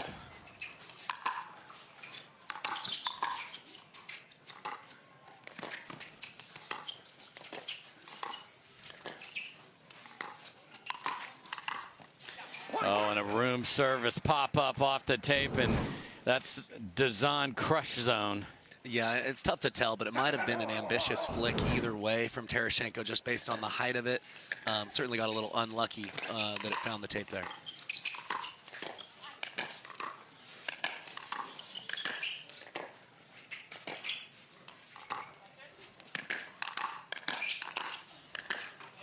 Oh my, and they dug and dug and dug some more. Etta Wright misses her favorite shot, and it is 8-4. Yeah, that was a huge momentum swing there for Dizon and David. And now they catch Tereschenko in the switch, and David is the one who's finishing it off 9-4. Yeah, we talked about it earlier. That shake and bake play, especially if Dizon is the driver, is looking really, really good for them. So, side switch, you think what's going to happen? Man, they get 3 in a row after that, and they are feeling very, very good. Yeah, been such a tough match to predict because the tempo will change from the shake and bake quick points to really long, drawn-out kitchen points. Certainly nice to get those cheap ones when you can.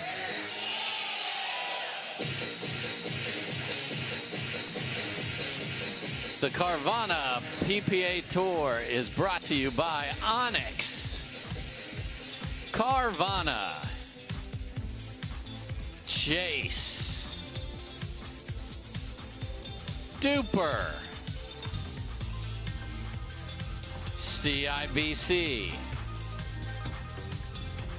Fitvine Wine.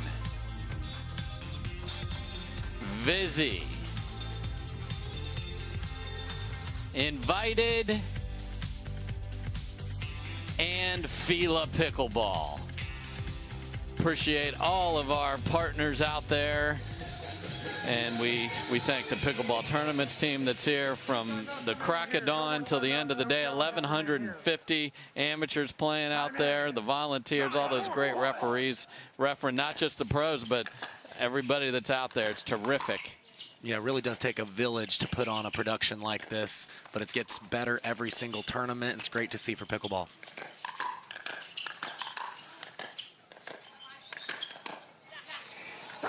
Just couldn't quite dig that out. Second chance here. Got to thank the PPA staff, too. They've been dealing with the weather, the elements, and we just keep rolling.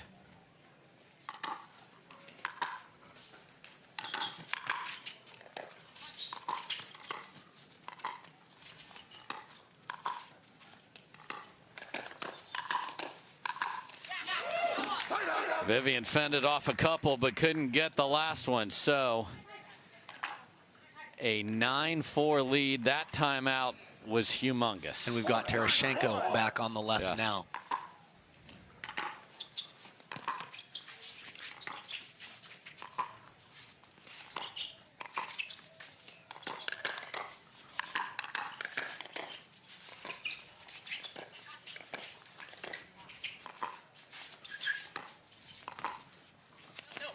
That will float a little wide.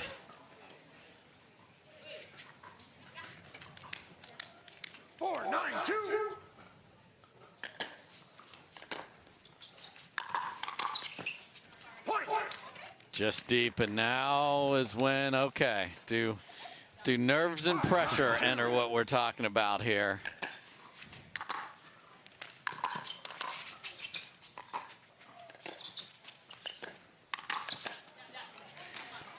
Not scared to pull the trigger there is Megan Dizon, so only give up one. Another chance to get to 10.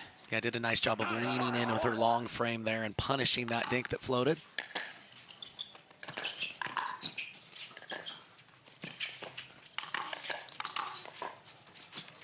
And that hits the tape, and we are on Championship Sunday point for David and Dizon. 10-5-1.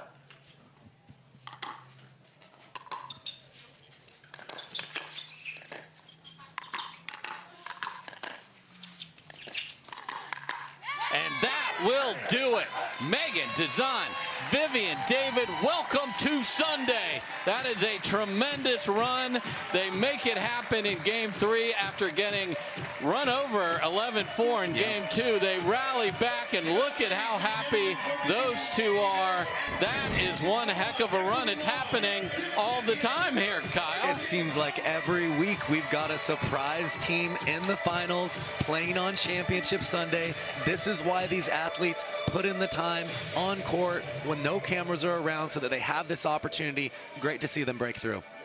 So, a tremendous battle from those 4 players, and they are thrilled to get to talk to Hannah Johns. If you get to talk to Hannah Johns, you've had a good day. It'll be Dizon and David, the happy hugging 7th seed that'll play tomorrow. I don't think she's feeling it right now. I will be on my phone all week. Looks like somebody needs a little Hertz TLC. Liv, you're on vacation, but I don't think you're feeling it. Huh? Please, your phone. It's okay. Hand it over. Yeah, you're good. Go enjoy yourself. Sam. You feeling it now? Let's go. Everyone needs a break sometimes. She's feeling it. Let's go.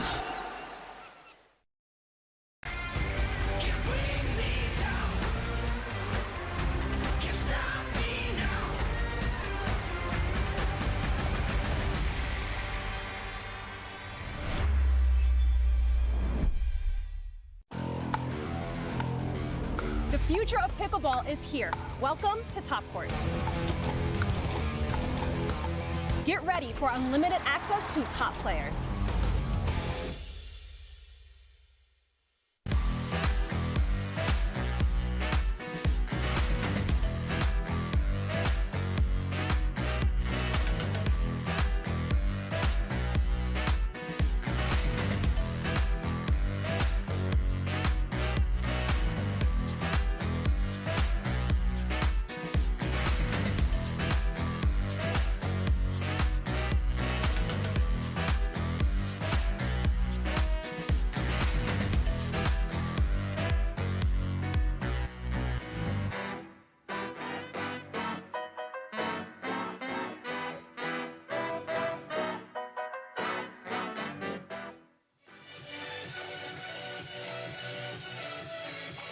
Welcome back, everybody. A tremendous battle was won by Vivian David and Megan Dizon, and playing fantastic all day long. Let's hear what they have to say. They're with Hannah Johns.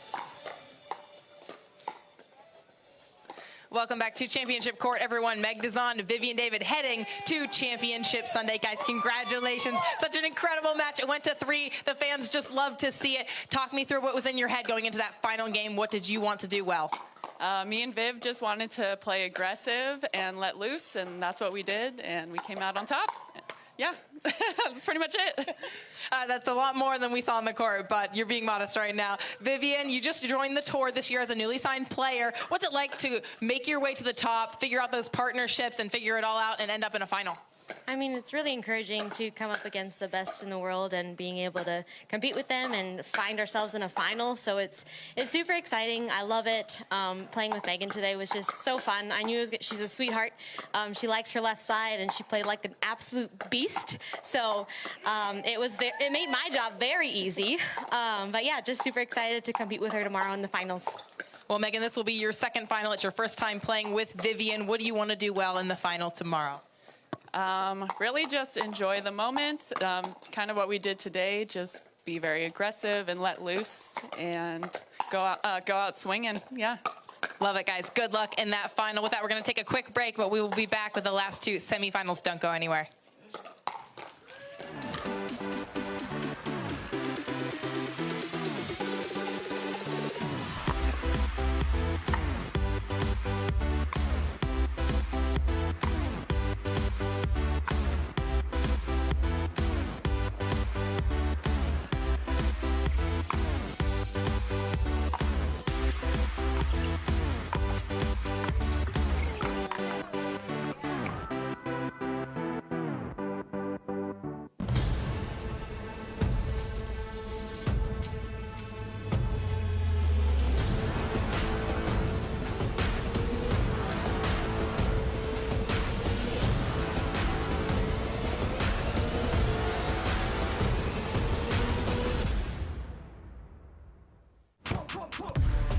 See that thing John Morant has? That's a hypervolt. That thing he uses to warm up and stay loose before he throws it down. That thing Tony Finau uses on course between shots. Ooh, that's money. That thing Robin and I use before and after we're on the bike so we can ride harder tomorrow. That thing Erlen Haaland uses before smashing it into the back of the net. That thing that's for everyone. The Hypervolt from Hyper Ice. Give your body the daily relief it's been asking for.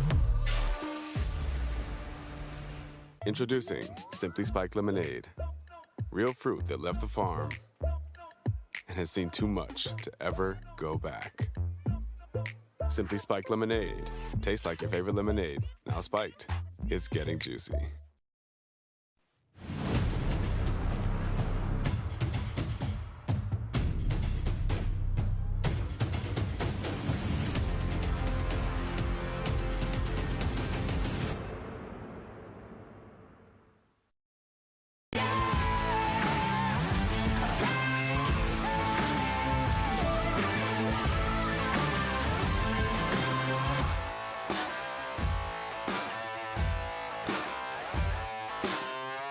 Hi, I'm Rick Barry. I used to play professional basketball. Now I'm into pickleball. Performance is really important, but also recovery is actually just as important. LOMD is a product that I use constantly before my matches and after my matches for my recovery. Great for inflammation, great for recovery. I keep coming back to this. LOMD all day long, baby. I use it. I use it. I use it. I use it. I use it. AlloMD, Acute Relief Cream. Introducing Skechers Pickleball, the official footwear of the Carvana PPA Tour. They're ultra lightweight and responsive for incredible speed. They have Goodyear rubber outsoles with a specialized pickleball design for increased side-to-side stability and agility. Plus, they feature shock-absorbing foam and Skechers' famous relaxed fit design for incredible comfort game after game. Conquer the court in comfort. Skechers Pickleball, the official footwear of the Carvana PPA Tour. Welcome back, everybody. What a match we just saw for Megan Dizon and Vivian David. We are at the ONIX Austin Showdown, powered by Invited Elevation Athletic Club, Lakeway, Texas, just outside of Austin. And boy, do we have a matchup coming up here, Kyle. We got the 2 and the 3 seed. Yep.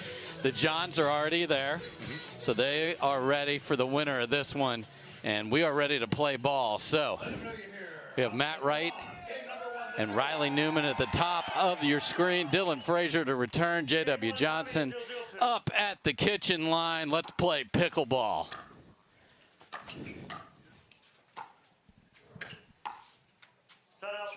And for me, Dave, this is such a fun matchup to watch because both these teams stylistically actually share a lot of similarities. But as far as just their personalities, Matt Wright and Riley Newman will get in your face a little bit more. They'll talk, they'll pump themselves up, in the exact opposite tempo for Dylan Frazier and J.W. Johnson.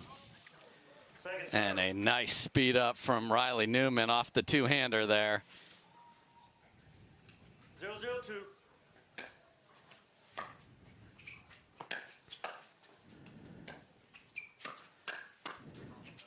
And look at that counter from J.W. Johnson. He was really good in their quarterfinal. Yes, he was. And Riley Newman, you see how he's leaning middle, figured that would be the location if J.W. Johnson did swing back, but he's able to get it behind Newman.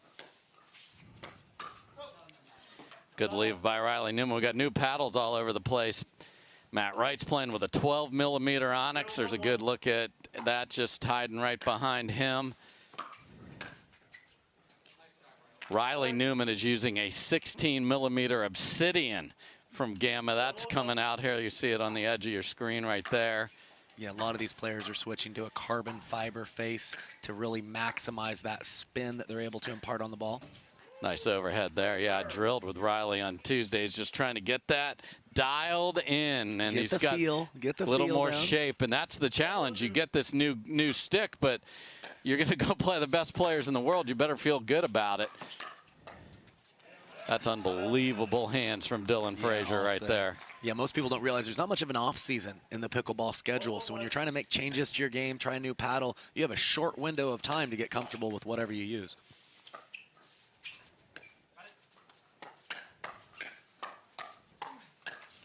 I mean, are you kidding me with the hands? And that's the level that this game's getting to at the highest level. It takes 4 or 5 clocked counters to actually get through on either side here.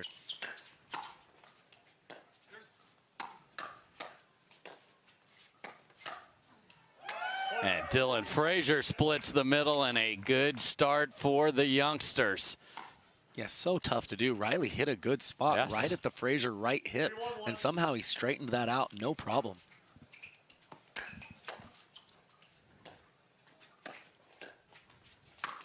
Good night.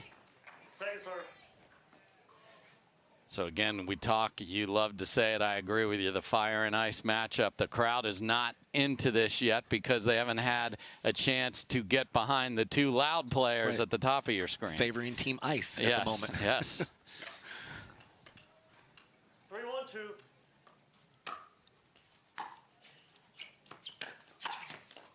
Side up. Nice ball by Matt Wright there. Yeah, didn't just stick the volley, but was able to get down at it. Allowed him to find the J.W. Johnson feet as he was moving in.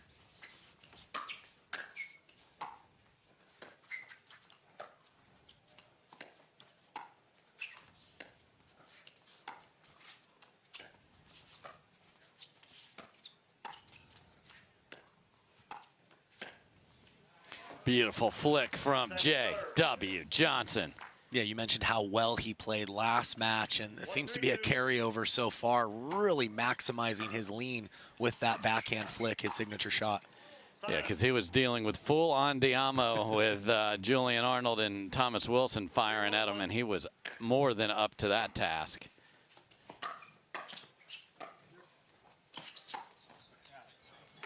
And there's the Matt Wright attack off the bounce on the forehand. That's beautiful. Yeah, he's as good as anybody in the world at initiating offense, like you mentioned, off the bounce. Great job threading the needle there.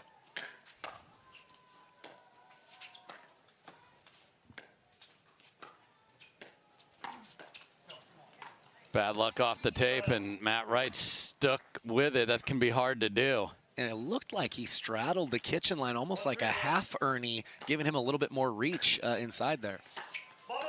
Oh, we have a ball comes flying over from... Raining pickleballs out here, Dave. Everybody just hold up a basket. Yeah, stop lobbing over there on court 25. Yeah, come on, 25. Second serve.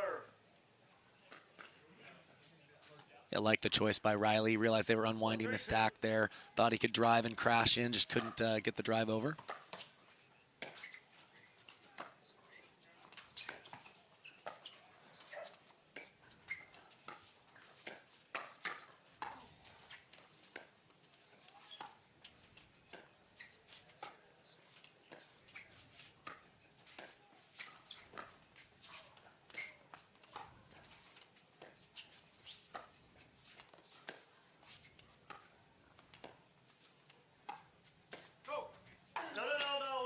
Nice. Oh, we got a push off from Matt Wright. See that again, but the Don Stanley alarm clock went off, so that's usually very accurate. We'll get a look at that if we can coming up. And that goes deep. Yeah, Newman looking down at his paddle. Yes. We mentioned that it's new. I've made paddle changes in my game, and it does take a while to get fully comfortable on all the shots. And sometimes you've played a lot with your buddy and you still run into him on a ball in the middle. Let's talk through it, boys.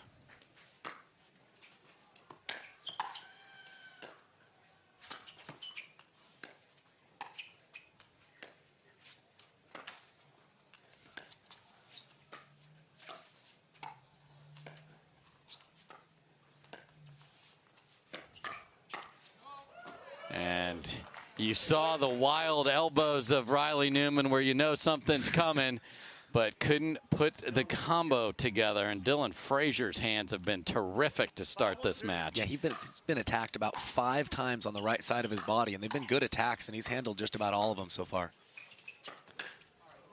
And now Riley Newman continues. He's got a little more grip on that carbon face and lets him shape that forehand better than he's been able to. Just again, a matter of, do you know where that is in your backswing? Good pressure from Riley Newman there. It's like a wedge. Where's 60 yards? Where's 70 yards? Exactly. You just don't know. Always calibrating out there.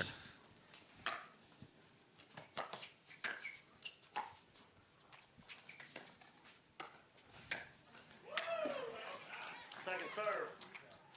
Didn't work out for him there, but you know, I think a lot of people can take note from Riley Newman. Even though he's missed a few attacks and hasn't been playing up to his standard yet, he gets more aggressive with his footwork as he's struggling and just lets this game find him. I've seen it time and time again with him in his matches. Yeah, if you change who you are on the court, you are going to lose. Yep.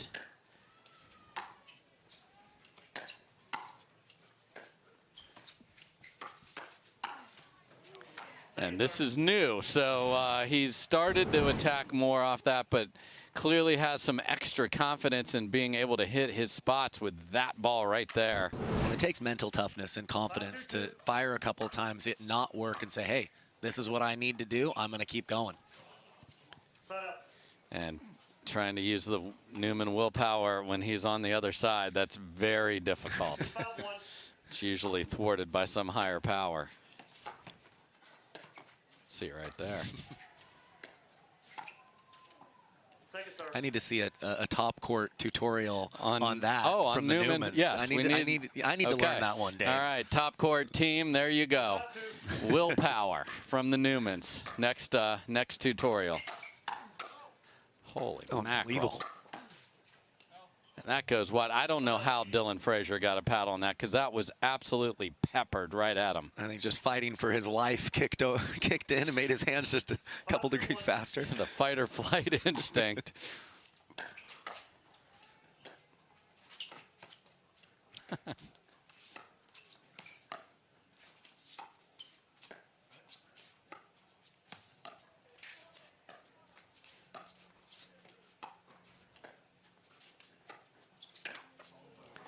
Second serve. There you see the first little conversation. Matt said use it. That wasn't, even though he was talking to Riley, he wasn't talking to Riley. Right. Wasn't looking at Riley. No. Saying it way louder than he needed Yes. to tell Riley. No, and this is the gamesmanship that these guys have. They're trying to break your confidence in any way that they can. And, you know, if it works, why not do it? Absolutely.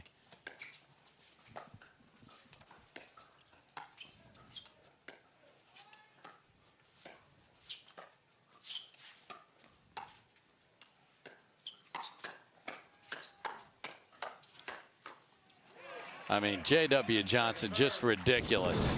Yeah, just lightning fast hands. That's tough to teach, Dave. If it was teachable, I know. Sign me up to learn. Please, another tutorial again. We got a couple we want.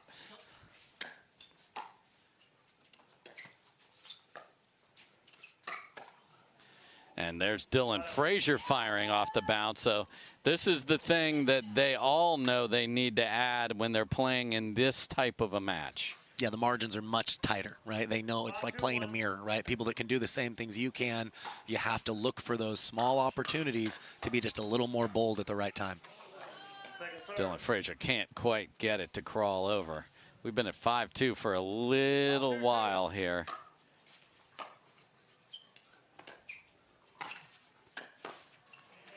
Unlucky off the tape there. Matt Wright tried to do something a little fancy from the shoe tops. 6-2.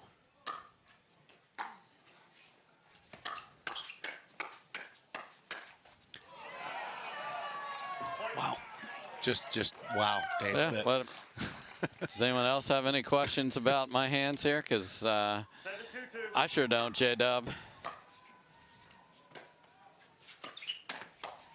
And they keep feeding the beast, and the beast is roaring. Johnson Jungle is fully engaged here. And this is where it's a fine line between staying confident and being stubborn, right? You can stay confident and keep attacking, but mix up your locations a little bit. I just think the J.W. Johnson backhand counterpunch has been tested enough. I'd stay away from it when I could. 9-2.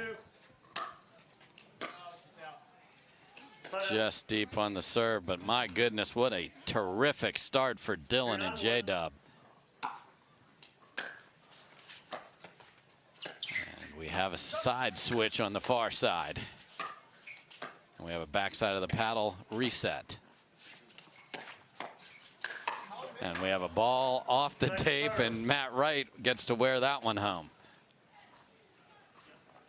Yeah, just a perfect start for Frazier and Johnson. If you're fans of them, this is exactly what you wanted to see.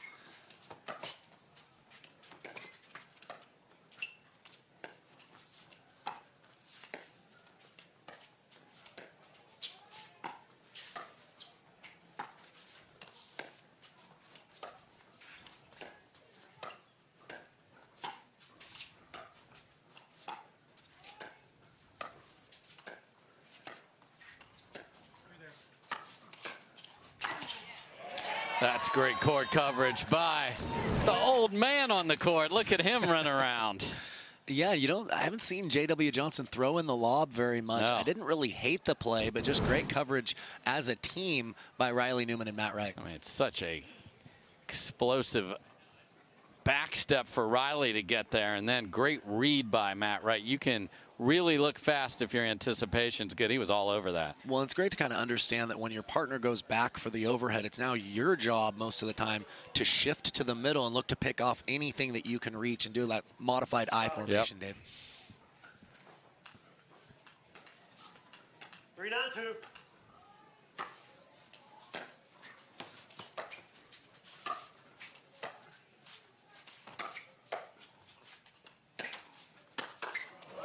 Wow. Okay. And they got a ball off the tape, and there was, I'm going to go with the word intent there on that. That was just clobbered. Pretty good body control Yes. by Newman there to change his shot and still be able to stick it.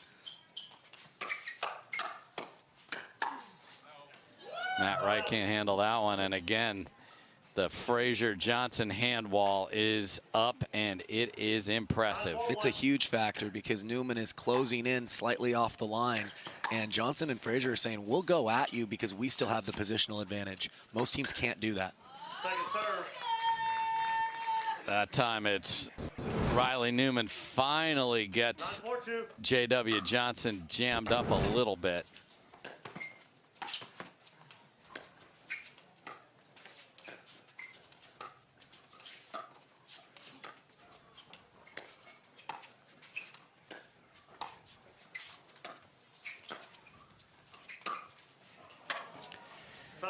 Dylan Frazier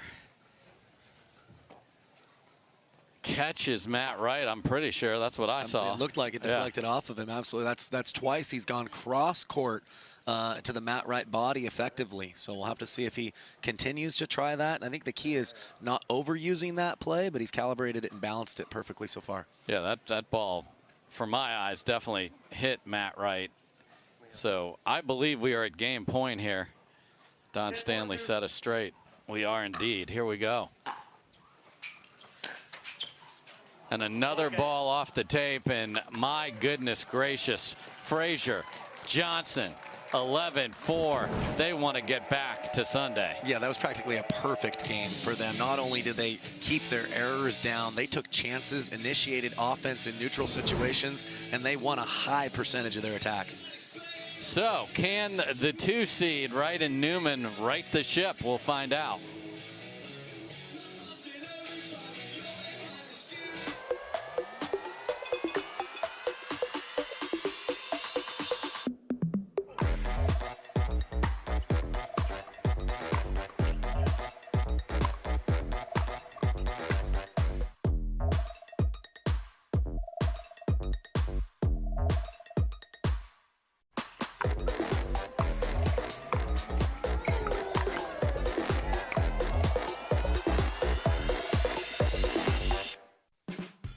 There's never been a better time to get away. With a great deal on the Hyundai you've always wanted. With America's best warranty and up to 3 years complimentary maintenance. It's your journey. Own every mile at the Hyundai Getaway Sales Event. Hurry in to get our best deals of the season. Get in and get away. Get 0% APR financing plus 0 payments for 90 days on select vehicles. Now, during the Hyundai Getaway Sales Event.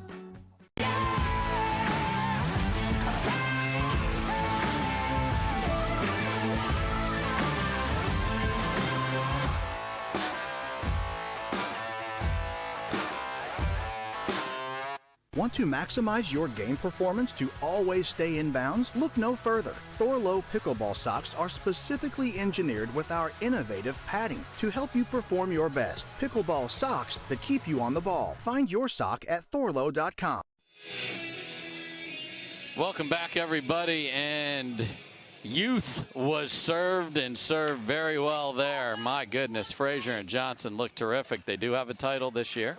Yep. They'd sure like a shot at another one, but this is no easy mountain to continue to climb. They got game one.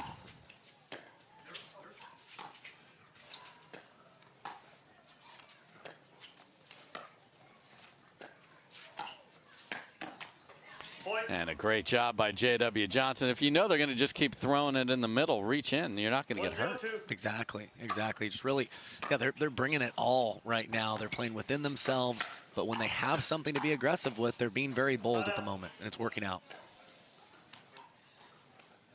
So and they this get is one to start. Crunch time here for Newman and Wright. We're talking about it. This would be, if they lose this match, this will be 3 tournaments in a row where Riley Newman does not play on Championship Sunday. We're used to seeing him there for multiple events.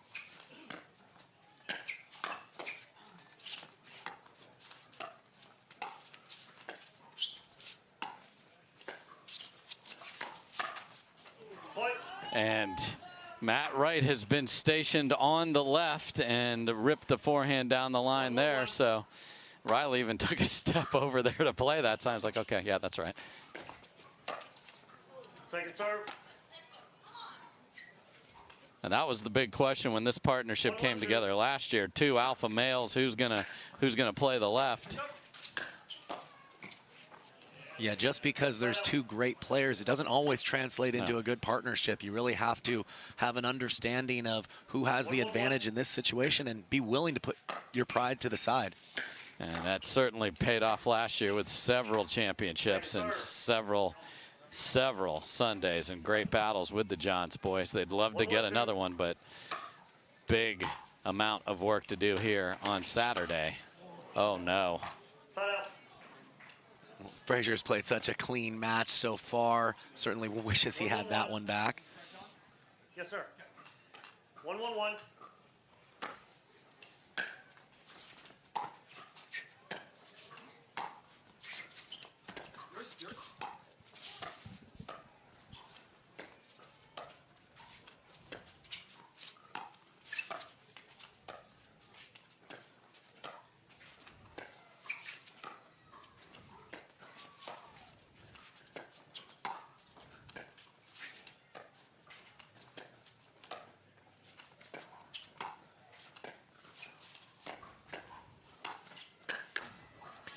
Just so good from J.W. Johnson. Well, really amazing because he was on the reach and he decided to backspin that. It looked like a block to me, and then he countered the next one. So to have that discipline to not counter every single time when you're stretched out is really, really high level, Dave. And there's that big forehand from the Michigan Wolverine, Matt Wright.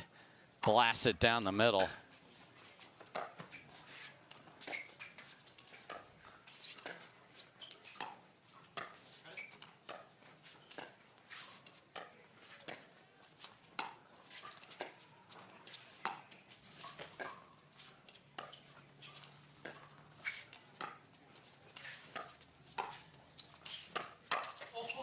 Oh, Riley Newman saw it but couldn't do it. You know, you talk about new partners, old partners. These two have played 110 matches together. Oh, my goodness.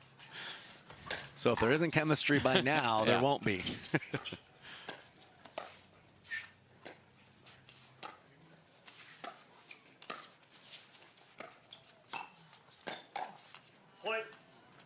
J.W. Johnson and Dylan Frazier have an 82% winning percentage.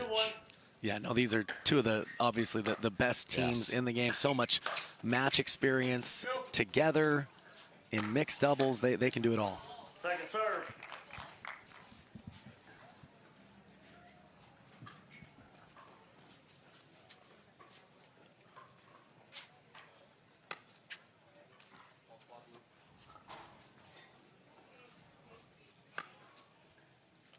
And the last time these 2 teams played, this was in Mesa earlier this year, and it was 11-3, 11-6 Wright and Newman. So we've already had a change in that script. Yeah, and I remember hearing the scores to that. I was very surprised at the time. But again, when one of these teams plays lights out, sometimes it doesn't matter who their opponents are.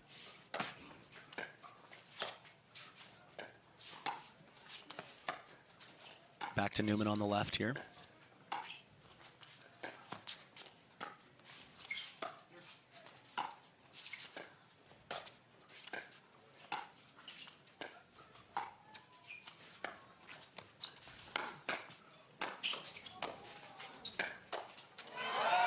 Wow. Unbelievable defense, and then Johnson just sort of took a swat at one right to his right, and this is just, look at that thing. He saw that the apex of the shot was going to sit up and just decided to slap it right at Newman. And a miss-hit return worked out. Yeah, kind of an obscure point there. Don't usually see a drop in the kitchen return. Got Newman back on the right side now.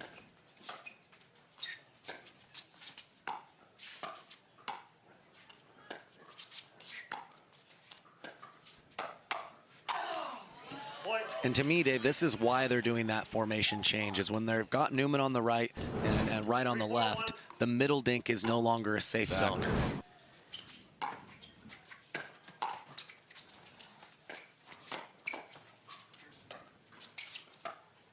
No, right foot was on right here. Second serve. So I think Matt Wright was caught on the Ernie. 3-4-2. Good read, but couldn't get the feet out of the kitchen.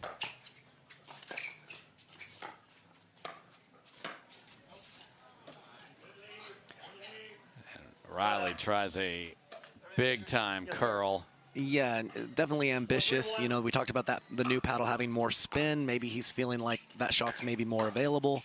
But yeah, definitely pressing a little bit at the moment. Oh my goodness, are you kidding me with that get? But what? That's just mean. Dylan Frazier, that's just mean. That's one of the best gets you will ever see, and then he drops it in front of Matt Wright. What a smart shot from Dylan. Has to use the opposite hand, brings it back when it was behind him. Second serve. Lightning fast hands right there from Newman. My goodness. 5-3-2.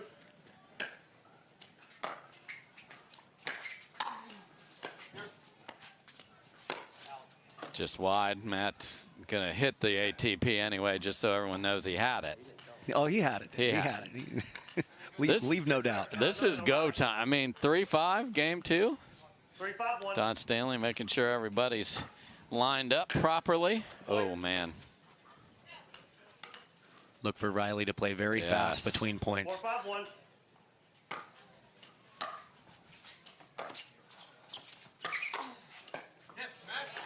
Point. See him being a little cheerleader for his partner. Knows, like you said, that it's go time. They need to play their best right now. Second serve. And just in between what to do there. 5's on a 2.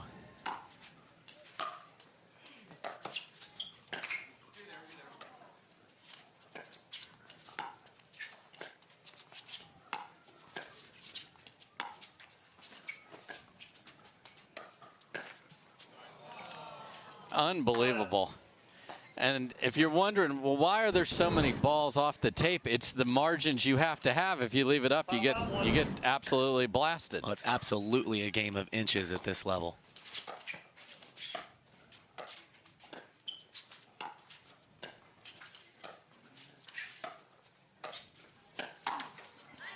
Again, if they're in this position, it's rare to see that ball in the middle, but J-Dub's looking, and he got it. Yeah, they're still content with dinking it there and letting Newman and Wright go first. They're trusting their hands enough that they're saying, hey, I don't think your attacks are working today. I'm going to make you show me that you can get that through. And we are at 7-5.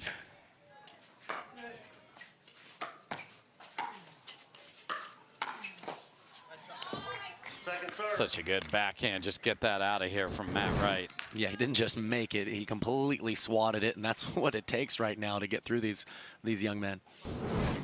7-5-2.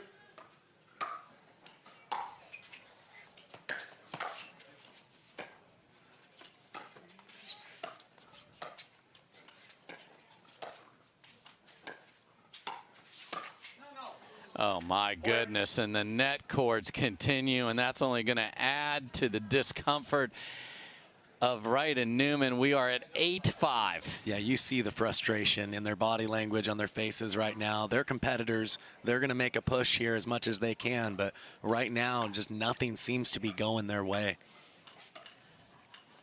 8-5-2.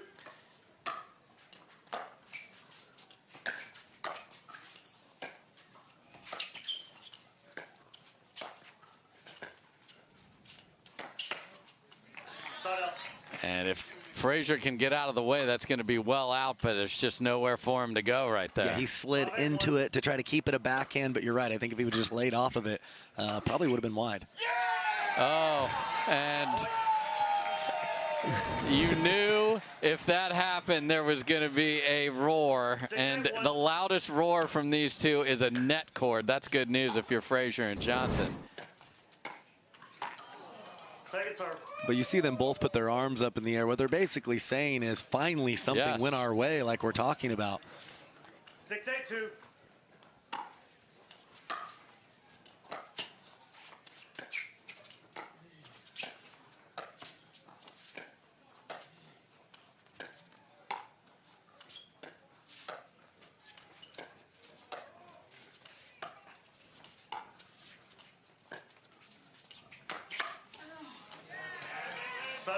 And that's a tough ball for Matt Wright to deal with if Frazier gets it, because it's cross court, and then the reply is going to be faster than your hands are capable of being. Well, like you mentioned, when the downside of speeding up cross court is you know that you're attacking, but your partner doesn't necessarily know. So the likely counterattack usually goes to your partner. Tough for them to be that ready.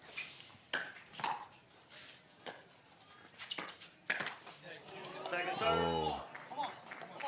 And there's that use it comment again, directed straight across the net.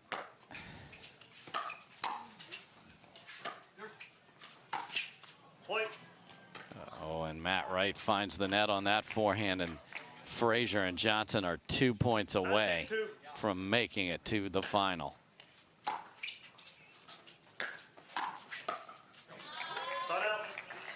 That's a big shot there from Matt Wright. Yeah, it was kind of awkward for him to redirect that volley, but he saw that Dylan Frazier was in transition, so he didn't just make it, but he found the feet in an awkward location. Really high-level shot right there.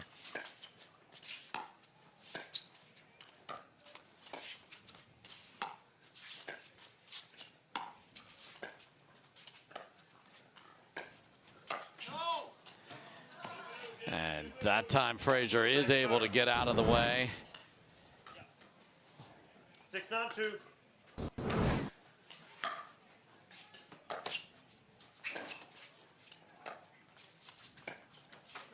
Point. First time we've seen a miss from J.W. Johnson in a while. He's played a fantastic match.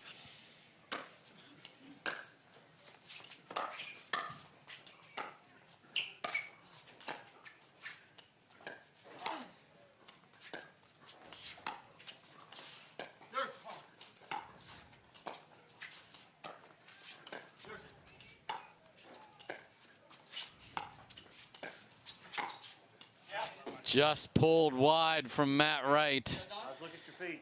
Anything? And they could challenge it. Side out. Looked wide from the live feed there, and they are not going to challenge. Yeah, so. I think Wright even knows there's a good chance it was out just from where he attacked that from.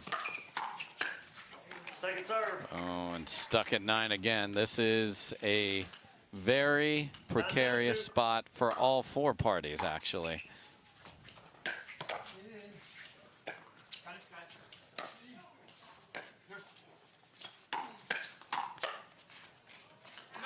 And that sails just deep, so stuck at 9 again. This is go time here. I think when you're stuck on a number that long, you never know. Oh, Riley Newman was begging that to go deep. He stared it all the way to the ground, and it hit the line. He was still looking at the line after the point. Yes, sir.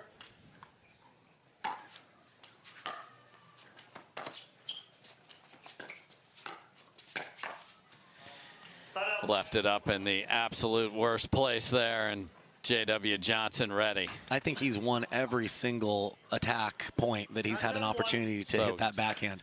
So good.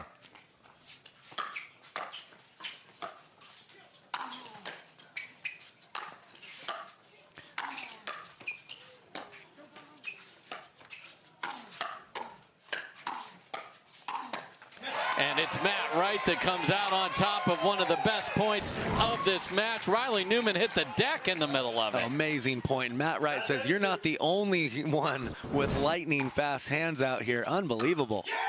And again, they cannot get to 10. This is massive. That's 3+ opportunities.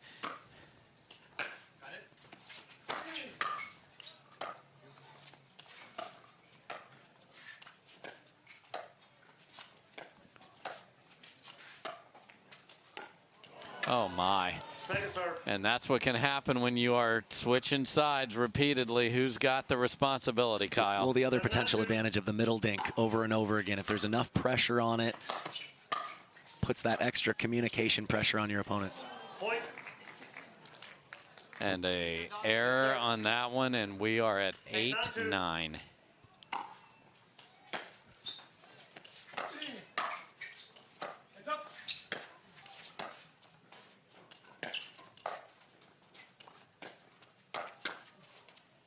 And Riley keeps firing away, and we are knotted at 9. Yeah, I see a big fist pump out of Newman. He went at the J.W. Johnson backhand. First time he's been able to get that through in a while.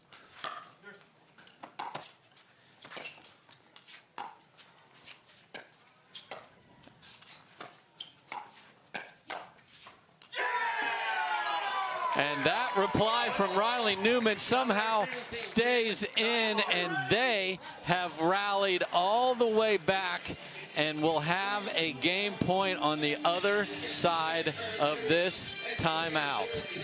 Unbelievable. No, absolutely. And Frazier and Johnson got stuck at 9, and at this level, when you're stuck on a number too long, you're going to give momentum to your opponents. Wright and Newman hoping to force game 3 after this timeout.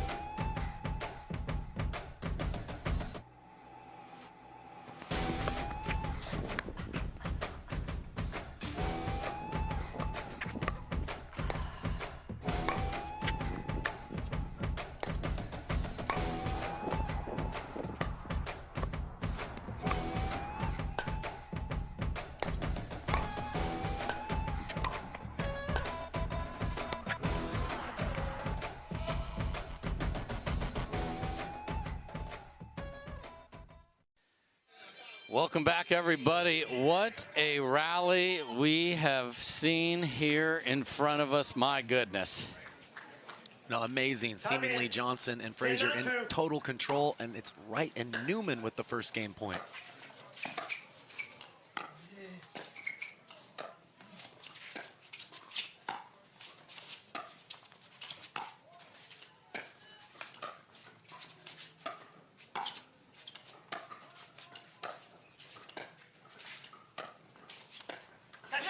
And they funnel it to the middle.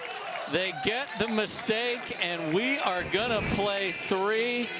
Dylan and J-Dub are going to have to remember that they've got to find an answer when they get stuck on a number there. They were stuck at 9, didn't do anything different. Yeah, like you mentioned, they might have stayed a little bit stubborn with that middle dink, even though Newman and Wright changed their formation.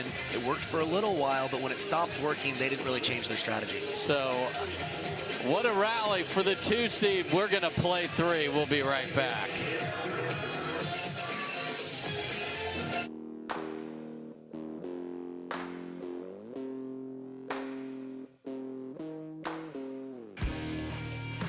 This spring, you don't have to be a baller to buy like one.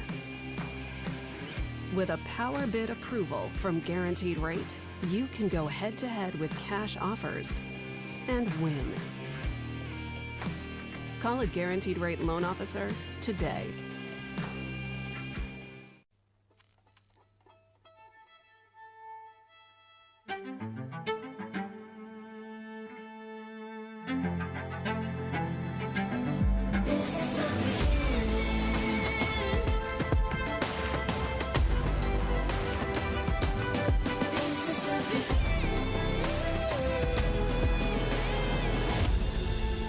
It starts right here.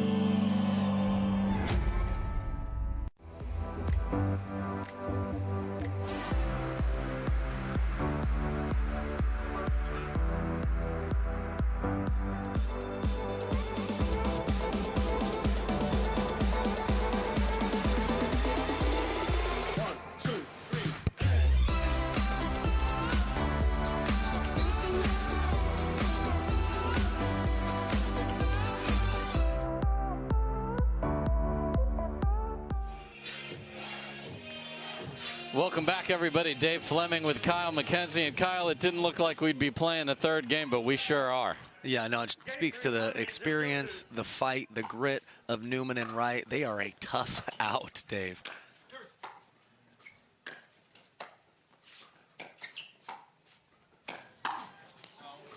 Just wide for Matt Wright. Yeah, Wright had some clutch hand battles that they were able to win that kept them alive just long enough in game two.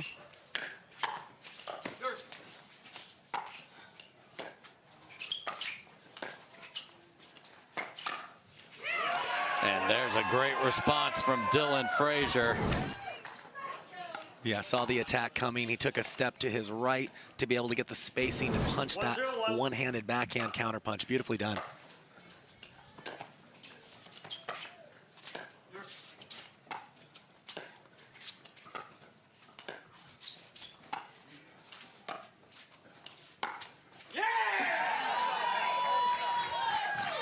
What a shot by Matt Wright. That was not an easy ATP. You see how he curls this around with side spin to bring that back. Perfectly placed in the corner.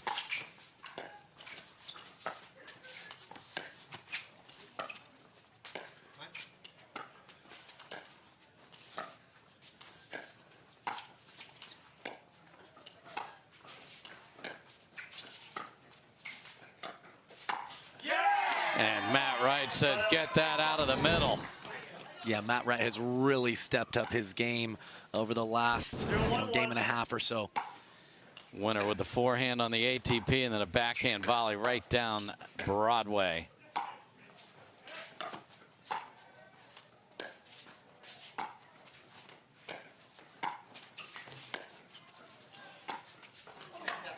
Second serve.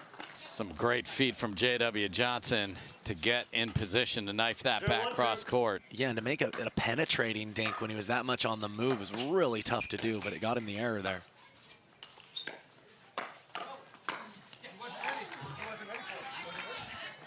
Oh, now they're starting to talk and saying he wasn't ready for it. Okay, that was a lot louder than a person standing 1 foot from you needs to be for the volume choice. Pretty sure that was the man 40 some odd feet away as the recipient. Okay. And a prolonged stare after that exchange there. And this is what they're wanting to do. They know that these guys, Frazier and Johnson, have a ton of ability. They're trying to break their confidence and get them to second guess themselves out here.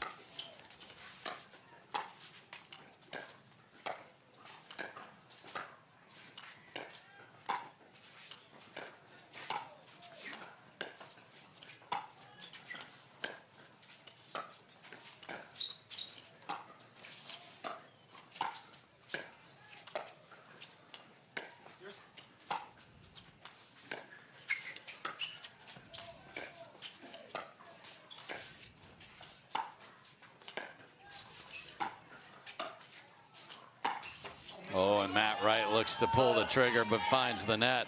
And this middle dink formula is what the Johns use on both these teams. Yeah, it's funny how you can kind of steal some tactics from other matches when you're watching. It's definitely been middle dink central here today.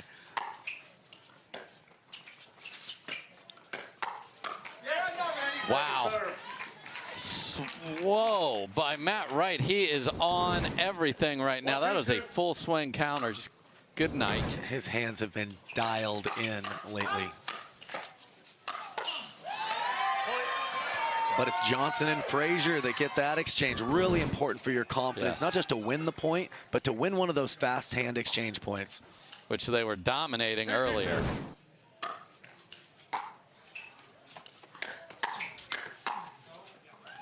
That's a good leave. Great choice on where he drove the first one there, Kyle. Yeah, really handcuffed Matt Wright. What I call zone 1 outside the body, kind of forehand zone, but if you have to play a backhand there, you can't do a whole lot with it. And it was a ball off the tape that got them going in game 2, actually. They finally found a little energy. They would have been not their typical selves due to the play from Frazier and Johnson. They get one here. Yeah, nice location there by Matt Wright, just getting Frazier extended enough to earn the error.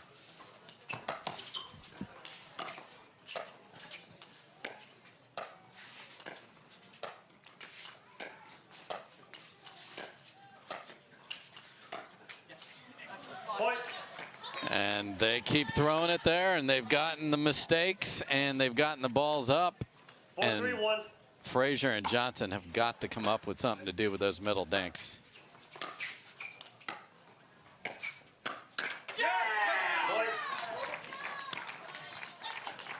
Every point, it's like we're at a haunted house. There's a scream around every corner here. Well, I wouldn't mind seeing a timeout, you know, potentially from Frazier and Johnson, or that. Or a disgusting dribbler right over.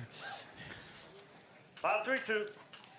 We will switch sides at 6.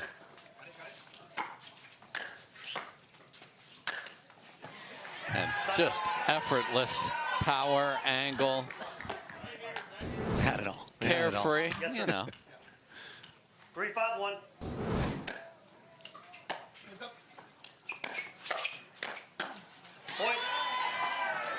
That time it's J.W. Johnson flying in, and it's 4-5. This is going to go to the wire.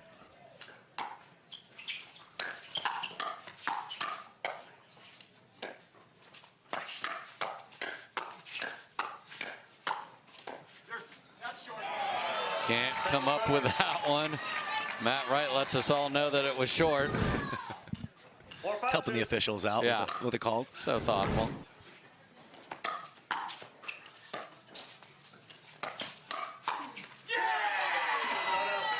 And just again with a extended stare down after a beautiful counter finish. Yes, sir. Yeah, Matt Wright is seeing the ball like a watermelon. Right? Such fast exchanges, and he's taking big cuts.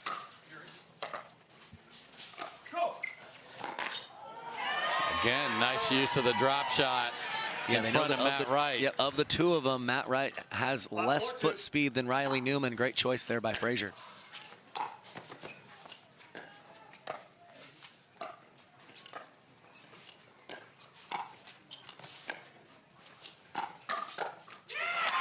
Dylan Frazier that time is up for the challenge. So Wright and Newman have had chances to switch with the lead. Can't get it done.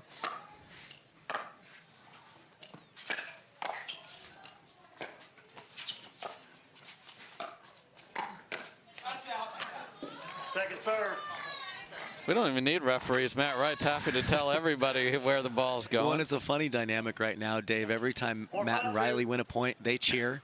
And every time that Dylan and J-Dub win a point, the crowd cheers because they're not cheering for themselves. So I think the crowd feels like, hey, you need some energy on that side. We'll try to bring it for you.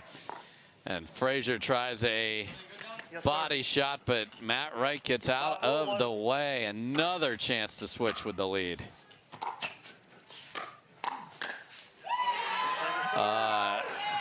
Not right there. Yeah, that's got to go back to Dylan Frazier where he has less reaction time. Yeah, J-Dub says that's a no-go zone.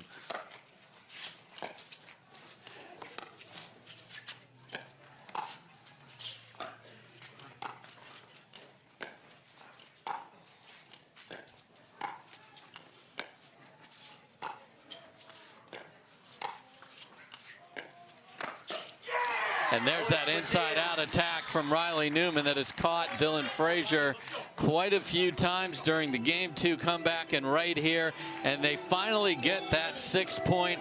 We will switch ends. It's the 2 seed with the 2-point lead. And they have the momentum at the moment. Kind of typical when you looked like you were down and out, then you steal game 2 away, and they're going to ride this as long as they can. We'll be right back. What a match. Don't let discomfort slow you down. Try Penetrex. Penetrex is different than other products with no greasiness, irritation, or unpleasant odors. Made with unique ingredients, it's 100% satisfaction guaranteed. Penetrex, the #1 online rated joint and muscle cream.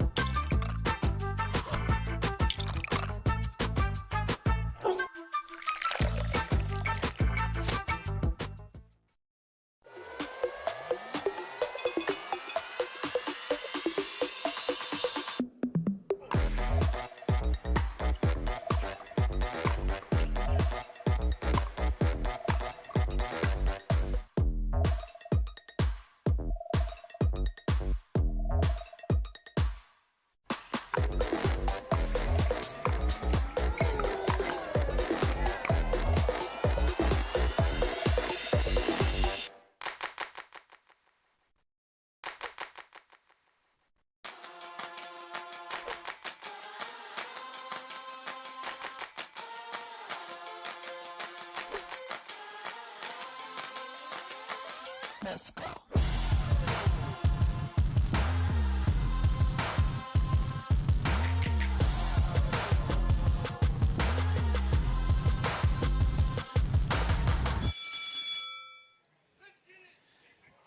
What a battle we have here. These two teams have played recently up in Minnesota. It was the Youngs that won 11-5, 11-9. Before that, it was Wright and Newman who won in Arizona. And this time, we aren't just playing 2, we're playing 3. And it is fitting for the tiebreaker between the 2 of them, each with 1 win this year.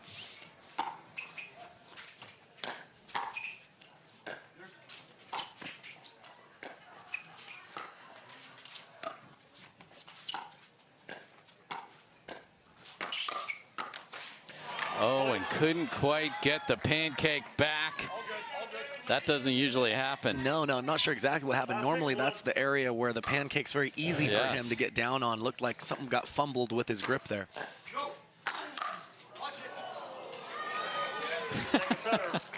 And a demonstrative out call from Matt Wright. 5-6-2.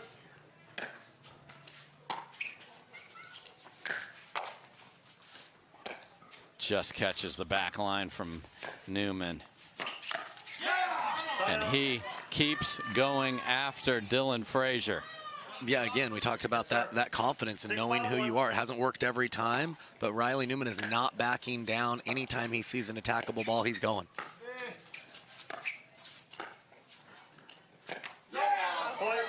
And now J.W. Johnson perhaps saying, you know what, this middle dink, I'm sick of it. I'm going to fire from there. Catches the net, and he catches it on defense, so it costs him a point, 7-5.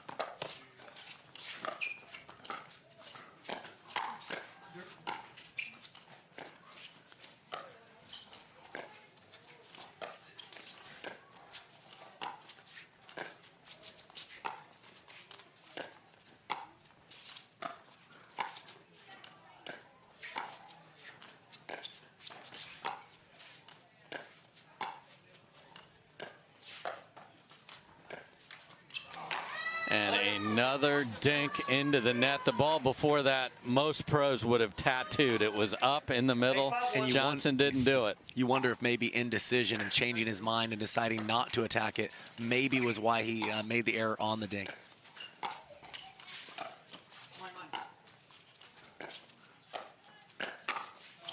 Oh, Riley Newman saw it, just couldn't get on top of it. Yeah, he was waiting for it, like you said, but just enough spin on that from J.W. Johnson just to keep it down just enough.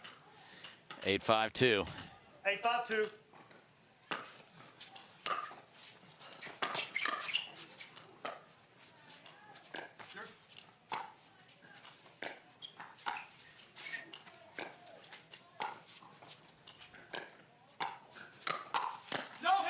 Matt Wright is shaking his head, but his bobblehead would be not in its head because it is 9-5. What a counter. Yeah, we talked about how he's just seeing the ball huge right now. His counters have been so clean, so powerful, and they've been in the difference that's really turned this match around.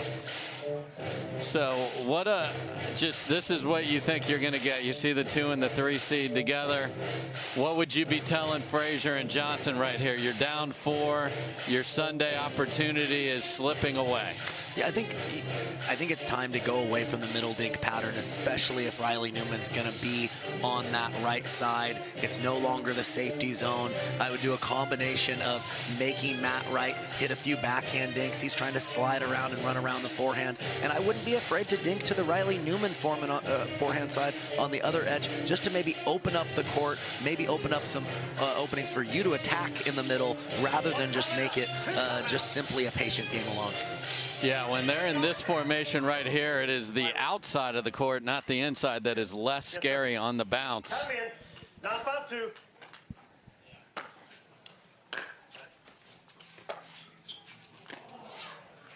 And a shortage of Newman willpower out of the timeout. So here we go.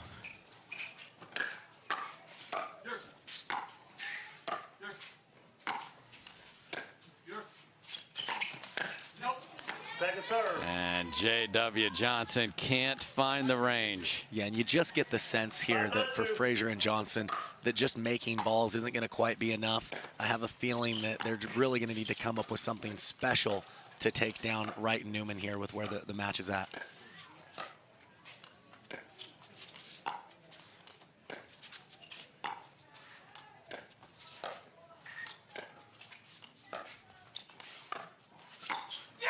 Beautiful inside-out finish from Matt Wright. Yeah, and you can see them staying with that middle dink, and just think that changing the strategy, working the edges might be a better play now here at this stage in the match.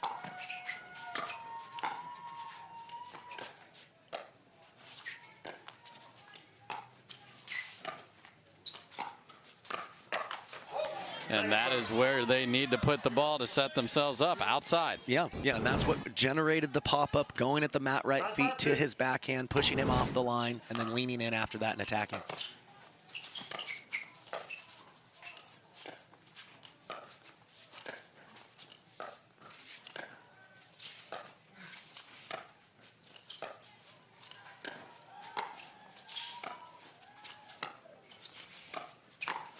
That is a phenomenal read from Matt Wright, but they caught him in the kitchen. Oh my goodness. Let's see if Johnson and Frazier can use that. That is huge for them. Looks like the heel came down well in the kitchen.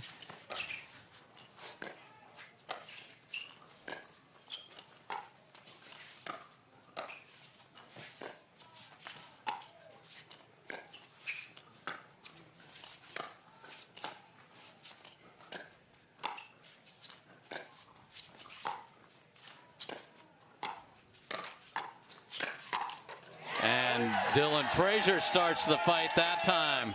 And 6-9. They're moving the ball around a little bit better, not every time, but they're working the edges just enough to make Newman and Wright do different things.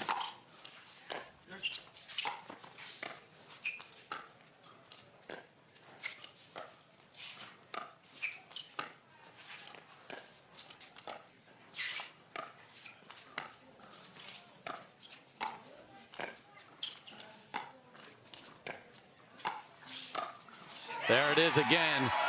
And Riley Newman has seen enough. He's calling timeout. So these two are starting to problem solve a little bit. When Matt Wright's on the left, you got to go outside. They started doing it it felt like it was almost too late, but now they're within 2. But maybe not. Maybe not. We'll see. And even though Newman didn't make any errors, they opened up the court a little, just making him play some forehand dinks where traditionally he's not going to be able to hurt you too much on that side unless you pop the ball up. And it's just, you can't lose the same way. So they gave up the big lead in game 2, just throwing that ball back and forth in the middle. They finally are spreading that wealth around, and this is something else here. This is what it's all about. This match has had everything, right? You know, the tactical junkie in me loves the fact that we're able to showcase the importance of making changes and being willing to change up your style. It's not just their athleticism, hand speed, and touch, but they're having to adjust to what their opponents are doing.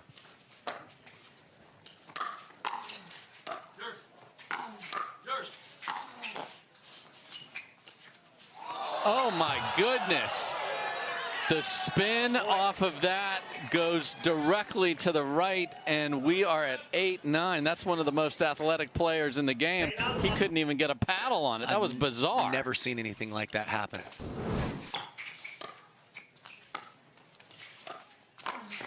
That time, Matt Wright's feet are okay. Wow. And that's the risk of going to the edge if you're lined up with Matt Wright. He's taken that away with the Ernie. Clutch play by him.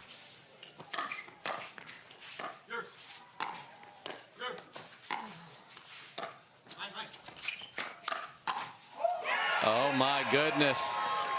You can hear Riley Newman directing traffic throughout the point, and he attacks, and young Dylan Frazier was ready. 99 in game number 3.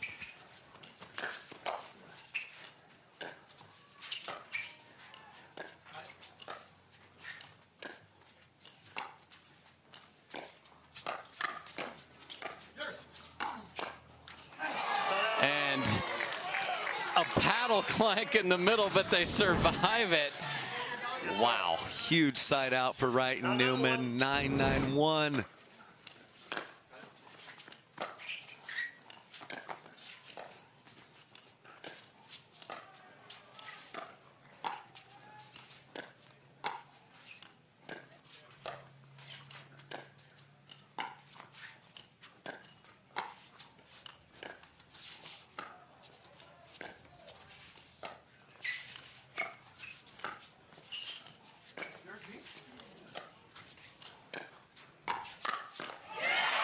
Riley Newman was directing traffic, but it was Matt Wright that sped it up, and Dylan Frazier said no. Yeah, and for a lot of people, that's a tough counterpunching location, but Dylan Frazier had no problem covering that one.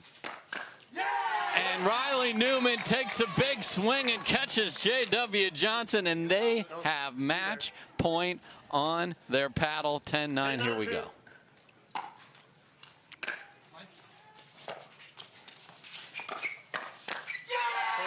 And that will do it. Riley Newman comes flying up, pounds the two-handed backhand at J.W. Johnson, and there is a big chest bump, a phenomenal rally in game 2, and then nip and tuck to the buzzer like we thought it would be, and that is what a exclamation point looks like from Riley Newman. Yeah, that is raw emotion right there. You can see what it meant to them to be able to have another chance against the Johns brothers on Sunday, playing for gold one more time. And for Riley Newman, he's back where he expects to be in that gold medal match. What a battle that one was. Riley's throwing gifts into the crowd. We'll talk to the winners when we come back.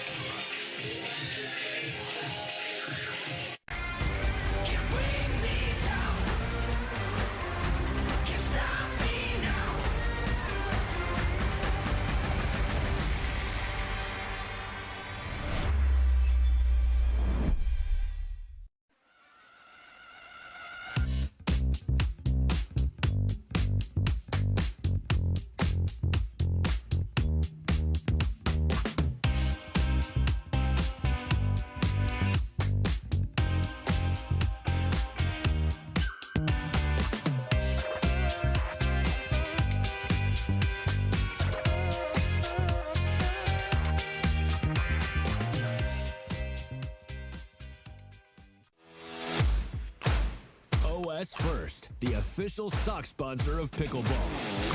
Stay in the game with OS First socks with purpose and compression bracing designed for comfort, injury prevention, and improved recovery. OS First is the official sock brand of pickleball and the PPA Tour. Visit www.thepickleballsock.com to learn more. Don't let discomfort slow you down. Try Penetrex. Penetrex is different than other products with no greasiness, irritation, or unpleasant odors. Made with unique ingredients, it's 100% satisfaction guaranteed. Penetrex, the #1 online rated joint and muscle cream. When you turn on pickleball on a Saturday afternoon, you hope you get battles like we just saw, and that was everything and more. And it took the fight of a champion to get to Championship Sunday. Hannah John standing by with Riley Newman and Matt Wright. Welcome back, everyone, to Championship Court. Matt Wright, Riley Newman moving on to Championship Sunday, and what an electric three-game match. The audience is still going wild out here. Riley, what did you have to do well in Game 3 to come away with a victory? I mean, just stay disciplined, try not to attack too soon, try to work the middle, and then finally get a ball that we can get high enough that we can really go for and attack. It was a super, super tough match. I mean, I think we were down pretty big in that second game, and that's where experience comes into play. Matt and I, we've been grinding the last 4 or 5 years on the tour, and so, you know, J-Dub and Dylan, they're heck of players, and we were just fortunate enough to get the W. Well, speaking of 4 or 5 years on tour, you're going up against 2 youngsters on tour. They're still very young. How much does veteran wisdom and just knowing where the ball is going, the court awareness, all of these different things, and the years of playing pickleball play into this victory? Yeah, intangibles are big. You know, Riley and I, when we get loud and we get fire, we play a little bit better. Those guys have played a long time, too. I mean, they know the courts, they know the angles, they know the strategies. Really, in a match like that, it comes down to execution. I mean, you're talking 2 or 3 points either way is the difference in the match. And we were fortunate today, and those will go either way in the future. Well, guys, you fought your way to another possible title tomorrow. Are you going to be bringing your A game? What's the plan? Well, I mean, I just recently moved to Texas last week. I am living currently in Dallas, Texas, and so I'd love to bring a gold medal home for the hometown fans. And so Matt and I will be bringing it. I'm excited. The new Texas energy on Sunday. I love it. Congratulations, guys. We'll see you compete on Sunday. Next up, the ladies. Don't go anywhere.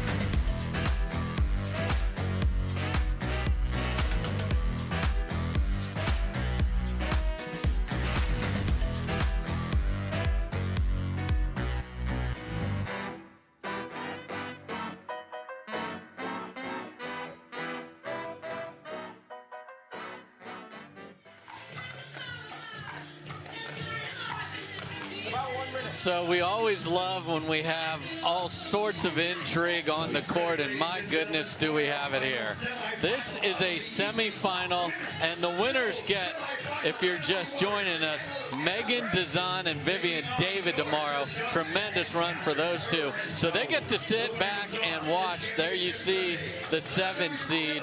Now, let's set up what we've got going on. First of all, Georgia Johnson, just as a sister, has to throw away the fact that she just saw her brother lose a absolute heartbreaker and focus on this match. So we have that going on. Then we got Audition Land. we've got Anna Bright's turn to play with Leigh Waters. And look who's on the other side, Catherine Parenteau, who played with Leigh and wrecked everybody last week to take a title, and she's never lost with either one of them. Well, and if you're Catherine Parenteau, what better way to solidify stealing Leigh away and committing than to beating her with the other prospective partners? So there are so many underlying storylines to just the great pickleball match that we have in front of us. Should be a lot of fun, Dave.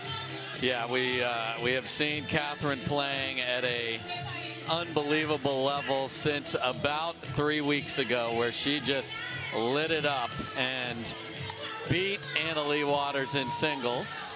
We're going to get to see that rematch tomorrow. So we also have that going on here. We got it all going on here. So this is our last match of the day, folks. Thanks so much for watching us, and just make sure you got your snacks ready, because this is going to be as good as what we just had. That would be something else. So Leigh Waters and Anna Bright won the toss and chose to play that side. And again, a theme we've seen throughout the day with the pros, they're choosing to receive. They want that second chance to go 2, not just 1 at the beginning of the match. So Leigh Waters to serve. Time in. 0-0-2. Let's play pickleball.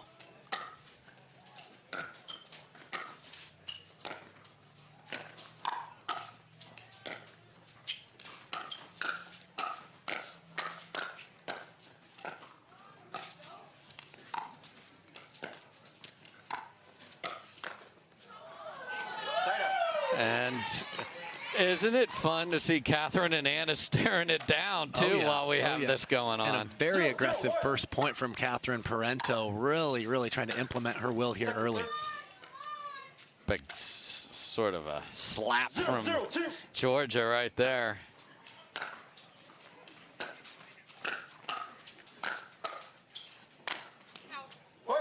Just wide from Anna Bright. Anna Bright is in the mixed final with James Ignatowich. It's all twisted up here.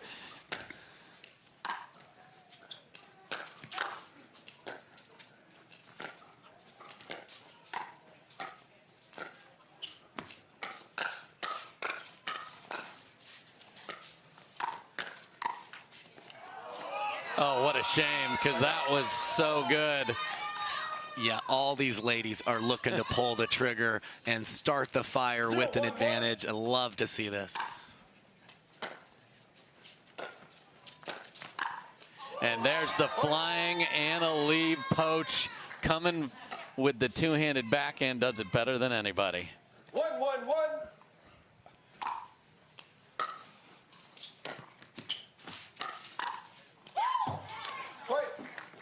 Does everyone have dinner reservations? Because we are swinging away at every ball that we're seeing here.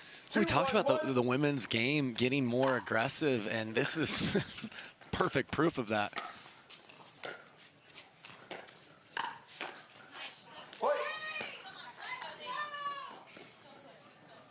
They sprint back to the line. This is fantastic pace. Second serve. Nice job by Catherine there. And the other thing both teams have is very comfortable either side for both teams. 3-1-2.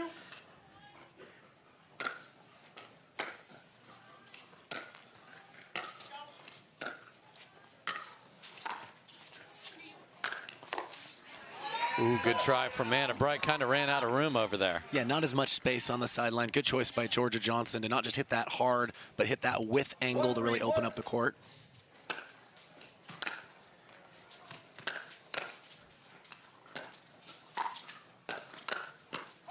And Anna Bright says, get that out of here. The hands are lightning fast. I think it's a carryover from the men's match we just watched. Everybody is seeing the ball really well right now. And I think we've talked about the difference is the wind was such a factor for most of today and all of yesterday. And now the players are really dialed in with just 4 or 5 mile per hour wind. The other thing we have is a very cold ball, so that encourages fire as well. Yep, definitely lends itself to early offense.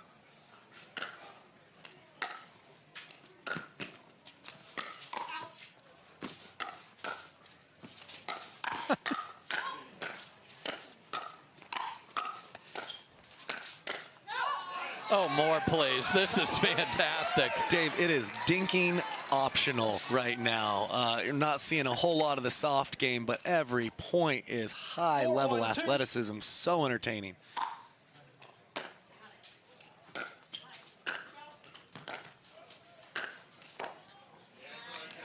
Great job by Georgia Johnson there. So they get the ball back. You know, the storyline we don't often talk about is, you know, everybody rightfully so makes such a big deal out of Leigh Waters and the phenom and how great she is at such a young age. People forget Georgia Johnson is a very similar age to Leigh Waters 100%. and very, very good in her own right. Tremendous player, and she is definitely on the rise as well. Look at that, just whipping forehands. Yeah, I see you, teenager. She has as much power, if not more, than anybody on the court right now. Second serve. That was weird. She only had one hand on the paddle and then decided to hit the two-hander. Yeah, I think she was already moving forward, expecting Parenteau to take it, and then she goes, oh, yeah, I guess I have to hit that. She's not taking it.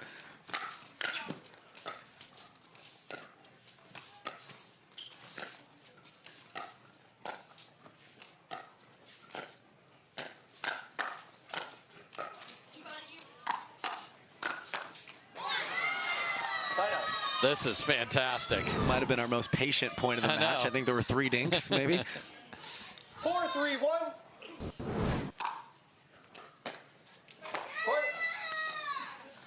Missed return from Johnson, but you see no problem with Parenteau being on the left here.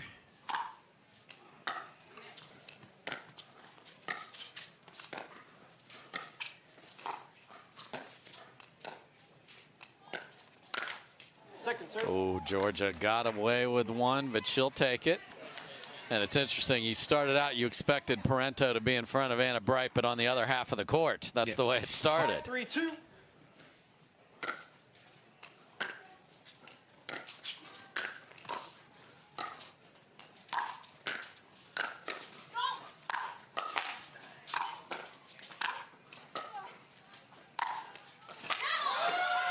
Unbelievable digs, but Parenteau cannot track down the last one.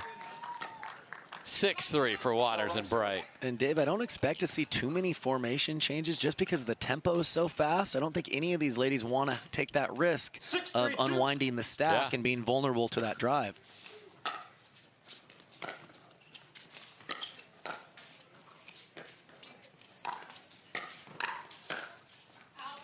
Good lead from Anna Bright there, and they are up 7-3. 7-3-2.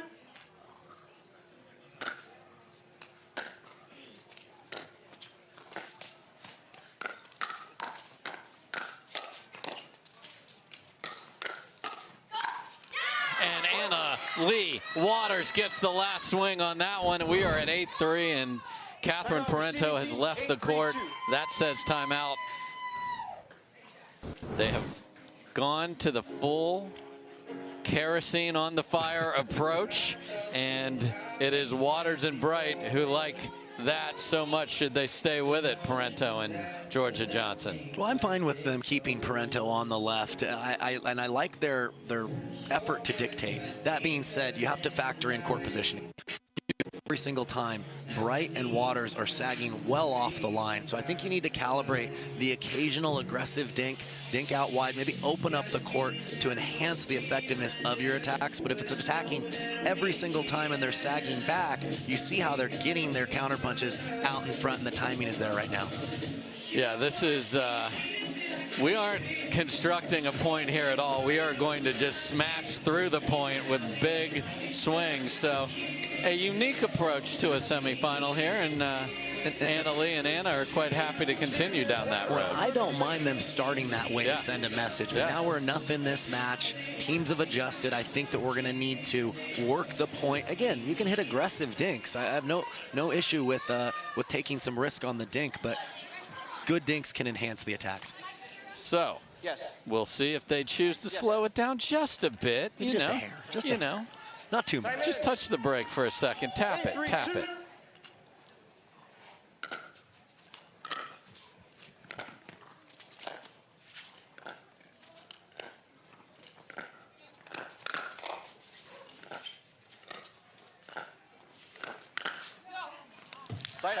So we saw that Catherine Parenteau inside-out forehand, and that led to Georgia Johnson smoking the last one. So good timeout. And we did see the switch, so it does look like they're going to put Georgia Johnson on the left. I think she's maybe a little more comfortable there.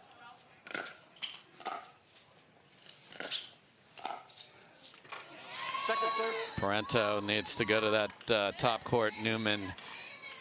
The pickleball world needs that tutorial, Dave. I mean, come on, the Newman willpower will help all of us.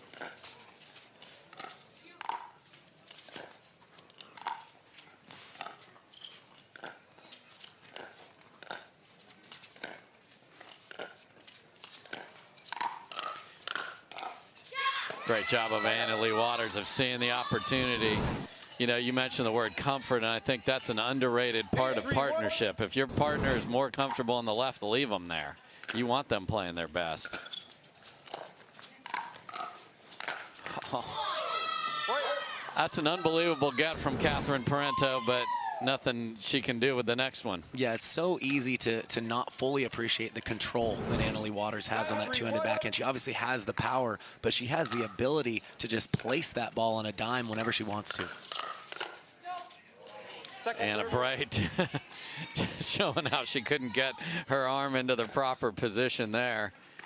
But they look very good, up 9-3 here in game one of our last semifinal of the day.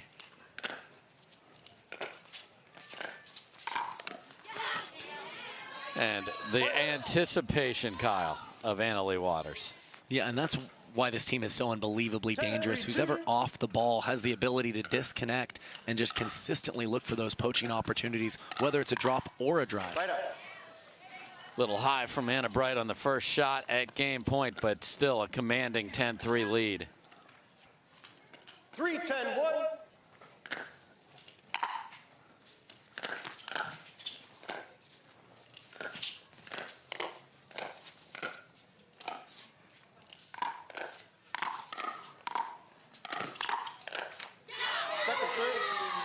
Catherine steps in, and Leigh Waters is ready. Yeah, and she has the ability to play comfortably roughly 75% of the court, whether she's playing the right or left side. So again, the versatility of Leigh Waters is just another reason why she's so dominant.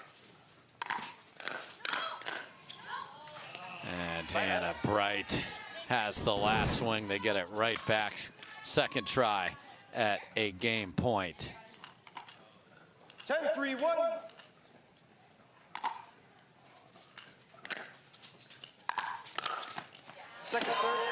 Beautiful volley from Catherine Parenteau.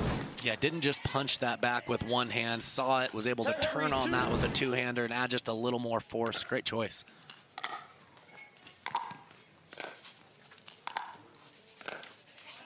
And that will do it. Leigh Waters and Anna Bright win the absolute firefight that was game number one.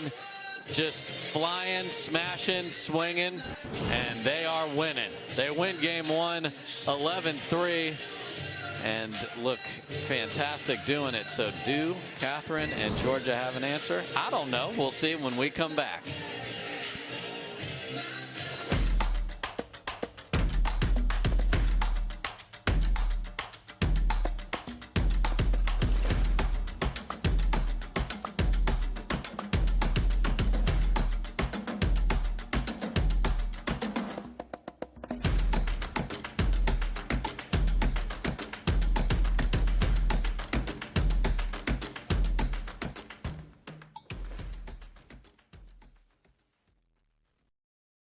For many of us, we just charge ahead because planning for your future takes time. And right now, thinking about your financial future takes on new meaning. At Baird, our financial advisors have guided individuals and families to achieve their goals through every crisis evolution and groundbreaking idea for over 100 years. That's the difference between thinking you're ready for what lies ahead and knowing you've planned for it. Now that's different. Discover the Baird difference. There's only one way now, just one way out, comes crashing down. There's only one. Introducing Skechers Pickleball. They're ultra lightweight and responsive for incredible speed. They have Goodyear rubber outsoles with a specialized pickleball design for increased side-to-side stability and agility. Conquer the court in comfort. Skechers Pickleball, the official footwear of the Carvana PPA Tour. So it is Leigh Waters and Anna Bright swinging for the fences and landing everything. They win game one 11-3.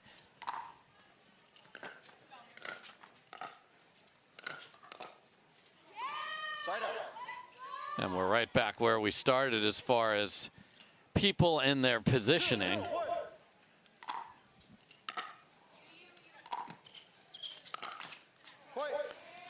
And Catherine has a mission. I mean, she can be as patient a player as you'll ever see. Yeah, that shot selection shows that she's feeling the need to do more, right? Not just the standard work the point, but any opportunity to do a little bit more, something slightly more aggressive, she's taking that chance. And the degree of difficulty of the ball that Leigh Waters just hit off her feet on the full sprint up the line, 2-0. Second serve. Anna Bright said hi, but she wasn't saying like introducing herself. She was saying, Leigh, you are toast right here. Not the good type of hi. No.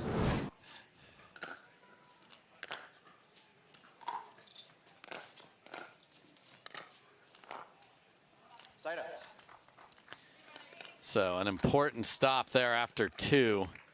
See if Parenteau and Johnson have any interest in crafting a point, or are they going to just bomb away? Second serve. Got to get to the kitchen to find out. Yeah, Georgia's trying to work the point. I mean, she chose to try to drop that. Went for a heavy, aggressive drop. I don't mind the play.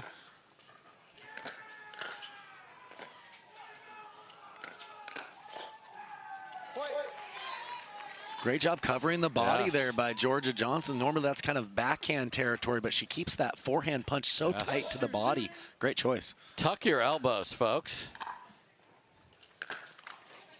Boy, another one of those big slap forehands there. Just slide the feet maybe a little, would have given herself some room.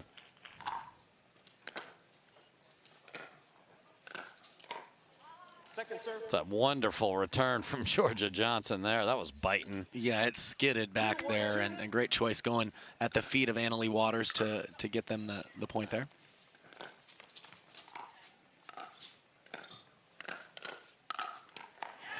Really nice from Georgia and Catherine. Yeah, that's a big hold for them here. Let's see if they can build on that and potentially take a lead here in game 2.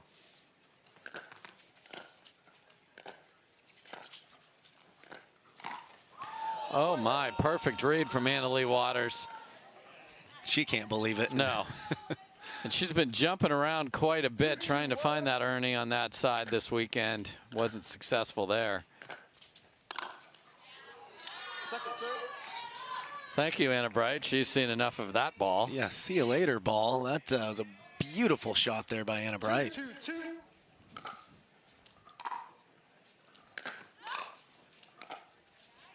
Side up. Anna Bright knows she hit a ball that was heading into the 5th row, but got it down. So tied at 2 here in the last match of the day. Winner gets Dizon and David.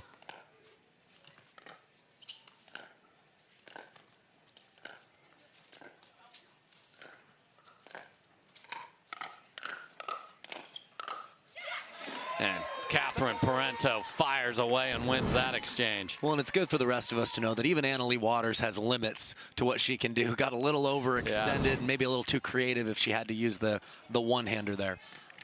Yeah, it's that shot. I know that she's like, I want to show the world that I've got this one.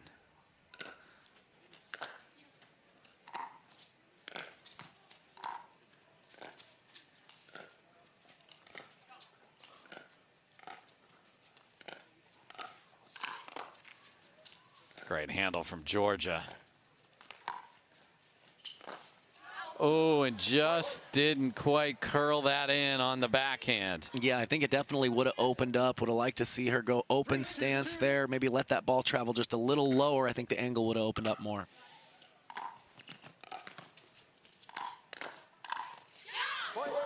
And Leigh Waters firing away again. Georgia just a little late filling the middle on this first ball. Well, there's so much firepower from Anna Bright and Leigh Waters. Such a tough team to slow down.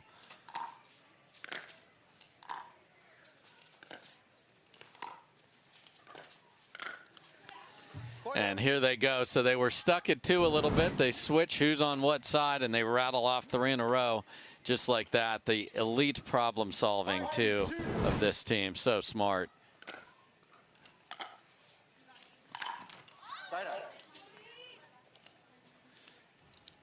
And it looks like they were trying to get Parenteau on the left. Looks like that's what they're going to do here.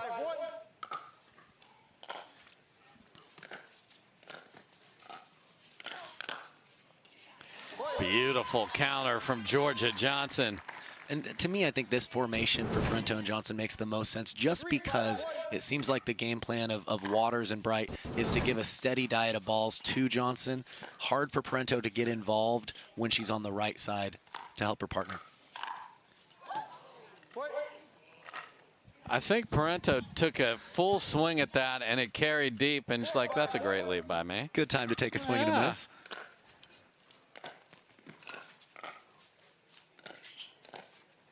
Second serve. Johnson can't quite dig that one up. 4-5-2.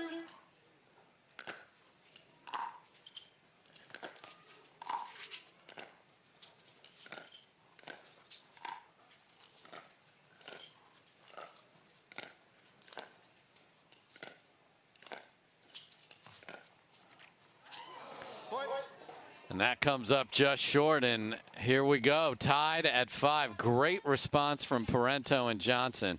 We talked again about the problem solving, changing formations, just throwing your opponents a different look until you find something that works.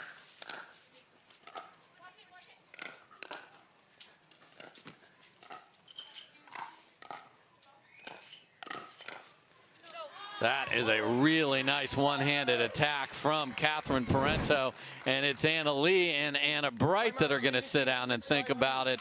They have come all the way back and have a lead to Parenteau and Johnson. Really well done. So it is on in game 2.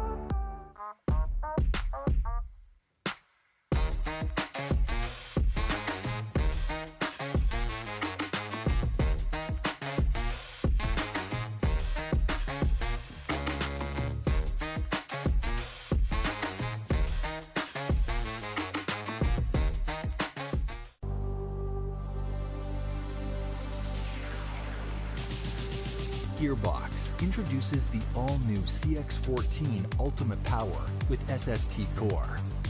All-new power band technology, delivering controlled, effortless power. All technology, every shot.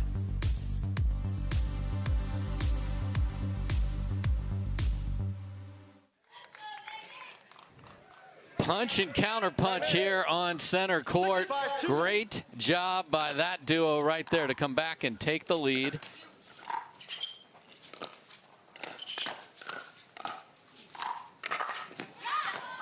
And nice job by Anna Bright of protecting her body and got the ball down there. That was wild. She found a little scorpion there. I'm not sure she even looked at the ball. I think that might have been the blind scorpion. We'll have to look that one up.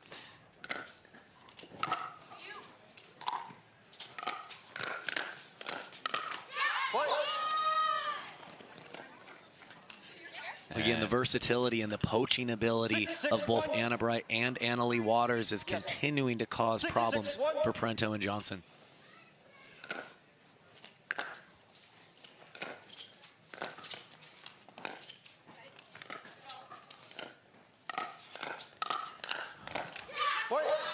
I have no idea how Anna Bright handled that shot that Catherine Parenteau just threw at her. It had to be on the right side of her body and ended up on the left.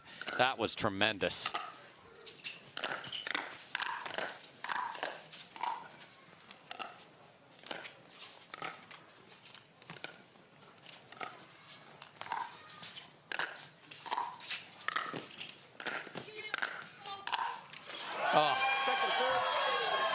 That's why people love women's doubles right there. It is chaotic. It is intense. It is Smoke City. Unbelievable how hard they're swinging at some of these. How could you not love what we're witnessing right here? This is amazing. And Anna-Leigh absolutely lights that one up. And after giving up the lead, they get 3 in a row back. 8-6, 3 points from moving to the final.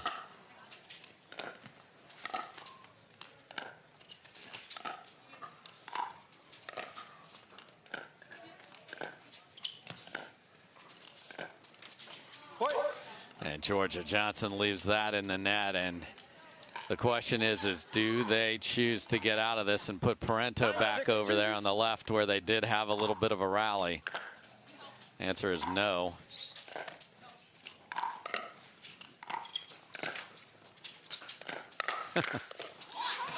I mean, there's no disguise on that. That was a step into it, full windup, and folks, we're at match point. 10-6-2. Seems like you blink and 5 points have transpired so fast.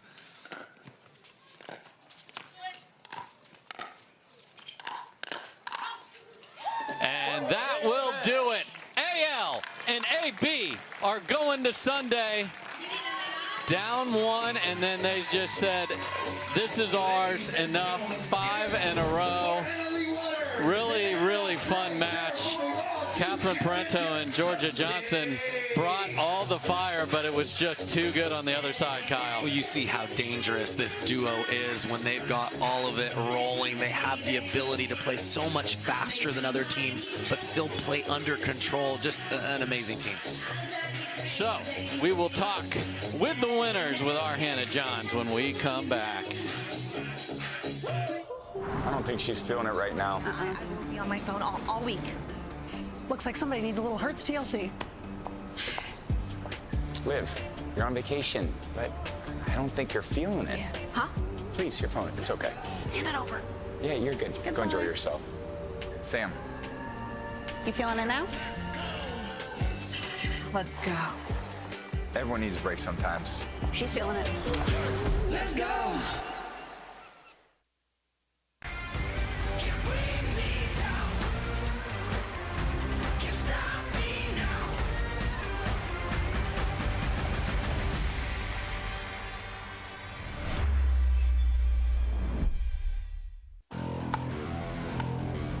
The future of pickleball is here.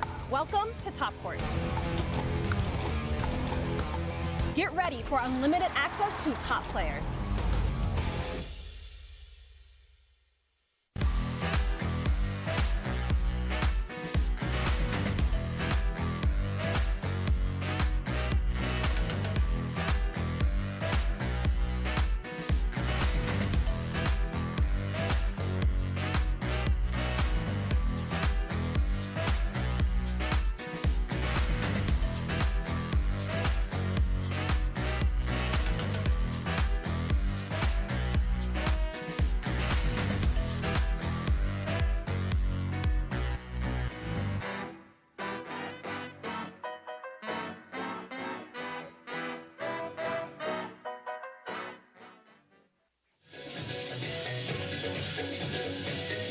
Welcome back, everybody. What a final match. Just absolute fire on both sides. And it was Leigh Waters and Anna Bright who are able to come out on top, and they are standing by with Hannah Johns.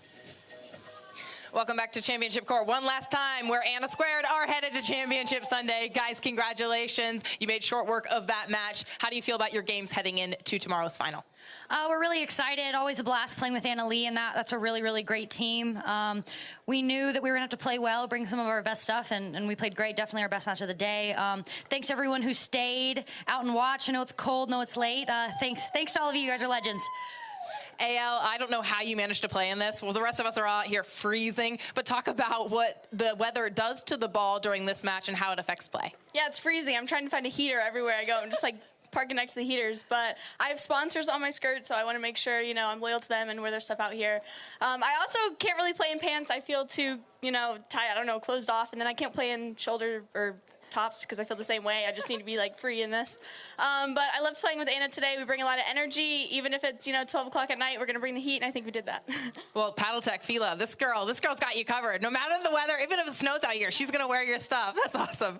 Guys, you're going for a couple of titles tomorrow, 3 of 3 for you, 2 of 2 for you. You're in the finals of every event. You both entered. What do you want to do on Sunday? What are you focused on? Oh, I don't know. I don't know how Anna-Leigh plays in 3 finals all the time. This will be my second time doing 2, and unfortunately I have to go against her in one of them. But just going to try to rest up. I've had a couple of later nights. Try to rest up, try to sleep. It's sometimes tough for me to sleep, and just bring a lot of energy tomorrow and have fun. Well, guys, good luck in all of your finals tomorrow. Thanks, everyone, for tuning in. Dave, we turn it over to you.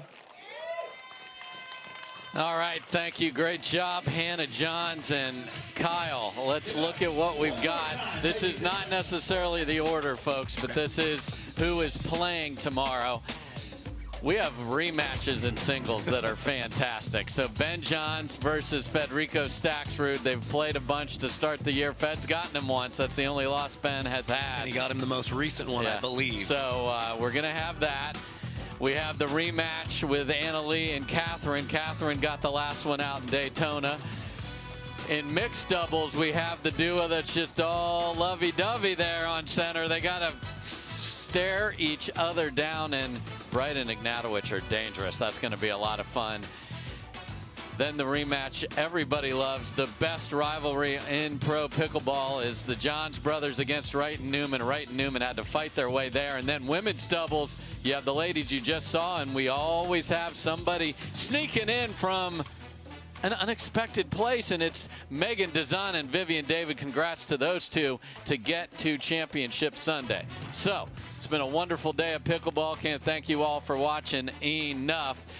This Championship Sunday will start at 10 a.m. Central tomorrow. Myself and my man Kyle McKenzie will be on the call for the whole crew, who does an amazing job both here and at Tennis Channel Studios out in California to bring you these great pictures. Thanks to all their work. For Drew and Dom, who had the earlier shift, Hannah Johns on the court, the referees, volunteers, and all the sponsors, thanks so much for being part of the pickleball community. Championship Sunday tomorrow. We'll see you then. Good night.